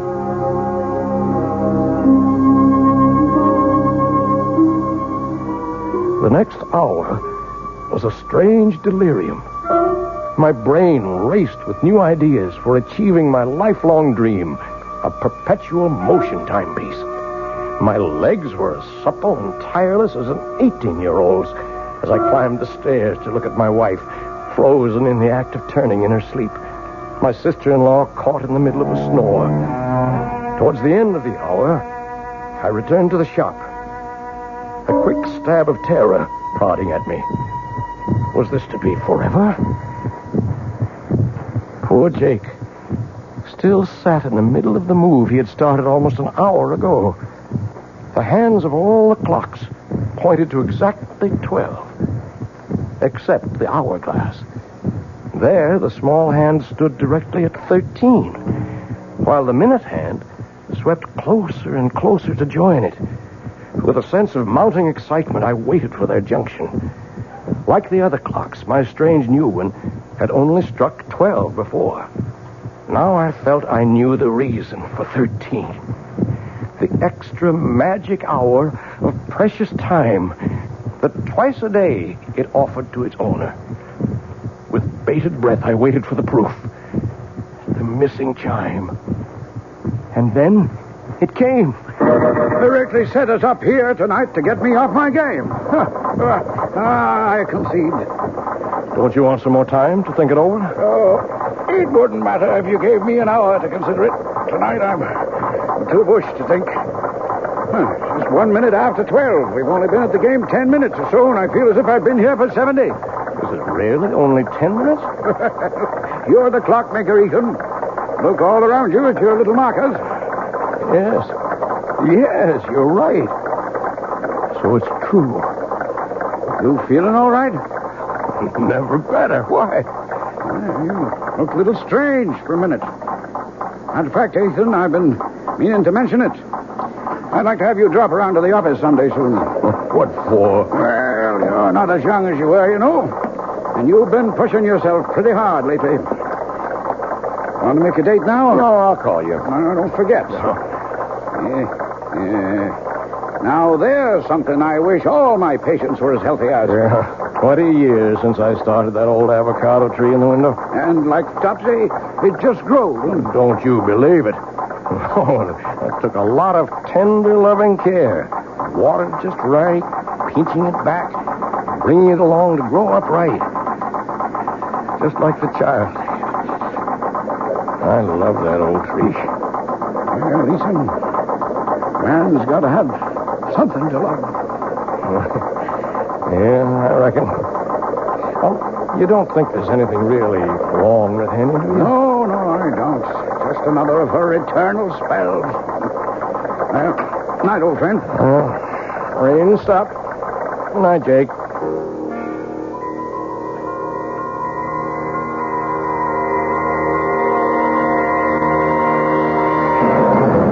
For a long time after my old friend drove away, I stood by the door, gazing into the cool, crisp night. I didn't notice the cold. I was too full of a kind of welling excitement inside me. What a gift that clock had brought me. The dreams were building like castles in my head. Why, I was richer and more powerful than a king. Well, now I knew, no matter what, that for 2 blessed hours every day, from now on, I was a free man. And the last thing I heard that night, as my head hit the pillow, was the triumphant beat of the clock sounding in my inner ear. Or was it the sound of my own heart?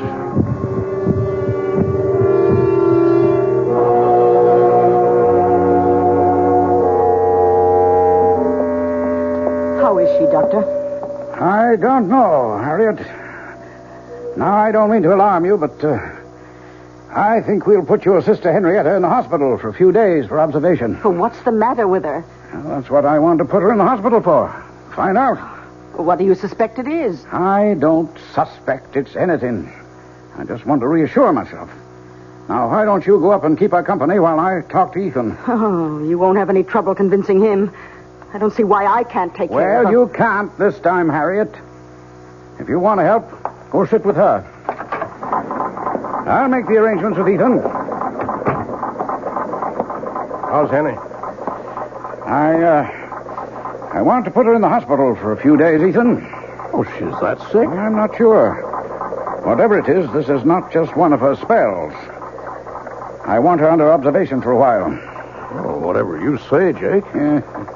I wish I knew what to say. I feel a little guilty.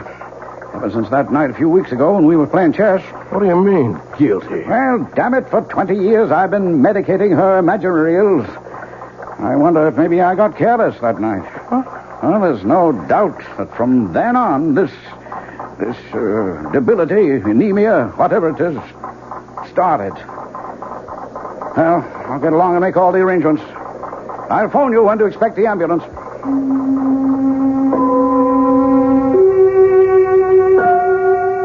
I had my own guilt nagging at me. In the month since I'd discovered the secret of the clock, I'd thought of pretty nearly nothing else. I waited as eager as a child for those 2 stolen hours every day. Not only for the relief from Harriet's nagging and poor Henrietta's everlasting complaints, but for the lift, the joy, the youth and vigor that they brought me. For I'd gone one better than Ponce de Leon. For part of a day, anyway. I had found the fountain of youth. But a wave of shocks was about to jolt me back to reality. The first was Henny's being taken to the hospital. The second was the morning the clock stopped.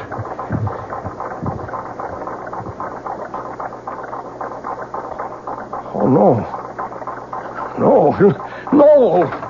What is it? No, Ethan. You can't stop. What is it, Ethan? What's wrong? The clock, it stopped. Oh, is that all? I've got to get it started. Oh, you shake it like that, it'll end up in pieces. Good riddance.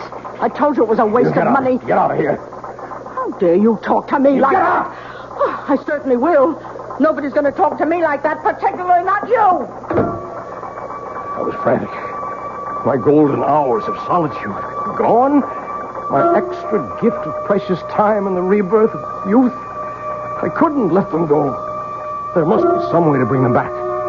Start that damned intricate mechanism again. Clock was dead. Its lifeblood somehow drained. Blood. But that's what started it in the first place. Maybe... Oh, damnation. I'll let it ring. I've got to find something to... Oh, all right. Hello? Ethan, it's Jake. Oh, Jake. Look, I don't want to talk now. Oh, then you've heard. Heard what? About Henrietta? Oh, she's not... I just got back to my office and got a message from the hospital. I'm afraid she's passed away. Oh, are you sure? Well, I'm on my way to the hospital now, just on the outside chance. Better meet me there.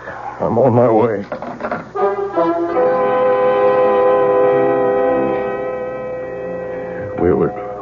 We were too late.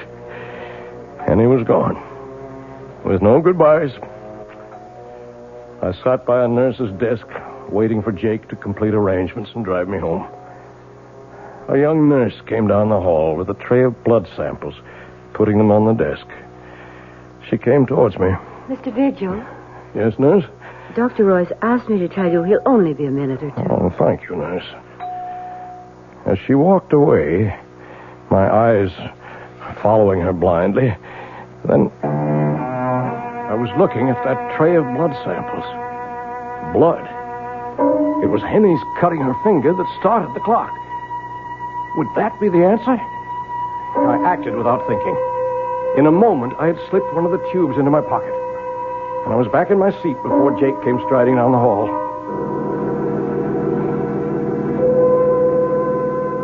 I was back in the shop at last, alone. With shaking fingers, I lifted the lid, exposing the brain, or whatever it was, of the clock. Uncapping the tube, I poured in the blood. I looked at the dial. The hands were spinning around to the proper time. And then the clock was alive again. Its heart was beating.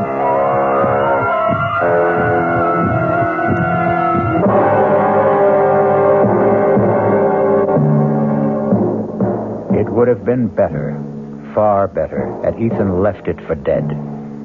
as we shall see when we return shortly with Act 3. We knew we had a good thing going, but we're absolutely delighted that you know it, too.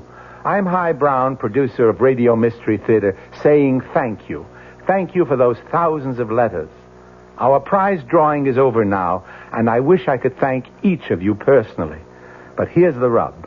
So many of you ask questions about all sorts of things having to do with radio that sifting through the letters will take weeks.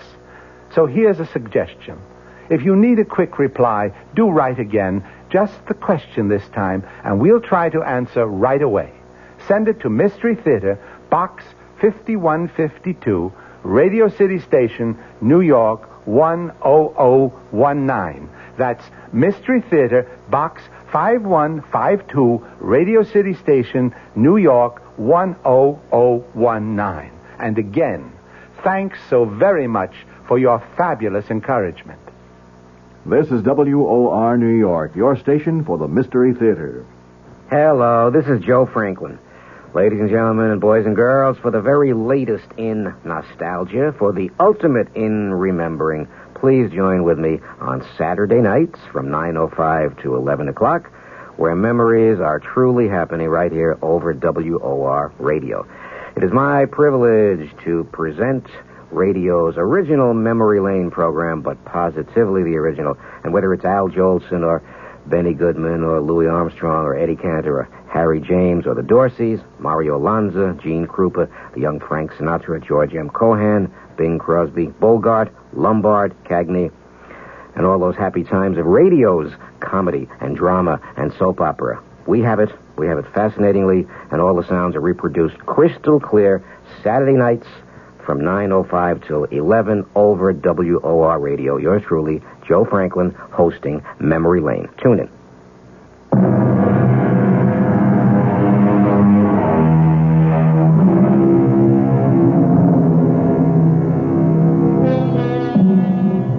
Which of us could resist the temptation of perpetual youth?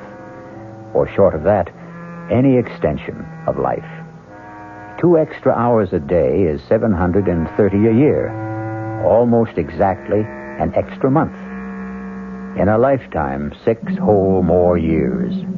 But what Ethan Vigil forgot is that for every action, there is a reaction. For every gift, a recompense.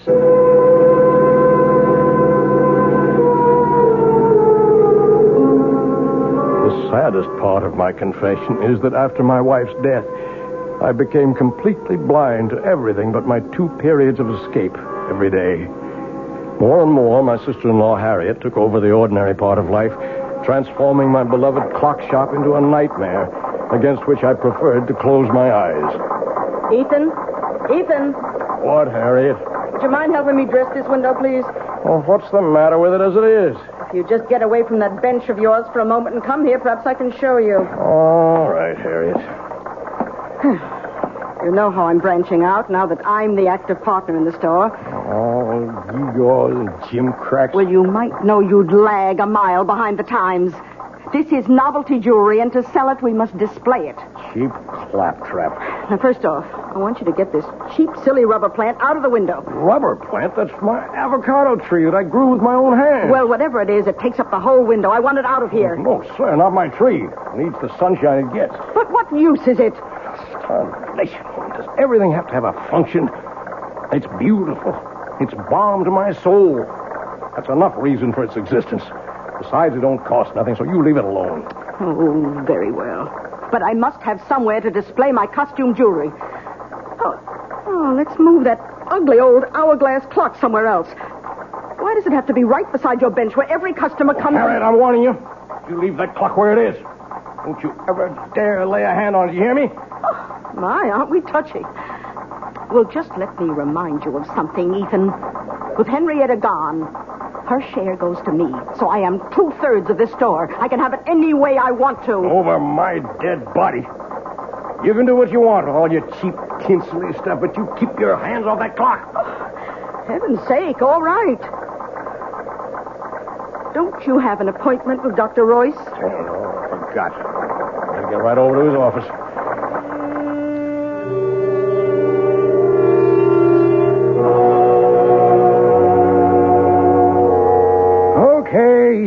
Ethan, put your shirt back on. I'm all finished examining you. Oh, what's the verdict? I couldn't be more pleased. Oh, you approve of the shape I'm in, huh? Well, before Henrietta died, I don't mind telling you, I was plumb worried about you. Oh. Your heart was acting up. I didn't like your blood pressure. And there was a lump in your belly I could palpate big as a grapefruit. And now? Now I don't even need the x-rays I took. Know it before I see him. It's practically noon. Now go on, you don't need a doctor. Get out of here. Let me get around to the sick people outside who do.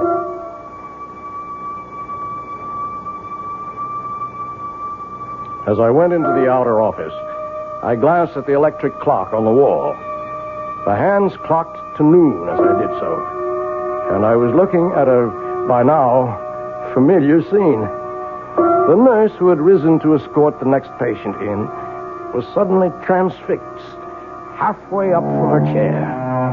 A child about to scream remained with face contorted, the scream not yet uttered. A thought crossed my mind.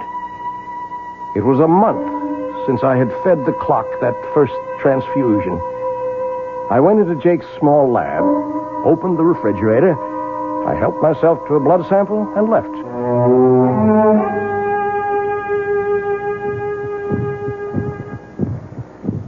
Back at the store, the only sound was the beat of my clock.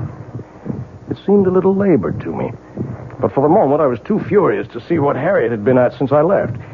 Draped all over my avocado tree were festoons of cheap tin and glass jewelry, and Harriet, the superior smirk on her face, was caught immobile in the act of adding more. I choked back my anger because suddenly, before I could move, the clock beat died. Why, Ethan, how'd you get back so soon? What are you doing to the avocado? Well, since I can't take it out of the window, I thought I'd just use it as a display tree. You leave that alone. As long as it's there, no one moves that or touches it, except me. You understand that? Well, you certainly don't have to be so abusive. Get away. Get out of here. Leave me alone. Oh, when you're in a mood like this, I'm glad to.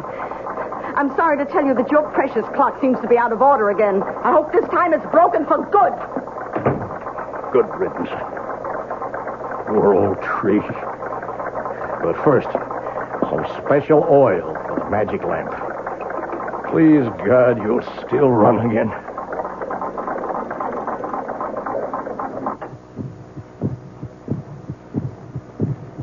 And time stood still again.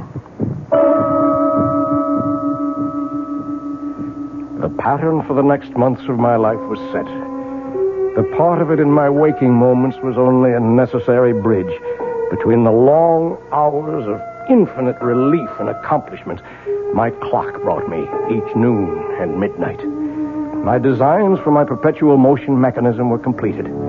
I had already started to build it. That was my real life. Although I found to my dismay that the clock seemed to demand more and more frequent transfusions to stay running.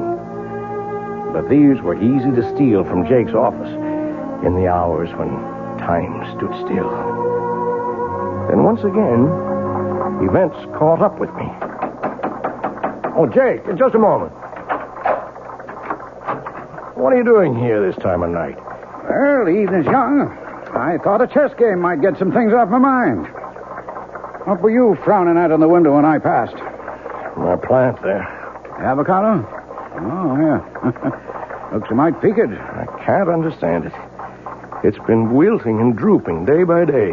No reason. Are you any good at diagnosing vegetable life, Jake? Nope. I'm beginning to think I'm not much better with humans. I wish I knew the secret of your spurt of youth.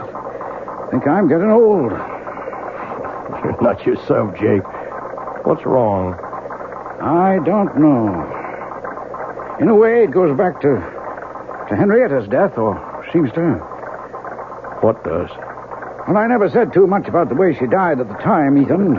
Congestive heart failure, you said? Oh, that's true enough. That's a condition that produces an end to living. But what caused it?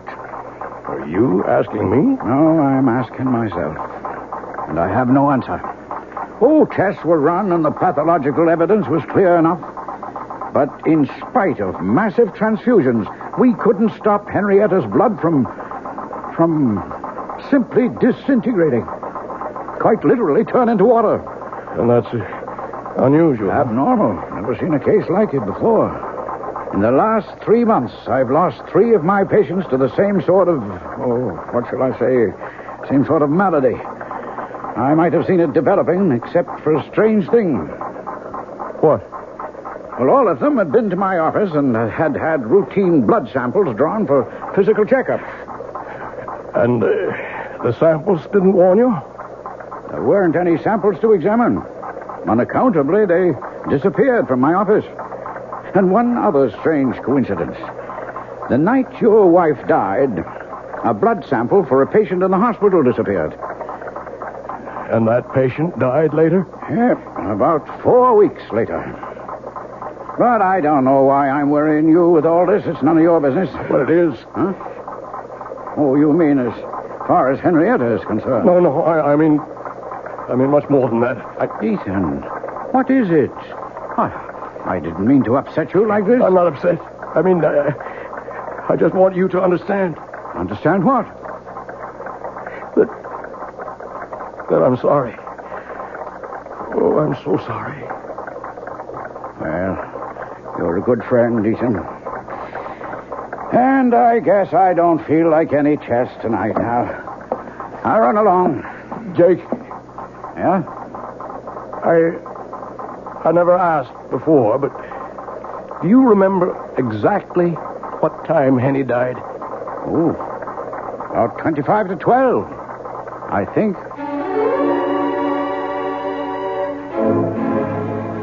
I didn't have to think. I knew it all now. That was the precise moment that evil clock first stopped. So it was a monster, insatiable, that once having tasted blood, continued to suck on its victim till it had drained all life away. And I was no better, no less evil. I had been feeding this mechanical vampire at the cost of other human lives. In a daze, unable to explain to him, I saw my old friend Jake out and turned to face what I had to face.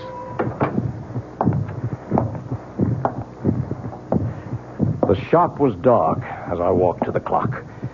My ears were so attuned to it by now that I'd been aware that it had started to labor and needed a fresh transfusion. I was more than a little mad by now, as in the dark I said to it, "Die! Damn you, you devil! Die!" My moment of triumph was brief. I still had my own expiation to make. Not only for my wife, but for all those others. And there was a personal sadness as my hands in the darkness traced the form of my perpetual motion machine, which would never be completed now. A man without love, wife, or children would like to leave a small footprint on the sands, his gauge to immortality.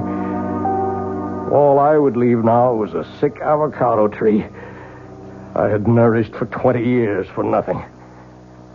And then suddenly, I heard stealthy footsteps and pulled back into the shadows.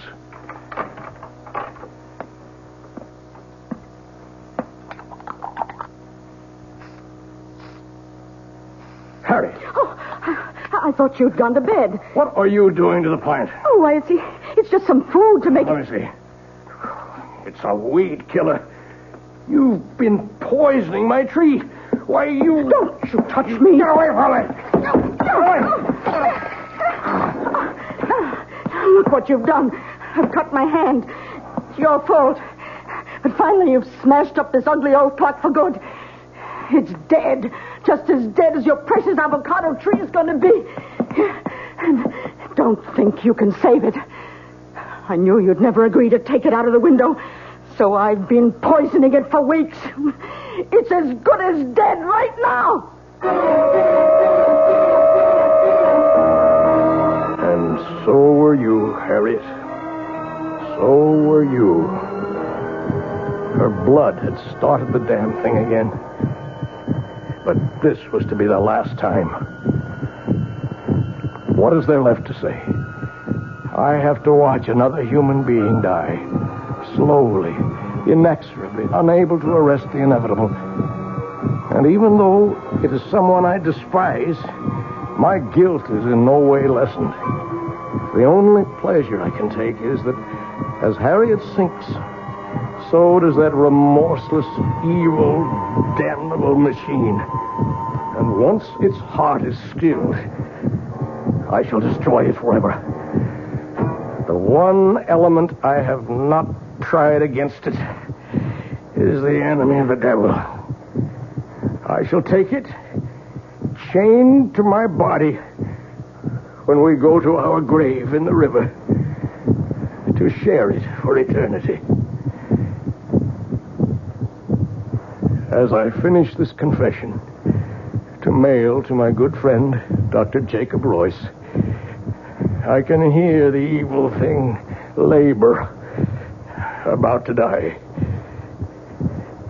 It's time for me to write the end.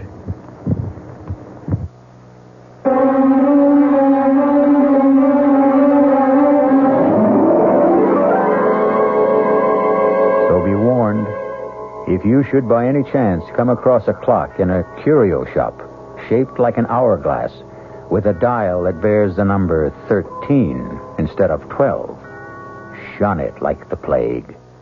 I'll be back shortly.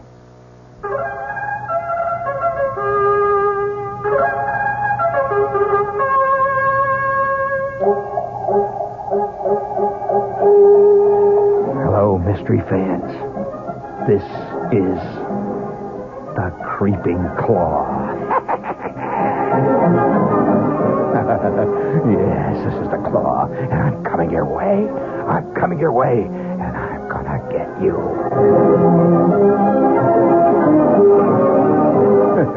Oh, I'd love to play the lead in one of those mysteries. This is Gene Shepard, gang, and I'm here to tell you that there's been a great time change here on WOR, and from here on in, I'm going to be heard every night. There's been all kinds of phone calls about it, so here's the answer. Every night at 9:15, Monday through Friday. Gene Shepard, better known as the Creeping Claw. Good evening. I'm Patricia McCann. Dora McCann and I hope to have the pleasure of your company this week from 11:15 a.m. to 12, Monday through Friday. And let me tell you what we've got planned. Food prices have gone up again, so tomorrow we'll talk good, cheap food and how to make it taste. Then Tuesday, the day we've set aside for our ongoing nutrition series, our guest will be Diane Buckman, and she'll tell you how to use herbs to make everything from your own cosmetics and perfume to a natural tranquilizer. Then on Wednesday, we're going to get tough. Our guest will be Ralph Sharrell, a lawyer, a consumer, and a complainer, and he wants to tell us all how to get satisfaction from Ma Bell, Con Ed, and the local TV repairman. Thursday, Dora McCann interviews a lady who does a lot of ad-libbing in the kitchen, who doesn't think you should be uptight about a lot of the old rules and regulations. Her name is Glenn Andrews. She's author of Impromptu Cooking. And then last but not least, on Friday, you'll hear Muhammad Salan, who'll talk about his Middle Eastern restaurant, the Tripoli restaurant here in New York, one of the best. Have we got a date? Monday through Friday, the McCann program right here on WOR.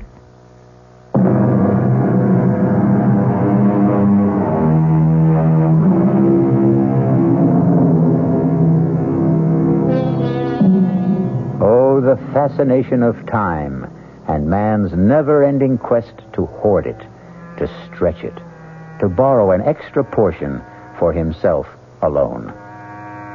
As I sit watching the clock ticking away, I, too, have that irrational impulse all of us have felt sometime to hold back the hands and bring time itself to stop. And then I remember Ethan Vigil, and I decide that once around is enough for all of us. Our cast included John Beal, Grace Matthews, Bryna Rayburn, and Ian Martin. The entire production was under the direction of Hyman Brown. And now, a preview of our next tale. Deeply, hopelessly, irreparably irrevocably in love. Now, my boy, I've been a publisher a long time. I've talked to dozens of authors.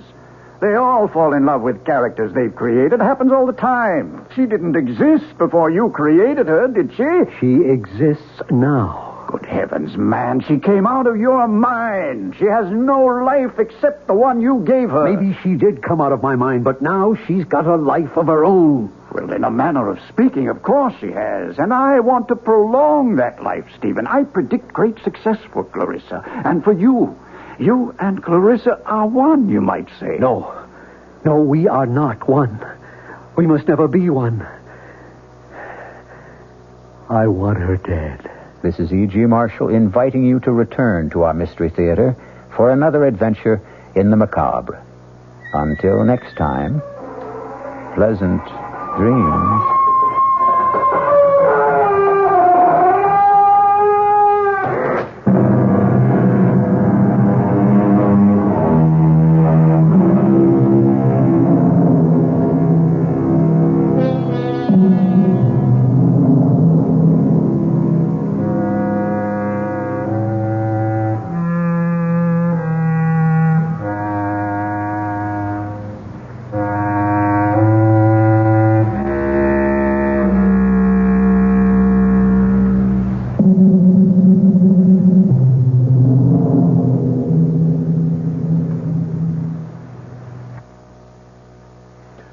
WOR Mystery Theater was brought to you by ShopRite Supermarkets, where you get a lot more for a little less, and by Suburban Savings, with offices throughout North Jersey.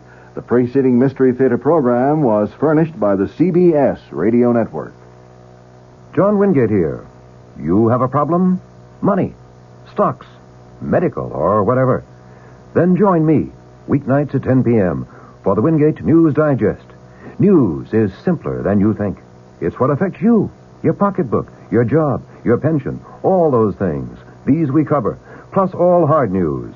The Wingate News Digest, weeknights at 10.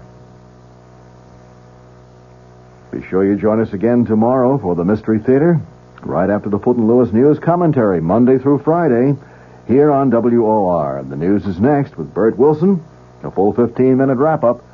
WOR New York, an RKO General station.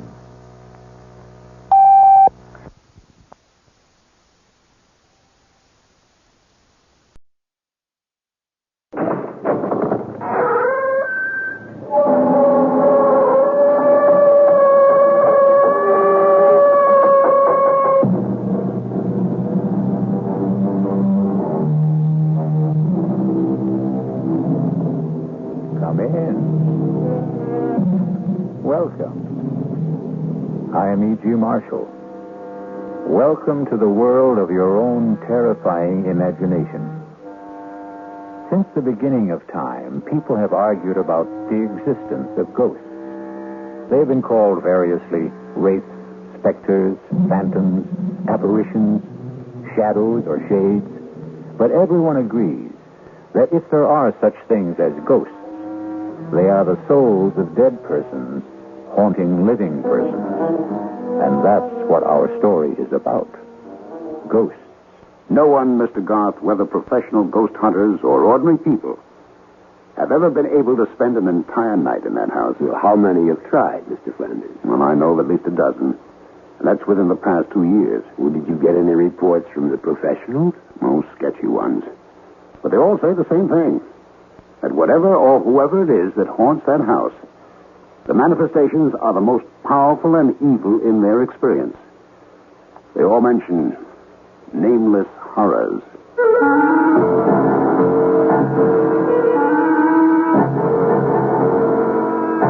Our mystery drama, A Ghostly Game of Death, was written especially for the Mystery Theater by Murray Burnett and stars William Prince. It is sponsored in part by Anheuser-Busch Incorporated, brewers of Budweiser, and by the Kellogg Company, makers of Kellogg's Special K cereal. I'll be back shortly with Act One.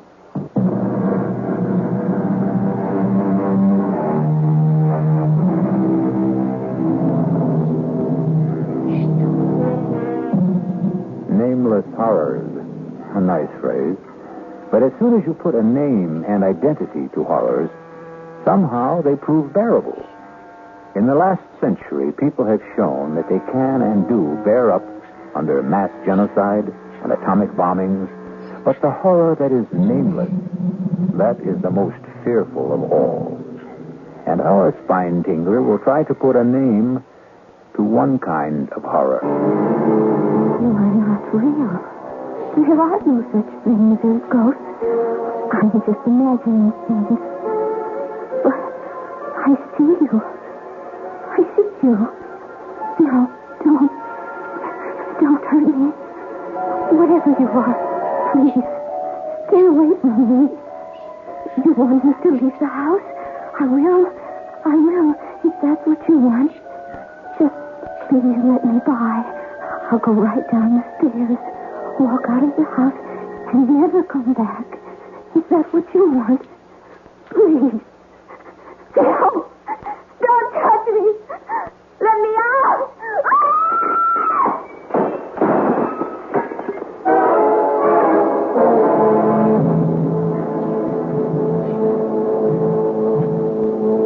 Suicide. That's what all the papers say, Mr. Garth. But we know better. It's ghosts. That house is haunted. Mr. Flanders, my field of study is the supernatural.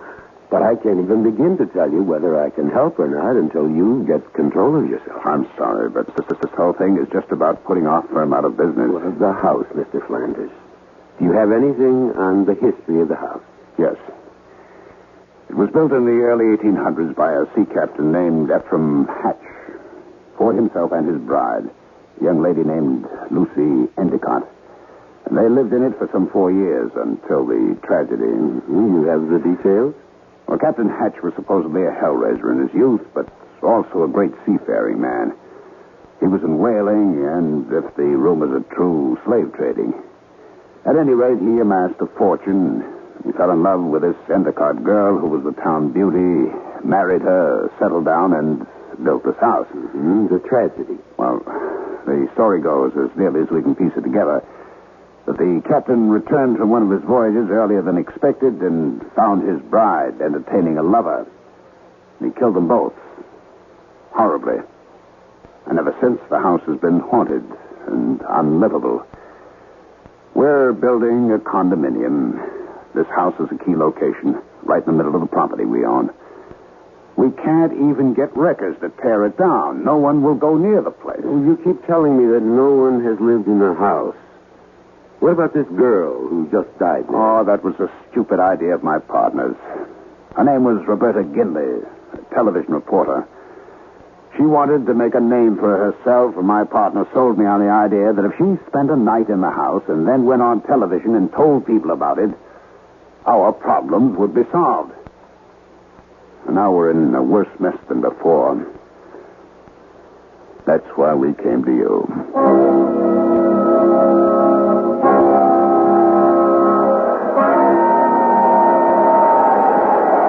Well, there you are, gentlemen. The haunted house. Well, is it always this windy, Mr. Flanders? No, Mr. Kelly. Only when the wind blows from the east off the ocean. Well, for a haunted house, it looks substantial enough. Well, shall we go up to the house, Mr. Flanders? Why don't you two go? I'll wait for you here. You'll be quite safe, Mr. Flanders. It's broad daylight. Tim Kelly here has been with me in more haunted places and dealt with more ghosts than any man, except myself. And don't forget Byron. Byron is my dog, Mr. Flanders. And like me, he doesn't believe in ghosts. Huh? Do you, Byron? Oh, I'm not scared, gentlemen. It's just that I've seen the house so many times, Well, I don't want to influence you. Suit yourself. Let's go, Byron. You bring all our gifts in? Well, it's back at the motel. We won't need it until tonight. Wow.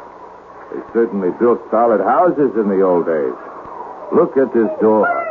What? Take it easy, Byron. Boy, everything's okay. You got the keys right here? All right, in we go. In we go. Come on now, Byron. Come on. We're on our way to meet the ghost. Tim, keep Byron quiet. Sit, Byron. Come on, sit. I don't think we should bother the downstairs. Let's go up and see where we're going to sleep tonight. All right, I'm with you. Come along, Byron. Oh, this looks like the master's bedroom. I'll sleep here. And I'll sleep in this little alcove here, right off your room. Byron, what is the matter with you? I wouldn't try to take him into that alcove, Tim. He can stay in this room with me tonight. All right. Hey, there's a door here leading outside to what you call the Widow's Walk. Want to come out and look around? I'll be right with you. Just checking the fireplace. You're going to need logs. Okay. Where's the door? It's right here. It hasn't been open in a long time. Now. What a view. Look at that ocean. Any woman waiting out here to see her husband's ship come in might be blown away.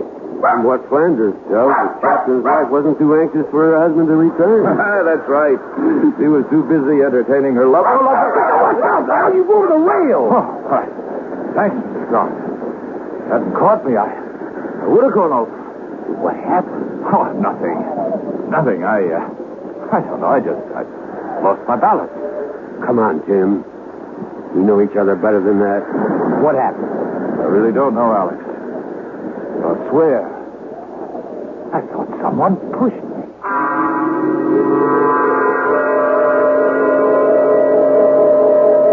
Mr. Garth, I'm not at all sure I'm doing the right thing, and I'll understand if you don't want to go through with this. I'll pay all your expenses to date. You're concerned about my safety? Yes. A real estate deal is important, but not that important. Mr. Flanders, you have nothing on your conscience. Tim and I will spend tonight in the house, and by tomorrow, the ghost should be at rest. And you think there is a ghost? Well, of course. I just don't believe in its malevolence. Have you taken care of the wooden logs for the fireplaces? The men wouldn't go into the house, but you'll find plenty of firewood outside the door. Fine. Then I'll be on my way.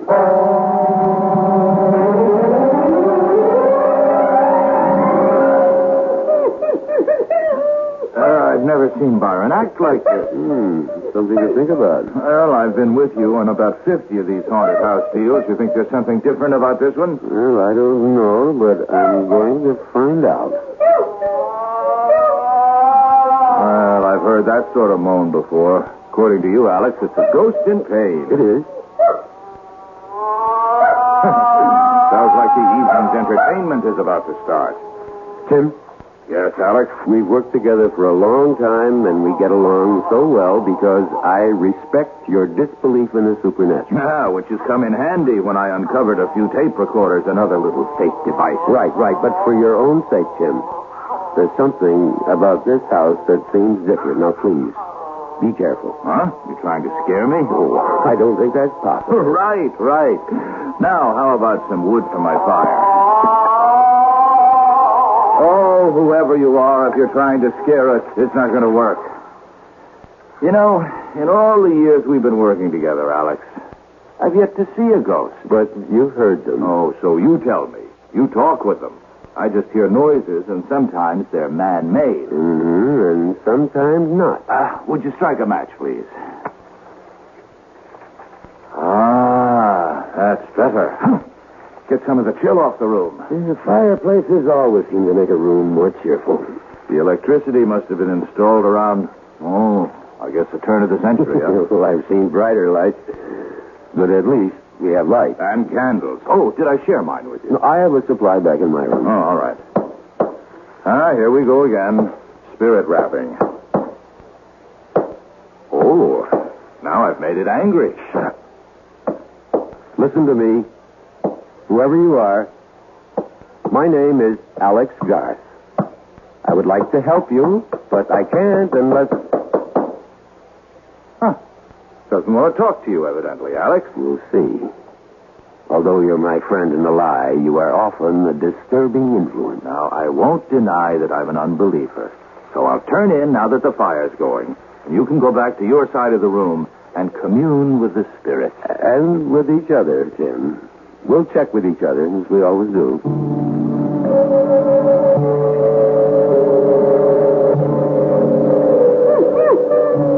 Oh, quiet, Byron.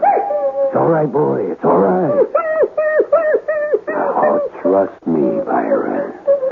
Ah, you like your ears rubbed. Oh, no, you expect me to sleep with all that racket going on? Has Byron gone bananas? Well, I'm trying to quiet him. Easy, boy, easy. It's all over. Tim, is there any way we can get Byron out of here? He's beginning to fall to the mouth. He's covered with perspiration. Well, I don't want to let him out now. He'll just get lost. He'll get over it when he sees nothing's happening. Hey. What? My lights just went out. How are yours? Going. Gone. Easy, boy, easy. I know you're in trouble. Please, let me help you. If you'll show yourself, I could help you. I've helped others. Believe me. Is your name Lucy? Lucy Endicott? If you are Lucy, would you rap twice? Can you? Byron, come here. Come here right. Lucy, you're frightening a dumb animal. You're not frightening me. I'm sure you don't want to terrify a beast. He's never done you any harm. Byron, come here. Come out of that corner. Come to me. Good God. Come on. Alex, the fire's going out in here. So we go to the candles. You've plenty of matches, haven't you? Yeah, I'm fine, but I'm really worried about Byron. Oh, somebody's playing games. I tried to find the fuse box if I could, but... Hey. What is it, Jim? Well, whoever's at the controls is pretty good. A nice cold gust of wind just blew out the match I was using to light the candle. Well, I've got a couple of candles lit. You want one? Oh, no, thanks. I'm not scared of the dark. That's pounding. That's a new one, isn't it, Alex? That's new to me. It isn't spirit rapping. Sounds like someone wants in.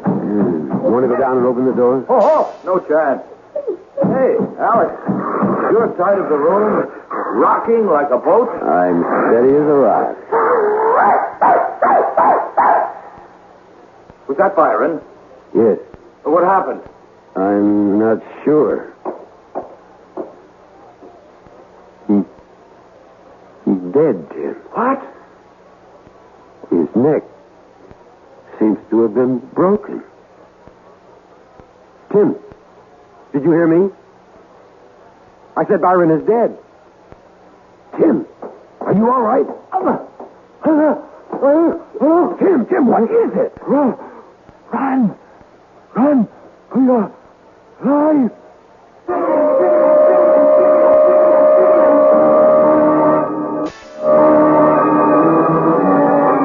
Each man has his own nightmare. Something from which he will run, driven by the secret whips of his own fears. But I suspect that Alex Garth could not tell you what it was that Tim Kelly ran from that night in the house that faced the sea. We'll be back shortly with Act Two.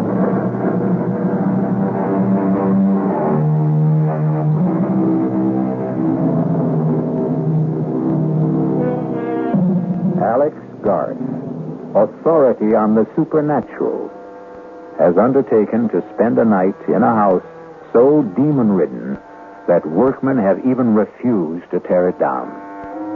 Deserted by his friend and ally, Tim Kelly, who fled in terror from unknown fears, Garth knew that he had to face the rest of the night alone as the heavy outer door boomed closed behind Tim Kelly.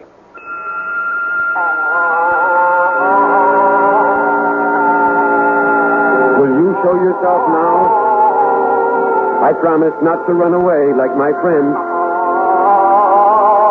You'll never find peace unless you let me help you.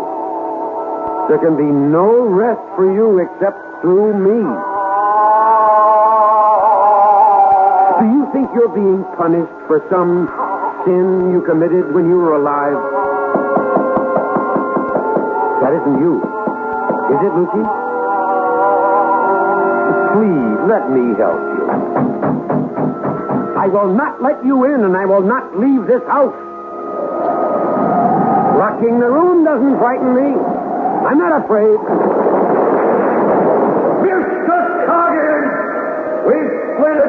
fellas.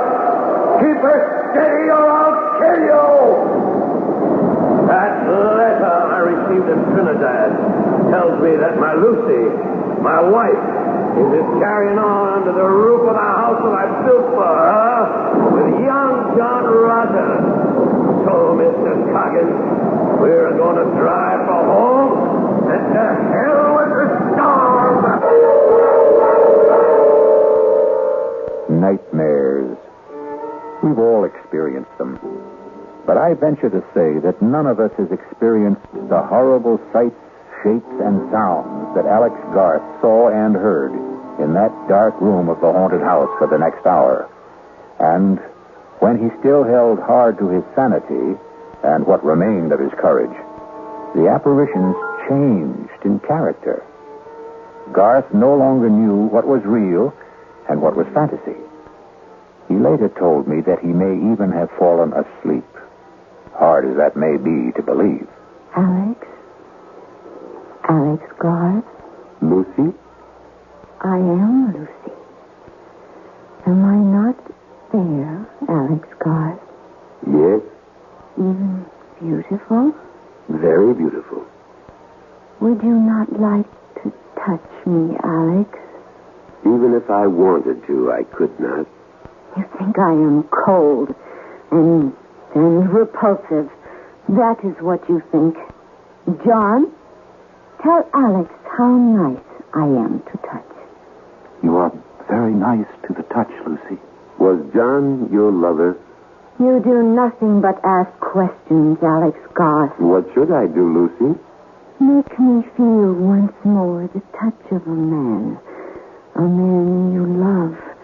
And Lucy, you're in torment. I can only give you peace. torment? Why should I be unhappy? I live here in my house and... Of course, we were naughty, John and I. We tried to frighten you. But that was only because I don't like strangers in my home. Apologize to Alex, John. This is a childish game you're playing, Lucy. But I adore games. I love games. Come, dance a minuet with me, Alex. Isn't the music lovely, Alex? I don't dance the minuet, Lucy. John, you dance with me. This was how John and I first met. Doesn't he dance beautifully, Alex? Very beautifully. Remember, John? Remember how you looked at me that night? Yes. And that old witch Hannah saw it and wrote the letter to your husband. Oh, not then, John. It was much later. Look at me that way again, John. Oh, you're no fun. No fun anymore at all, John. Alex, you come and dance with me. No, thank you. You are afraid, Alex. Yes, I am afraid. John, you heard. He is afraid. I said I was afraid, Lucy, but not terrified. Fiddlesticks. You play with words, Alex Garth. And you want me to play ghostly games with death, don't you, Lucy?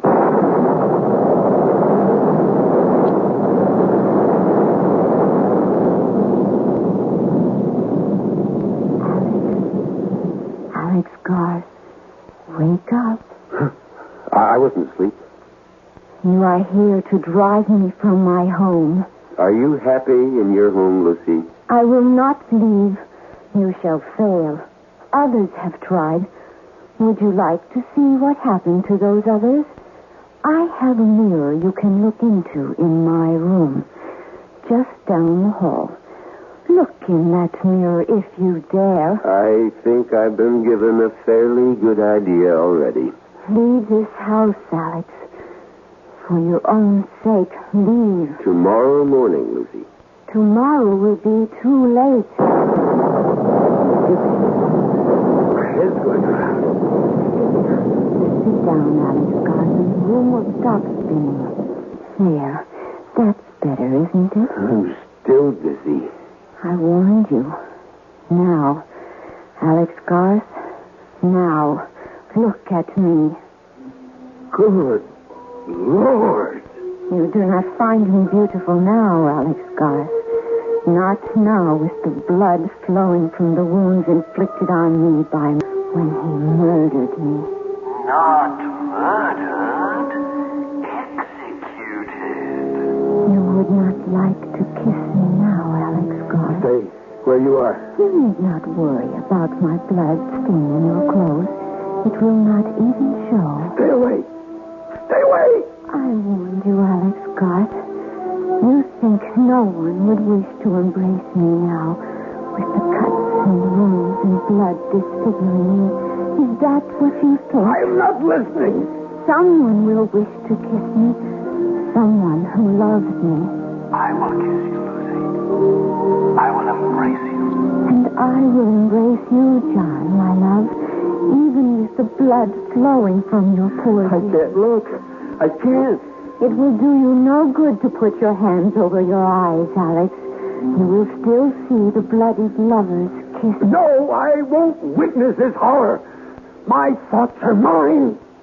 And they're real. You're phantoms, and you don't exist. For many we don't. But you know that we do. We are here, and we are real. And the only way you can banish us from your mind's eye is to run. Run, as your wise friend did.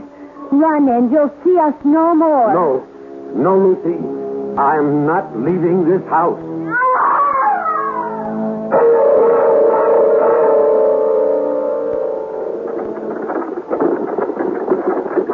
This is the carriage bearing me to the burial ground, Alex.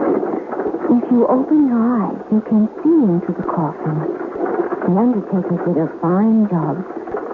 I looked almost as pretty as I did before I died. I was wearing the dress you've seen me in, Alex, and the only mourner following who wasn't afraid of my husband's wrath.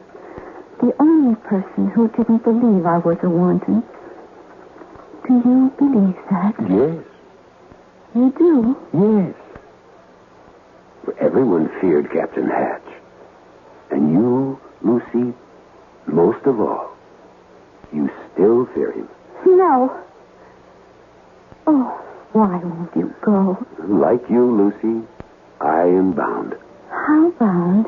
By my knowledge, by my pride, by knowing if I leave now, I failed.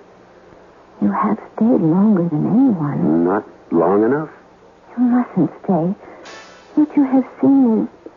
it will be worse and dangerous for you. Even more dangerous.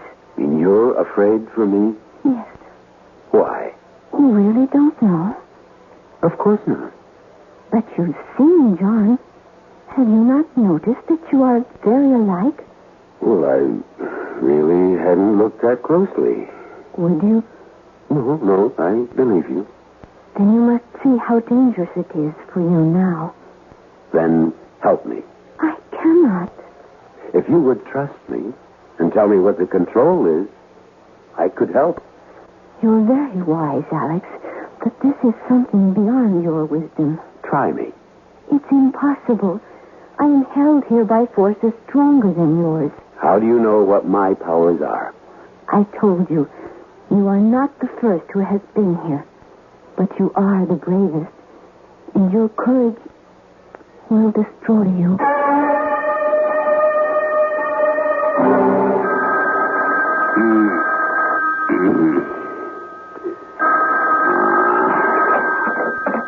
Hello. Mr. Flanders? Who's this? Kelly. Tim Kelly. Where are you? Austin. What are you doing in... Flanders, I owe an apology. I owe Alex a lot more than that. Mr. Flanders, you've got to get Alex out of that house. What happened? Just get him out. It's 4 o'clock in the morning, Kelly. You woke me up. I'm not quite functioning yet. What do you see? What's in that house? Demons. I thought you didn't believe in ghosts. No, but I believe in evil. And Mr. Flanders, in that house, you can actually feel the presence of evil. It's all around you, and it's dangerous. Now, listen, Kelly, Garth knew what he was getting into. It's up to him to handle it. I tell you, his life is at stake. Well, if you're convinced of that, then it's up to you to do something about it. Not to run away.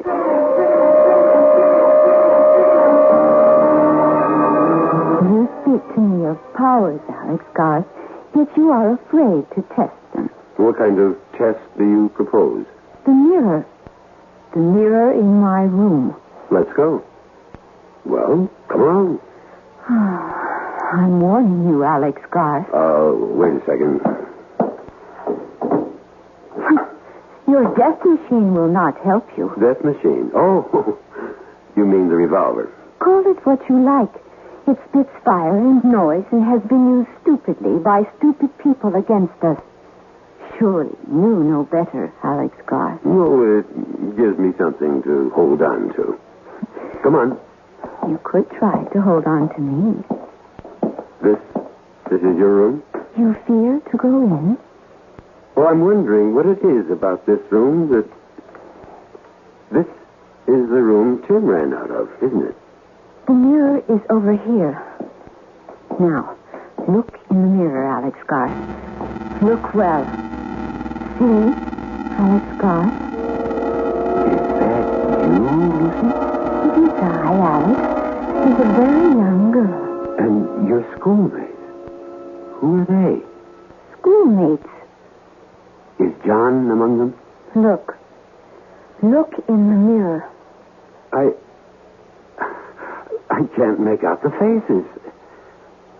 Now you're grown. I can't. Oh! No! No!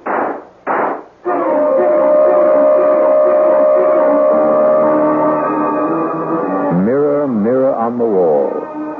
What did the hunter of ghosts, Alex Garth, see in the mirror that so terrified him he lost his head and shot at the images in the glass? I'll be back shortly to tell you what Garth saw when I return with Act 3.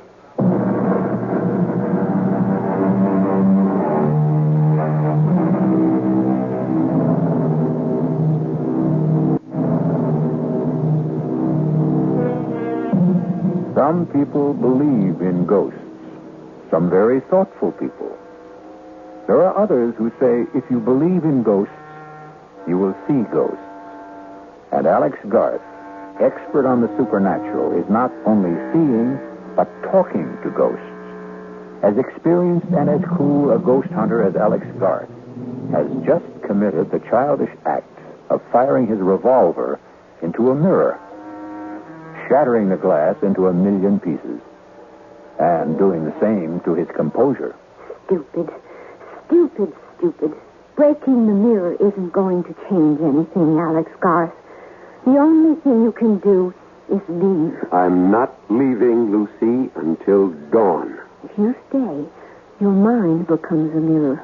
A mirror for all the things you don't want to look at. Well, if I have to look, I will. Then farewell, Alex Garth. You and I will see each other, but we can no longer talk until you join us. Join you? You are doomed. You will join John and me here in my home for all eternity. And God help you, Alex Garth, because I no longer can. Lucy. Lucy, is that you? Lucy, my darling, my love, I must go now. No. Please stay a little longer. Just a little longer, dear heart. Why did you marry him, Lucy? He went away, John, my love. He left and never said a word. How could I, Lucy? You know I didn't have a penny. You could have told me you loved me. You knew that. You knew it all the time we were growing up.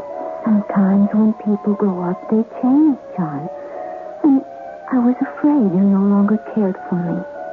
That's why you married the captain. I didn't want to be an old maid. Oh, there was no chance of that. I was afraid. John. He was so strong. John, I'm going to have a child. What? I'm going to have a baby, John. You're a baby. You're sure? I'm sure. Then we have to leave. You must come away with me, Lucy. Where will we go? West. To a new place. For a fresh start. Somewhere where Ephraim can't find us. There is no such place. Of course there is. Lucy, you know what will happen if Ephraim discovers that... Ephraim won't be home for at least a week. He was in Trinidad the last I heard. Lucy, it's me. Your husband. Come on down and unbolt the door. What do we do? Hide. I'm not letting in. Where? Anywhere. Quick. There, in my wardrobe, behind my gown. Lucy. Coming, Ephraim. Just getting my robe. Don't be wasting your time, Lucy. It's been 4 months since I've seen you last. All right, Lucy. Where is he? Who? John Rogers, your lover. Have you gone mad, Ephraim? Aye, maybe. Mad with jealousy. Stop lying and tell me where he is. You're hurting me. Aye, and I'll be hurting you a lot more unless you tell me where he is. Who put those terrible ideas into your head? The widow Davies, that's who.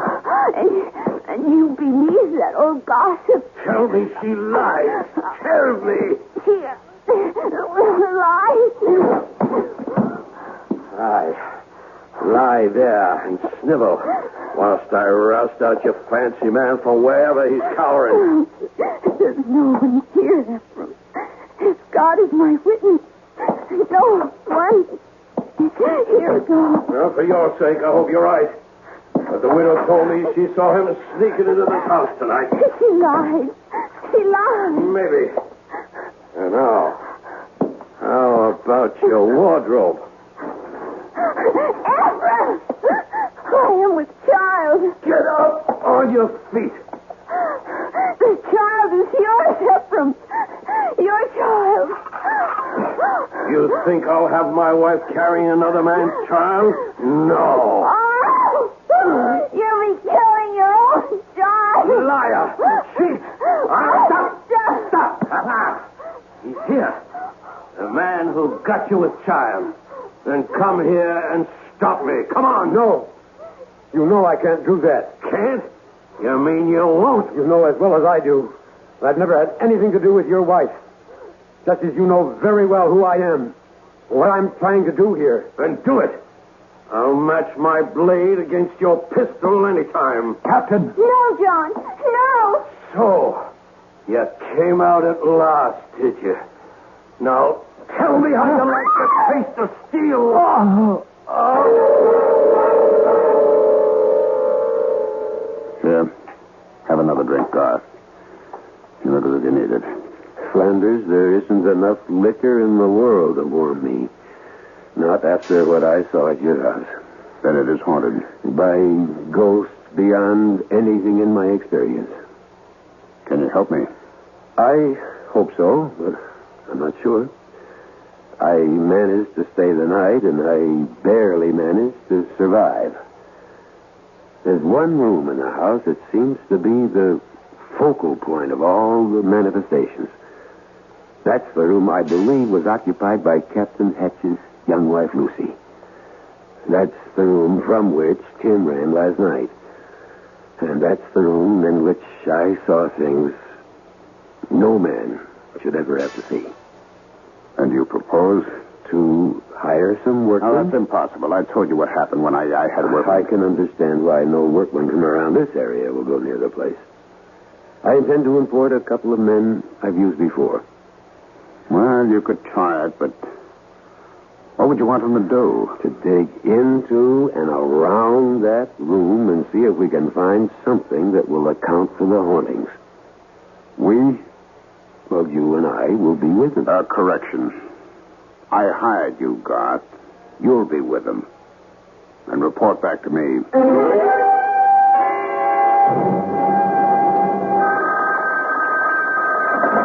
Hello?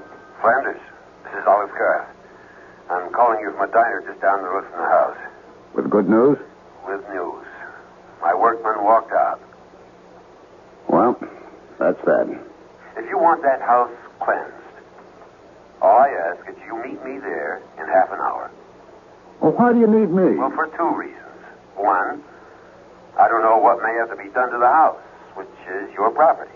And 2, I don't think one man can do all the necessary digging that may have to be done.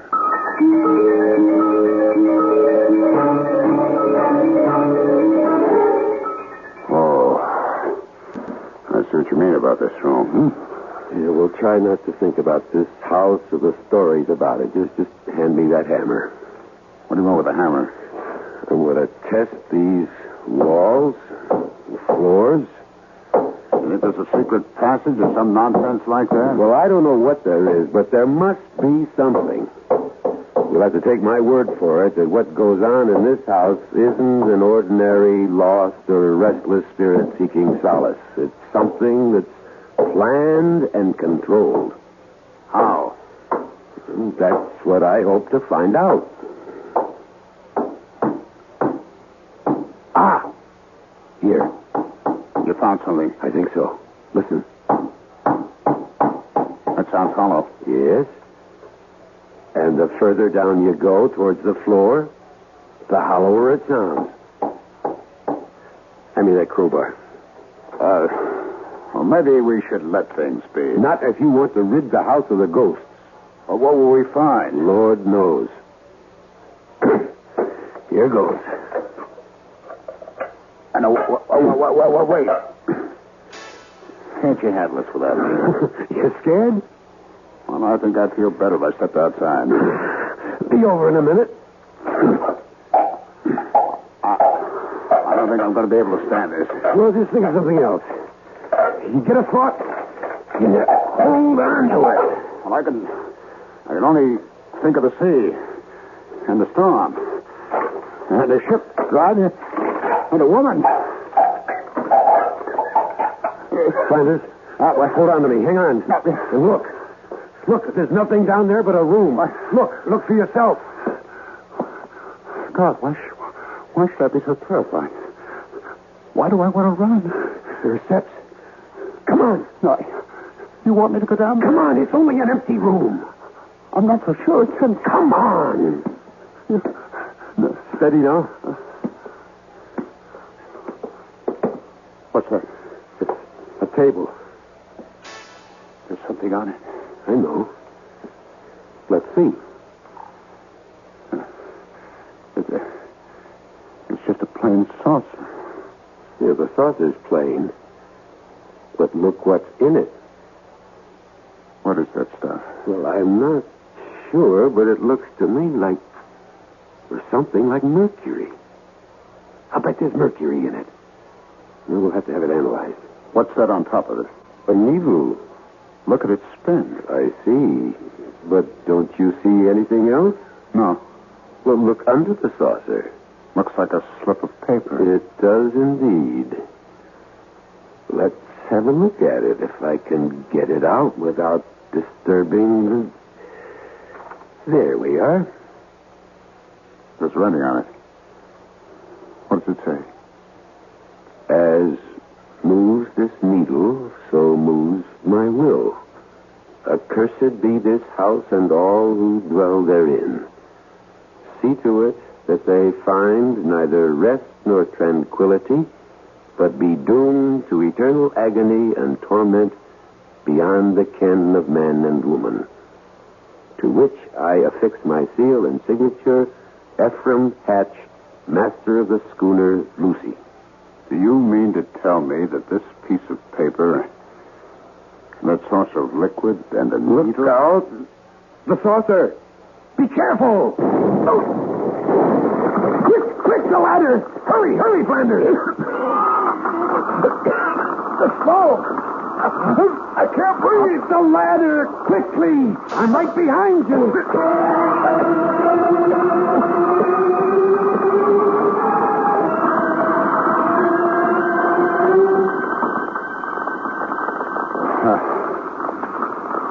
How do you say thanks to a man who saved your life? Oh, don't bother.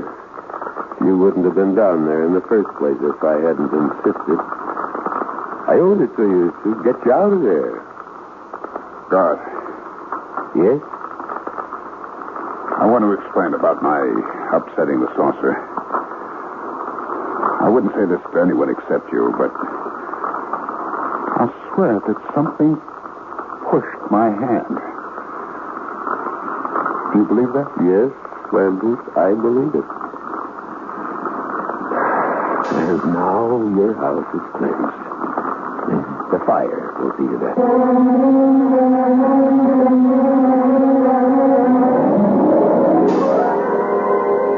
For those of you who are skeptical about the existence of such things as ghosts, I have a suggestion. Find a house reputed to be haunted and spend the night there. And then let me know about it. I'll be back shortly. Alex Garth is still an avid investigator of the supernatural.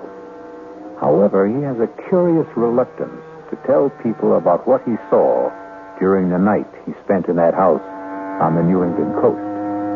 And he never admits that many times in the dead of night, he sees again the face of Lucy, her lover, and the terrible sword of Captain Ephraim Hatch. And he awakens with his mouth open in a soundless scream. Our cast included William Prince, Ralph Bell, Joan Tyson, William Redfield, and Gil Mack. The entire production was under the direction of Hyman Brown. And now, a preview of our next tale.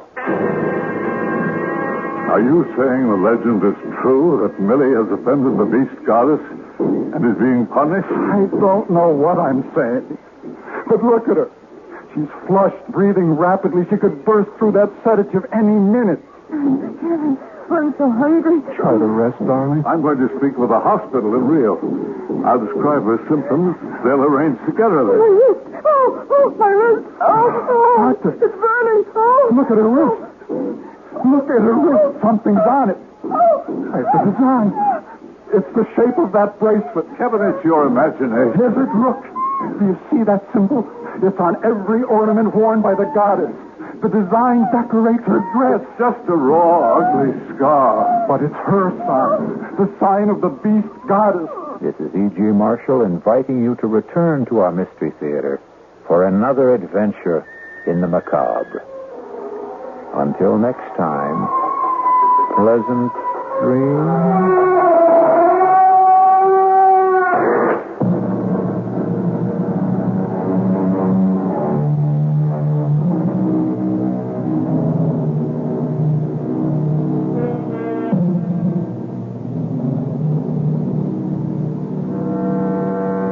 Listening to WTAX Radio.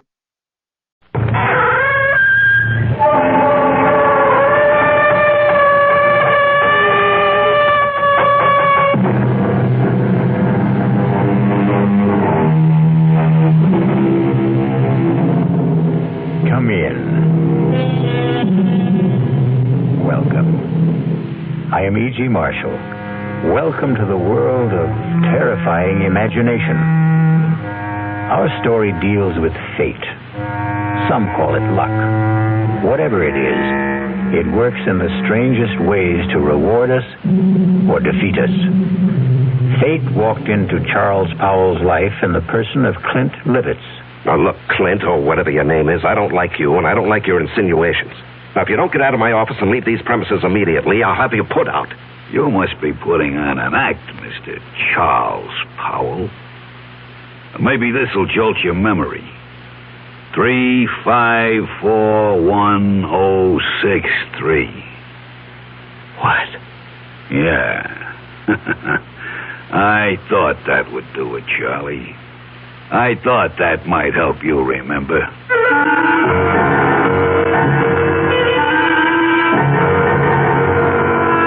Our mystery drama, No Hiding Place, was written especially for the Mystery Theater by Sidney Sloan and stars Larry Haynes. It is sponsored in part by the Kellogg Company, makers of Kellogg's Special K cereal.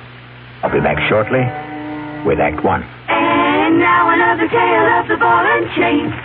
At Kellogg's Special K Presents Overweight on an overnight train. Is this selfie taken. Please, sit down. You have exceptional legs. But why is one of them attached to a ball and chain? This ball and chain?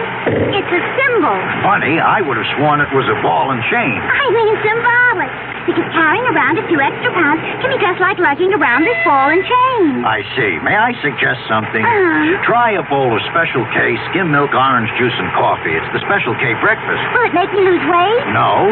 You must also exercise and eat smart at every meal. I see. Do you know the Special K breakfast is less than 240 calories, 99% fat-free, and delicious?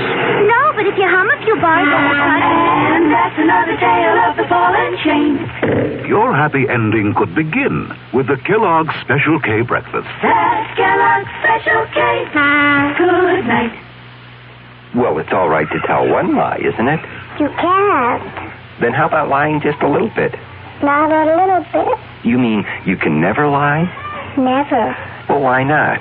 Because when you tell a lie, Yeah. it gets stuck inside your heart. You mean that just one lie will make your heart dark? Makes you sad, too. Oh. Then what should you do if you tell a lie? Well, you just say I'm sorry. And then what? Then the light goes inside your heart. Oh, the light goes on? Yeah. Oh, a light doesn't really go on in your heart, does it? Yes, it does. Well, how do you know? Because the light in your heart will shine in your eyes. Oh. And then you'll be happy. I wonder why people tell lies. I wonder why, too. From the Franciscans, with love.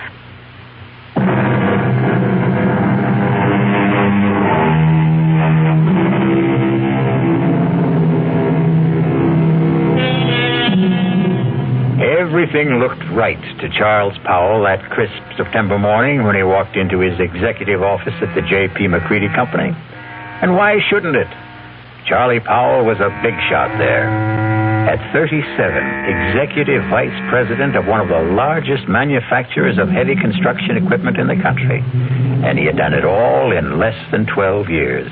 It was a real-life Horatio Alger story, even to his being engaged to J.P. McCready's daughter, Allison. How could anything go wrong? But it did. The moment he walked into his private office. Yes, Elsie. There's someone to see you. Appointment? No, sir, but he says that you'll see him. Mr. Powell, maybe I'd better come in and explain. Yes, all right, come in. Sorry if I sound strange, but really, Mr. Powell, that man is kind of frightening. Frightening? Well, he just sits there and grins at me. I told him he didn't see people without an appointment. He said, oh, he'll see me. Just tell him it's an old friend, Clint. You know anybody by that name? Clint? No, it doesn't ring a bell. All right, send him in. I'll get rid of him. Okay. Don't say I didn't warn you. Mr. Powell will see you. Nice of you to see me, Mr. Powell. Well, I try to see everybody, Mr. Just Clint. I don't think you ever knew me by anything but Clint. You must remember, Mr. Powell. Well, I'm sorry, but I don't... Come on, give it a try. Give it a good try. Now, look here, I'm busy, and I have neither the time nor the patience. You must be putting on an act, Mr. Charles Powell. Maybe this will jolt your memory. 3541063. What? Yeah. I thought that would do it, Charlie. I thought that might help you remember.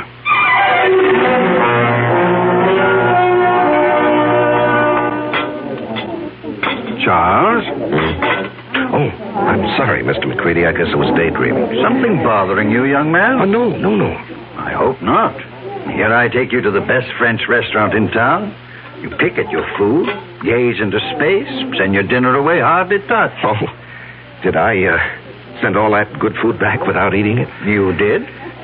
I particularly wanted to see you alone, Charles, because I have a little news for you. News?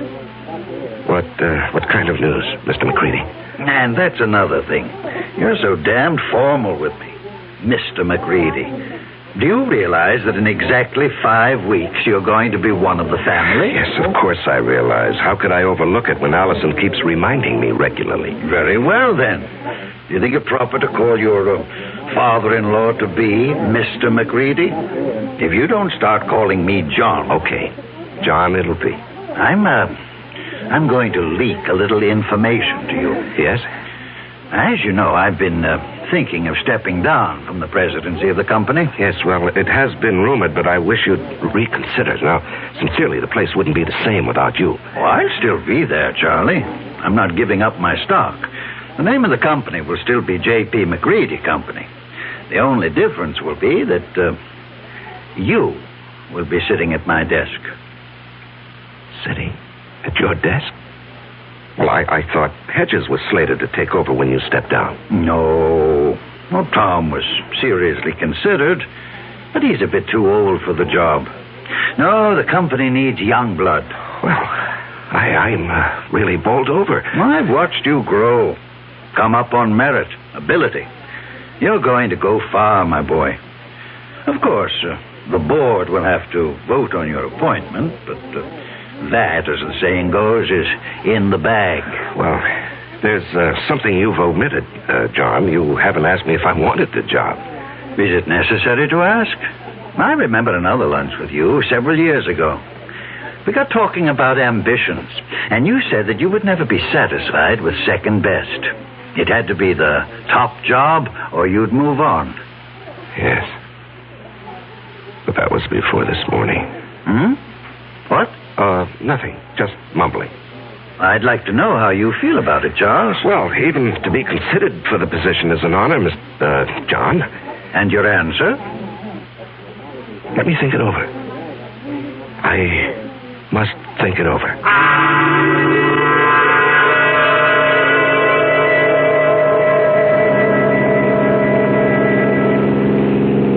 Trying to collect your life insurance, Charles? What? The way you're driving. Are you out to get me, yourself, or both of us? Oh, I'm sorry, dear. I guess I didn't realize how fast I was going. This car has more power than it needs. More than I need. I'm sorry. At least it gave us a topic for conversation. What did? You're driving. Darling, I'm the girl you asked to marry you. Something is troubling you, something big. Allison, did your father tell you what he's planning? Dad never tells me anything. I have an idea he thinks of me as a bird brain. He wants me to take over the presidency of the company. That's marvelous. Couldn't have made a better choice. Well, you're prejudiced. But it's a nice kind of prejudice. I don't think I'll accept. What? But, darling, it's right for you. You've worked toward that goal. You're the right man for the job. Am I? What is this? Lack of confidence, buck fever? You're being ridiculous, darling. No, I'm being practical and sensible. My being president of the McReady Company would bring nothing but trouble. What are you saying? I'm even considering resigning my present job. Why? Allison... Tell me. Whatever it is, I'll never stop loving you. I'll tell you. When I get up enough courage. Please, darling, be patient with me. Just be patient. I love you, too.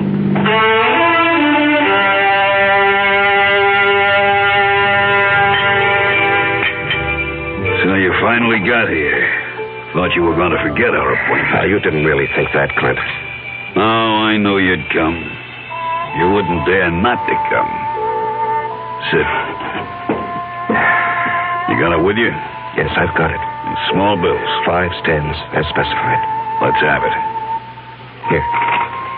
And a pretty manila envelope, too. Nice and neat. Thanks. Now, look, I don't know how much longer I can do this. You'll do it as long as I say. And if I run out of money? You'll just have to scrounge around and find more. Well, I'm thinking of quitting my job. You wouldn't want to do that, Charlie. Well, suppose it gets too much for me and I say, go ahead, spill what you know. No, you wouldn't do that. You're going to marry a very rich girl. A couple of extra yards ain't going to change your manner of living. Even a couple extra grand. How long are you going to suck my blood? I don't like the way you put that, Charlie. I'd rather you'd think of it like it was sort of sharing the wealth. You got the bread, I got nothing. This way, we both got something. I got a nice living, and you got your freedom.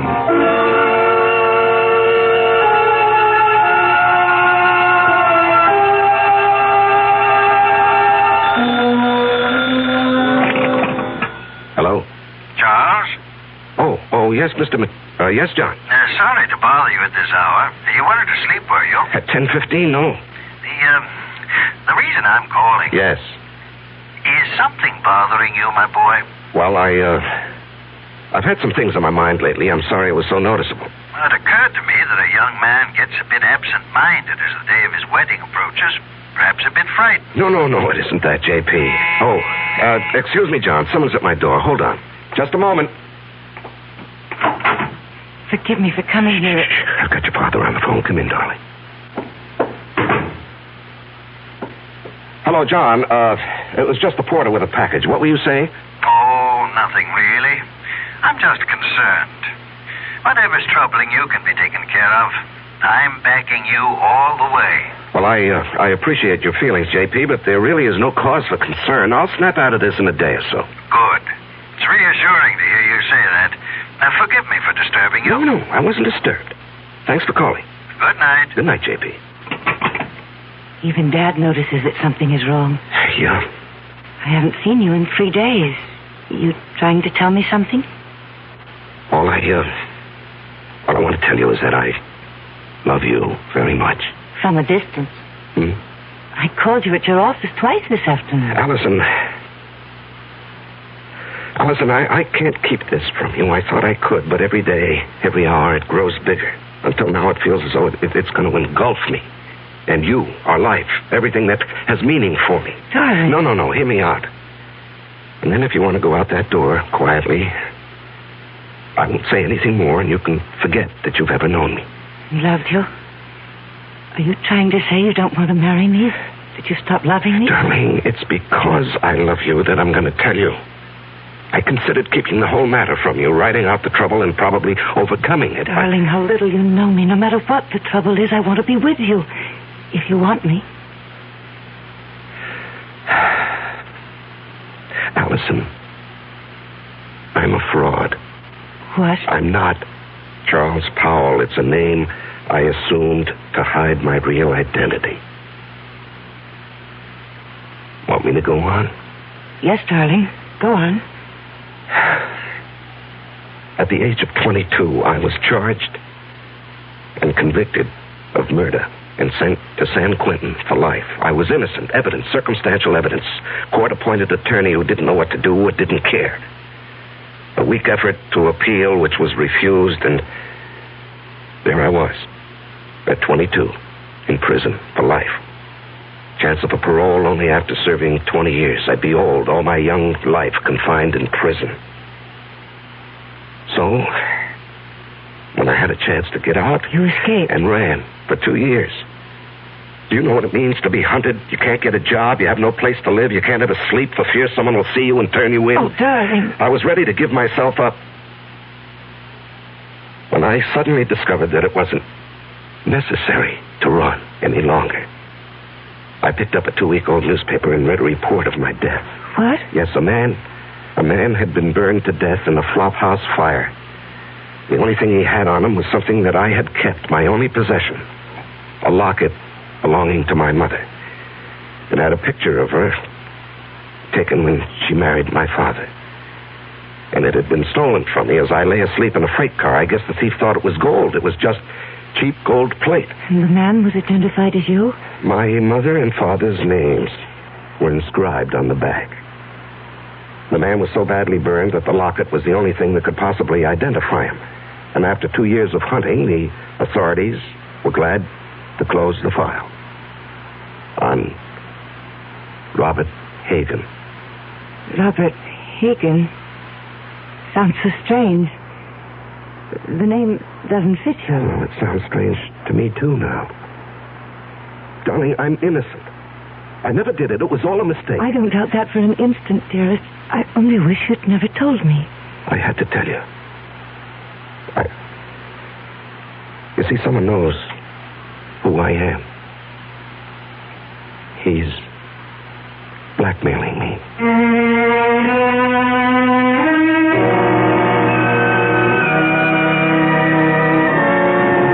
When you're being blackmailed, you don't have many alternatives. Charles Powell's whole life, his future, the happiness of the woman he loves, all hang by a very thin, flimsy thread. I'll be back shortly with Act 2. I'm Hy Brown, producer of Radio Mystery Theater. And as you may imagine, I'm excited about this new adventure in modern radio, this new statement of radio's marvelous power to stir the imagination. Now, we're wondering about your reaction, about who you are and how you like what we're doing. So to encourage you to get in touch with us, we're holding a drawing for 3 weeks. 50 prizes a week, 2 AM/FM stereophonos, 2 travel clock radios, and 46 anthologies of modern suspense. Just mail us your name and address, and you're eligible. Of course, we'd like knowing whether your glad radio drama is back, but name and address will do it. To Mystery Theater, Box 50, Radio City Station, New York, 119. That's Box 50, Radio City Station, New York, 119. All for good everywhere, unless locally prohibited. It's always a pleasure to add beautiful new furniture to your home. And it's even more a pleasure when you can save substantially on its purchase. You can do both this week at Adele Hunt's, 7015 Snyder Plaza during Adele Hunt's great winter furniture clearance sale. Take advantage of Adele Hunt's staff of professional interior designers at no extra cost, of course, and save on such famous brands as Henriton, Drexel, Thomasville, Lazy Boy, and many others. For instance, there are exciting accent pieces on sale from Baker, Tomlinson, and Irwin Lambert. The hundreds of fine values in bedroom, dining room, living room, and occasional furniture may not be equaled again. Even a large selected group of lamps and pictures are as much as 60% off the regular price. So shop early while selections are good during Adele Hunt's great winter sale. Adele Hunt's, 7015 Snyder Plaza, near the corner of Lovers Lane and Hillcrest in University Park, where Dallas buys with confidence. Open tonight till 9 p.m.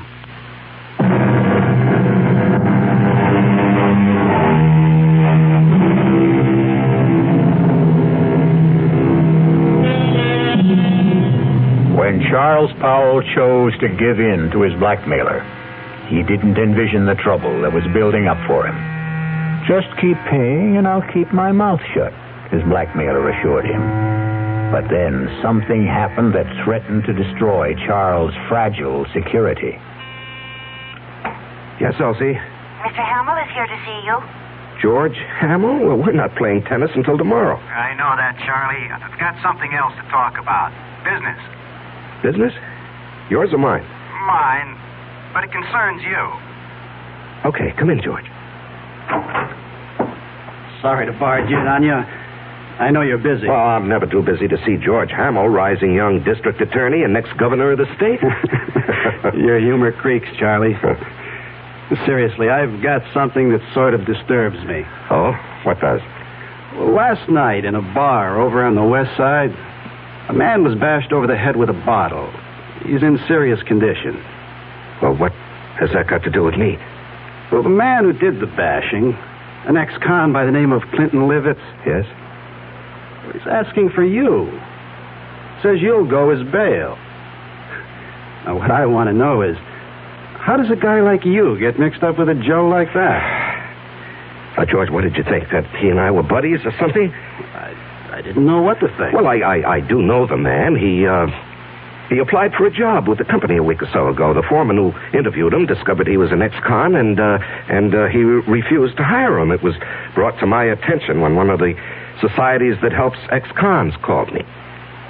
So you got him a job in the plant? No, I couldn't. I mean, I wouldn't go over the head of the foreman, but I did see him, and I handed him a couple of dollars. A couple of dollars? You know how much money he had on him when we brought him in? $276. Oh, well, maybe he got lucky at the races with the money I gave him. How much was it? Oh, gee, I don't remember. 15, 20. I just took it out of my pocket and handed it to him. It was a way of easing my conscience. I felt bad about the way our foreman had treated him. Well, take my word for it. This Clint Livitz is a bad customer. Stay away from him. What will become of him? We'll go back to the pen where he belongs. Well, what's the bail set at? 5,000. And you're not seriously considering putting it up, are you? No, I was just asking. Because if you are, that's the last you'll see of your money. For that matter, Mr. Livitz, he'll jump bail. Please, George, I'm a big boy now, and I think I can make my own decisions. Well, who would have thought it? Charles Powell Bleeding Heart. Now, look, we've been friends for over 5 years. When you were running for DA, I backed you with substantial contributions. I like you. You're my friend. Now, let's not kick that all out because of some stupid disagreement. No. Let's not kick it out. I'm sorry, Charlie, but I just can't understand what your connection with that ex-con is.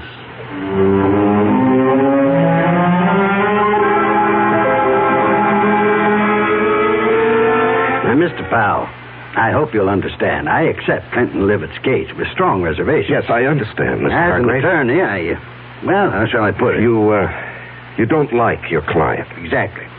However, I shall do my best to get him off, or at least get him a light sentence. I'm extremely pessimistic about Mr. Livitz even showing up for trial. Yes. George Hamill also said he expected that Livitz would jump his bail. And you would forfeit $5,000. Yes, I know.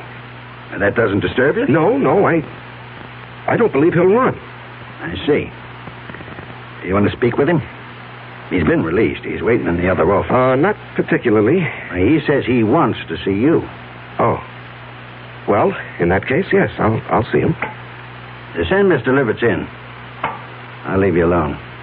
If you need me, I'll be in the other office. Now, come in, Mr. Livitz. Mr. Powell will speak to you. Thanks. I'll be back when you call. Just flip the switch on the intercom. Yes, I will. You sure know how to complicate things, Clint. Story of my life. Do you realize you could go up for 1 to 5 years for what you've done? No, it couldn't happen. What do you mean it couldn't happen? Because you wouldn't let it happen, Charlie. Look, even with the best lawyer defending you, he can't guarantee he'll win the case. You won't let me go to prison, Charlie. I'm doing my best for you, but... No buts. I'm not going back to the pen. Okay, you're not going back. Now, just suppose, during the trial, if things look bad... Yeah? We get you out of town and let you run for it. Forfeit your bail. Oh, you'd like that, wouldn't you? I'd be out of your hair, and all it would cost you would be the 5 G's for the bail. No. I'd give you a substantial sum. Oh, Mr. Powell. No sale. I'm too old to run. Well, suppose I got you out of the country. With a good hunk of bread stashed away for me? Swiss bank account. I don't know. Why don't we play it by ear?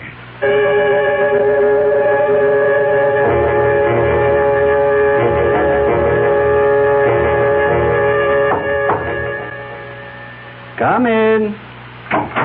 You wanted to see me, J.P.? Yes.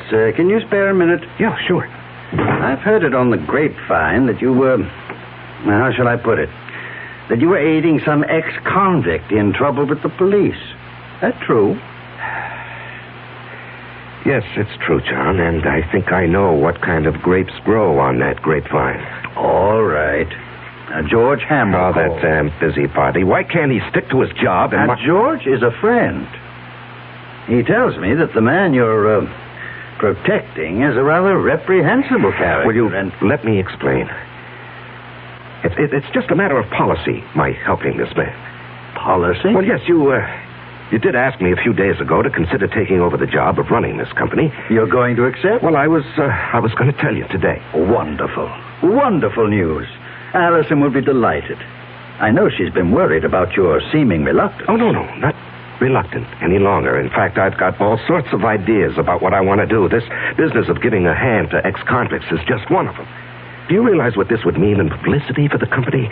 To take an interest in the rehabilitation of men who would otherwise be lost, a burden to the taxpayer? I'm going to hire a PR man. We're going to be the big corporation with a heart, J.P.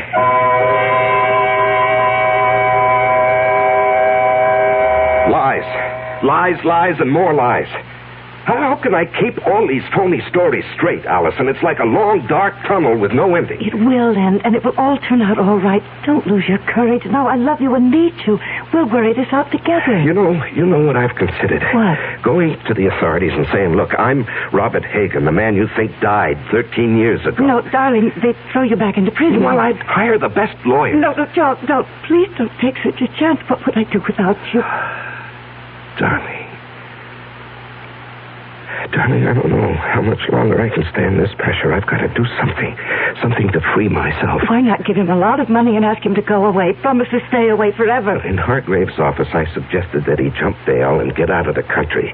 What did he say? Well, when I mentioned a big sum, I didn't exactly say how much. A Swiss bank account. He was interested. Did he say he would accept? Well, we were interrupted, and he didn't say definitely. Offer him anything. Just get him to go. Well, how would I get a large sum of money together? I have some small investments, a fair bank account, but what he might want would be beyond me. You forget you're marrying a very rich girl. Oh, no, I wouldn't think of that. Don't give me that male ego business. I've got money. Dad was nice enough to give me a big hunk when I was 21. Now, look, Allison. With all my earthly goods, I thee endow. We're not married yet. You're not going to back out now, not after I've endowed you with all my earthly... Or is it worldly goods? You are the nuttiest woman I've ever known. See, I've got you laughing. Darling, all our troubles are going to evaporate, vanish. No. It won't work, Allison. It'll never work. But you said... No. Clint Livitz will never stick to any bargain. He'll want more, and he'll want more. He'll never be satisfied. If we got him out of the country. What's to keep him from coming back when he's broke or even threatening us from abroad? I gave him $1,000 in cash only a few days ago. When he was picked up in the bar, he had only about $270-some left. In a matter of 2 days, he'd squandered over $700.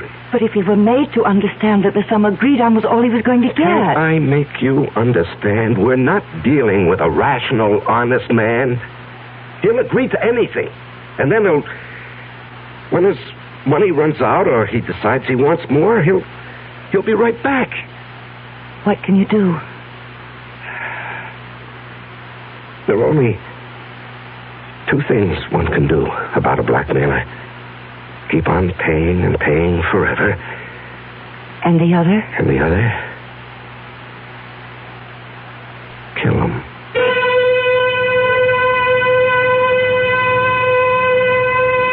Just 2 ways to deal with a blackmailer.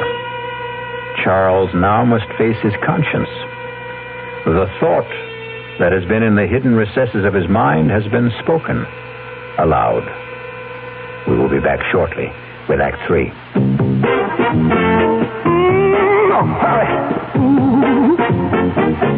When you say bud, you said a lot of things nobody else can say, yeah.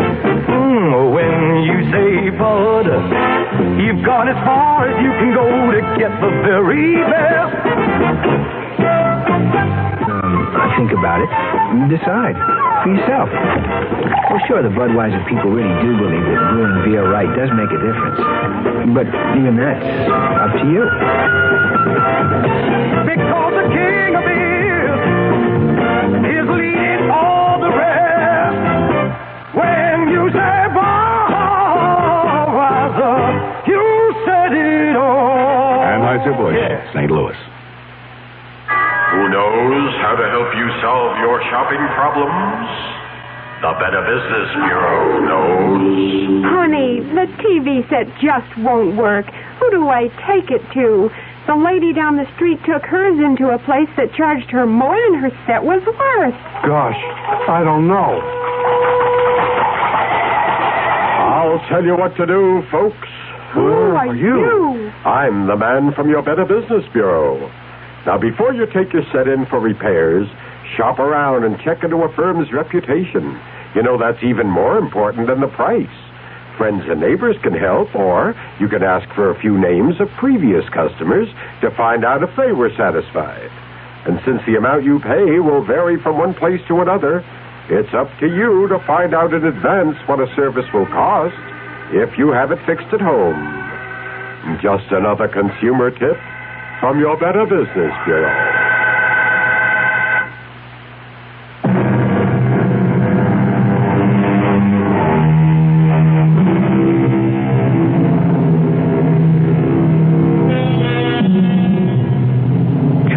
Powell's life has reached a climax. He must make a decision to rid himself forever of his blackmailer. And perhaps that very decision will destroy his life and the life of the woman he loves. The alternative is to keep paying and paying, never feeling safe.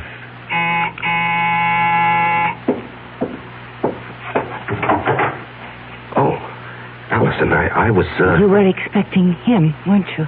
Yes. I gathered as much when I called you at the office this afternoon. Aren't you going to ask me in?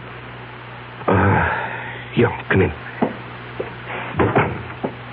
You were so evasive. Well, he, wanted to see me this evening. He, wants more money. And you're going to give it to him? Well, I haven't many choices, have I? You mentioned one. No, Allison, I'm sorry I let that slip out. I didn't mean it. I couldn't go through with that if I wanted to. I could. What? Honey, you don't know what you're saying. I know very well what I'm saying. How long do you think you can keep this business hidden? Well, I don't know. Maybe forever. Look, he's not a young man. All those years in prison, the kind of life he's led. How many years do you think he has left? He could die tomorrow. He could do something tomorrow that would expose the whole game, and then where would we be? No, Charles, I love you. I want us to marry and live a good, peaceful life. How can we with all that hanging over us? Oh, Allison, darling, you don't really know what you're suggesting. Look, maybe if we could get him to leave the country. You said there were only two ways to deal with a blackmailer. To keep paying? No, to murder him is unthinkable. George Hamill asked me to stop by at his office this afternoon. Why?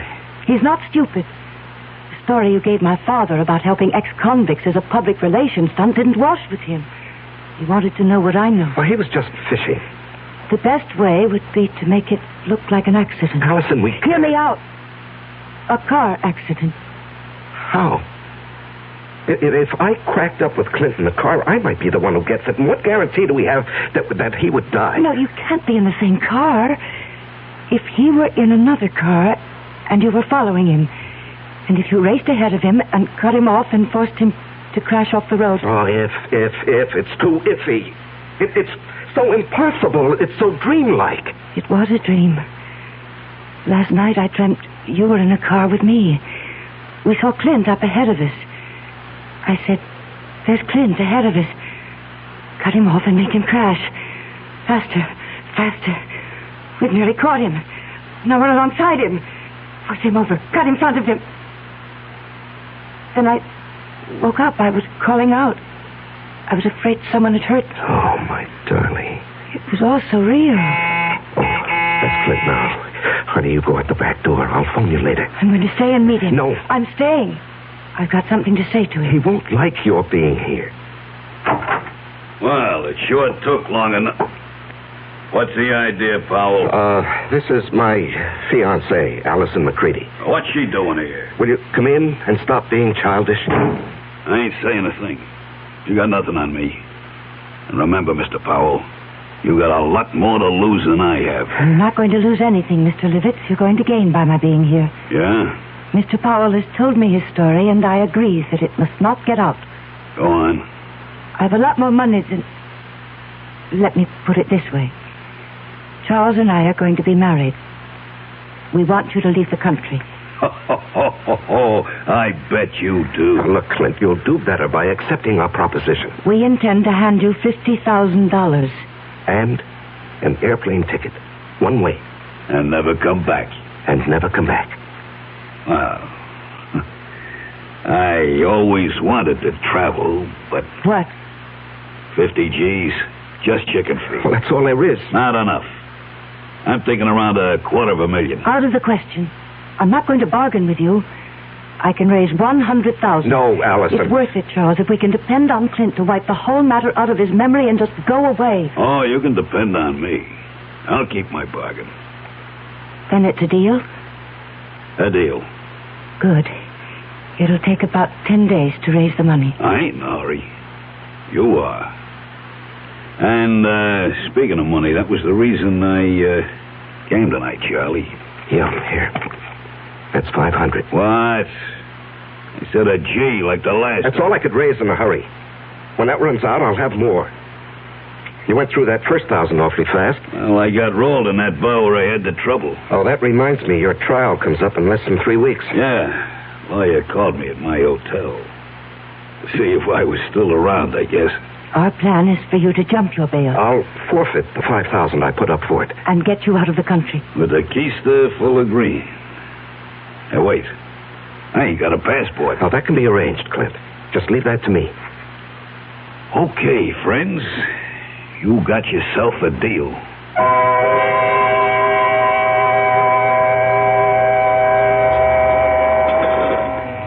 Say, Charlie. You're going to put this meal on your expense account, I hope. Too rich for your blood, George? Too rich for my pocketbook. That's JP's favorite French restaurant. Oh, yeah. Nice to have wealthy, high-paid executives for friends. I'm a simple man. I like simple things. And I like simple answers. Meaning? How long are you going to cling to that cockamamie story about your helping ex-cons rehabilitate themselves? Well, it's the McCoy, George. That guy got something on you, Charles? Pardon, monsieur, the telephone for you. Oh, yes, thank you. Where is it? It is here, monsieur. I will plug it in for you. Thank you. Just like the movies. Yeah. Hello? Charles? Oh, yes, Allison. I know George Helm was with you. Elsie told me you were lunching with him. Listen to what I'm going to say, but don't let on to George. Yes, dear. Allison says hello, and to remind you that in 2.5 weeks, she wants to see you at the church promptly at 11. I'll try to remember. Okay. He's all set, darling. Now, what's so important? It's got to be tonight. I'll have the house all to myself. Why is the color scheme so important? The housekeeper and her husband are going into town to see their 15-year-old son in the high school play. Well, I don't see that that's such a problem. Choose whatever color will make the bridesmaids happy. Rent a car and let Clint take it to drive out and be here promptly at 9. Do not come together. You come out in your own car, but first report it broken down. Have it picked up tomorrow morning. You bring it back after it's all over. Understand? We did not see each other. You couldn't get here because your car was out of order. Oh, yes, I follow, dear. I follow. I'm not sure I agree. I have a .22 target pistol. I know how to use it. Yes, I know you have to ask him to come, dear, but then what do we do with the unwelcome guest? There's a spot about 100 yards behind the house. We get him out there in a wheelbarrow. There's a hole, an old cesspool. We drop him in, quick lime. Gardener's got several bags. But, suppose the gardener wants to supply some flowers for it. It's gone over a year fired. We didn't hire one after that. As soon as it's all over, we'll take the rental car and dump it over the edge of the road near town. You know that bad place where there's no shoulder on the road and only a flimsy guardrail? Mm-hmm. Yes, I know. We dump the car there. Let it smash up. If it catches fire, so much the better. Then you take me back to the house and rush back to the city. Report the rental car stolen. You've been in your apartment all evening. Understand? Yes, the color scheme suits me fine, dear. You sure have it all planned. No baubles, no slip-ups. All planned. Yes, I'll be in my office till late tonight, 9 at least, if you want to reach me. Good. That was for George's ears, wasn't it? Yes, that's correct, Allison. Now, look, I have a report to get out. If you've completed your instructions, I'll get back to my lunch with George. Goodbye, dear. Wow. That's only the beginning, Charlie. Wait till she gets you signed on the dotted line.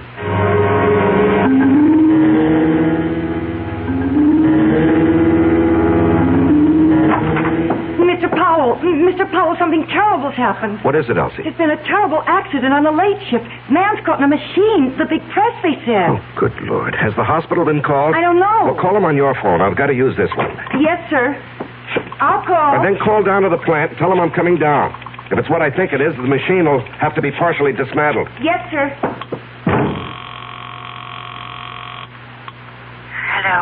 Allison, listen, there's a change of plans. Charles, where are you? I'm still at the office. Something's... It's 8:30. He'll be here at 9. Yes, I know.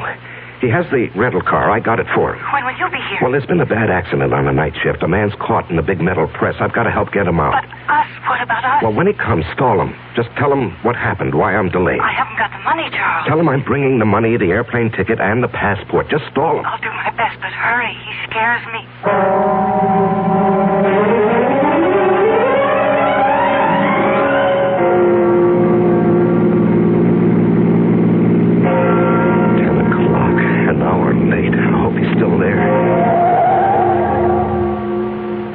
lights are on.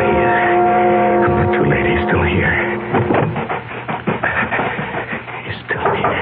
Allison, open up. Clint, don't leave.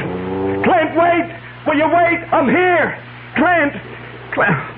I gotta stop him. I gotta catch him.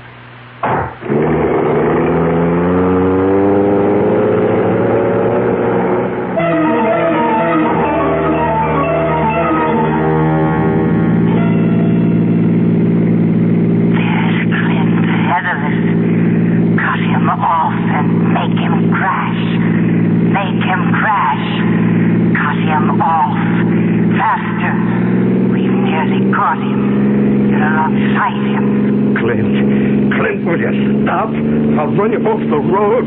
Force him over. You've cut him off. You've done it.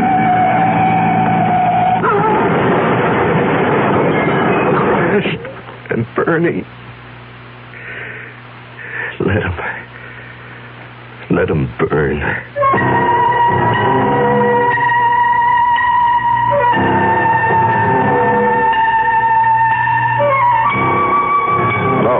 Is this Arrow Car Rental Service?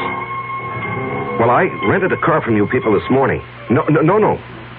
No, there's nothing wrong with the car. I just want to report it stolen.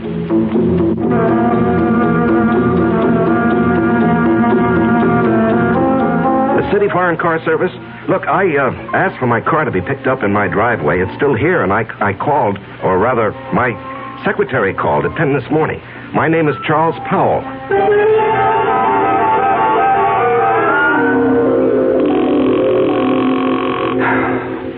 Come on. Will you answer the phone? Oh. Yeah, just a moment. Oh, George.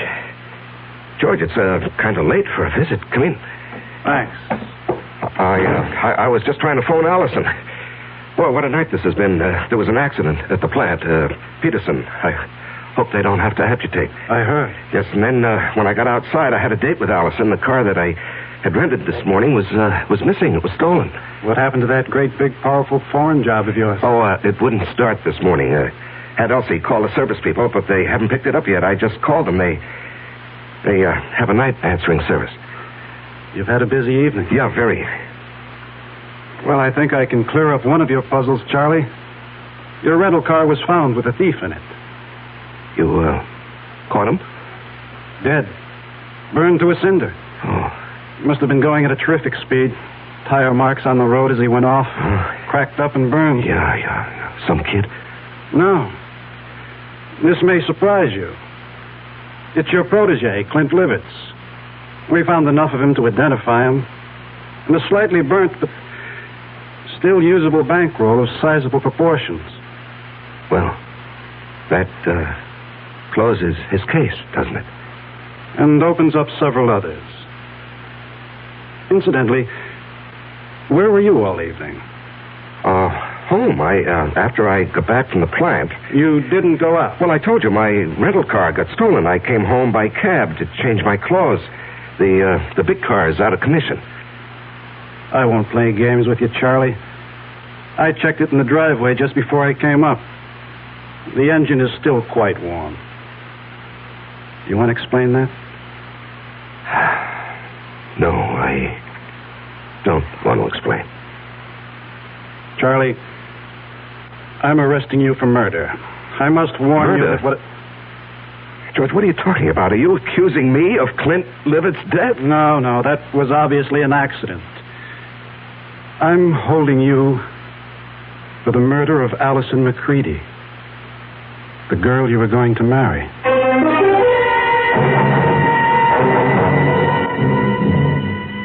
And in conclusion, ladies and gentlemen of the jury, my prosecution of Charles Powell, or Robert Hagan, has been a painful task. I was his best friend. It was difficult to believe that he would kill the woman he loved, but the evidence is conclusive. Charles killed his lovely fiancée because she discovered his real identity. an escaped convict, a killer sentenced to life for another murder. The testimony of the housekeeper, Mrs. Francis, cannot be doubted.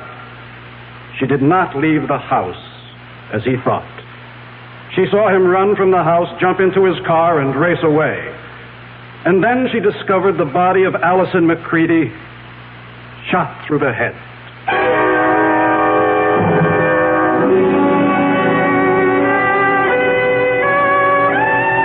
Your Honor, may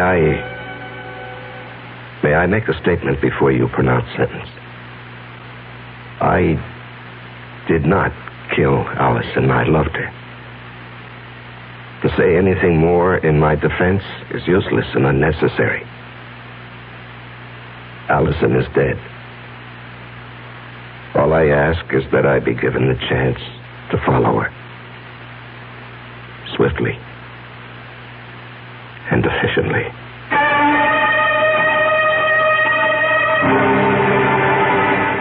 And so a man is twice accused of murder and twice sentenced for the crime. A weary man who asks only to be allowed to follow the woman he loved. I'll be back shortly. Take the time to listen. Take the time to care. If I know you understand me, then my mind is yours to share. Listen with your heart. Listen with your mind. When you really listen, love is what you find. How do you do, sir? My grandmother just died. I'm so happy for you. Meet Mrs. McNulty. How do you do? Did you know you have spinach on your teeth? Oh, that's wonderful. This is Mr. Jackson. Nice to meet you. I have bubonic plague. Oh, yes, Mr. Plague. Meet Miss... Reception lines aren't the only places people don't listen. When you really listen, love is what you find. A thought from the Church of Jesus Christ of Latter-day Saints, the Mormons.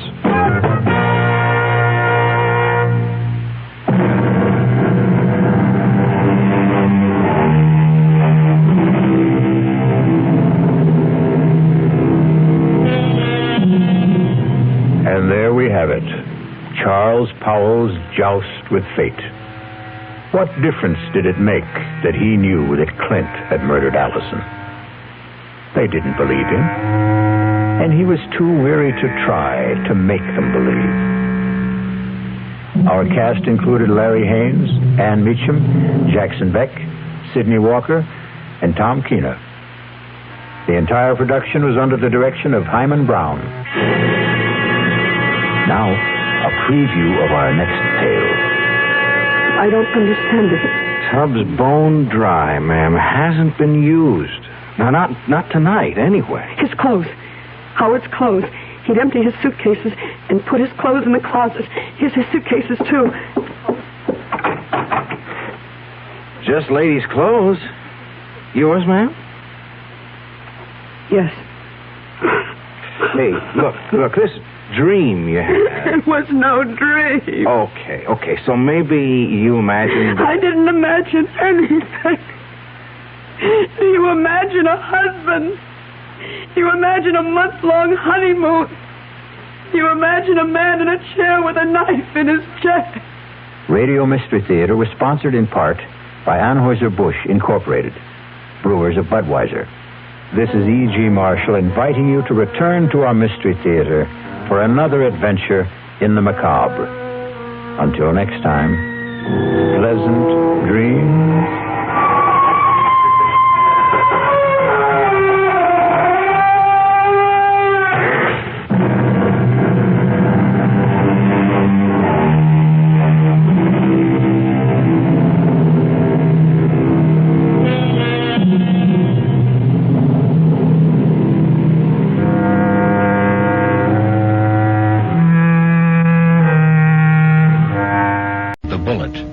Written especially for the CBS Radio Mystery Theater by Sam Dan and stars Larry Haynes. I shall be back shortly with Act One.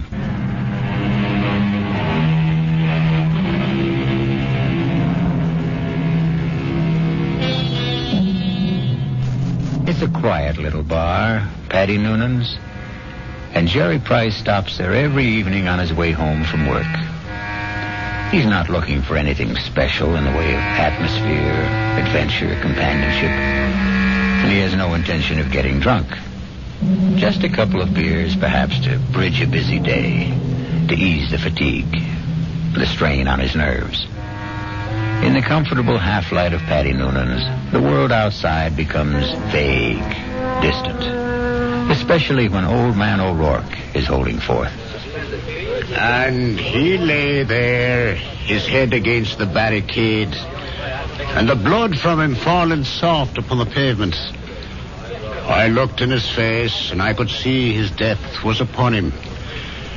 "'Tis a bitter thing," I said, "to die at 17. And for a moment his darkening eyes held mine. And with his last strength he said, "'Tis a sweet thing to die for Ireland." Sweet indeed, Mr. O'Rourke.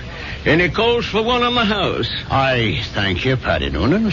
I see Jerry Price. Excuse me. Good evening, Jerry. Hi.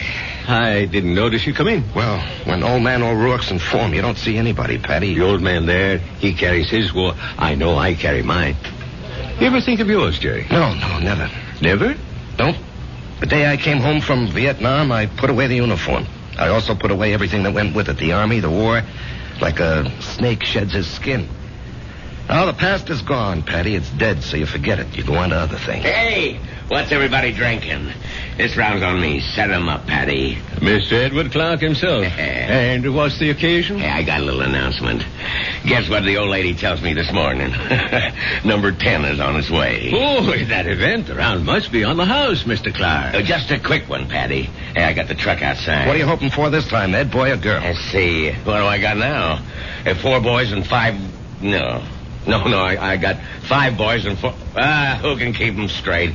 All I know is I'm always tripping over somebody. 10 kids in 12 years. Well, you can't tell me it isn't exciting to hear there's going to be a new baby. Oh, yeah. I know it's going to be a kid that'll wet his pants and keep me up half the night. It's another mouth I got to feed. Yeah, well, guys, I got to ride. I'll see you tomorrow. You know, Betty, it's funny. People who don't want kids, can't stand kids, can't afford them, can't raise them, they can't help getting kids. Whereas, guess there just isn't any justice in this world. Well, there may be no justice, Jerry, but there's always hope. How long have you been married? Right after I got out of the army, it'll be 9 years. A fellow used to come in here, and they were married 15 years before they had their first. Am I really out of the army 9 years? Tell me, Paddy, you're an old philosopher. Where does it go, huh? Down the hatch and try another. Yeah, don't mind if I do. Oh, wait on a paying customer first. Where? The fella standing at the end of the bar. What are you saying, Jerry? There's nobody standing at the end of it. In the brown hat and a raincoat. Now, Jerry, what are you saying? I know. That's Paul. Tell me, what's the matter, Jerry? Paul. Jerry, listen to me. There's nobody. Paul. Hey, he was just standing here. Where'd he go? Where is he? Jerry, where is who? Are you all right, Jerry? Yeah, I'm all right. But I saw him. Who? A guy I was in the army with. The two of you. Were you close? He was my buddy. Well, when was the last time you saw him in person? The night he was killed. Have you ever seen him again? Like you thought you did just now? No, this is the first time. Well, maybe you need a rest, Jerry. Hattie, why now? Why tonight after all these years? Well, you say you saw him last the night he died in battle. Well, the sight of him dead must have stayed with you always. But that's not how I just saw him, Paddy. He wasn't in uniform. He was in civilian clothes. You might have pictured him as he looked at a happier time. I never saw him in civilian clothes. We met in the army. And, Paddy, I didn't see him as he was then. We were both kids, about 20. I saw him the way he'd look today, about 30. His face was more mature. Jerry, Are you sure he's dead? He is dead, Patty. I just saw him. I know I saw him.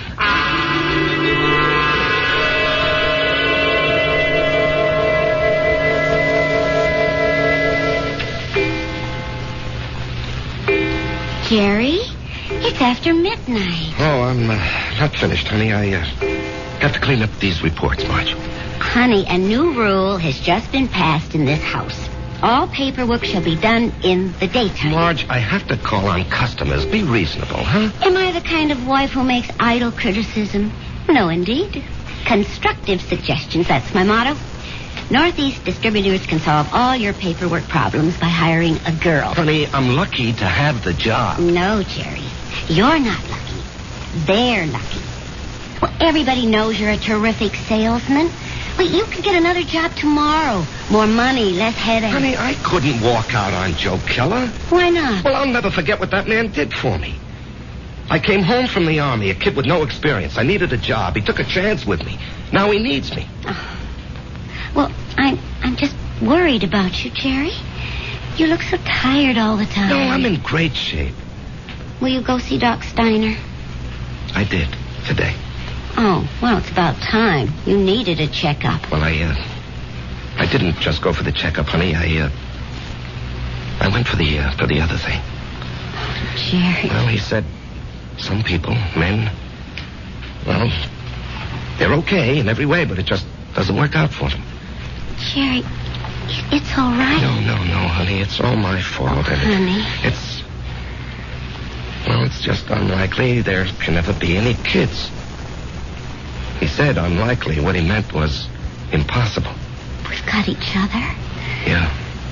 If only you didn't want a child so badly. Now we'll definitely think about adopting. Okay? Yeah, okay. Sometimes that works out even better. Come on, honey. Let me see you smile. Marge, I don't know what I'd do without you. Oh, that makes us even. I don't know what I'd do without you. Come on, get to bed. Yeah, I'll just have a cigarette, huh? Honey, why'd you turn on the music? To make sure you don't try to sneak in some work. I know you can't concentrate with the music going. I'll just be a couple of minutes, honey.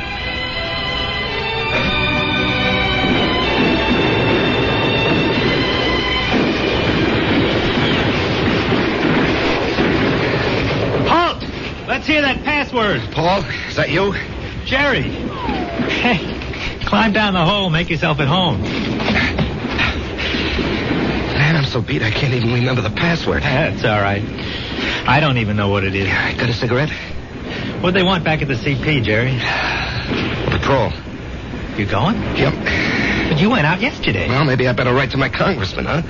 I don't have any more cigarettes. Here, finish this one. Paul, I don't know if I can go out again. We're being relieved tomorrow. We were promised a rest. I just don't know if I can go out again. But you ain't going out, Jerry. Didn't you hear? I'm going. Oh, no. I'll say you and I made a trade. No, Paul, I can't let some other guy but do... I'm not some other guy. I'm your buddy. What's the matter, Jerry? You never did it for me.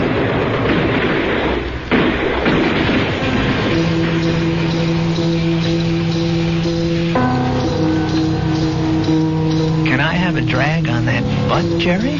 Paul, you're alive. I'm alive, Jerry. I'm here with you. In your living room. No, you can't be here. I went out afterward. I found your body. I carried it back. Maybe it wasn't you. It was me. But you were dead. You were killed. Yes, Jerry. I was killed. Jerry, will you turn that radio off and come to bed? Marge, he's here. Who's here? Can't you see him? Jerry, I don't see anyone. Paul, why can't she see you? She will. They all will. When? Later. I have to go now, Jerry. No, Paul. Paul, tell her. Jerry. She'll think I'm crazy, Paul. Paul. He's gone, Marge. He's gone. Jerry, honey, what's going on here? Marge, he was here. He was right here. Now, you got to believe that. I'm not drunk, and I'm not crazy. I believe you. I believe you, Jerry. Now, here, just sit down. Don't do anything. Don't say anything.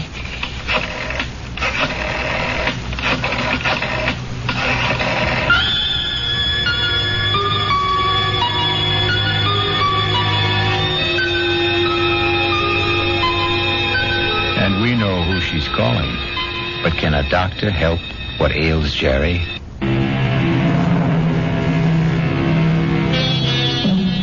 And now, Act 2 of The Bullet. Let us trace the path of the bullet. We have a worried Marge, a concerned Dr. Steiner, and a distracted Jerry. Tell me about this man, Paul, you called him Jerry. I said we were buddies, Doctor. That tells it all. Jerry, please don't be so hostile. Dr. Steiner's only trying to help. You were buddies. You came back alive and he didn't. Yo. There's an extensive medical literature on the subject. Oh, I'm sure there is. Jerry. I'm not being hostile, Marge. I know I saw him. Of course you saw him. Well, finally. But that doesn't mean he was there. You see, Jerry, the death of a wartime comrade remains an eternal reproach. All who survive are sentenced forever to feelings of guilt. No. Doctor, the wars are fought by kids in foxholes. The literature is written by doctors and authors. That's hardly fair, Jerry. I'm the authority on war, Doctor, because I was a kid in a foxhole, and I don't feel guilty about my buddy. You don't? No. Tell me why. Oh, you wouldn't believe it. Try me. All right. You see, there's a bullet, and it's designed especially for you. And if it's your bullet, it'll find you no matter where you are. You can't evade it, you can't avoid it. It was meant for you, it was meant to be. You and the bullet. Both of you were dust, originally. You were dust because the Bible says so. And the bullet was also just dust in the ground. Well, that bullet was mined and refined and cast into metal. It was shaped into a slug and joined with a shell. It was one of billions of bullets, but it was yours, all yours. And at the right time, there'd be a tremendous explosion of gases in a narrow chamber. And the bullet would be torn loose from the shell case and spun around the grooves of a gun barrel and hurled through space. This is the bullet you don't hear. You don't hear it, Doctor. You don't hear it whine past your ear or ping off a rock or thwack against a tree.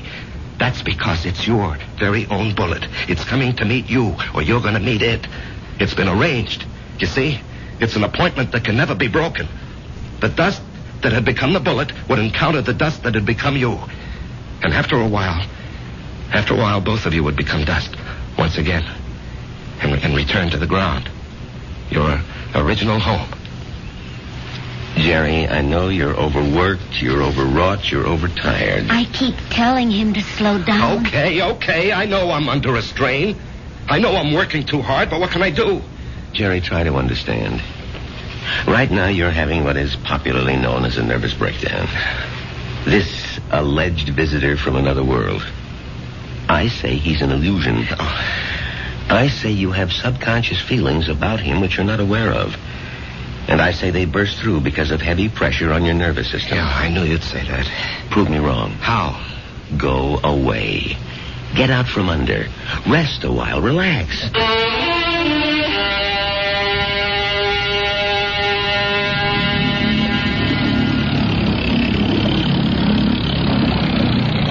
Oh, honey, this looks like a good spot. You want to stop here and try for some fish? Well, Marge, I think I'd like to go back and play 9 holes this afternoon. Great. I need more practice with my irons. Honey, you know, you've been getting a lot of sun. Maybe you better take it easy for a few hours, huh? And besides, you have an appointment with, what's that name? Biscayne Appliances. See, Jerry, I wasn't sleeping when you called that number this morning. Now, Marge, I've been good all month. I was just getting restless, that's all. Look, they're a big chain down here. If I can open them up, I'll justify the trip. Justify? To whom? Why do you have to justify anything? Isn't your health important enough? Honey, Joe Keller was very nice about it. Joe Keller had no choice. Marge. Honey, Steiner was right. I was beat. I don't know how I managed to drag myself along. So I did the right thing. I chucked it all. Now I'm fit, see? I never felt better in my life, and I'm raring to go. Great. In a month or two, we may think about going back. I'm not used to being idle, honey. Neither am I. But I am learning to love it. Oh, Marge. Why didn't I meet you when I was young? Young? Jerry, you weren't even 21. No, I was already made when we met. I had already become what I was going to be. You know, I've got a certain amount of ability. A tremendous amount, Jerry. But I'm not confident, honey. I doubt myself. I guess I didn't have very much encouragement when I was a kid. You know, my brother was a great athlete. My sister was a great beauty. I was kind of clumsy and funny looking. Anyway, Frank and Alice were sent to college. When my turn came, the money had run out. Or maybe they thought I wasn't worth the effort. That's why I enlisted when I was 18. I had to get away from the house and my father. There was no place else to go. You never told me this, honey. I decided if I ever had a kid, I'd never make jokes at his expense or tear him down in any way. I know how these things cut inside where it doesn't show. I would do everything to build him up and give him confidence. I will never have any real confidence, Marge. Oh, yes, you will. No, baby. You won't get it from a pep talk. I think we can go back home now, Marge. All right, on one condition. You'll just have to slow down. I promise. And, honey, there's only one way you can really slow down. And that's to get a partnership from Joe Keller. Now, Marge. Don't you deserve it? Of course I do. Well, we're going to adopt a child. Which means I'll quit my job, and you're not going to spend time on the road. That kid will need both of us, won't he? Yes, honey, he will. Then we need that partnership, don't we?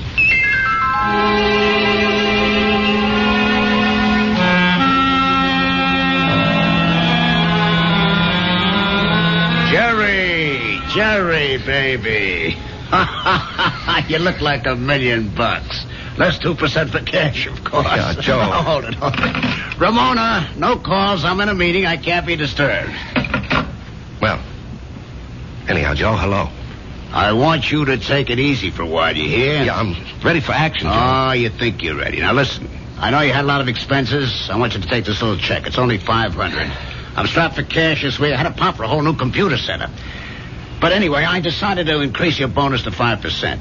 That'll amount to a pretty sweet raise, huh? Now, Joe. Don't thank me, kid. You're entitled to it. We got to make sure you don't get sick again. Joe, I have to talk with you. Well, sure, kid. What about? Well, it's personal and important. Well, let me buy you lunch.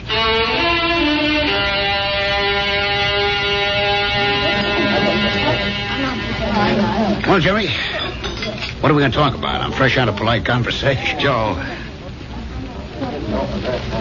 I want a partnership. No, you don't, Jerry. But, Joe... No, don't interrupt. You don't want one. You'd like one. Two different things. Now, don't nitpick, Joe. You'd like a partnership, which means it would be swell. Great if you had it. But want is something else. It means lack. It means need. I know you'd like to own a business, but you're not cut out to be an owner. Why? Because an owner is an officer. And in your heart, you'll always be an enlisted man. Tell me, could you ever fire a guy because you could get someone else cheaper? If an old customer, a good friend, was getting slow paying bills, could you cut him off? Thousands of guys like you go bankrupt every year. You're nice, sweet, big-hearted.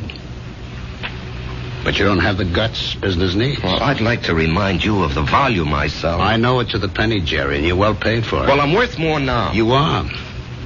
You got a sweet raise this morning. Joe, don't think I'm not grateful. You gave me my first break. But I think I can do better elsewhere.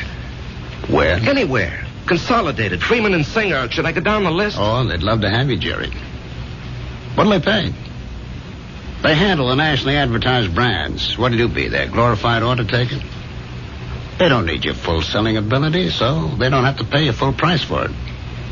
Sure, with me, you push out all the schlock. It's rough, but you get top dollar.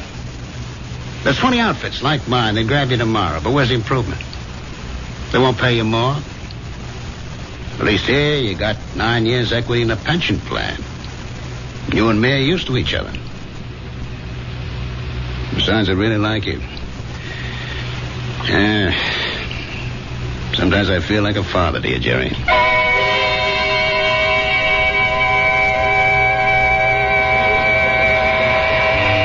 was a fiasco, Patty, a fiasco. And how do I break it to Marge? Oh, what's it all about, Jerry? Well, at least I don't have to put up with Ed Clark tonight. I think I'd punch him right in the mouth. We'll be deprived of his wonderful company the next 2 weeks. He's tooling that trailer into the southwest. Hello, Jerry. What? Patty. Patty, is someone standing behind me? No, Jerry. Paul, will you tell me why? I'll tell you everything, Jerry. When? Soon. I think maybe tonight. Paul, why do you keep popping in like this? I don't know, buddy. I can't control that. Yeah, but Paul. Patty, don't you see anyone? No, Jerry. You didn't hear anyone talking to me either. No. Patty, do you think I'm crazy? Well, maybe you should see a doctor. I saw a doctor. Well, how about one of them psychiatrist fellas? I never even told my wife. I did see a psychiatrist. But after a while, I figured why pay him $50 an hour when I can come in here and talk to you for nothing? Well, there must be more to them fellas than that. Oh, sure. He said that the roots of my problem go back to my unhappy childhood. But, Patty, I have a brother, Frank, who feels terribly insecure. He goes to a psychiatrist, too. Why? He had a happy childhood. Put it this way. If you see someone and I don't, the flaw can be in me and not in you. Drink? No. I better go home and face the music.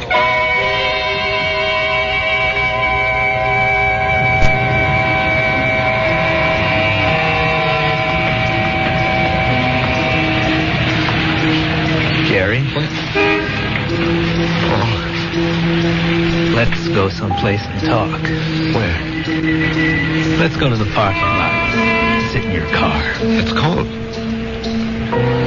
That won't bother you, will it? Not yet. Turn the heater on for yourself. When will everyone else be able to see you, Paul? In 2 weeks. Oh, that's great.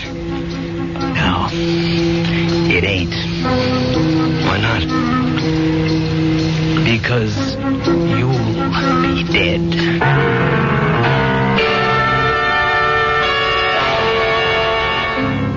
Because you'll be dead. Cold words from a warm friend. The chill inside the car becomes intense. But Jerry knows there's no point in turning on the heater. We'll rejoin these two friends when I...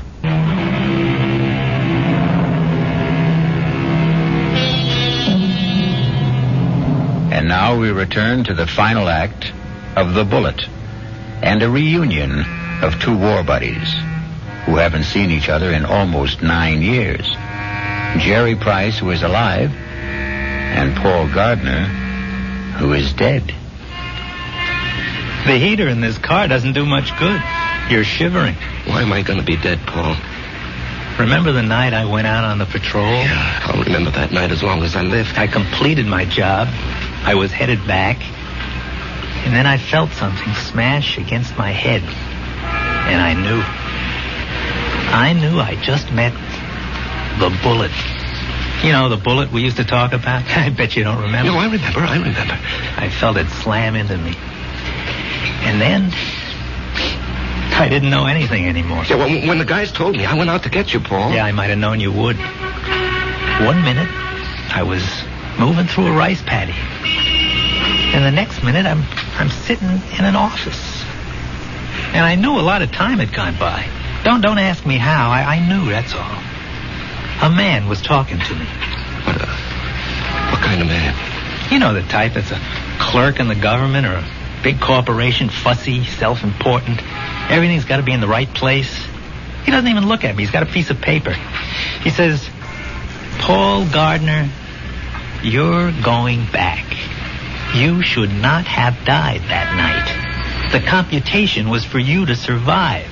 The plan was for you to marry a girl named Marjorie Stone. I married Marjorie Stone? Yeah. I told the guy, I want no part of it. And he gives me a look, this clerk does, like he couldn't care less about me or you or anybody else. And he says, come with me. He leads me to a door. It opens. And all I can hear is a hum and a clicking. and all I can see is a computer. I mean, there's no end to the thing. That's all you can see is computer. And he says, there it is, friend. City Hall. Go fight it. By this time, I'm shaking. That machine scared the pants off me. You couldn't see the top nor the bottom of it. There was no end to it, just a machine, wherever the eye could see. Well, then what happened? This clerk, he tells me there's a plan. A capital P plan. It calls for me to come home. Not you. Yeah, well, maybe that's fair, Paul. You were always the better man. No. You got more on the ball. You never got a break, that's all. I had a chance to go to school, become somebody. I could have gone into the old man's business, become the biggest hardware dealer in Atlanta. You and me. We both run away to join the army. You because you had nothing. Me because I had everything. But why are you coming back? Because Marge and I are supposed to have a boy. A certain kind of a boy. He'll grow up, I don't know, discover something, create something, or be somebody the world needs real bad. They wouldn't tell me what. Anyhow, 40, 50 years from now, he has to be here. And of all the millions of men and women, he could only be born to me and Marge. When am I leaving? I told you. In 2 weeks. How? 9 o'clock at night. A trailer truck will go past Patty Noonan's saloon. Just as you're crossing the street. And why does it have to be like that? Because you don't know how careful these things are figured. You could get killed a million ways. But the plan calls for a truck driven by a guy named Ed Clark. Oh, yeah, I know Ed Clark. He doesn't have a good record, so it'll be easy to prove he's a careless driver. He works for a big outfit, so Marge will have a good settlement. But why? I still don't understand. She'll need the money. You see, I won't be a good father. Not as good as you, for sure. Oh, I'll love the kid. I'll love Marge, but I won't be there a lot. You know me. I have to keep moving. But if you know how important it is for the kid... I won't know. Once I'm alive, I won't remember any of this. And you say it's all figured out, maybe not. The human element. How can the machine predict Marge would go for you, huh? With all due respect, Jerry, did I ever have any trouble landing any dame I had my sights on? Well, with all due respect, I can't see Marge falling for your line of chatter. She will, Jerry. I'll be there when she's having a bad time. She'll be all alone. She'll need somebody. Things will take their natural course. Sure, she'll see through my line, but after a while she'll get to like it. I'm different. You're quiet. I raise hell. You let things eat at your insides, not me. I pop off. Maybe my way's no better in the long run. And she's married to you, and she loves you. But deep in her heart, she loves my way better. She'll fall in love with me. Jerry, you have to believe I don't want to do this, but it was your bullet, not mine.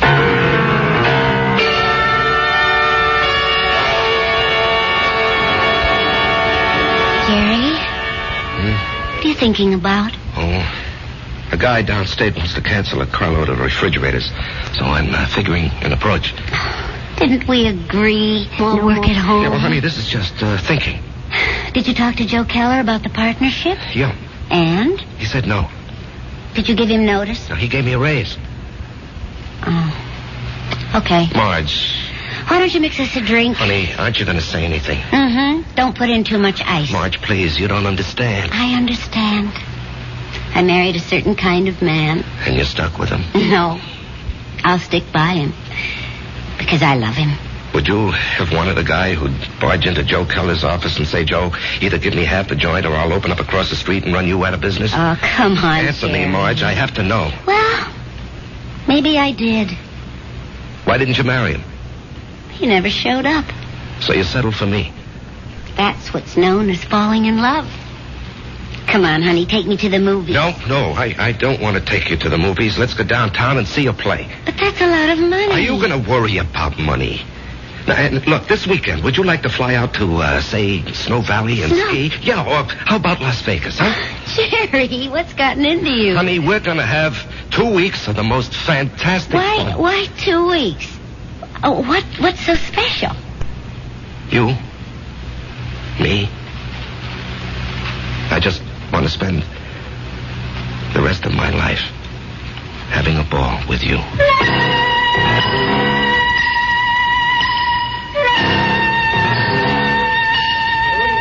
Well, hello, stranger. Hi, Pat. Haven't seen you. Why, it must be weeks. Where have you been?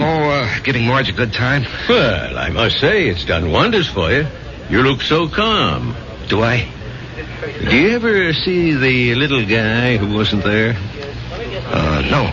Well, that's good. Let's drink to it. Jerry, if I'm not being forward, what did he want from you? You wouldn't believe it, Patty. Do you believe it? Well, I just dropped in to say hello, Patty, and goodbye. Jerry. Yeah? Something's the matter with you. Well, I understand Ed Clark is due back here tonight. I don't want to run into him. I just don't want to talk to him. Well, if that's how you feel, I'll bar him from the joint. Now, Jerry, something's wrong with you. No, nothing, Pat. Now, look, I'm an old soldier, Jerry. I can tell. No, it's really nothing. Really, is it? No, Jerry, you got a look on your face. What kind of look? I've seen it before in the war. I've seen it on men who go out on the impossible mission. The look of men who know they're not coming back. The resigned look.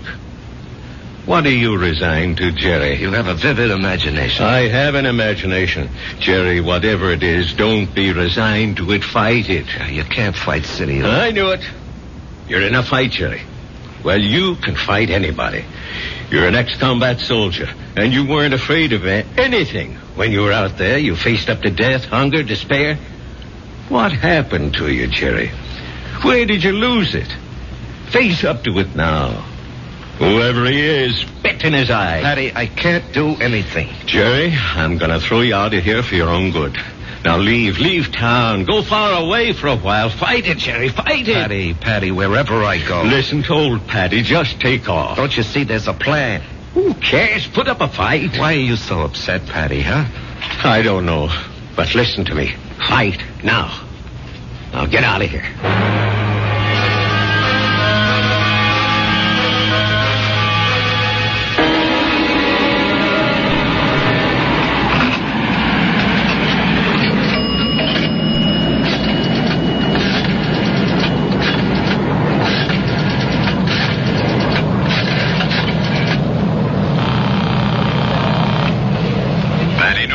Patty, it's Jerry. I decided to fight it. Good boy, Jerry. You know, Patty, there's something about your place. I don't know how to say it, but I feel stronger, better, away from it. Well, I don't mind. So I'm going to fight. What have I got to lose, huh?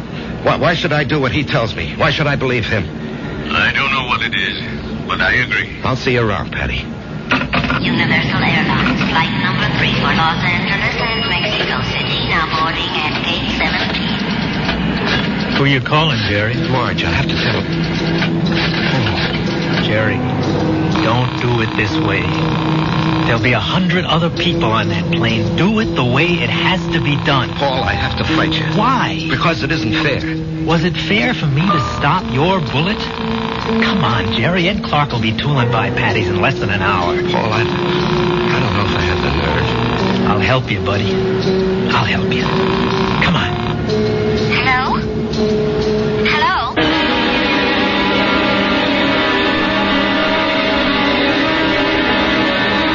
What is it, Mr. Noonan? I called you, and I hope it wasn't out of turn, Mrs. Price.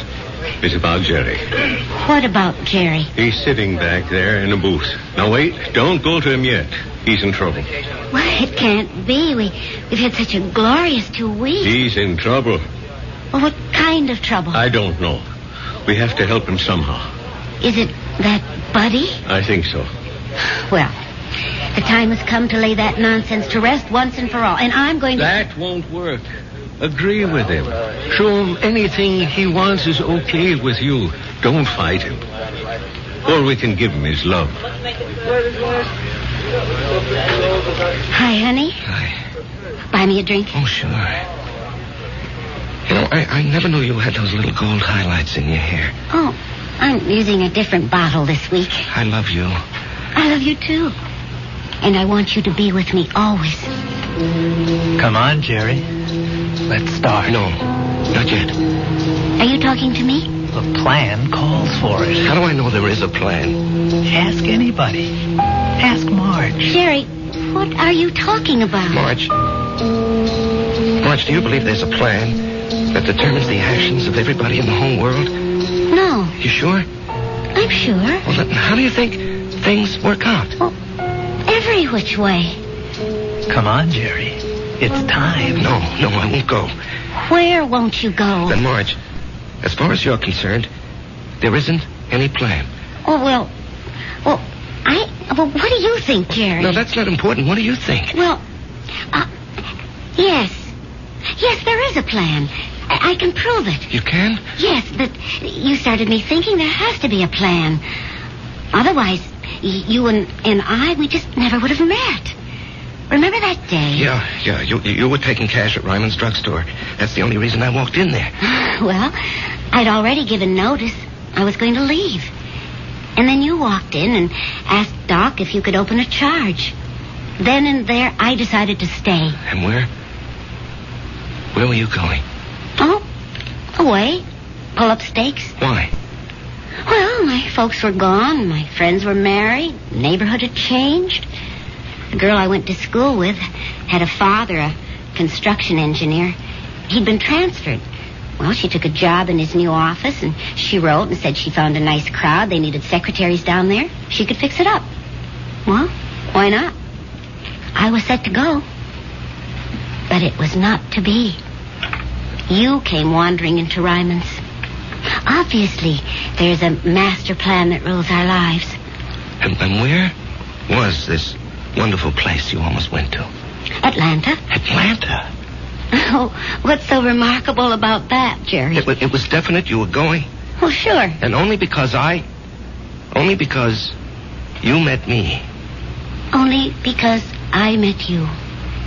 Otherwise, I'd have gone to Atlanta and married a southern millionaire. But evidently something had been planned for me. Aren't you flattered? I met you, and it changed my whole life. Are you ready to go now, Jerry? Marge, will you come with me? Yes, Jerry. Where do you want to go? Well, I have to do something. I'll come with you. No, wait here, darling, please. It's time, buddy. Just like going out on a patrol. Jerry, where are you going? It's all right, Patty. It's all right. I didn't want this, buddy. I know. I don't want you to take my bullet either. Goodbye, Jerry. Yeah, goodbye, Paul. Take care of her for me, huh? You know I will.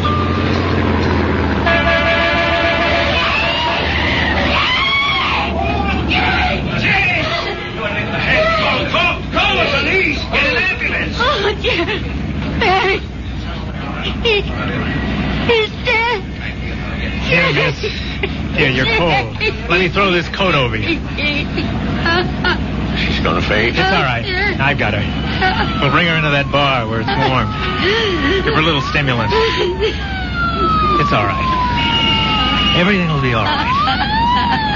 Everything will be... It'll be all right.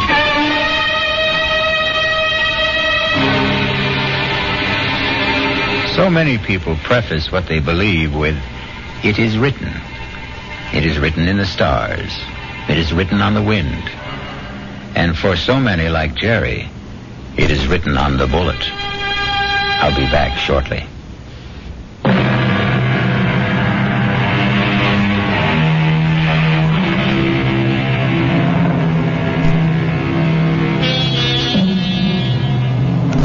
I remember an old soldier once told me he wasn't worried about the bullet that had his name on it. What really bothered him was the bullet marked, "To whom it may concern." Our concern is mystery, excitement, suspense, thrills and chills. Our cast included Larry Haynes, E.V. Juster, Martin Newman, Ralph Bell, Leon Janney, and Danny Acco. The entire production was under the direction of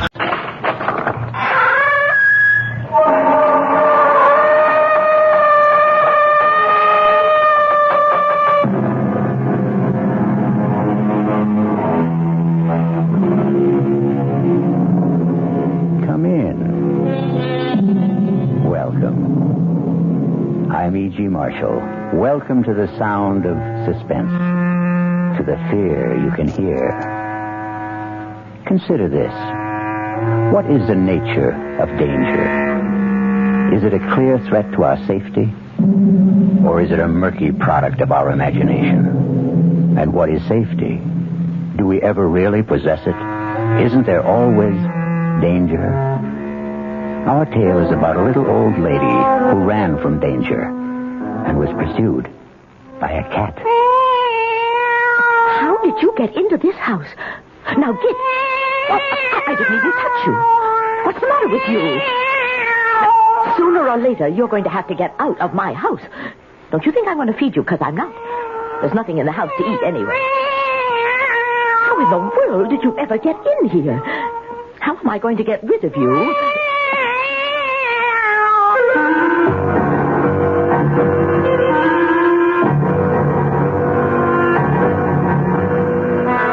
Our mystery drama, The Resident, was written especially for the Mystery Theater by Elspeth Eric and stars Carmen Matthews. It is sponsored in part by the Kellogg Company, makers of Kellogg's Special K cereal. I'll be back shortly with Act One.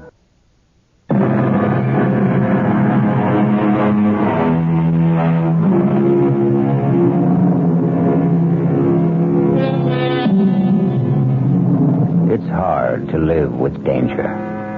Hard if you're old, elderly. Hard if you're a woman. And hardest if you're alone. Miss Malvina Thripp is elderly, a woman, and alone. Oh, my. Oh, how many years since I lived in a place with stairs? 40 at the very least. Well, how am I going to navigate up and down 6-8 times a day at my age? Well, I wanted to get out of the city, and here I am. Oh, but it's a nice house. It really is a nice house. What was that?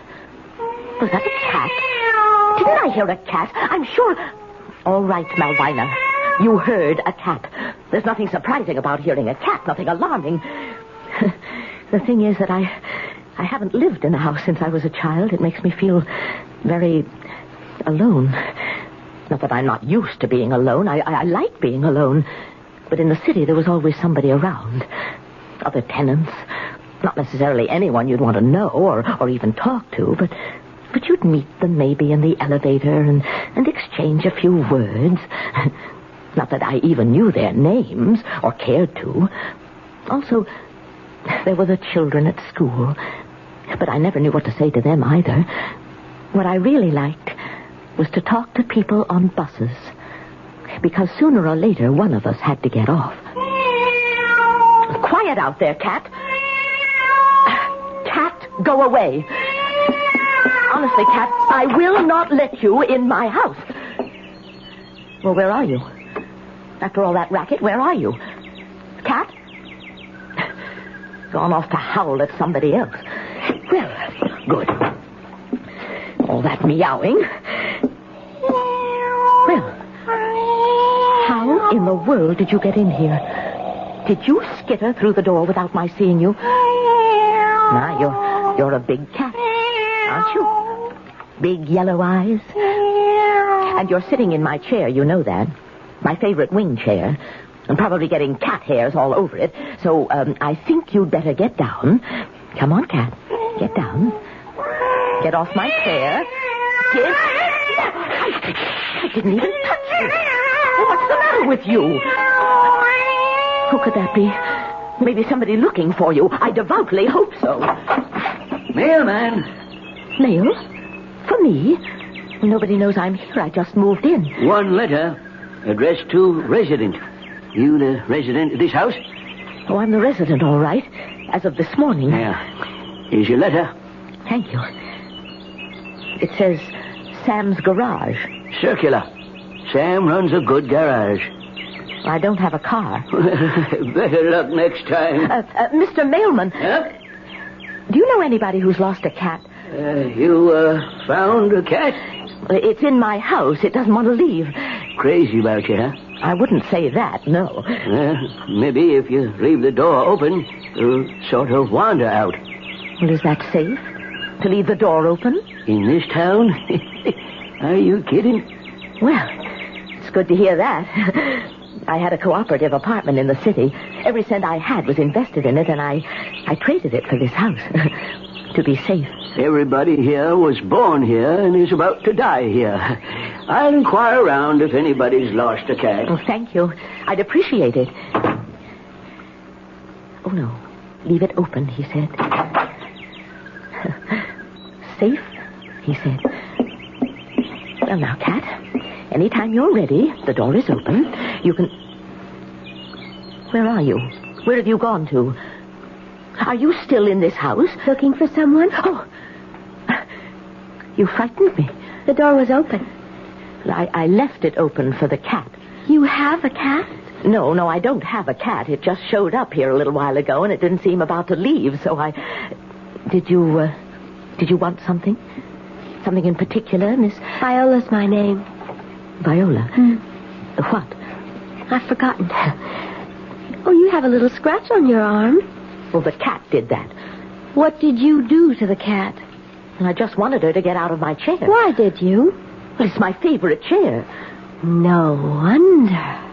It's nice. Oh, you don't want to sit in it? Yes, I do. Well, it has cat hairs all over it. These old dungarees have been up against worse than cat hairs.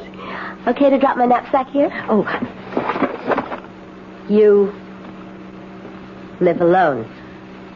I just moved in. This morning. I saw you. You did? I should think you'd want a nice cat living here with you. Well, I don't. Anyway, it seems to have disappeared. Maybe she went upstairs. You think so? I think it's possible. Well, I must go and have a look. Good idea. If you want to be on your way now... Not quite yet. Do you need some money? I have a little in the house, not much, but... I just want to sit here in this nice chair. You go ahead. Go upstairs. But I won't steal anything. Oh, I didn't mean to suggest... There's nothing to steal. Well, if you want to rest yourself... I do. I really do. Yes. Well, you rest yourself, and I'll just look upstairs. Maybe I'll take a hot bath and change my clothes, because I'm going out for dinner. Going out? There's no food in the house. I don't like leaving you here. You want me to come with you? Oh, no. No, I'll go by myself. Oh, wait. You forgot your letter. Oh, that's nothing. I guess it's yours. Resident. Is that you? What a nice name. My name is Malvina Thrip. Malvina Thrip. I think Resident is a much nicer name. It could be anybody. Miss Viola, why don't you leave right now? Miss Thrip, I shall leave when I'm good and ready. Now go on upstairs. I really don't understand why I'm letting myself be subjected to all this. I'll be back shortly. Oh, why, Miss Thrip, you were born to be subjected to all this and more. One bedroom door closed. You are a natural victim, Miss Thrip. Other door closed. Rest well, Miss Thrip. Pull the pretty pink and white Afghan up around your shoulders and rest well. There's excitement in store for you. Ah, there you are, my beautiful. Come here. Come, Eva. Come to my arms. Oh, my beautiful evil one. She's lying down now, upstairs on her little white bed. She's staring at the ceiling, making plans. She'll stay up there for a while, so you and I must make our plans, too. Our careful plans.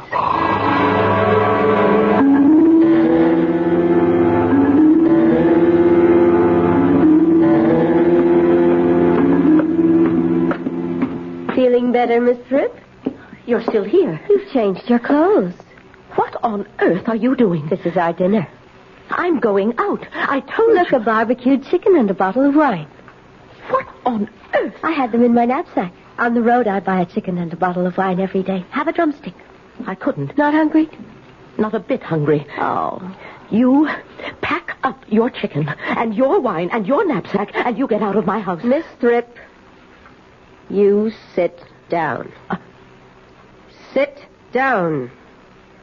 You old fool. Now listen to me. You're a selfish old lady. Here you are with a little gem of a house, 2 bedrooms, and you won't even share a little corner of it. Well, it's my house. It's my house. Mine.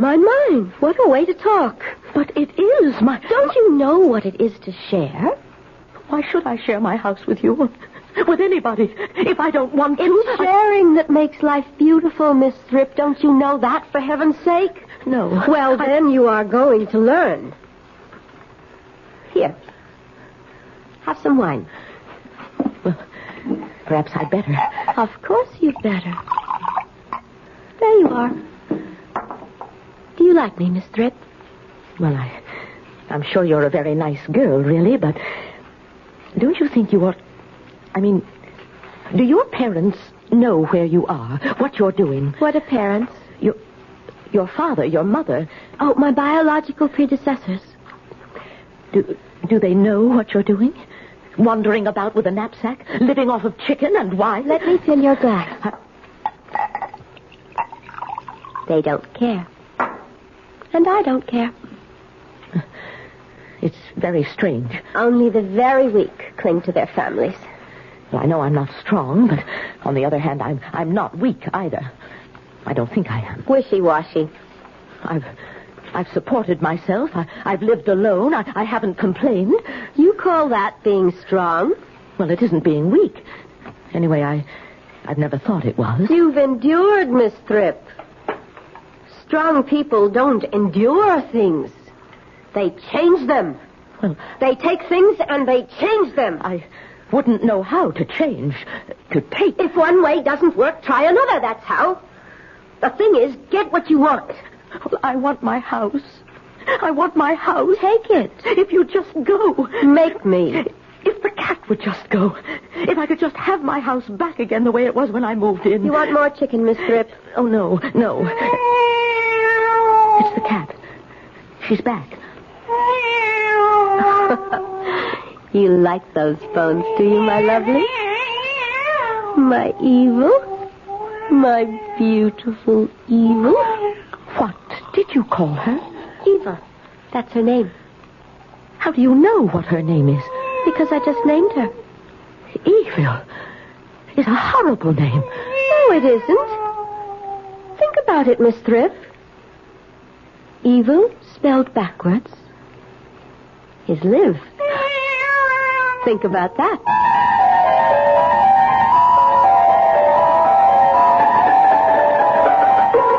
Evil spelled backwards is live. E-V-I-L. L-I-V-E. The girl's right, no doubt about it. But wait. Take the same letters and mix them up again, and they spell vile. V-I-L-E. Think about that. I'll be back shortly with Act 2.